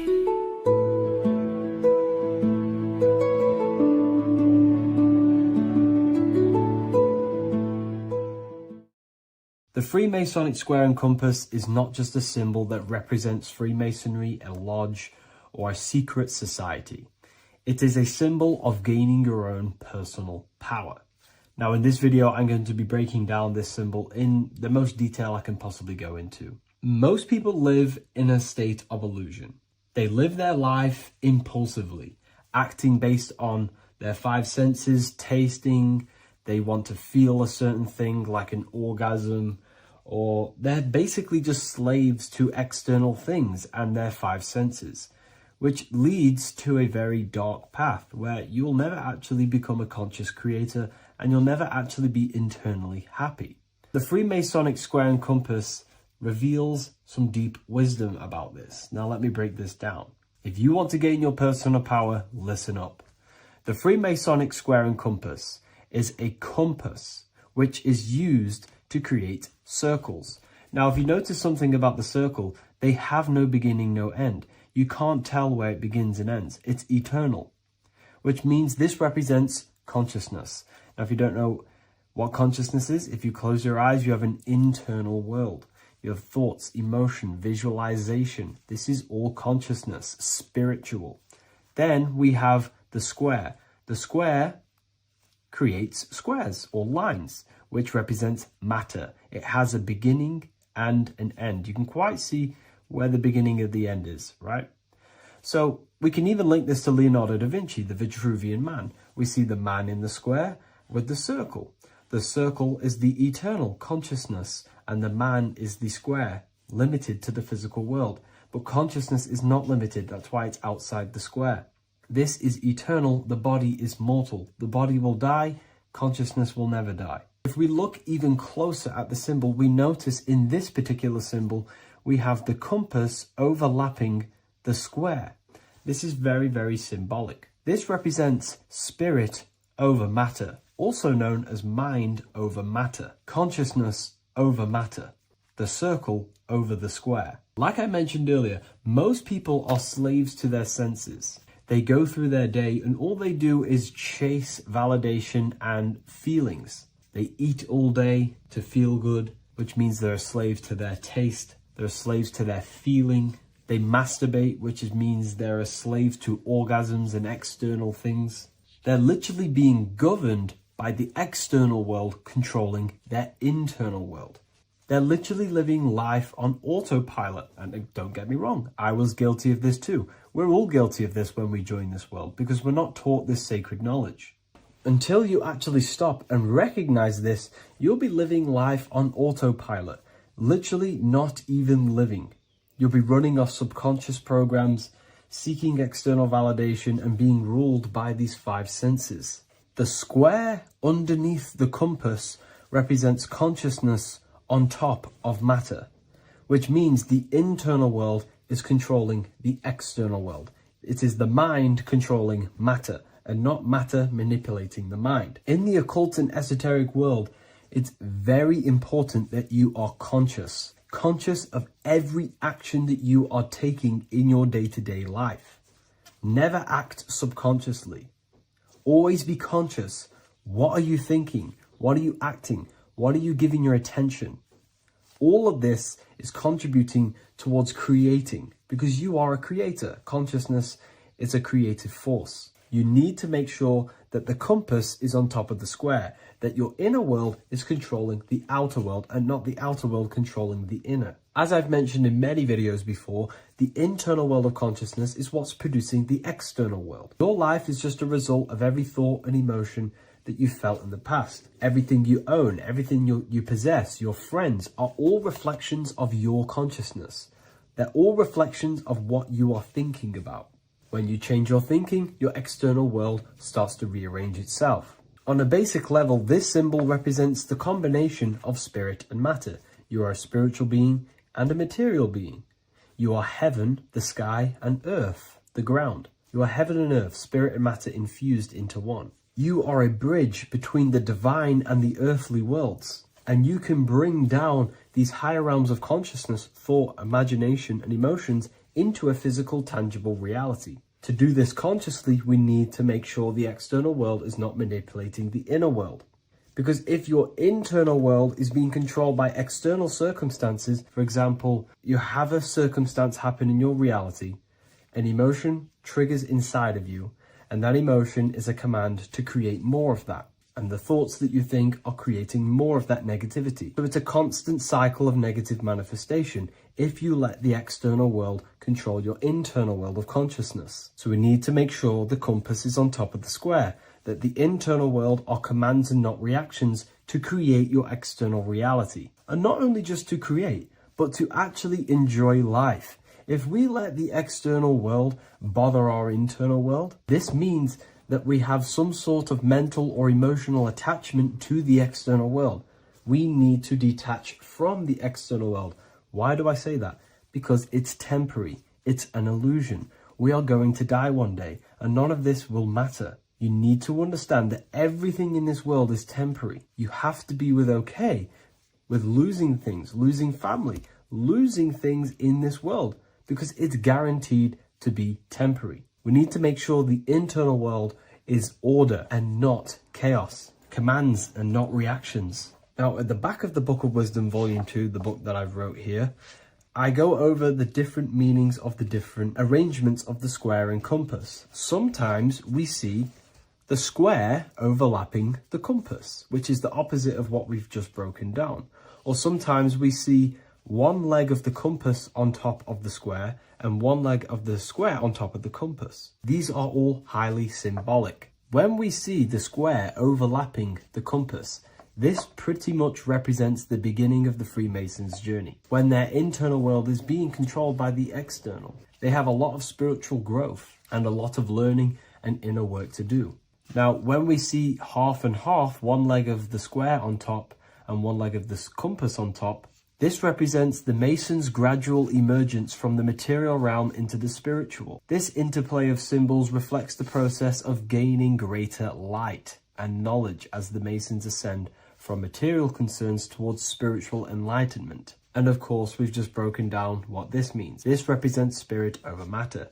They're not chasing external physical things anymore. They're actually chasing and gaining validation and happiness from spiritual growth, more knowledge and deeper understanding of consciousness and themselves. Most people chase external material things, which actually don't make you happy in the long run. You could be given £1 million today. In a week's time, you would be back to the same original state of consciousness and actually chasing more and more millions of pounds. It's because nothing physical in this tangible world will ever satisfy your internal world of consciousness. So through spiritual growth, we can actually become happy and seek higher understanding, higher consciousness, which actually satisfies us eternally. So when we see the compass on top of the square, it symbolizes the triumph of spirit over matter. This arrangement not only signifies the mastery of spirit over the material realm, but also represents the resurrection, ascent, and dominion of spiritual principles over all earthly conditions. It's all about gaining personal power and spiritual growth. It's all about spiritual evolution, going from matter to spirit. The external world controlling the internal world, to the internal world ruling over the external world, where the mind becomes a powerful tool to actually create and command reality. The mind cannot create and command reality if it's being governed and tossed all over the place by external circumstances and thoughts. Here's a quick tip on how to know if your mind is controlling you. If your phone notification goes off and you're working on something, and you instantly go to reach and pick up the phone as soon as the notification goes off, that is an indication that your mind is controlling you and you are not controlling it. The mind is the direction of consciousness. The direction, it directs the flow of your attention, your energy, your consciousness. So to practice to gain mind over matter, simply just meditation, allowing the mind to sit still and focus on one thing for long periods of time. And over time, this will gain mastery over your attention and your mind. If you are on your spiritual path, this should be your goal. Your internal world becoming the master. The mind becoming a vessel for you and not a vessel controlling you. It needs to become a command center and not a reaction. Please like, share this with a friend, and subscribe to the channel if you're new. Leave a link in the description for the Book of Wisdom Volume 2. How are we doing, people? It's Revival of Wisdom. We're back today talking about sun worship. Okay? And please enjoy. Sit back and enjoy the video. First thing we need to understand is that the sun is the risen savior. It's the light of the world. Without the sun, we have nothing. Now, the sun is the Son of God. We didn't make the sun. No one owns the sun. But who created the sun? Obviously, the Creator created the sun. Therefore, it is the Son of God. And that is what Jesus is symbolizing in the Bible. The Bible is a metaphorical story. That's why it's called the greatest story ever told. Because it is a story about the sun, the zodiac. It's about you, the systems in the body. It's about everything that is sacred in this creation. Now you can see the suns behind Jesus' head in all of the ancient portraits, even the ones that are more modern. You still see a sun on the back of his head because he is the sun. He's the light of the world, our risen savior. And this is what Christians are lost because they don't realize it's a symbolic story and they think Jesus was a historical person. He's not a historical person. Okay, this is what we need to get out of our mind. This wasn't a historical person. It's the Son, our risen Savior. The Son is the soul. It's the soul of this creation. Because what is a soul? A soul is pure life force, pure energy. Whatever a soul inhabits, it gives life to. Like our soul feeds our body. The sun feeds the earth because the sun is a soul, and that's why the ancients called it Sol, because it's the soul and it's in you, and it's the light of the world. It's the light of everything. It gives life to all things. Here's Jesus and his 12 disciples. The 12 disciples symbolize the 12 zodiac signs. Aries, it rules the head region because the 12 zodiac constellations rule specific regions of your body. Aries, the ram, you have a cerebrum in your head. This is Aries on the head of the table. His Gemini rules the arms and the lungs. The two twins, Gemini. He's holding up two hands for the two hands and arms. The twins. Cancer has a knife in his hand. It's not so clear, but he has a knife in his hand. Cancer is the crab. Crabs have claws. And he's pointing at Virgo's Adam's apple, saying there's no Adam's apple there. It's a woman. Who's the sixth sign? The sixth sign is Virgo, the virgin, the only woman in the painting. Now notice how there are 3 people in 4 groups for the 4 seasons and for the 3 months and 3 zodiac signs in each season: spring, summer, fall, winter. Matthew, Mark, Luke, and John with the suns on the back of their heads, because it's the 4 states of the sun. The 4 states of the sun. Now, 6th sign, Virgo, the virgin, the only woman in the painting with no Adam's apple. Then we have the sun, Jesus, red and blue, red shift, blue shift. Electromagnetism. The ancients knew this. He's got one hand open, one hand down, because the sun gives and retrieves. The sun rises and it falls. It gives, then pulls away. That's what the sun does, and that's what he's doing. His arms are out, symbolizing the rays of the sun, casting down onto the earth, giving and then receiving. Libra, his 2 hands are equal, holding his arms out equally, because Libra is the 2 balanced scales. Libra is when the sun is balanced between the summer and the winter. It's being judged. The sun isn't balanced. That's what Libra is, the 2 scales. Capricorn is the goat. Goats have 2 horns, and you can see the 2 horns on his head here. See?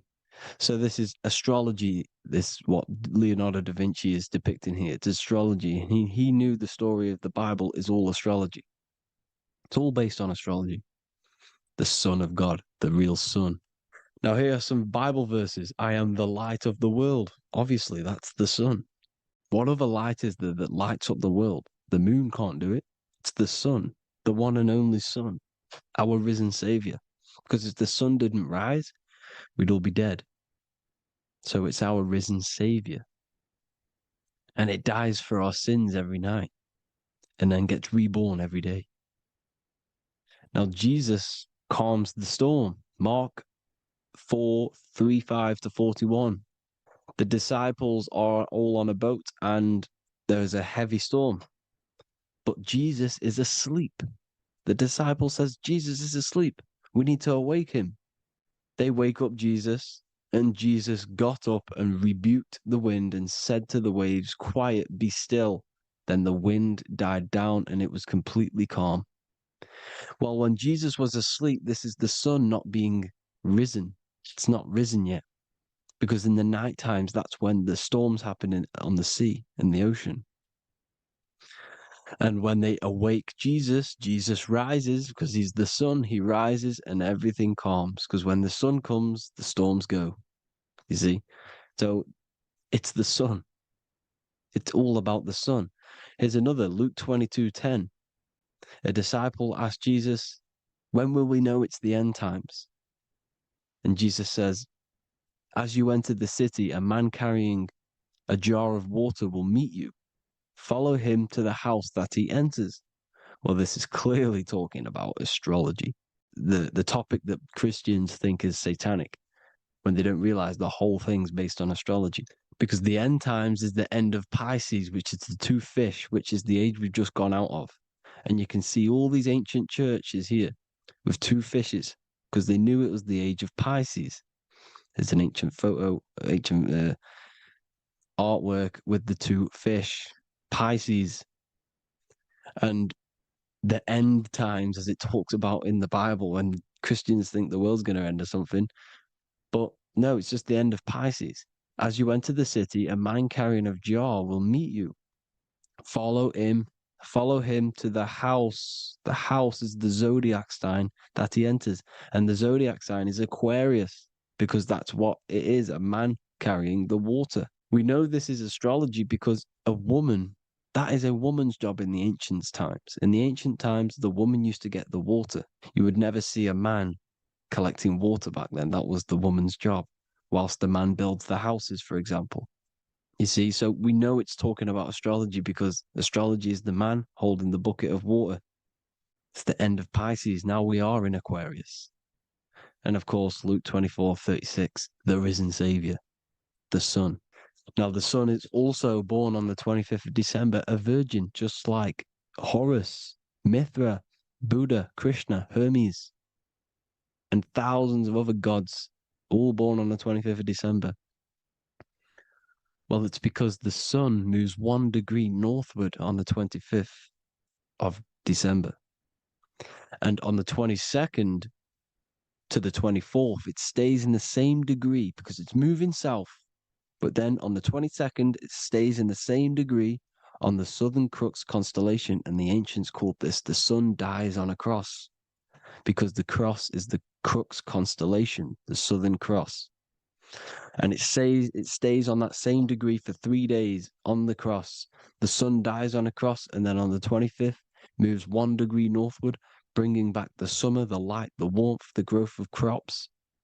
And this is the sun being reborn again, a virgin, because it's pure. And here's Mithra, another sun god before Jesus was around, before Christianity. It was Mithraism, and Mithra, Ra is Ra, the sun god, Egypt. It's all about Ra, the sun. You can see the crown of thorns on Jesus' head, symbolizing the rays of the sun. And here are the rays of the sun on the back of Mithra's head. Krishna, the sun. Buddha, the sun. Horus, horizon. All born virgins, all did miracles, all resurrected. Dead for 3 days. Well, here he is, dead for 3 days on the cross. And resurrected, because it's the most ancient religion ever been on the face of the earth, the worship of the sun. And we should worship the sun, because without the sun we are nothing. The sun feeds us, feeds the earth, feeds everything. Without the sun we are nothing. It's been reversed, and now we're worshipping man. When we're worshipping a man called Jesus, was never real. It's all about the sun, the most high, the most powerful, potent, celestial body in the sky, the orb that feeds us every day. It dies for our sins and rises every day. It's the sun. Now on the Holy Communion Day, it's the worship of the sun. They give out many suns. Here's Jesus holding a sun. And they raise the sun on Sunday, because they go to worship their sun god on Sunday. Not Saturn Day, not Moon Day, Monday, but on Sunday when the sun is exalting. And they hold suns up above their heads because the sun rises. They're symbolizing the sun rising above their heads as Savior. It's the sun. It's the Holy Communion Day. And here's Jesus giving a piece of himself to the children. It's the sun, the light. Judas was known as a backbiter, a backstabber, because he stabbed Jesus in the back. He betrayed Jesus. Well, this is just another astrological story about the constellation Scorpio, because the Scorpio is the J, looks like a J. J for Judas, the scorpion, the backbiter. Scorpions backbite. They bite with their back. And what does Judas do? He betrays Jesus by kissing him to let the warriors know who they need to get. So he kisses Jesus and Jesus gets stabbed in the back. Well, when you get stung or bit by a scorpion, they leave like a kiss. So Judas kisses him and gets betrayed. Well, this is because the sun, when it hits Libra, it's balanced. The sun is balanced because it comes through summer. Now the sun's starting to die. The sun's starting to die. It hits Libra. And then as soon as it hits the scorpion, the Scorpio, it gets betrayed because now the sun has to fall to winter and Saturn is there waiting to take over the darkness of the winter. So he gets stabbed in the back by Scorpio, Judas, the scorpion, the backstabber. You see, it's an astrological story. Here's Mary. Mary means marry, which means pure. The sun is pure. No one gave birth to the sun but the God. And it's born every day. It's born every day on every year. It's born pure. There was no controversy. There was no, activity for the sun to be born. It's pure. Now, the 7 metals come from the 7 planets. The sun gives you gold, and this is why the sun is golden. It looks gold. And this is why the banks are backed by gold, because gold is the most valuable metal, because it's the sun, the most valuable celestial orb in the sky, in the heavens. Well, here's Jesus, another ancient symbol of him being crucified on the cross with the big sun, the Southern Crux constellation. The sun dies on the cross constellation. And if you go to the old etymology dictionaries, you will see sun and son is the same word. They come from the same etymology roots. You can use them for no matter what, but they've been confused today. But if you go back to the old dictionaries of etymology, they are interchangeable. You can use them. Son, sun, sol, it's all the same thing. The 12 disciples, 12 brothers of Joseph, 12 tribes of Israel, 12 breastplates on the stones, because it's all the 12 astrological signs. They could have used any other number, but there's 12. Because 12 is the mind, which is God. 7 is the number of matter, which is man.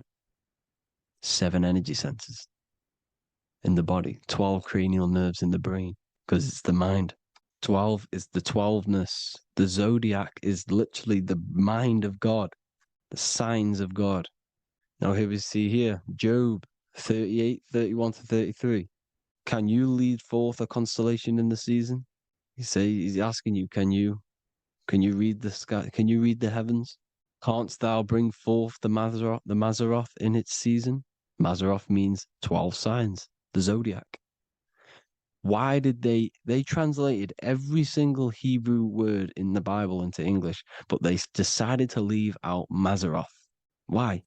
It's because if that said zodiac, Christians would have a different view on the Bible, but they leave that out. But Mazzaroth actually means the 12 signs, the zodiac, and the stars means sign. The word stars means sign because the stars are signs, things to come, which is off in Hebrew, which means sign, things to come. You see a sign on the road, it's something coming. But God is saying, no, what does he say? To qualify as a director, a judge of man's life on earth, one must be able to govern the heavenly bodies that rule the earth. It's telling you to read the heavens. We need to read the heavens. Astrology, the 12 zodiac signs, the mind of God. It's telling you, read the Mazzaroth, read the zodiac, because they are things to come in your life. They are signs. It's not satanic, it's made by God. God said, let there be lights in the firmament of the heavens to divide the day from the night, and let them be for signs. Signs are things to come. The 12 zodiac signs. It's all about astrology. Here's Mary holding the sun. His son, her son.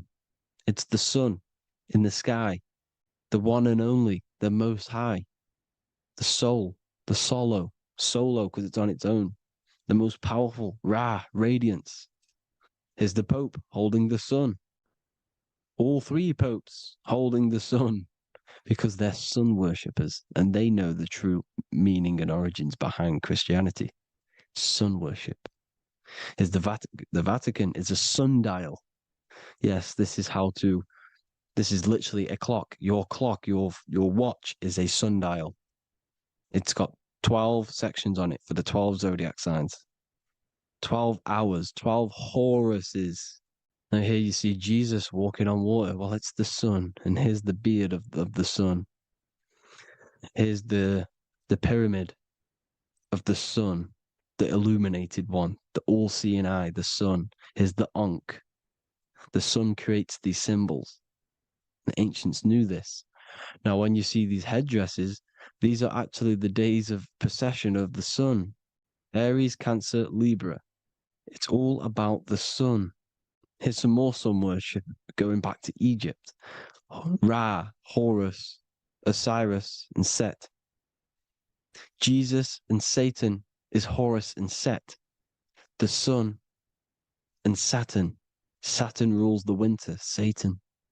Jesus, the sun, the light of the world, rules the summer, rules the day. Satan's the night, Saturn's the night, the sun is the day. The evil brother, Satan. Well, Horus comes, this is where we get the word hours from.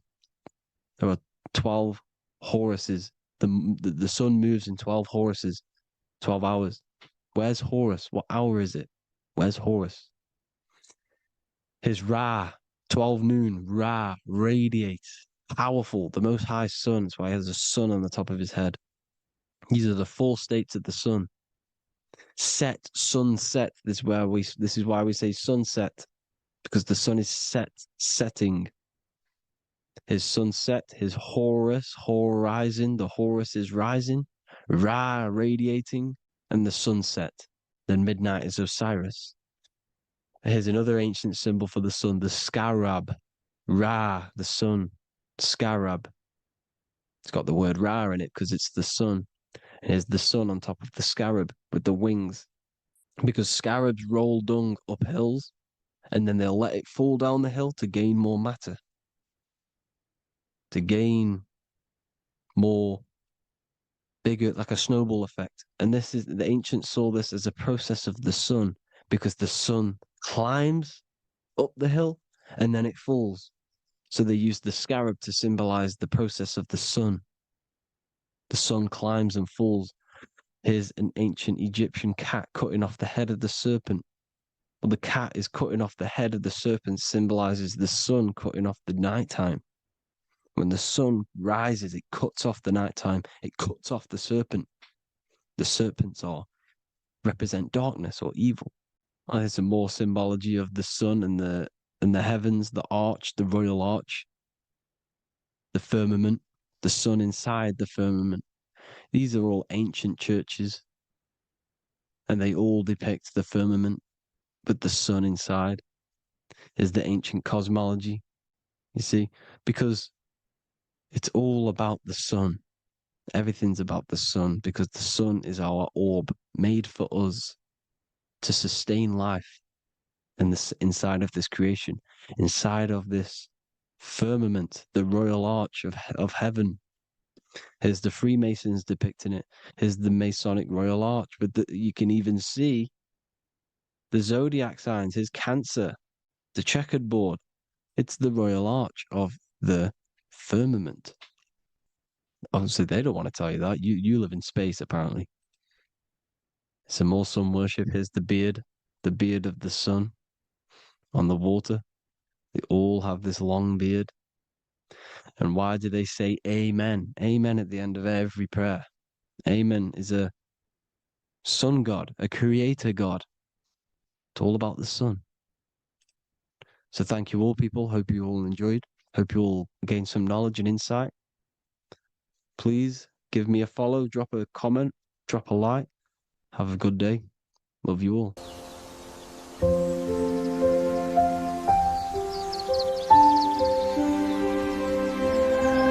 bookofwisdom.com. Visit today.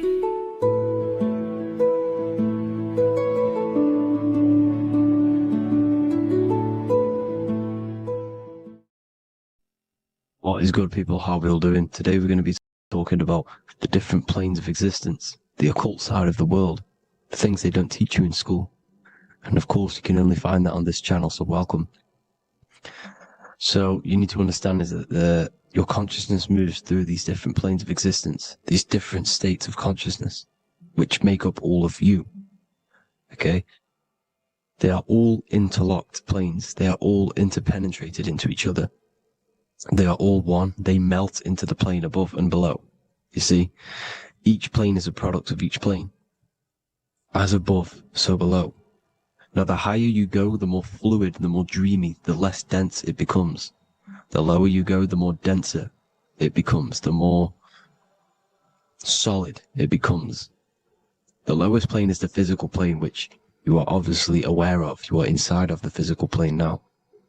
But while you are in this inside of this physical plane, you are indeed inside of all these other bodies which you have not awakened yet.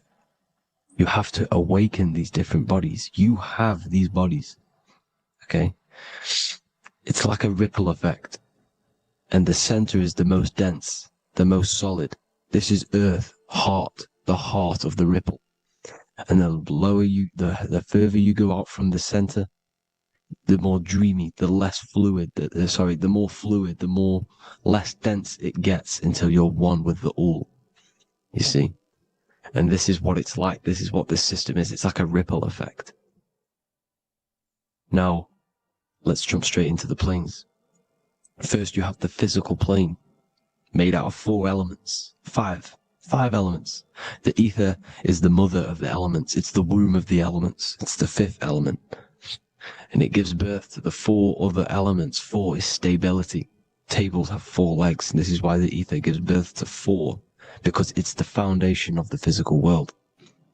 Fire, earth, water, air. They are not pure. Each one of the elements melts into the other one. For example, earth and water both share cold. Water and air both share wet. You see? They compose of each other. They melt, they mold into each other based off the vibrational state of the ether. That's what it is. The 4 elements are the vibrational states of the ether. Okay? So you have the 4 physical elements making this, physical world. It's the lowest world. It's the world of effect. This world, whatever you see, whatever you experience, it's the effect. You can't change anything by manipulating this world. You got to manipulate the higher worlds to affect this world, you see? As above, so below. This is the lowest plane.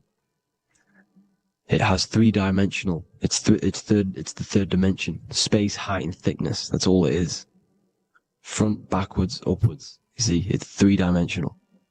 We cannot perceive the hidden side, which is the interior of this existence. We cannot perceive the interior from our exterior view. We are looking into this world. Okay? This is the exterior view. We can't see what's inside of that. That's the 4th dimension, which is the next one. It's the most gross and dense plane. 4 states of matter, the most slowest vibrational molecules exist in this plane. Above this plane, you have the ether. Okay? The word ether and either are the same thing, because either connects 2 scenarios in languages. I either support Manchester United or Liverpool. Either is connecting them 2 scenarios. The ether is doing the exact same, as you can see here on the planes of existence. It connects the astral world, which is very important, to the physical world. It's connecting these 2 worlds. So it's the ether. It's the ether. The ether is pure potential. Energy flows through the ether. It is pure energy, pure potential. Okay? The physical body is an exact copy of the etheric counterpart body. So every physical object has an etheric energy double. It's like a blueprint of that object. Every single object has an energy double, and that's the etheric double. Okay? The etheric body determines the shape of our physical body through its lines of force. All through life, it rebuilds and restores the physical body. Physical problems show up first in the etheric body, because as above, so below. You will manipulate the higher planes, it will manipulate this plane. And this is why sorcery works. contact with astral plane entities. We'll get into that a bit later. So the reason why we can't see this plane, this energy world, which is all around us, which we are inside of right now as we speak, is that the molecules that compose it are further apart than those of the physical plane, making it invisible to the two eyes. That we can't perceive it. Our eyes cannot physically suck in that sort of information, and our brain cannot decode it. This is why, they brainwash us with all these programs to keep us asleep, to keep these other bodies we have asleep, so we don't find out about these other bodies, and is to make you believe that everything's just a material. Only the material world exists. They don't want you to know is that everything that you see is a result of something you cannot see. As above, so below. There are realities within this reality. This is what I'm breaking down now, these different planes, on how this reality works. So your etheric double is your energy body. You can see here the physical, etheric, astral. Astral is your spirit. The ether is a part of the physical plane. It's like just above the physical plane, but it's still part. But then the astral plane is completely separate. It's another plane, but they're all interlocked. Don't think they're apart. They're all interlocked. They're all one. They all melt into each other. The chakras that we have are inside of our etheric body. They are our sense of organs which tune us to the fourth dimension. These 7 chakras connect us to the astral world, the fourth dimension. Okay? They are points for the flow of energy from the universe / 7 planets, because the 7 chakras are your 7 planets, and the 7 planets are connected to the astral world. They are feeding these 7 senses in our body. They connect us to the universe, to our etheric counterpart, and then to us, supplying the physical body. Because the energy comes from above. As above, so below. These 7 senses, these 7 etheric chakras, are being supplied with energy from the universe, the 7 planets, the solar system. Then it supplies the physical body. You see? So, the ether is very important. And this is, that the ancients understood the science of the ether, and they could, harness free electricity from it, because it's all around us. The ether is all around us. And this is what they were doing. They were harnessing free energy using the ether. The astral plane, the fourth dimension, very important plane. Very, very important. We've all been there. Every single one of you has been there. Okay? The fourth dimension is unseen of what we see. It's the interior of the exterior that we see. We see the third dimension, but we cannot see beyond what's making this third dimension. This is the fourth dimension. Okay? It's the dream world. This is where you go when you dream. Okay? This is where you go when you dream. It's the place of disembodied spirits or ghosts, entities, whatever you want to call them. When you hear ringing in your ears, that is not tinnitus. That is an entity around you. Okay? That is an entity around you. The fourth dimension is where thought forms exist. Mental images. Thought forms as in what you see in your mind when you think of an image, because the mind is the highest plane of existence. Mind is the highest plane of existence. And it manipulates all of the planes below. So it goes the mental plane, then the astral plane. So the thought is in the mind, the mental plane.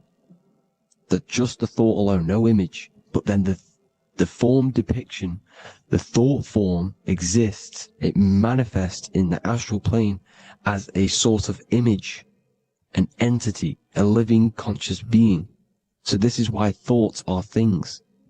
You see, thought forms exist within the fourth dimension. So when you imagine something, when you are, for example, right now, look into your hand and imagine there's an apple in your hand. If you can see that, you are seeing into this fourth dimension. You can only see into this fourth dimension using the mind's eye, not the 2 eyes, the mind's eye. When you shut off the 2 eyes into darkness, the third eye opens. The mind's eye is open.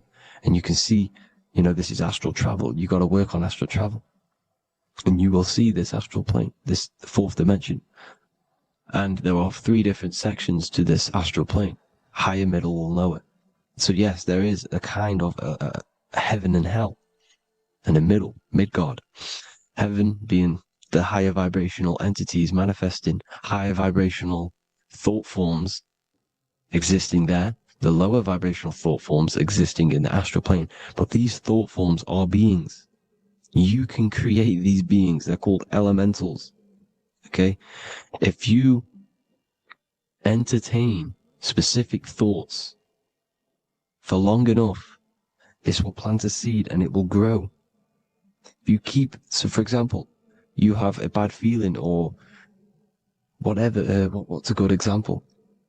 Unforgiving someone. You keep that energy inside of you for long enough, it will manifest on in the fourth dimension. You entertain that thought long enough, it will manifest. And it will create an etheric body, and it will be an entity which will harm you. It will feed off you. This low vibrational energy. Your mind is so powerful. It creates thought forms, and these thought forms can take consciousness, can take bodies, etheric bodies. Now, that's why it's very important that you master your mind, master your thought patterns. So this fourth dimension is the astral world. So when you have a nightmare, this is the lower astral plane. You're in the lower astral plane. Whilst this physical body rests at night, your consciousness, you awaken this other body, your consciousness goes inside of this other body, whilst the physical body lays asleep. You see? So it's all inside of you. This is what you need to understand. You just haven't awakened these bodies yet. You can awaken them. You just got to awaken them. Okay? The next is the mental plane. This is the mind, the source, pure cause, pure motion, the most less dense, the most fluid. No form. There's no form to the mind. Astral plane is the first plane where a form takes existence, pretty much. The mental world has no form. It's pure mind, pure intelligence. Thoughts alone exist here without any images or manifestation. The most fluid, the most dreamy, the most causal plane. All of the rest take the effects of this plane. That's why it's mind over matter. Your thoughts they create vibrations. Each vibration is vibrating on a specific frequency, which creates mental images, creates effects down here on this physical plane. This is why it's so important to master your mind. Master what you think. Master your mind. It's the hardest thing to master. You could conquer the world, but it's probably harder to conquer your own mind than to conquer the whole world. I can promise you that, because the mind can play tricks on you. You got to listen to that inner guide within you that will constantly manifest the good things. So anyways, people, hope you learned a lot from this. Please work on trying to activate these other bodies. I will maybe do another video on trying to activate these bodies if you wish. Please comment down below if you would like to see that. And have an amazing day. Please like, subscribe, comment down below any video ideas you want me to do, any information you want me to spit. Thank you all. Have an amazing day.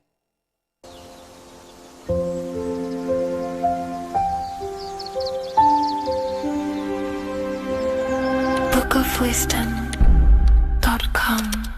Visit today.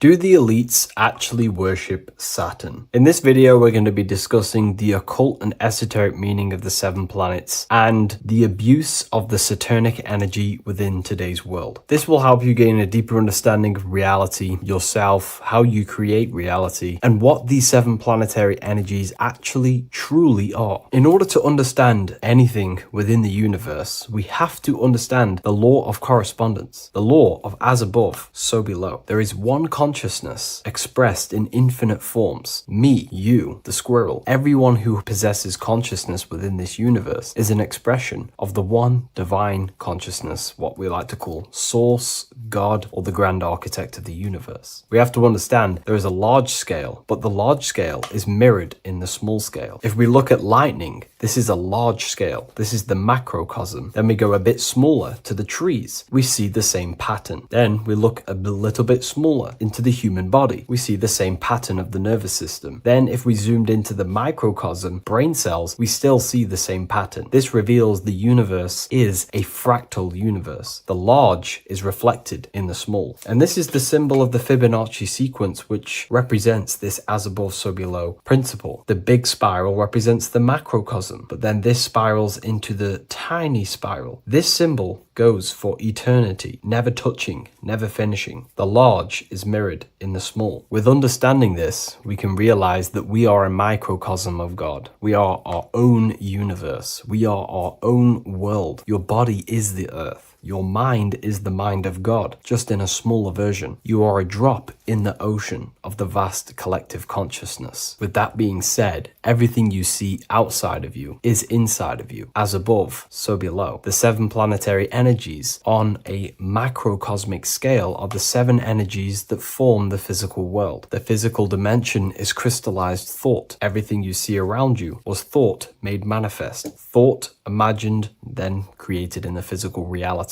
Therefore, these 7 planetary energies are 7 astral forces that create and weave the material existence. For example, if we look at a tree has 7 categories of consciousness, 7 creational forces that create the tree. This is the reason why we have 7 days of creation in the Bible. This is the reason why we have 7 days of the week for the 7 planetary energies. Monday is for the moon, Mars is for Tuesday, Mercury for Wednesday, Jupiter for Thursday, which is Thor. Thor is Jupiter. Venus for Friday, Saturn day for Saturn, Sunday for the sun. This is also the reason why we have 7 major energy centers within the body. The 7 life forces that flow through the body to give physical existence to the physical form. Man is a microcosm of the universe. With that being said, if we look at a tree is nature, and nature is the macrocosm, the creation of God's mind. And if we look at the tree, we can see 7 creational categories that go into create the tree. For example, the stem of the tree, the trunk, represents the sun. The root system, the base of the tree,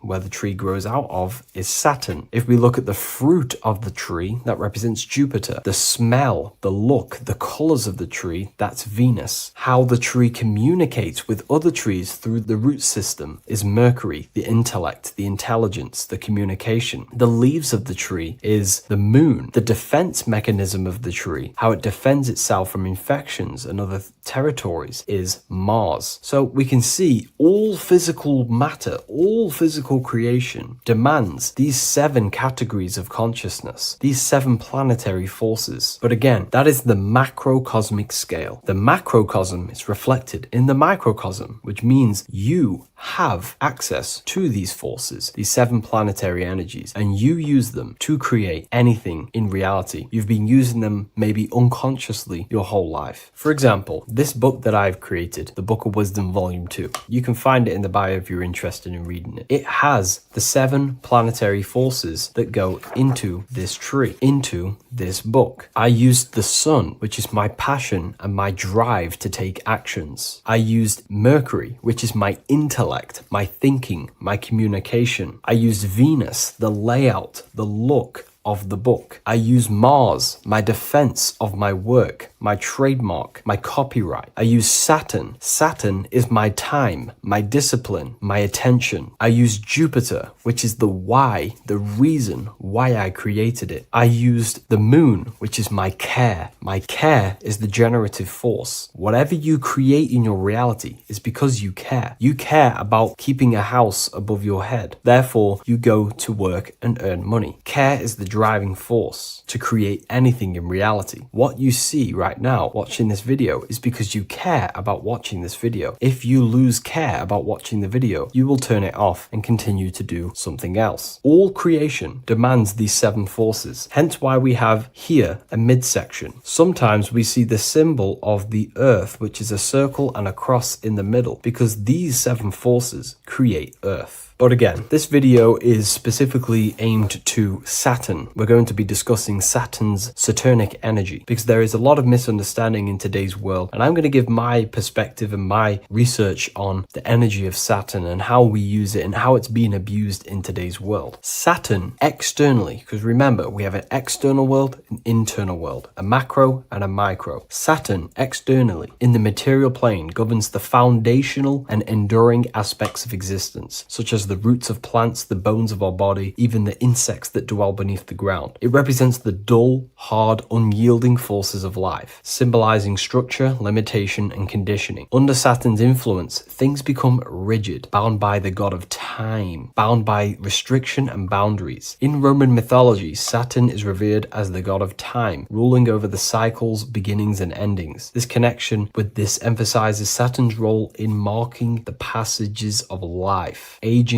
and inevitable constraints we all face. Internally, inside yourself, the microcosm. Internally, Saturn embodies the conditioning within our own consciousness. When Saturnian aspects of consciousness dominates, we become overly rigid, fixated, restricted in our thinking and actions. For example, Saturn's influence is strongly felt in today's world, where many people's minds are confined to societal norms and conditioned responses. The pervasive control Saturnian energy can lead to the sense of limitation, as people become trapped within structure imposed by society and power structures. However, we have to remember that limitation, there is dark and light. Limitation is not bad. This is why Saturn is connected to the god Satan. They are the same being. It's something that restricts, holds back, and keeps you limited, conditions and limits consciousness to its lower power. Saturn is a great teacher, guiding us through difficult life lessons that ultimately lead to growth and expansion and power. Although Saturn's energy is harsh and often challenging, it helps us to develop resilience, discipline, and wisdom. Yet in modern age, this energy has overpowered the minds of the masses, fostering excessive rigidity and limitation. Instead of being ruled by Saturn's constraints, we should seek to embrace more freedom, love, joy, balancing Saturn's lessons with openness and fluidity in our life. So like I said, Saturn rules law. Anything that is limiting or holding back, something that is a restriction or a wall. This is why we see judges wear black robes. The color black is associated with Saturn because Saturn rules over the nighttime and the winter time. Capricorn, they wear black robes. A graduate also wears a black robe with a black square cap on its head because black is associated with Saturn, restriction, limitation. University graduates wear this. Personally, not to offend anyone, these educational systems that we have in today's world are not here to give you power, to find you the power of consciousness or yourself. They are simply to restrict you, to keep the mind limited in a certain belief system. That's not to say the things in university are completely useless, but what I'm saying is it is a conditioning by the educational system. And if we actually look at the top of the hat, it's a square over a circle. And in Freemasonry, we see the compass on top of the square. In Freemasonry, we see the square underneath the compass on top of the square. The square creates squares and the compass creates circles. So this is symbolizing the square, which is matter, the circle, which is spirit, matter over spirit when it needs to be spirit over matter. This is a symbol of conditioning, limiting the mind into being locked in the 5 senses and base consciousness. Saturn's energy is keeping people restricted. This is why there is so much Saturn symbolism in today's world, because Saturn is anything to do with limitation, restriction, and time. All of the systems in place are to limit our minds, to keep us on base consciousness, only thinking in a limited box, only thinking and aware of the five senses. In base consciousness, in animal nature, one only thinks according to their senses. When they have a sense, their mind thinks. This is an affect state of consciousness. They're living in the affect. We need to understand that in base consciousness, we have no true power to create. We're simply living in cycles of affect. Now, what do I mean? The physical world is the effect. It's already manifested and cannot be changed. Our consciousness needs to rise to become a cause instead of playing around and being lost in the effect, to become a co-creator. And this is what the system does not want you to do. It does not want you to become a conscious creator. So they keep you in base consciousness, not giving you the awareness that you are literally a god creating a world right now. You are a world and you are shaping the world. Our consciousness needs to be mastered, controlled, and then we can become a conscious creator instead of running around in the world of illusion and effect. As above, so below. What happens in the mind happens in reality. We do not want to be matter over spirit, which means the external world over the internal world. We need the internal world to rule over the external. Saturn symbolism can be symbolized as a black cube. The cube symbolizes this physical world because everything has 6 sides. We can move forward, backward, left, right, up, and down. We are in this cube. This is why we say think outside the box. Thinking outside the box means to become a cause and not an effect. The mind needs to be a cause, an instruction center, and not just thoughts that are reinforcing the effect and lost in the effects of the material world. Instead of reacting, we need to become a commander. This is a symbol of conditioning and the physical plane. Black is dull, lifeless. The physical world is lifeless. It has no power to create. It has no power to do anything. It is simply a projection and an effect. You, the mind, consciousness, are the cause. You can create the effect. In today's system, Saturn's energy is heavily relied on, which is just simply man-made laws, restrictions, time wasting, and keeping people in base consciousness, only aware of the physical 5 senses. Let's get something straight about the elites. They do not worship Saturn. There is nothing to worship. They simply use the energy of Saturn to keep people limited. They're not using the planet Saturn, but they're limiting people in their belief systems and physically where they can go, restricting boundaries, countries, restricting people's minds through mass media, which is all symbolism of limitation and restriction of Saturn. They're not worshipping it, they're using it and abusing it. Saturn could be anything in your mind that keeps you limited. If you have a limited thought that does not allow you to take action on something, that is a Saturnic energy within your own mind. Anything that is indoctrination, anything that is boundaries on you, that is a Saturnic energy. Some people say that the Saturn and the moon are working together to trap our soul. This is highly symbolic. Saturn and the moon are not forming a matrix to trap your soul and keep you reincarnated. Again, this is symbolic, and in the esoteric version and understanding of this, we can see that they do have a relationship. The moon is our subconscious mind, and Saturn is restriction. If we have restrictions and belief systems in our subconscious mind that keep the soul locked and trapped only in these 5 bases, these 5 senses, then we will think and condition ourselves that we are only the physical body and never actually free ourselves from the material world and ascend. Saturn and the moon are not working together, but these are highly linked. By limiting the subconscious, we keep people stuck in base awareness, keeping them locked in the world of effect, never becoming a conscious creator. We have 2 spiritual currencies, time and attention. These are the 2 currencies that we spend. We spend time or pay attention. These are the 2 spiritual currencies that pretty much create our reality. And the system aims to hijack these 2 currencies from you, to limit you, to dominate you, so you do not become a conscious creator. So again, no one worships Saturn. It's simply just a symbol of limitation and restriction. Limitation has good and bad. Limitation can make us learn, overcome, become strong, disciplined. But when it's abused, it can keep people locked in base consciousness and stuck in their lower nature, never figuring out how powerful they are. You hold the power to shape a world. That's how powerful you are, to turn thoughts into physical existence. I'll see you in the next video. Please leave a like, comment, and a subscribe.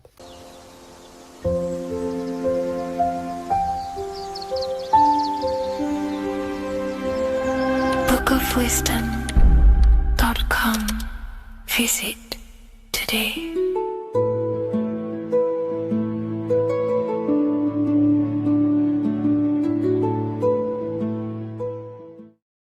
Religions were made to hide the truth about yourself, God, and the universe. You see, religion teaches there is a God separate from you. He created the universe separate from himself. They did this to truly disconnect you from consciousness, from God, and from yourself. Now let me explain. It's going to be very difficult to understand this from a left hemisphere dominated perception. The left hemisphere sees everything individual. The right hemisphere sees the whole. For example, if you're walking through a woods, the left hemisphere sees individual trees, leaves, twigs, and branches. The right hemisphere sees the interconnectedness of the whole woods. We've been trained our whole life to be trapped in the left hemisphere, to think logically, scientifically, with evidence. This way of thinking traps you in illusion, division, and separateness from everything. Plus, in science, they teach you the universe exists outside of you. You exist in a universe, and the universe exists whether you exist or not. This is completely false. You are the universe experiencing itself. There is only one person in the universe. There is only one awareness in the universe, and that is God. That is your consciousness. Not your name, your job, your reputation, your thoughts, your beliefs. That is not God. God is the infinite awareness that you are, the alertness, the essence of life. You are an individual. You have a dual nature, an inner world, consciousness, and an outer world, this physical body. The inner world is the immortal, consciousness, awareness. This physical reality is for the immortal within us to experience and enjoy. And the immortal consciousness, the immortal self, the individualized expression of the only thing that is truly real, which is God, consciousness, is seeking a way to understand itself through infinite vantage points. The same consciousness inside of you, inside of the dog, the squirrel, the plants, the stars, the same awareness is in absolutely everything. Only the right hemisphere can see this connection. The universe is one mind separated into the infinite bodies and life forms. This is why scientists tell you that the universe is forever expanding. It's truth in plain sight, because the universe is the mind. And the mind is always seeking more vantage points to understand itself. And the mind is always expanding into new realms of thought. The mind cannot be filled up. It does not exist in space. However, human awareness, human consciousness is very sacred. And the reason why I say that is because humans possess a two-way consciousness, unlike a dog, an animal, or a squirrel, for example. The dog looks in the mirror. It is not aware of itself. It doesn't look in the mirror and see that it needs to improve something. However, humans, we can look in the mirror and say, who am I? Where do I come from? And I need to change this aspect of me. I'm lacking in this area. Dogs do not have this awareness. They function only on their immediate surroundings, on survival and instinct. Human awareness is special because we have the ability to reflect on the self. We can question our consciousness. We can question, who am I? Where do I come from? And where am I going after this? The human mind has no limitation. We can surpass our animal nature and rise to a godly nature. This is the whole purpose of reaching Christ consciousness, which is just an ideal consciousness where we have control over self and we know who we truly are. Humans have been given the tools to awaken. Our five senses are locked only to perceive the physical world. But the mind holds the gateway to understand the unseen aspects of reality. The mind holds the secrets to the universe and consciousness. We just have to study ourselves to understand God. We are all individualized aspects of consciousness. There is only one pure consciousness in the universe, but we're fractaled into infinite life forms, experiencing this consciousness in a different form, molding this consciousness into individual egos and individualized consciousness. Me and you are made of the same fabric. However, I have thought different things, believed different things, experienced different things, which has conditioned my consciousness to be my own individualized aspect of God. And that's what makes me, me, and you, you. God is the creative power within us to turn thoughts into physical reality, to create things. We are a creator. Each one of us is a miniature earth, creating and building in this physical 3D reality. Our consciousness holds power over the 3D reality. We can mold it and create anything we wish. However, we have been conditioned to live like an animal, living in our animal nature, eating, surviving, lusting, and these low-level desires keep us trapped from figuring out our creative power. This is why the ancients always depicted God inside of the brain. Even in ancient Christian artwork, William Blake, Anton Raphael, all depict God inside of the brain. Why is this? Because God is our creative power. The spinal column acts as a type of ladder of consciousness. If you just think about sex and act on sex, eating, consuming, and living in a survival animalistic state, then your consciousness is functioning on the lower end of the spinal column, where your reproductive organs are and your gut organs are to consume food. In order to activate the God within us and to us to truly know God, we have to be aligned with the God consciousness. We have to unlock the God within us so we can truly actually experience God and understand it. However, God exists beyond our personal consciousness, beyond our human identity. In secret societies, satanic rituals and satanic societies, they are seeking a way to escape the human identity through ritual work, meditation, and trance-like states. A trance-like state is like the state that you enter just before you fall asleep, where there is no thought present in your mind, because you are not the mind, you are the observer, you experience the thoughts. And when we escape the human identity through rituals, meditation, or trance-like states, we can actually experience beyond the veil of this material world. However, satanic rituals do this in a negative way. Satanic rituals include ways to make the human mind tap out by pushing the human minds to the limit through pain, suffering, and even torture, to allow the mind to pass out so you can temporarily pass on the veil of the physical world and escape the limitations of the human identity and the human thinking mind. Now, you do not have to do it this way. You can experience the divine and beyond your human identity through many different ways, such as deep, deep meditation, rising above your thoughts, and setting 3 alarms, one for 6 a.m., one for 6:30, and one for 7:30. And when you wake up at these times, what you need to do each time you wake up is allow your mind to stay awake but your body to fall asleep. And you will enter this trance-like state. And you can gain ideas, experience lucid dreams, and maybe even astral project. All of these rituals in secret societies and satanic societies is all about escaping the human identity and experiencing the divine planes beyond the physical. To wrap all of this up, this is all about consciousness. Consciousness is the infinite awareness of the universe, just fractaled into separate bodies. And this consciousness is seeking a way to understand itself in infinite angles and vantage points.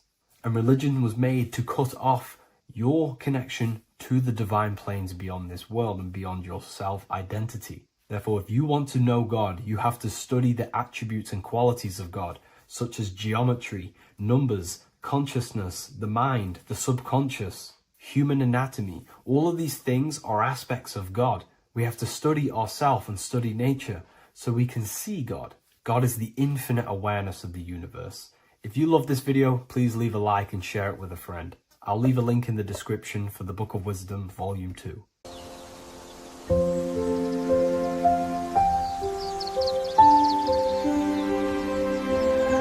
bookofwisdom.com. Visit today.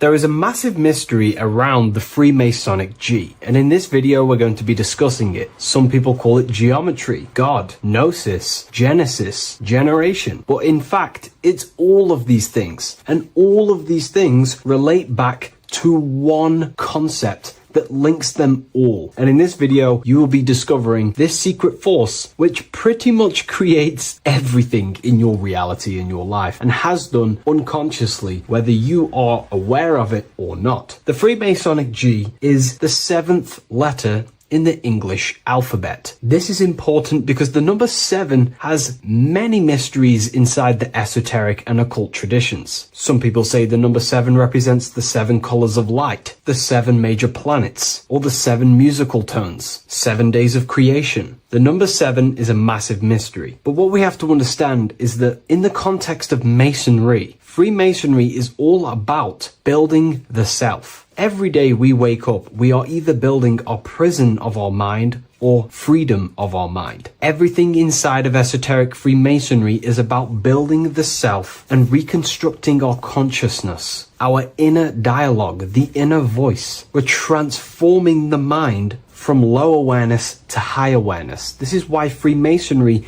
uses the allegory of stone masonry, stones, chipping away at stones. The stone is in fact you, and we are perfecting the stone, which is your very own mind. Because the universe is a mental construct. Life is happening to us inside our minds. We are all the universal mind expressed and clothed in a different body. Therefore, now we understand that everything is about the internal inside of Masonry. This G relates to something inside of you. Hence why you see the G inside of the square and the compass. It's something internal in you. G is the 7th letter of the English alphabet, and the number 7 symbolizes the 7 cognitions of the mind. In esoteric and initiatory traditions, the 7 psychological cognitions of the mind refer to the 7 distinct modes through which human consciousness perceives, interprets, and transforms reality. Different schools use different names, but across Hermetic, occult, Gnostic, and mystical systems, the same underlying pattern emerges. The mind has 7 functional powers, each representing a layer of awareness and a stage of inner development. Number 1 would be perception. The first cognition is the raw reception of sensory and subtle impressions. It is the gateway where the outer world enters the inner world of our minds. Perception involves learning to see without distortion, to notice the symbolic dimension behind ordinary appearances in an occult interpretation of perception. The second one is interpretation. After perception comes the act of making meaning. The mind organizes impressions into patterns, beliefs, and judgments. Esoterically, this cognition determines whether a person interprets life through the ego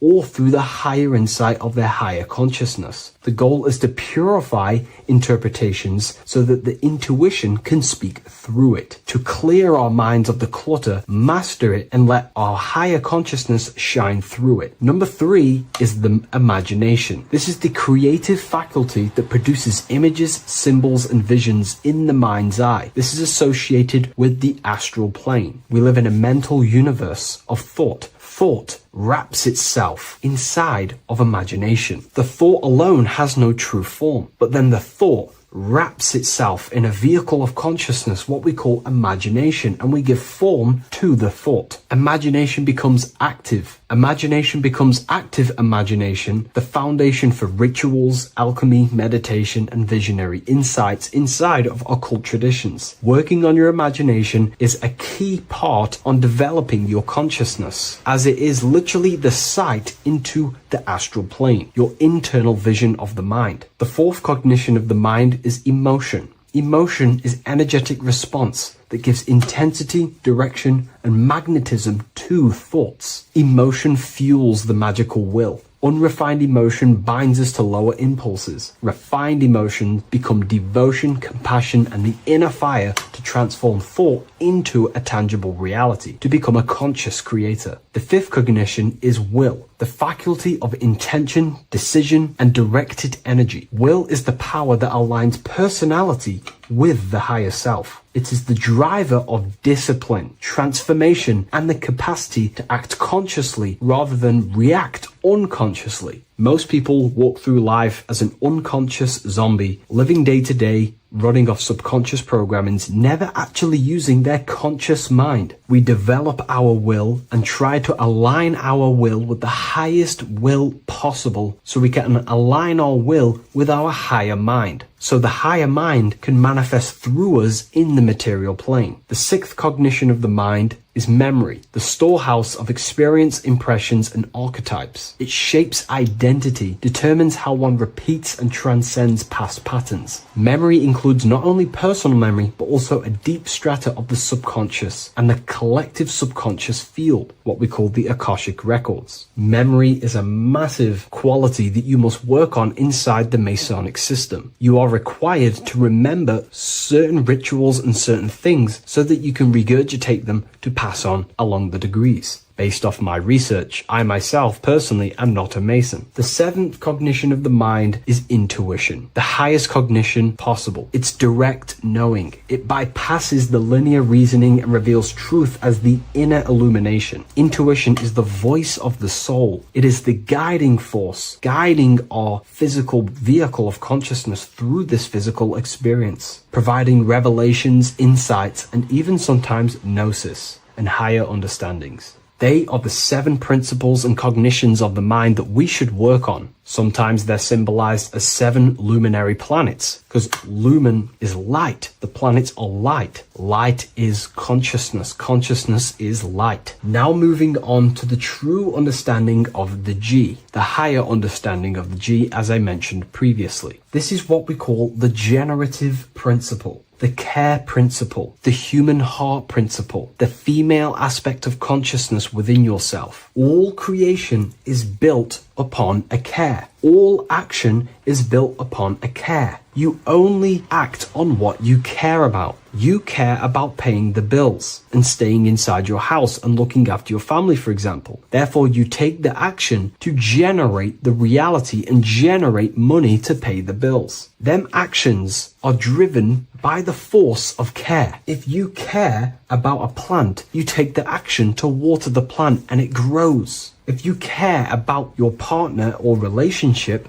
you give them attention and care and love, and you grow the relationship. As soon as you stop providing care, watch the relationship crumble and the reality destroys itself. Care is the generative force of reality. This is the generative principle that generates your experience in this world. We are in a continual state of becoming. Each cause gives birth to an effect, and that effect gives birth to a new cause. The G is the generative principle that drives creation in the present moment. Reality is creating, unfolding in the present moment, and the G is the force inside of you that generates your experience. You're watching this YouTube video right now because you have a care in your heart for the information I have provided in the past, and you have a care about watching this video. As soon as you don't care, you take action to do something else with your time that you actually care about. The G is the generative force of the heart. It is the love energy. You only take action on what you love or care about. The whole world is built upon this principle. This is why we say money makes the world go round, because the whole world has a G or a care for money, and it's making everyone wake up in the morning, take actions, and make the world go round. It is the G, the care for that principle or money object to generate that reality. It is the force that drives you, hence why the G is sometimes surrounding with light rays, because it represents a force, emanation, something that is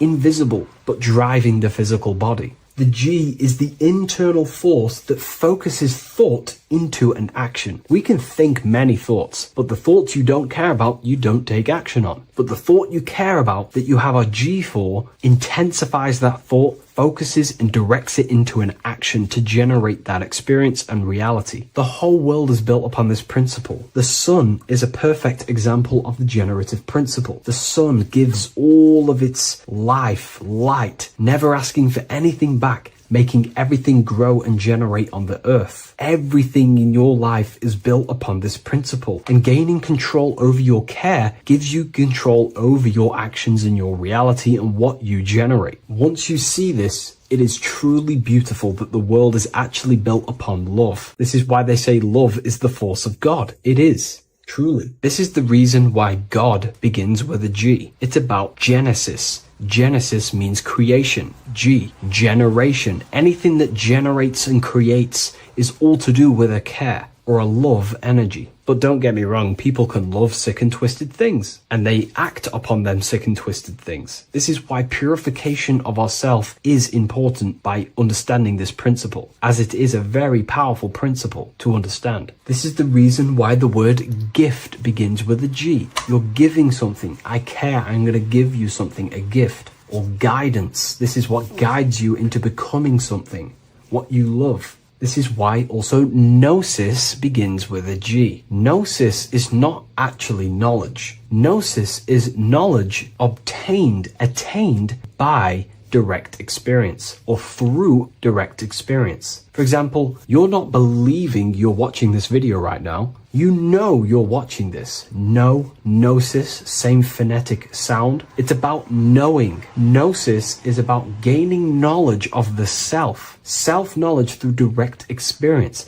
Instead of believing in God, I seek to know God through direct experience, by altered states of consciousness, transcendent meditations, understanding human anatomy, understanding the laws that govern my mind, understanding creation. That is direct gnosis, knowing that God exists instead of believing he exists. By going within the self, questioning the self, and gaining a deeper relationship with the inner observer, you start to gain gnosis, self-knowledge through direct experience. And in order to gain gnosis, you have to care, because gnosis requires action. It requires you to meditate and go within yourself. It requires you to study yourself. It requires you to go within yourself. And in order to do that, you have to care. If you don't care about knowing yourself, you won't take the action to generate the gnosis. If we take a look at this piece of Freemasonic artwork, we can see a whole lot going on here. But if we focus down here with the temple with the letter G on, and when you walk through the temple, there is a pathway leading up a hill towards the light. The light reveals things. If something is in darkness, you can't see it, but the light reveals something. It's symbolizing truth, the light of gnosis, knowingness. And in order to walk this path, you have to go through the temple, which means entering in yourself. This is symbolic of the path. The Masonic path is about the self, reconstructing and learning about the self. In order to walk up that hill, it takes a lot of effort. It's not easy walking up a hill.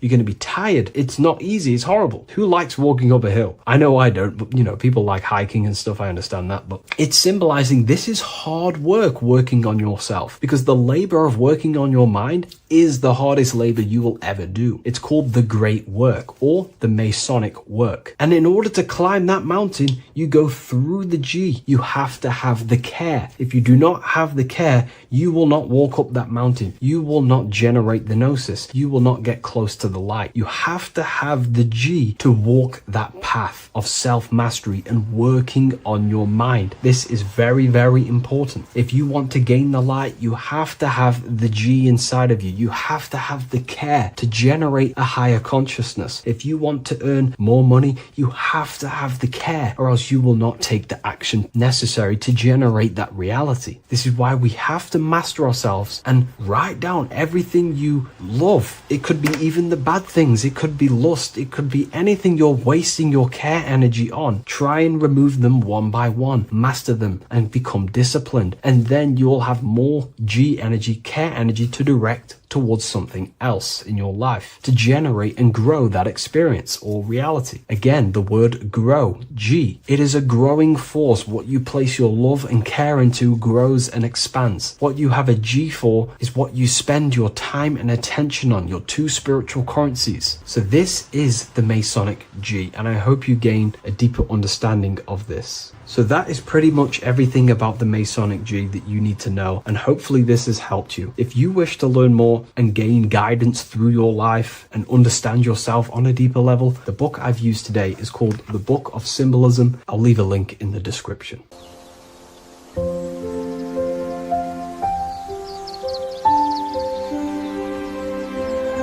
bookofwisdom.com. Visit today.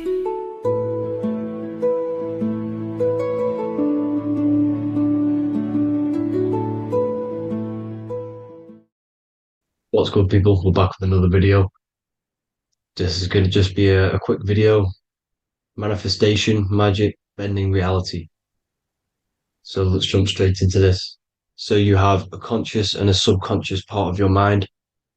The conscious is what you're conscious of, what you're actually doing, where you can choose or not. However, the subconscious is the part of your brain which is automatic. So all of the systems in your body, like the digestive system, your heartbeat, these are automatically being ran, and you do not have to tell these systems to do anything. You do not have to consciously tell your heart to beat. It's automatically doing it, and this is what the subconscious mind is controlling. It's like the dark aspect of your brain or your mind. It is the way bigger aspect of your mind. Okay, it controls all the systems in your body. Okay, and this is where all of your programs are. So when you're in it from your childhood, what you've learned in school, all of these things are being kept in your subconscious, maybe traumas and stuff like that. So the subconscious is the female aspect, and the conscious is the male aspect, because the male is all about action and doing, and the female is more about creation, creativity, intuition. So you have a right and a left hemisphere of your brain, and these are obviously male and female. The right side of your brain is your female. It's to do with creativity, imagination, intuition, insight. Okay. And this is one of the most important sides of the brain. This side of the brain is the most attacked by the elites, whatever you want to call them. This side is one of the most important, because obviously your intuition is a massive part of reality. And if you don't have intuition, then you lose track of the things around you. You can't consciously feel if things are wrong or right. They don't want you to have intuition or creativity or imagination. They want you in the left side of your brain, which is just reasoning, logic, and basic things. So they just want you to tell you what you want, tell you what to learn, and then that's it. They don't want you thinking for yourself, which is the right side of the brain. So whatever the conscious side of your mind impresses the subconscious side of your mind. So if you do affirmations, for example, if you consciously do affirmations every day, you're reprogramming your subconscious mind. You're impressing a vibration and a word into your subconscious mind, and therefore it will reprogram it. So the male and female aspect are symbolized by the Star of David as well. The male being the upside triangle, the female being the downside, connected all in one, because we both have male and female energy. So every thoughts are electric, which is the male aspect. Emotions are magnetic, which is the female. Each thought creates a wave of vibration in all directions. So think of it like a water drop in a pool, but it going out in every single direction. It's not just flat. And these thoughts have a certain frequency, has a certain vibration. That vibration has a certain frequency. And this affects your aura. Every thought, every emotion directly impacts your aura and the strength of your aura. So if you're angry all the time, your aura in the astral plane will look red. However, if you're happy, it'll be more like blue and green. So it's very important. Your electromagnetic field is created out of your emotions and thoughts, and that affects reality, because you're 60% water, and frequency and vibration creates certain patterns and has a certain effect on water. We'll get into that after this slide. So each thought that people are thinking around you, you are actually subconsciously picking up these thoughts, because it's emitting this vibration in all directions. So this is why you can pick up thoughts of other people on the odd occasion. However, when you're more in tune with your intuition, your right side of your brain, you can start to pick up on vibrations, thoughts, and other people's auras. You can pick up on the energy once your third eye is open. and you know whether you should be in that environment or not. This is what we call an atmosphere when we go into a room and you can feel the tension if someone's been arguing, for example. This is the atmosphere, this is the vibrations, these are people's auras emitting these certain frequencies and vibrations. Okay. So our aura is contained of multiple layers. Obviously, we have the physical body. This is the electromagnetic layer. However, you have the different planes of existence, the spirit, mental, astral, etheric, and then physical. The physical is the lowest plane of existence. And the physical plane is a product of all of the planes above. So the mental impresses on the astral impresses into the etheric, and then the etheric creates the physical object. So the mind is the root cause of reality. The mind is the cause of everything. Your consciousness is pure cause. There's no effect. Everything you see in this reality is the effect. Everything that you experience is the effect, because the root cause was the mind. The decisions you made you experience that certain experience. And that decision was created on the mental plane. And this is just pure thoughts. And thoughts are things. If it exists in your mind, it is a thing. It's a certain frequency. So if you have a certain level of thoughts, if you're thinking positive, for example, you're going to have a strong aura, you're going to have a higher vibration. And that attracts like. Like attracts like when it comes to thoughts and vibrations and electromagnetism. So if you're thinking positive all the time, speaking positive, doing positive, you're then creating a higher vibration, and that's going to attract people on that similar frequency to you. Everything is electromagnetism, frequency, and vibration. Everything. You see, so this is why, for example, if I put my hand to a TV screen, if my finger was the same vibration as the TV screen, it would go straight through it. However, the particles in my hand and the particles on the TV screen are two separate vibrations, and this is what causes the friction to stop and not my finger to go straight through it. So, like I said, when you don't feel the vibe of someone, when you don't feel right, you don't really get along with someone, this is a vibration. Your vibrations are not matching, they're not similar, they're two complete different vibrations, and they're not aligning properly. So music has a massive part on this. Music is a massive, massive tool for the elites because music is frequency. And in 1975, the musical instrument are all tuned to 440 hertz. So Spotify, Apple Music, most of the music on YouTube is all set to 440 hertz. And 440 hertz is not divisible by 3, 6, or 9. And when you can't divide a frequency by 3, 6, or 9, it's not a natural frequency. As you can see here, this is 432 hertz. This makes a nice geometric pattern. However, 440 hertz is a distorted pattern. So when you listen to this actually shuts off the whole right side of your brain. Like I said at the start, this is the most attacked side of your brain. It's to do with creativity, imagination, intuition. When you listen to 440 hertz, it shuts off the whole right side of your brain. And obviously shutting off all of these forms of your brain.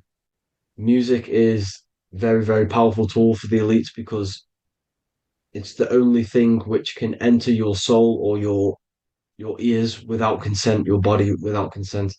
Everything else has to be through consent. You choose whether to eat something, you choose whether to drink something, but frequency, you're going to hear it no matter what. This is why it's so powerful. And music influences the body in many different ways. It's the most powerful imitator of everything. It directly affects all listeners. It directly affects intentions, gestures, movements, and actions. It stimulates your mind, and certain songs, certain catchy songs, can reprogram your subconscious mind, invoking certain emotions. This is why when you listen to slow beat songs, it makes you feel more sad. When you listen to upbeat songs, you feel more energetic. This is because these frequencies have a profound influence on reality and on how you feel. Because, like I said, you are 60% water. And as you can see here, each frequency creates a different geometric pattern. And inside of you is 60% water. So, like I said, 440 hertz is going to make a distorted pattern in your water. And this is going to have a profound effect on your emotions and your reality. So, like I said, health is not just the body. It's you are made of body, mind, and spirit. You need to look after what you put in your body. You need to look after your spirit and look after your mind. It's very important to keep all these in balance because once one of these are unbalanced, it affects the other two. So if you're eating wrong, it's going to affect your spirit and mind. If you're thinking wrong, it's going to affect your body and spirit. These are all interlocked. You have to look after them all. So it's very important you understand music. Stop listening to low vibrational music. To be honest, you want to listen to music without any sort of speaking inside of it. You just want pure uh, frequencies, which are the solfeggio scale, like one of these, for example, 432, 528 hertz. These are all good frequencies. It's called the solfeggio scale. And these frequencies make you more in tune with nature. 528 hertz is what the earth vibrates at. So it's very important. And the Rockefellers are the one who changed this to 440 hertz. The Rockefellers, one of the elite families. So if you want to manipulate reality, it's very important to have your chakras aligned and having a high vibration, because the higher your vibration, the more powerful your words and your intentions are on reality. So the lower your vibration, the harder it is to affect reality because you're on a lower state of consciousness. Like I said, you have the mental, astral, etheric, and physical. Everything is a product of the one above. As above, so below. This is what Hermes Trismegistus was saying in the Egyptian days. This is where it comes from. As above, so below. If you affect above, it directly affects below. So, like I said, meditation helps on this, helps align your chakras. Think positive, feel positive. Like I said, your feelings are magnetic, your thoughts are electric. So once you combine these two together, you're then creating an electromagnetic frequency, and that will have profound effect on reality. So the law of cause and effect. The law of cause and effect. Every effect has the root cause. Like I said, your mind is the root cause of everything. Every decision you make is having a different effect on reality. Everything happens for a reason due to the root cause, which is your mind. You choose everything that happens in your life. Okay. So it's very important you understand this and you constantly make the right decisions, the good decisions to have good effects on your reality. You have to be very conscious of this law because nothing escapes this law. This is the law of all consciousness. So think about it. Imagine a massive ball of consciousness. However, off this ball are different sparks, and each one of these sparks are in each and everyone's body. This spark is governed by these laws, the law of cause and effect, the law of correspondence, the seven hermetic principles. It's very important you understand this because this mass ball of consciousness is what is obeying these laws, and everyone has this spark of consciousness inside their third eye. And like I said, everyone is the same consciousness. This is why if you do bad onto someone else, that will directly affect your reality. So if you hurt someone, it's going to come back to you in one way or another because you are that same consciousness. This is like a mirror reality. As within, so without. Whatever you feel on the inside, you're gonna see that on the outside. You're gonna experience that reality, whatever you've impressed. So there's different ways to bend reality to your will. This is kind of a sort of magic. So obviously you have black magic, which is manipulating reality to harm and influence others, or to be very selfish. And then you have white magic, which is manipulating reality for the good of humanity. So you do have to be very careful with your intentions, people, when you're trying to manipulate reality, because this is nothing to be played with. If you are manipulating reality for the wrong reason, it's going to come and bite you in the ass in some way or another. Because everything is balanced. Everything balances out in this reality. Nothing escapes the laws. Not one thing escapes the laws. So if you're stealing from yourself because it's just going to come back in one way or another. Inside of everyone's heart, you know whether you're doing good or wrong. You know, you can feel it when you do something wrong. You can feel it when you do something good. The heart is the center of the torus field. It's balance. And this is why you say follow your heart, because it's the center of the torus field. It's very important to listen to this inner voice inside of you, because that is telling you the right things to do, the good decisions to make. And when you keep following that voice, that good voice inside of you, it takes you to your life path. Very important to follow that voice. However, don't let the ego get in the way of it. Don't care what your friends are going to say. It's very important to understand this. So you have different ways of manipulating reality. You have sigil magic. This is where you create your own sigil or symbol. You create your own sigil and symbol, and then you charge it. You behind that symbol, you have an intention. So, for example, if you want to manifest wealth, you create a sigil which represents what you want. You create that sigil, you draw it out, you charge it, because wherever your attention goes, energy flows. So whatever your attention is, you're sending energy that way. So what you do with your eyes and your hands, you place attention on the sigil. Imagine that it's glowing. Imagine that you're sending energy to the sigil, and then you burn the piece of paper once you've done this. And then after this, you meditate on that symbol. You constantly think about that symbol, because that symbol is the frequency, is the thing that you want to manifest. So that's one way. Or you can just meditate on your reality. So imagine yourself having already what you have. This is what they call a mindset. You must set your mind to the frequency what you want to manifest. Okay. So if you want to manifest wealth, for example, imagine yourself being wealthy. What would it feel like? What would you be doing? Imagine a scene in your mind.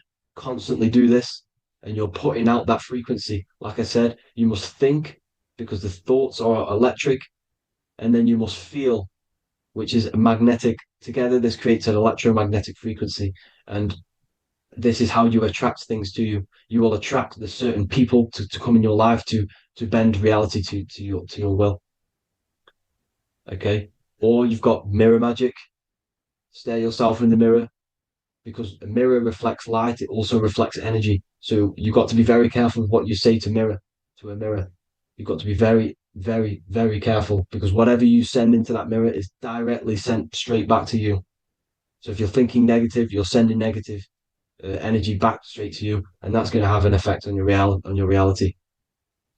Affirmations are very important, because your words are frequency, your words are vibrations, and each word you say has a certain frequency. If it's positively charged, it's going to affect you positively. If it's negatively charged, because like I say, your brain and your mind is like the director of energy. That's what your brain is. And it directs energy into certain things. You can either positively charge it or negatively charge it. And this brain is creating your reality constantly. It's manifesting your reality constantly in the present moment. So this is what the government knows. The government know your mind is the root cause of reality. This is why they call themselves a government. Government. The New World Order is not being manifested by them. They are controlling the information. They are controlling your perception of this reality. And they know the mind is the root cause of reality. Therefore, if they control your perception of reality and your information, what you believe, you're going to manifest that information, that perception. So we, the people as a collective consciousness, are the ones manifesting this New World Order. You see, so this isn't black magic. They're actually tricking us into manifesting their own their plans, this New World Order.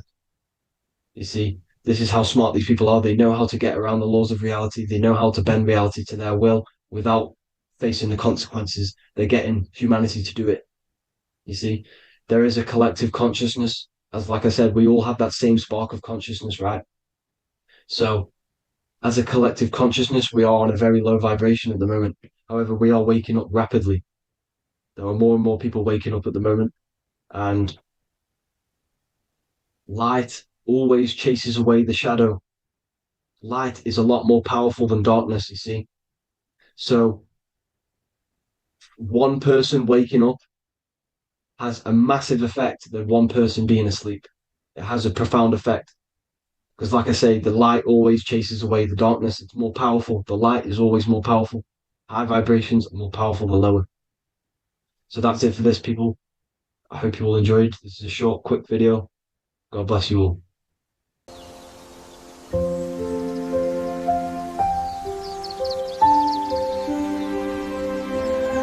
bookofwisdom.com. Visit today.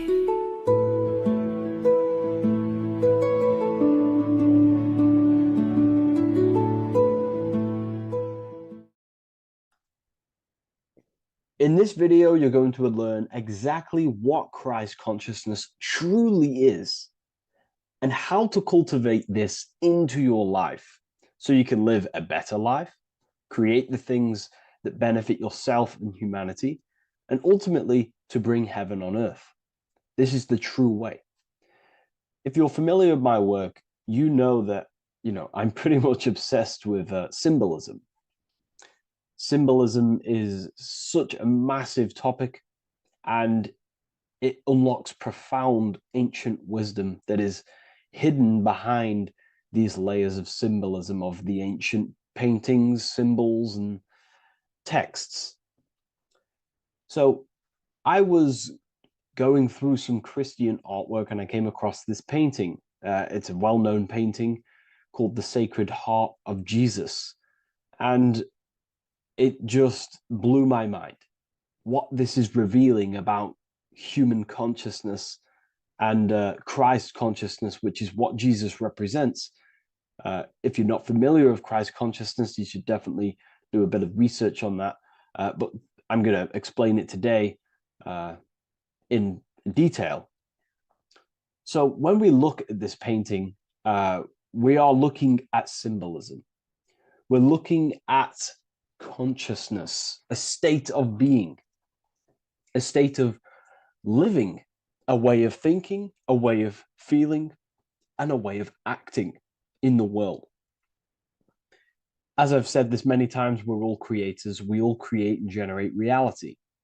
And you don't just have your personal reality, you have a collective reality. Your reality is affected by the collective consciousness. Depending on the collective consciousness's understanding of reality will also affect your life. We have a collective life and a collective experience. So Jesus in this depiction here is in a way showing us instructions to reach Christ consciousness, whether you see it yet or not. But I'm going to decode this for you. And your mind might be blown after watching this. Okay, so so what is the meaning of Christ consciousness? What's the whole purpose of this? Very simple. Like I mentioned before, we have a collective experience on this world. And Christ consciousness is the natural consciousness that we all need to be functioning on to generate peace, love, and unity on the earth in this experience we call life. That's what Christ consciousness truly is.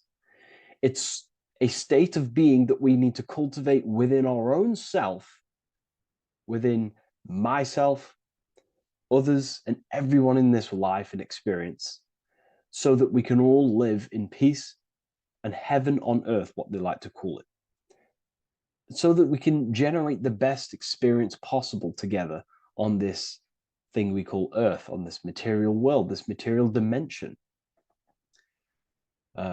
The material dimension is simply just a physical dimension of thought. It's a physical outcome of thought, but that's a whole other lecture. So please leave a like, leave a comment if you have any topics to talk about that you wish for me to cover, and definitely leave a subscribe if you like my content and channel. So to go deeper into this, right, we've explained what Christ consciousness is and what it actually, will do to the earth and what it will do to reality and our collective experience. And it's also representing a profound understanding of self, a deep understanding of the true nature of self, the true source of self, what the self is, pure consciousness, pure God. We are all Jesus. Jesus is you, a physical manifestation of the divine made manifested physically. A physical manifestation of consciousness, okay, of spirit descended into matter. However, Jesus is a symbol that should not be worshipped, but something that we need to cultivate, maybe look up to, and cultivate within our own mind and hearts and actions. So he is someone that we should embody into our own very own being. We need to reach a level of intellect, the mind, a level of emotional understanding, and ultimately this creates Christ consciousness. Okay, and now I know that was very, very vague what I just said, but I'm going to explain a bit more. I don't want to give it fully away yet because you need some more information, more keys. So let's observe the top end of this painting. Jesus with this circular light emanating around his head is symbolic of the mind, of our thinking aspects of consciousness, the way we generate thoughts, ideas. The mind is also good at also ruling communication. It also rules what we give attention to. Okay, so this is symbolizing the mind of every human being.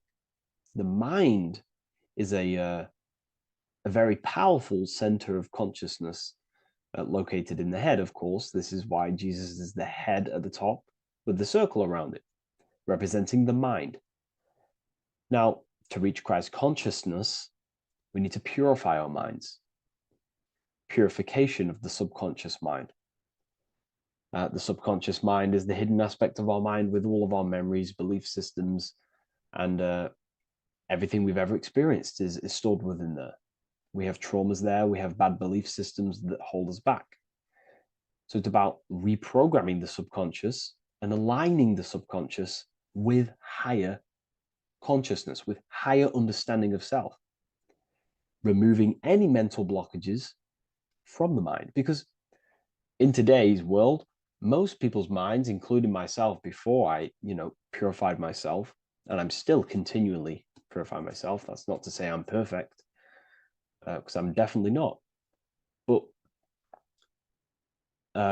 what I was saying was purifying the mind so we can have a powerful mind. Because like I was saying, most people's minds are not their own friend. They let their mind control them. They let their thoughts create negative influence on them, negative emotions. They let their mind destroy their confidence, destroy themselves. We do not want a mind like this. We need a mind that is our best friend, that receives powerful thoughts, that gives someone power. We do not want our mind taking away our power. Okay, so in this specific image here of Jesus, this represents a light mind, a powerful mind, enlightenment. The word enlightenment means light and ment coming from mental or mind, light in the ment. This means a powerful mind. Light is also symbolic of knowledge, information. When someone's very intelligent, you call them a bright person. It's a bright mind. It's knowledge of self. So the mind is conscious of self. That's another thing. We need to be conscious. A lot of people are not conscious, including myself before I did this, before I woke up. Most people are not conscious of their actions. They're not conscious when they're actually awake in the day. They do things unknowingly. Are we conscious of our thoughts, emotions, and actions, what we're giving attention to in our mind? Because ultimately this shapes our experience. There's a great quote, I think it's Julius Caesar or one of the Roman emperors, who says the quality of your life is dependent on the quality of your thoughts. Something along them lines. I don't know if I'm 100% correct there, but it's very true. Our thoughts dictate our happiness. So to cultivate Christ consciousness, we need to be conscious of our actions, conscious of our thoughts that we're giving attention to. There is a level of mastery that we can achieve within ourselves where we become conscious of every single thought that enters our mind. That sounds easy, but it's definitely not. But that's a high level of mastery that we can achieve and cultivate within ourselves. So we're looking at a powerful mind here from Jesus, a powerful mind, a purified mind. And we purify the mind through, affirmations, meditations, ritual work. Rituals are things we do every single day with an intent in our mind and an emotion in our heart to impress that state of consciousness into our subconscious, so it can slowly rewrite our consciousness and align our consciousness and sync it with higher thoughts and higher emotions with love. We can sync our consciousness with love, which is ultimately what Christ consciousness truly is. Well, now we're going to go on to that now. So we've gone over the mind. Now we go over the heart. Now notice, before we go into the heart, Jesus is revealing. He's pulling back the robe, symbolizing opening the heart, revealing the heart, revealing the soul, the light of the heart. Our authentic self lies in the heart. Our pure intentions, our love, our soul needs to be shining through our heart. And our soul is unconditional love. Now, that's not to say that we can get corrupted hearts. We surely can have corrupted hearts, for sure. We can love sick and twisted things, and that's evident in today's world. People love killing people. People love hurting people, manipulating people. People love power. Now, that's obviously an inversion of the natural state of consciousness for humans. When we're born with a natural state of love, of unconditional love for the self, for everyone else, for animals, insects, the earth. We love everything as a child. And not only do we love everything, we actually act upon this. As a child, we do not act on anything we know is not good. And I'm talking early stages of being a child, before we're indoctrinated, before the mind and heart become corrupted. We are pure. This is symbolizing this. Light represents also purification and truth, because when you shine light on something, it's the truth. You see it. You shine it through the darkness. It reveals. So light, this is symbolizing revealing the light of the soul, of love consciousness, holding love in the heart, true love, not love for sick and twisted things, but true love for the self, the body, and for everyone else and all things. Holding love in the heart. There's a famous saying of keeping the sun in your heart. Keep the sun in your heart. It's a very famous saying. The sun is a symbol of love. What does the sun do? It gives abundantly. All it does is give light, give energy, power, light to the earth, and everything is feeding off this source. The sun expects nothing back. It just abundantly gives. It's a symbol of love. This is the love principle of creation. Now, the heart is also governing our actions. What we think about, in our mental field of consciousness, is directly corresponded and observed in our hearts. What we think about directly corresponds with what's going on and what we feel in our hearts. Thoughts produce emotions. So if we give attention to negative thoughts, there's no wonder we're having negative emotions in our hearts. So purification of the mind is also having an effect in purification on the heart. Because when we purify our thoughts and only give attention to powerful thoughts and positive thoughts, that uplift yourself and humanity, then we're going to also see this change in the heart, see this emotional change in our consciousness. Okay, so this represents the purification of, a purified heart, the light emanating around the heart. Love for the self, love for one another. And you're revealing this, you're shining the heart on others. This represents, revealing your true self to everyone without suppressing aspects of self. Revealing the light, not holding back the light. Because people in darkness will look at people who are spiritual and say, oh, he's into the woo-woo stuff. It's about revealing that and not caring about others. Because when you shine a light, you're also planting seeds in other people. Now, I'm going to tie this together with the hand gesture. Now, what we're looking at here, we're looking at a hand gesture with 2 fingers up. We have the middle finger and the index finger upwards.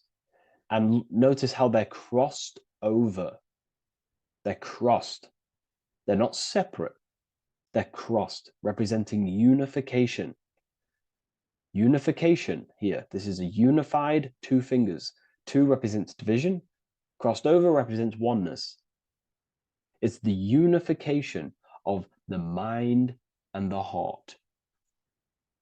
A lot of people talk about this, but not many people go into detail about it because, for many reasons. But this is the unification of thought with emotion. This is how we truly reach Christ consciousness.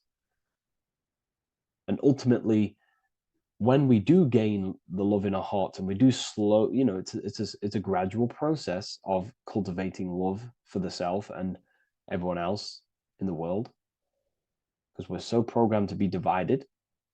But it's a slow progress. But when we do cultivate love in our hearts for the self and one another, love is a very, very nurturing and growing force. Like I said, the sun earlier, that is pure love energy. It makes everything grow on the earth. While love in your heart grows connections with people. It grows care. You go out your way to do things to people and give people things. It's a very nurturing and growing energetic force. And me personally, I think the whole universe is built upon love. The whole thing. Without love, without the love, there is nothing. Nothing is, love is the only true emotion that truly exists. Everything else is either an opposition of love or a different degree and branch of love. Love is the only true emotion, and everything is built upon that principle.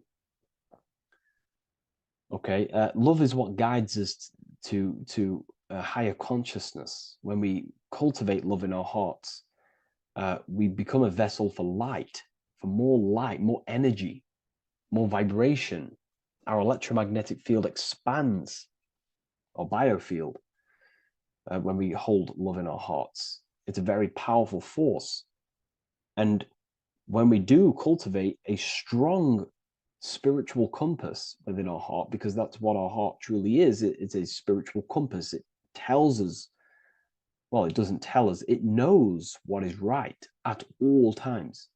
If you think something, your heart tells you whether that is right or that is wrong, whether you should act upon it or whether you should not. The heart knows what's good and evil. No one told you this as a child. As a child, you already knew this. You came into the world, you knew what was right and wrong. You knew it was wrong to hurt people. So this unification that he's doing with his hand symbolizes thinking with the love of the heart. Represents thinking with love of the heart. Thinking with love of the heart for the self and the collective. Now, ultimately, what this does is give birth to perfect action. Why? Why does this give birth to perfect action? Think about it. Every time you've taken an action, why did you take the action? You would have thought about it, you had a feeling towards it, a care energy, and you took action. Why do we go to work? We care about paying the bills and staying in our house. We go to work to earn money. We think, we care, we act. Everything you see in front of your reality, on the screen that you're seeing right now, you've called your eyes. Everything is in front of you because you care. It's the heart energy that leads the body. Okay? And that's even present in the body. Have a look at the body. We have the head, thought, then emotion, then our feet is at the bottom, and our feet take action. Thought, emotion, action. Thought, emotion, action. So even the body is basically a blueprint of how creation is manifested. So we receive thoughts from the divine planes, from the higher planes of consciousness. We receive them. That's another thing that I missed. If we purify our minds, we're basically attuning our mind to a higher part of the mental plane, and we will receive higher thoughts. We will receive thoughts that are more genius, what we like to call today, or better quality thoughts. We receive good ideas when we attune our mind to a higher consciousness. Okay, so we are like a radio. We receive thoughts based on what our mind is set to. That's why we call it a mindset. So, like I was saying, we receive thoughts through the head. We feel the emotion, then our feet take action. Thought, emotion, action. So the body's a blueprint of creation. It's beautiful when you really notice this. So this unification is about thinking with the love of the heart, which gives birth to perfect action in the world. And this is the state that we need to cultivate within myself and everyone in the world so we can give birth to heaven on earth through action. Because ultimately the world is molded through action, physical action. And them actions are molded from thoughts and emotions. Now,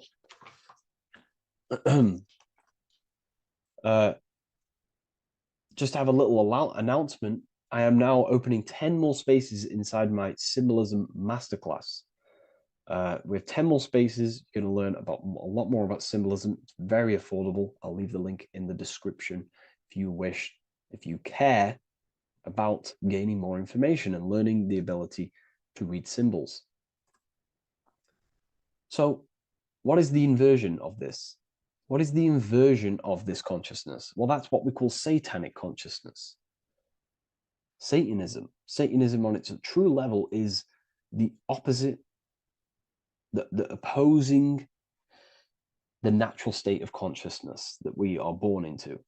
It's about thinking with no emotion, thinking and acting. This is what the Skull and Bones represents here. So the Skull and Bones Secret Society, this is their main logo.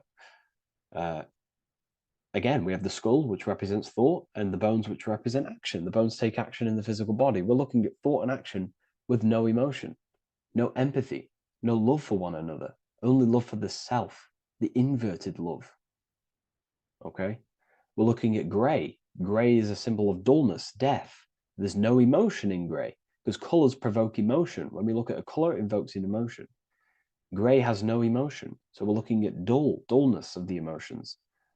I'm not going to go too deep on this subject. I'm going to create a whole new lecture for that. In fact, I think we have a great lecture inside Ethereal University on Satanism.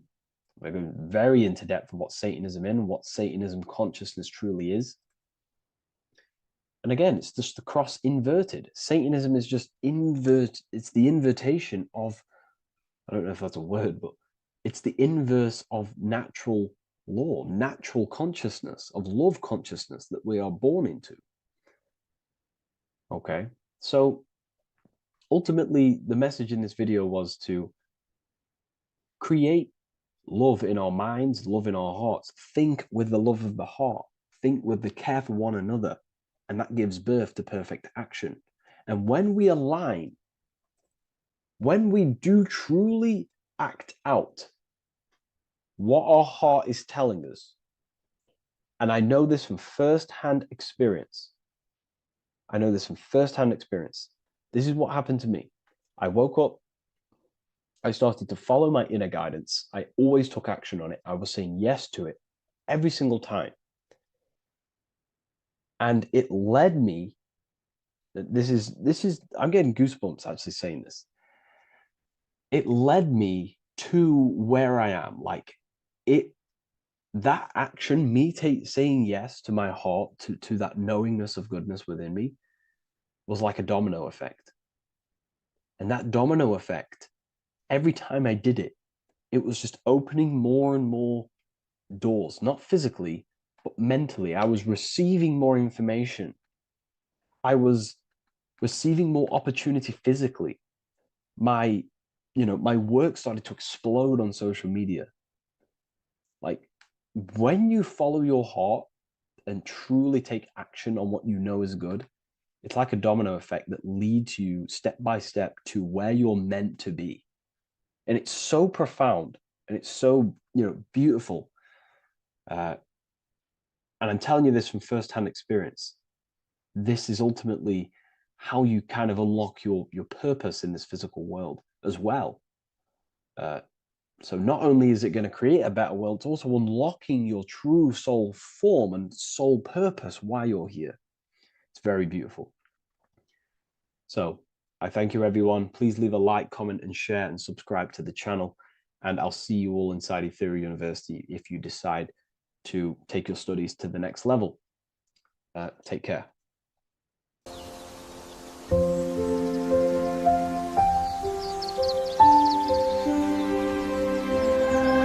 bookofwisdom.com. Visit today.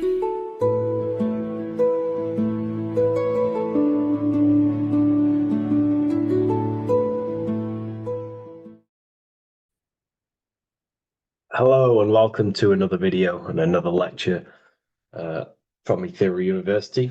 Today we're going to be breaking down in detail the Freemasonic 33rd degree symbol.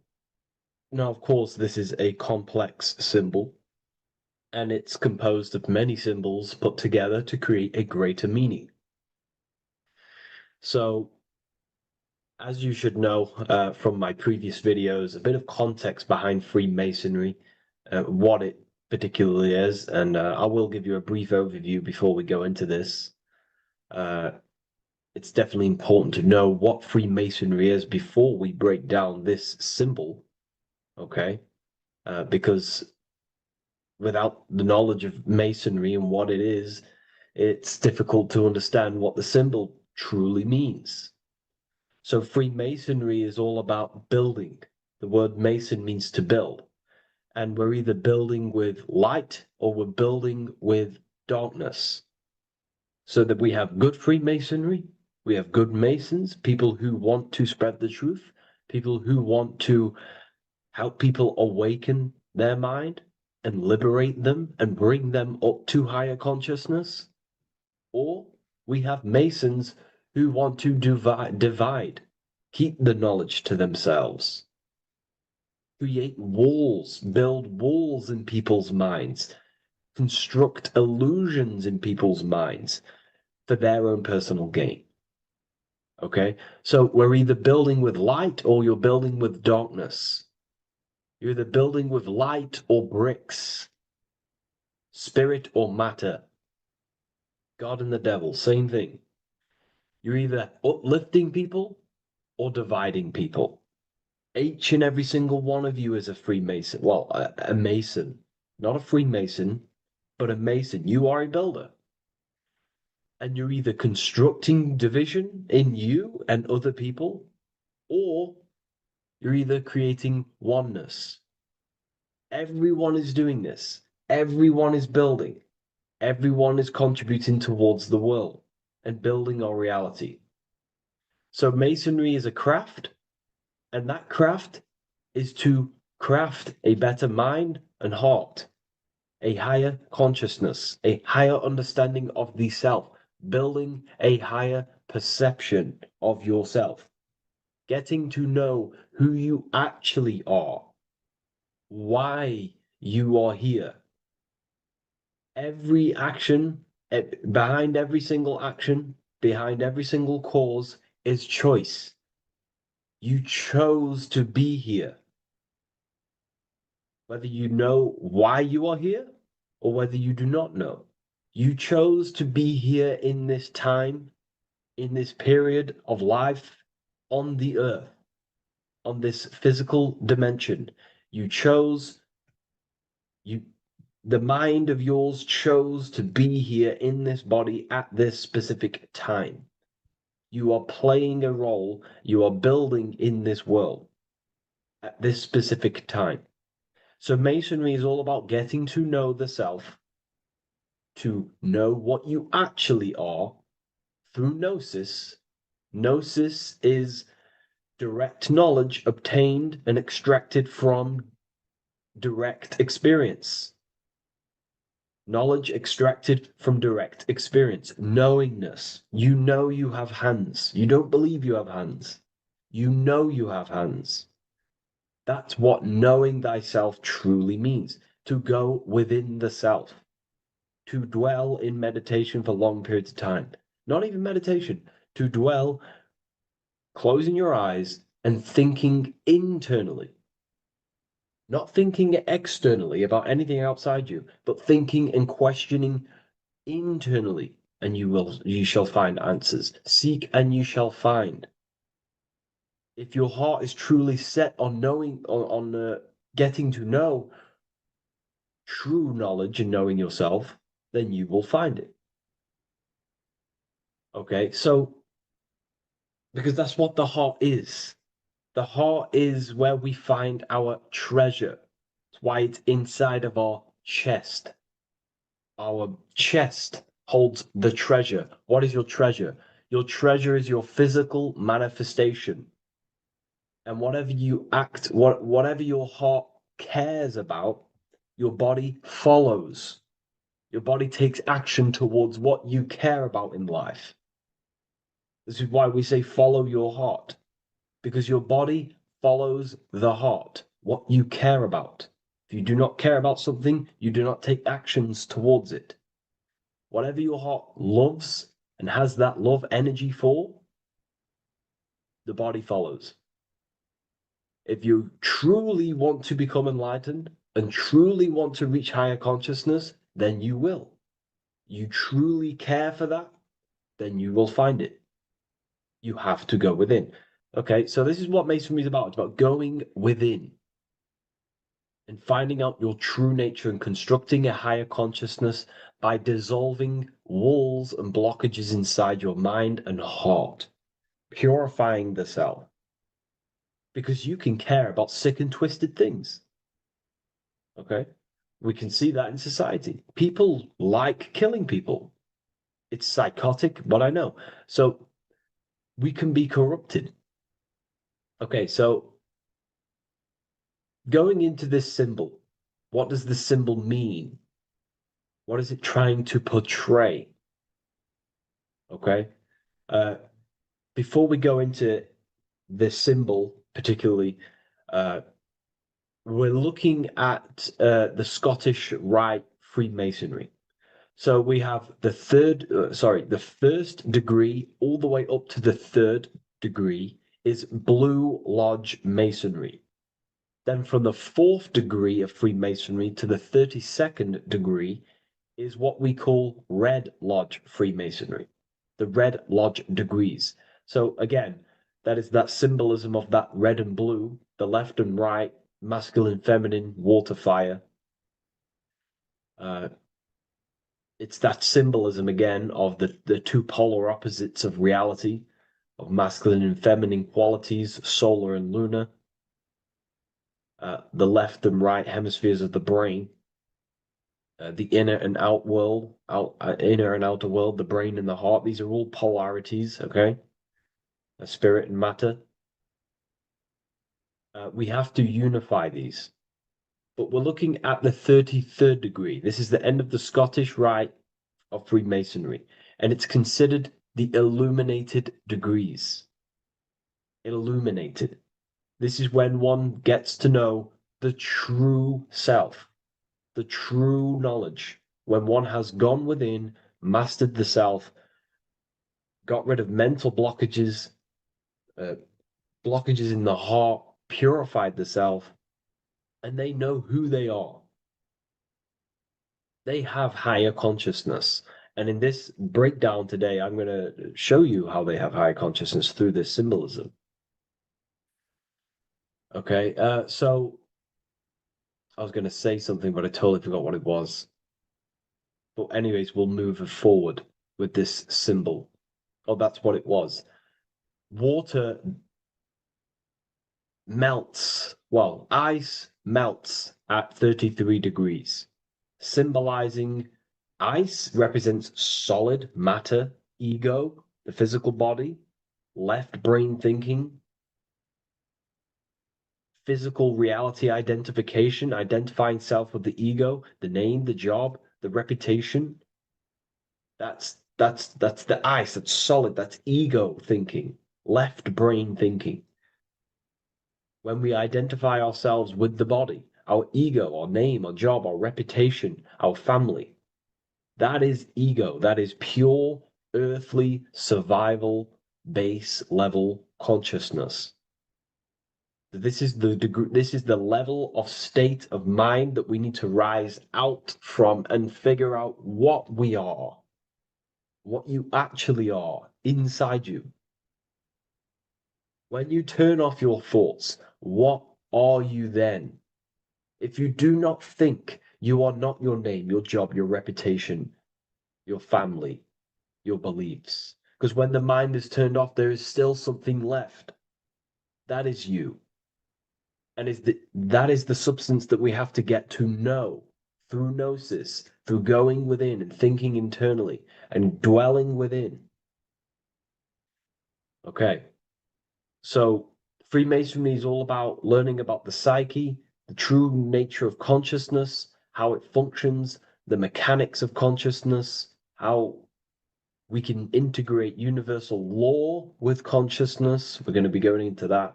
Natural law, how we can become one with God's law.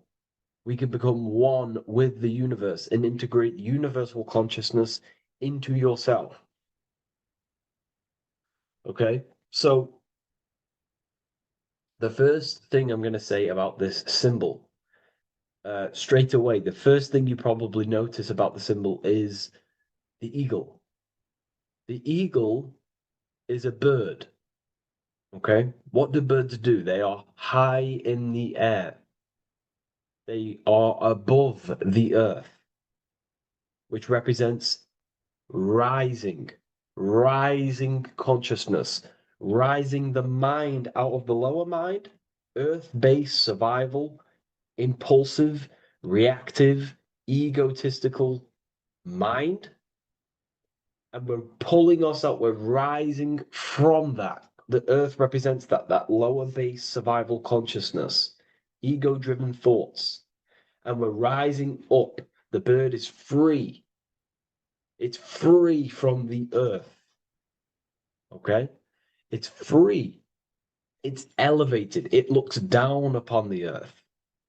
So the eagle is a bird which represents higher view of self, a higher understanding of the self. It's elevated. We have a higher view of myself when I reach the 33rd degree. That is what it's showing you. That is what it's symbolizing. Okay? It's above the earth. It is free. It looks down. When you have higher consciousness, you become enlightened. It's impossible not to look down. You do look down on people, but not in a bad way. Not in a bad way. That sounds bad. I understand if that sounds bad, but that's not a bad way. I don't mean that in a bad way or a bad-hearted way. I mean that as when you have higher consciousness, you can see people who are living and dwelling in zombie mode, low level earth based consciousness. They think they're the body, they think they're their name, their job, their reputation, their family. So it represents looking down because I have higher awareness of myself. I know what I truly am. The water is flowing at the 33rd degree. The water melts at the 33rd degree, representing the flowing of consciousness, the flowing of the mind, flowing of light energy entering the body. Because when we reach higher consciousness, when you raise your consciousness, which is just an easier way of saying mastering thoughts, mastering yourself. We no longer give attention to negative thoughts because we understand what thoughts are and why would you let your own mind take away your own power? So again, Freemasonry is about gaining personal power, not in a bad way. Well, it can be used for bad. Gaining mental power, a strong mind. Most people have very, very, very weak minds in this world. Very weak minds. This world is a mental world. We have to gain strength in the mind. It's a mental universe. The stronger the mind, the better your reality. The less affected you are by external things. Nothing external should ever bother you. Okay?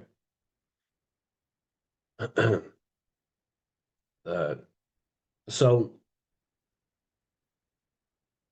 it's about gaining mental strength, mental clarity. So again, the bird is elevated, it looks down, it has a higher awareness, it sees things from above, it sees the world for what it truly is. That's the eagle. Okay? It's the higher view. This is the illuminated degrees. So we're looking at now the sword. The bird, the eagle, the double-headed eagle is standing on the sword. Very symbolic. The sword is not above the eagle. The sword is below the eagle. The sword moves through the air. On a basic breakdown of the sword, it represents power.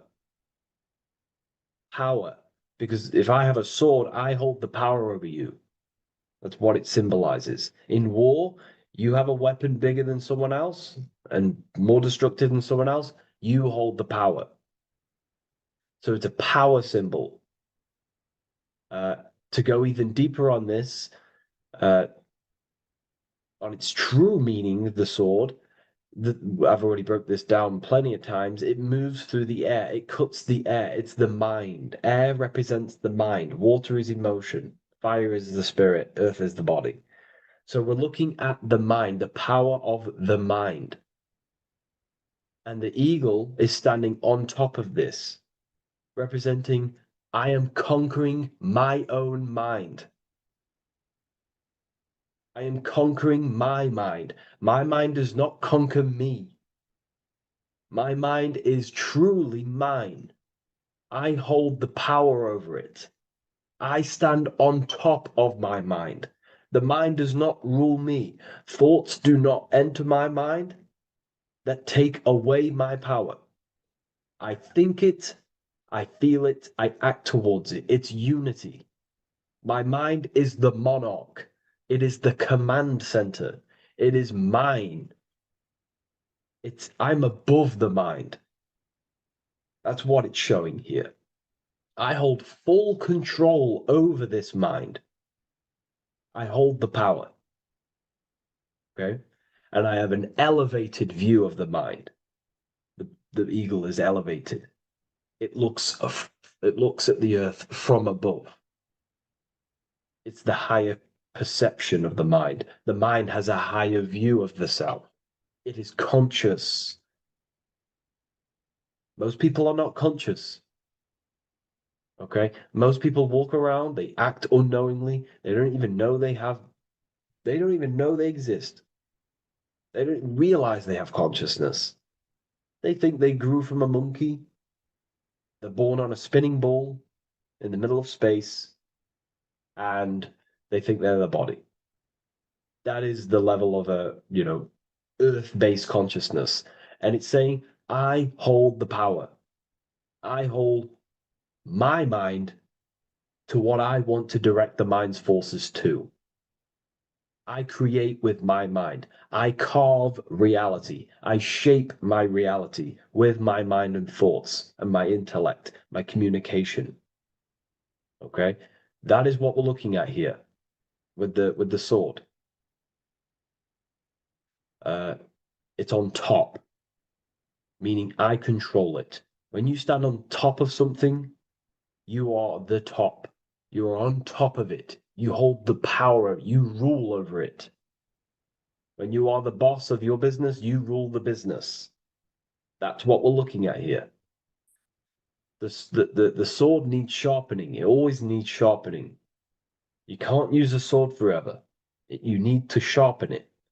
The mind will not stay powerful and strong and and aligned with what you actually want unless you continuously refine the sword. The mind needs to be refined or reminded. If you stop doing affirmations, the mind will fall back to old ways of thinking.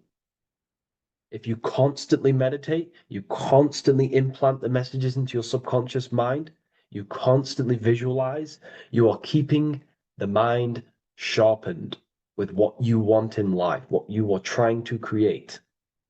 And the mind will continue to think with that power, with them words, with them visualizations. If you fall off, if you stop meditating, you will lose control of your own mind. Okay? This is symbolizing you have to keep on top of the mind. You have to keep control.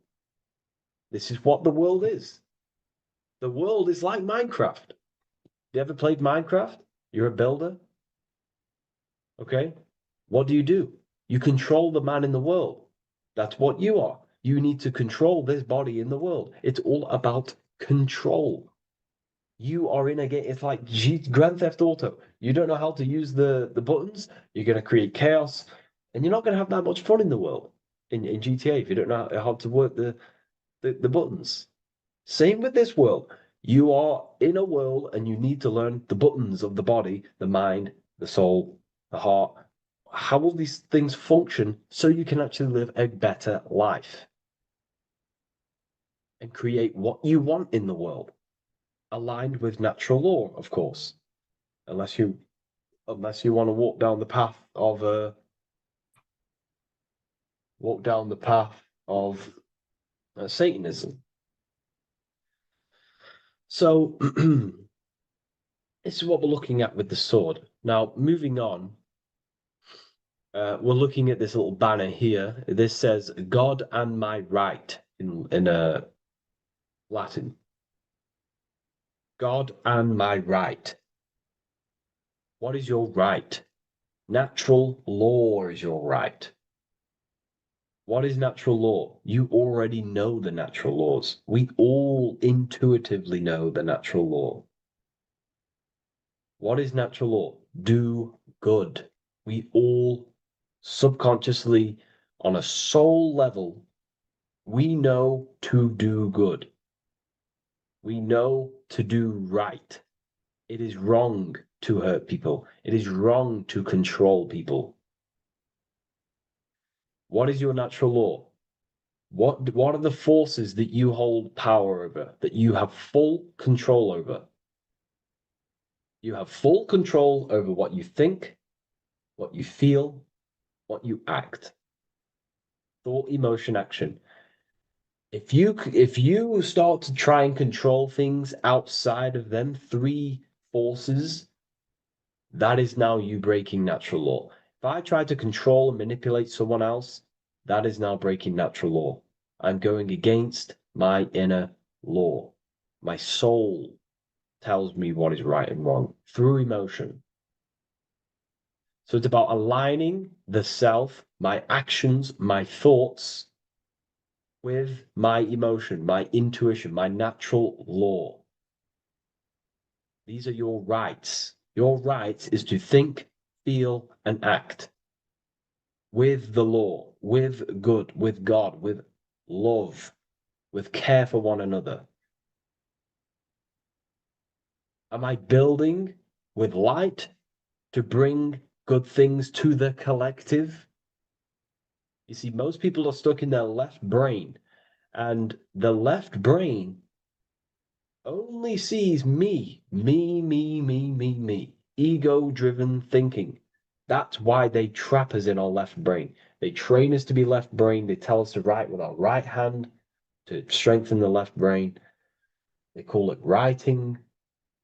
Everything in this matrix is to activate your your left brain. Why? They need you in ego consciousness so you can be controlled and manipulated. So you do not recognize patterns. That's the right brain. The right brain recognizes patterns, symbolism, metaphors. They don't want you reading between the lines.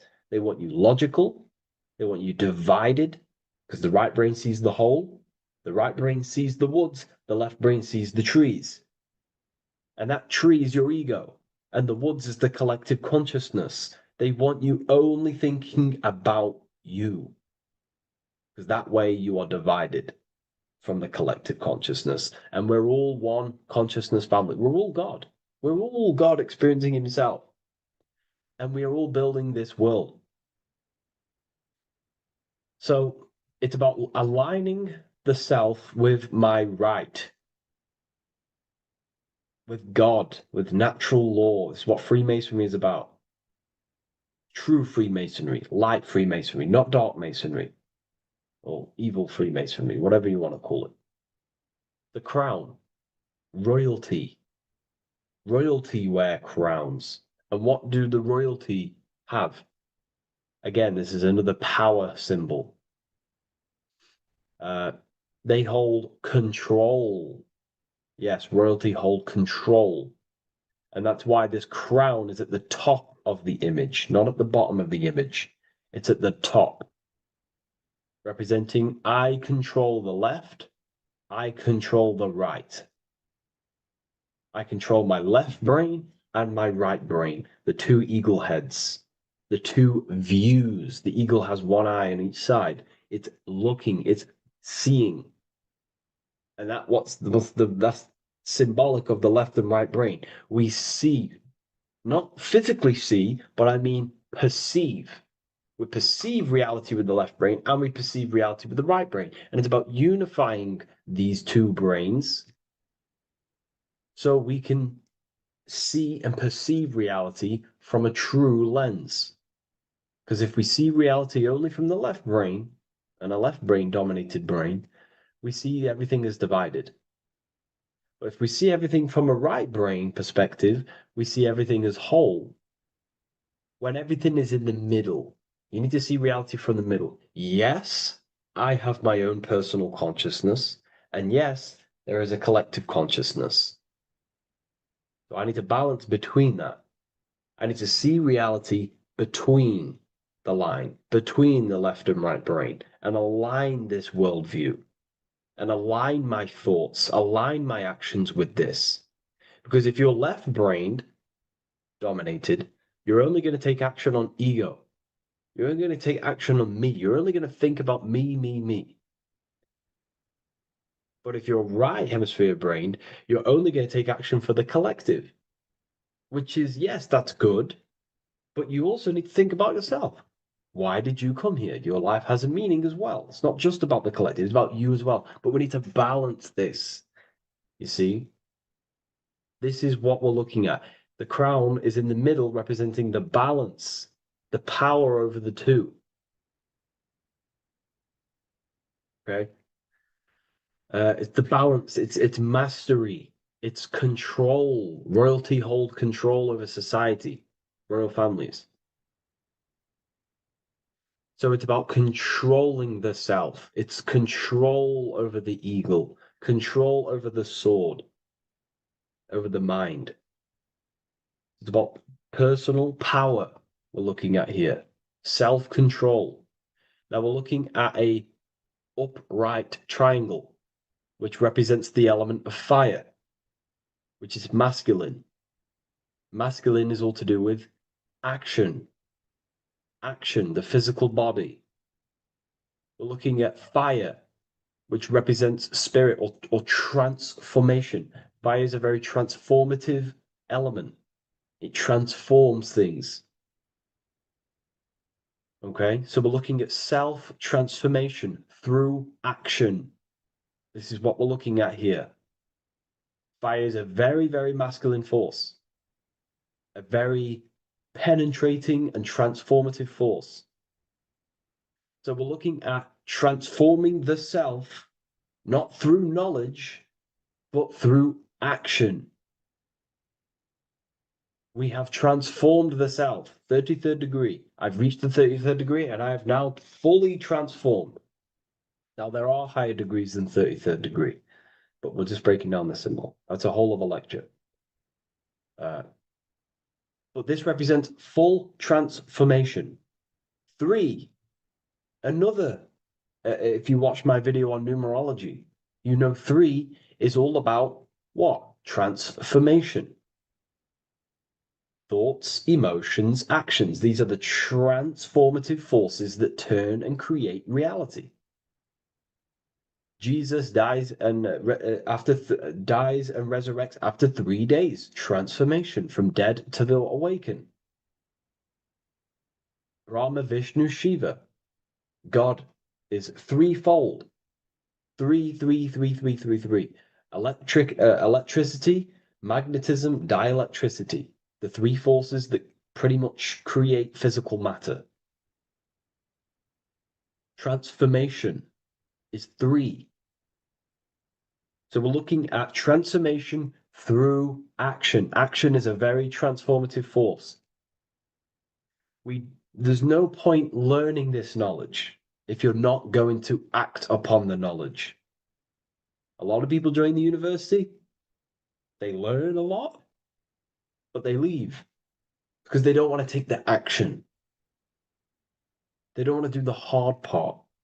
They don't want to act towards higher consciousness. They want to dwell in their lower mind. That's fine. That's your path. That's their path.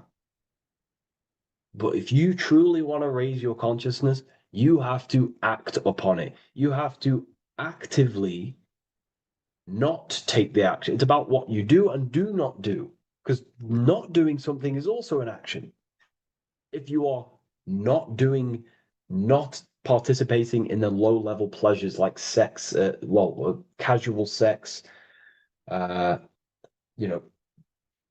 masturbation, going out and getting blind drunk. These are low level pleasures. It's going to keep you on a low level frequency and a low level consciousness. That is also an action, not doing that. It's about what you not do as well, which is very important. You have to act upon it to reach this degree. You will not reach this degree if you have not taken a lot of action towards reaching higher consciousness, reaching self-mastery over the mind, controlling the mind. This is what, again, it's about taking action on actually controlling the mind, controlling the self, gaining your power. Okay? Okay. This is another fascinating part about the eagle head and wings. It also represents the past, present, and future. The crown is, again, symbolic of the crown chakra.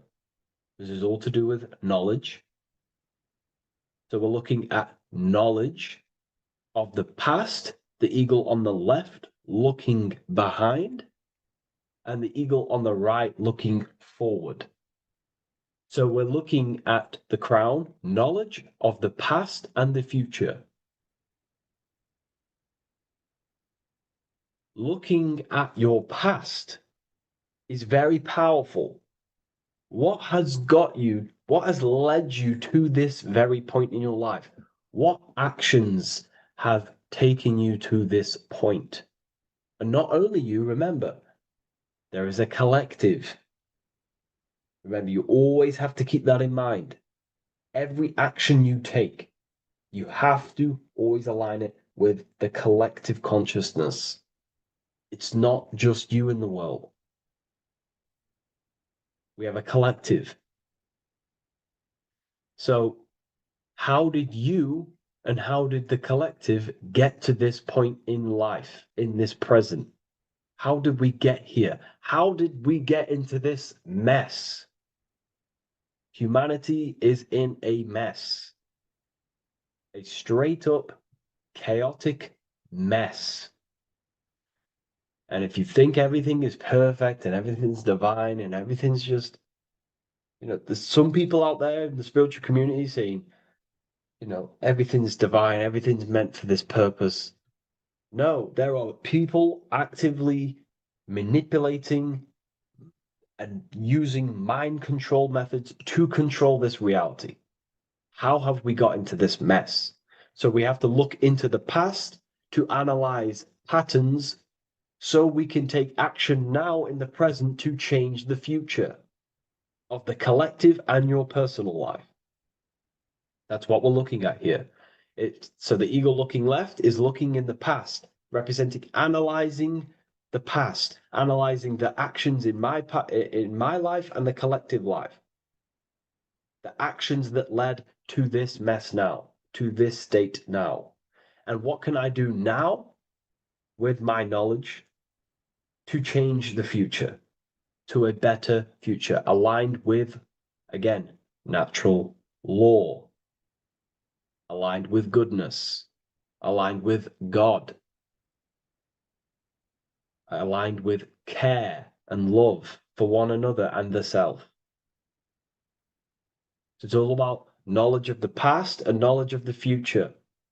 And what I can do now to take action, the triangle pointing at the middle, which is the present, what can I do now to change the future?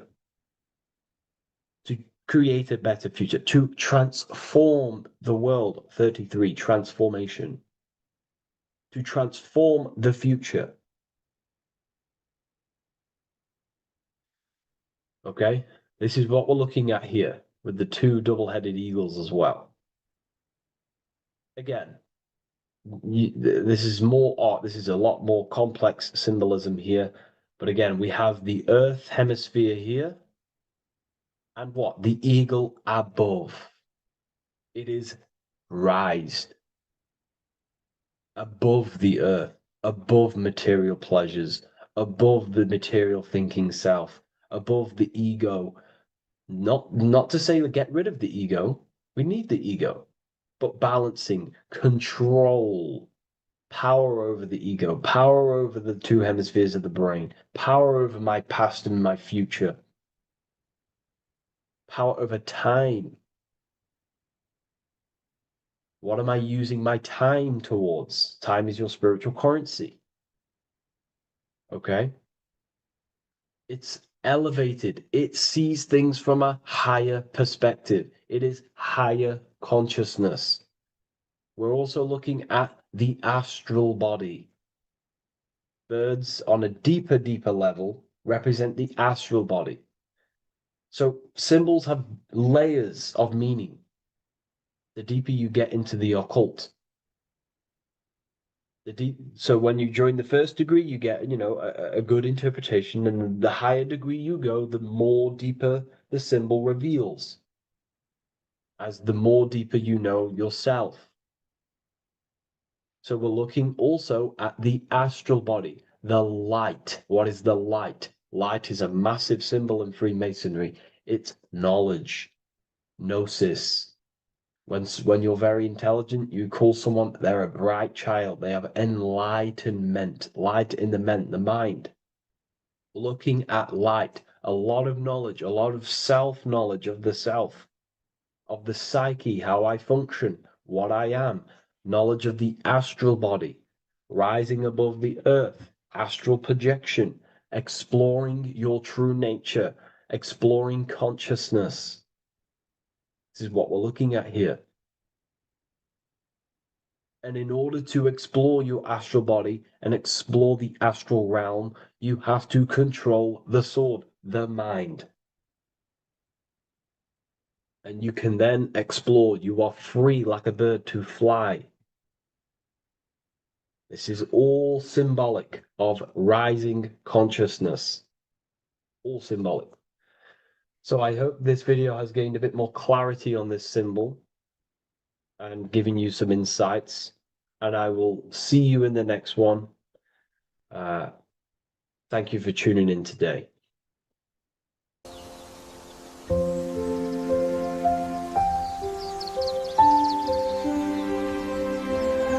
bookofwisdom.com. Visit today.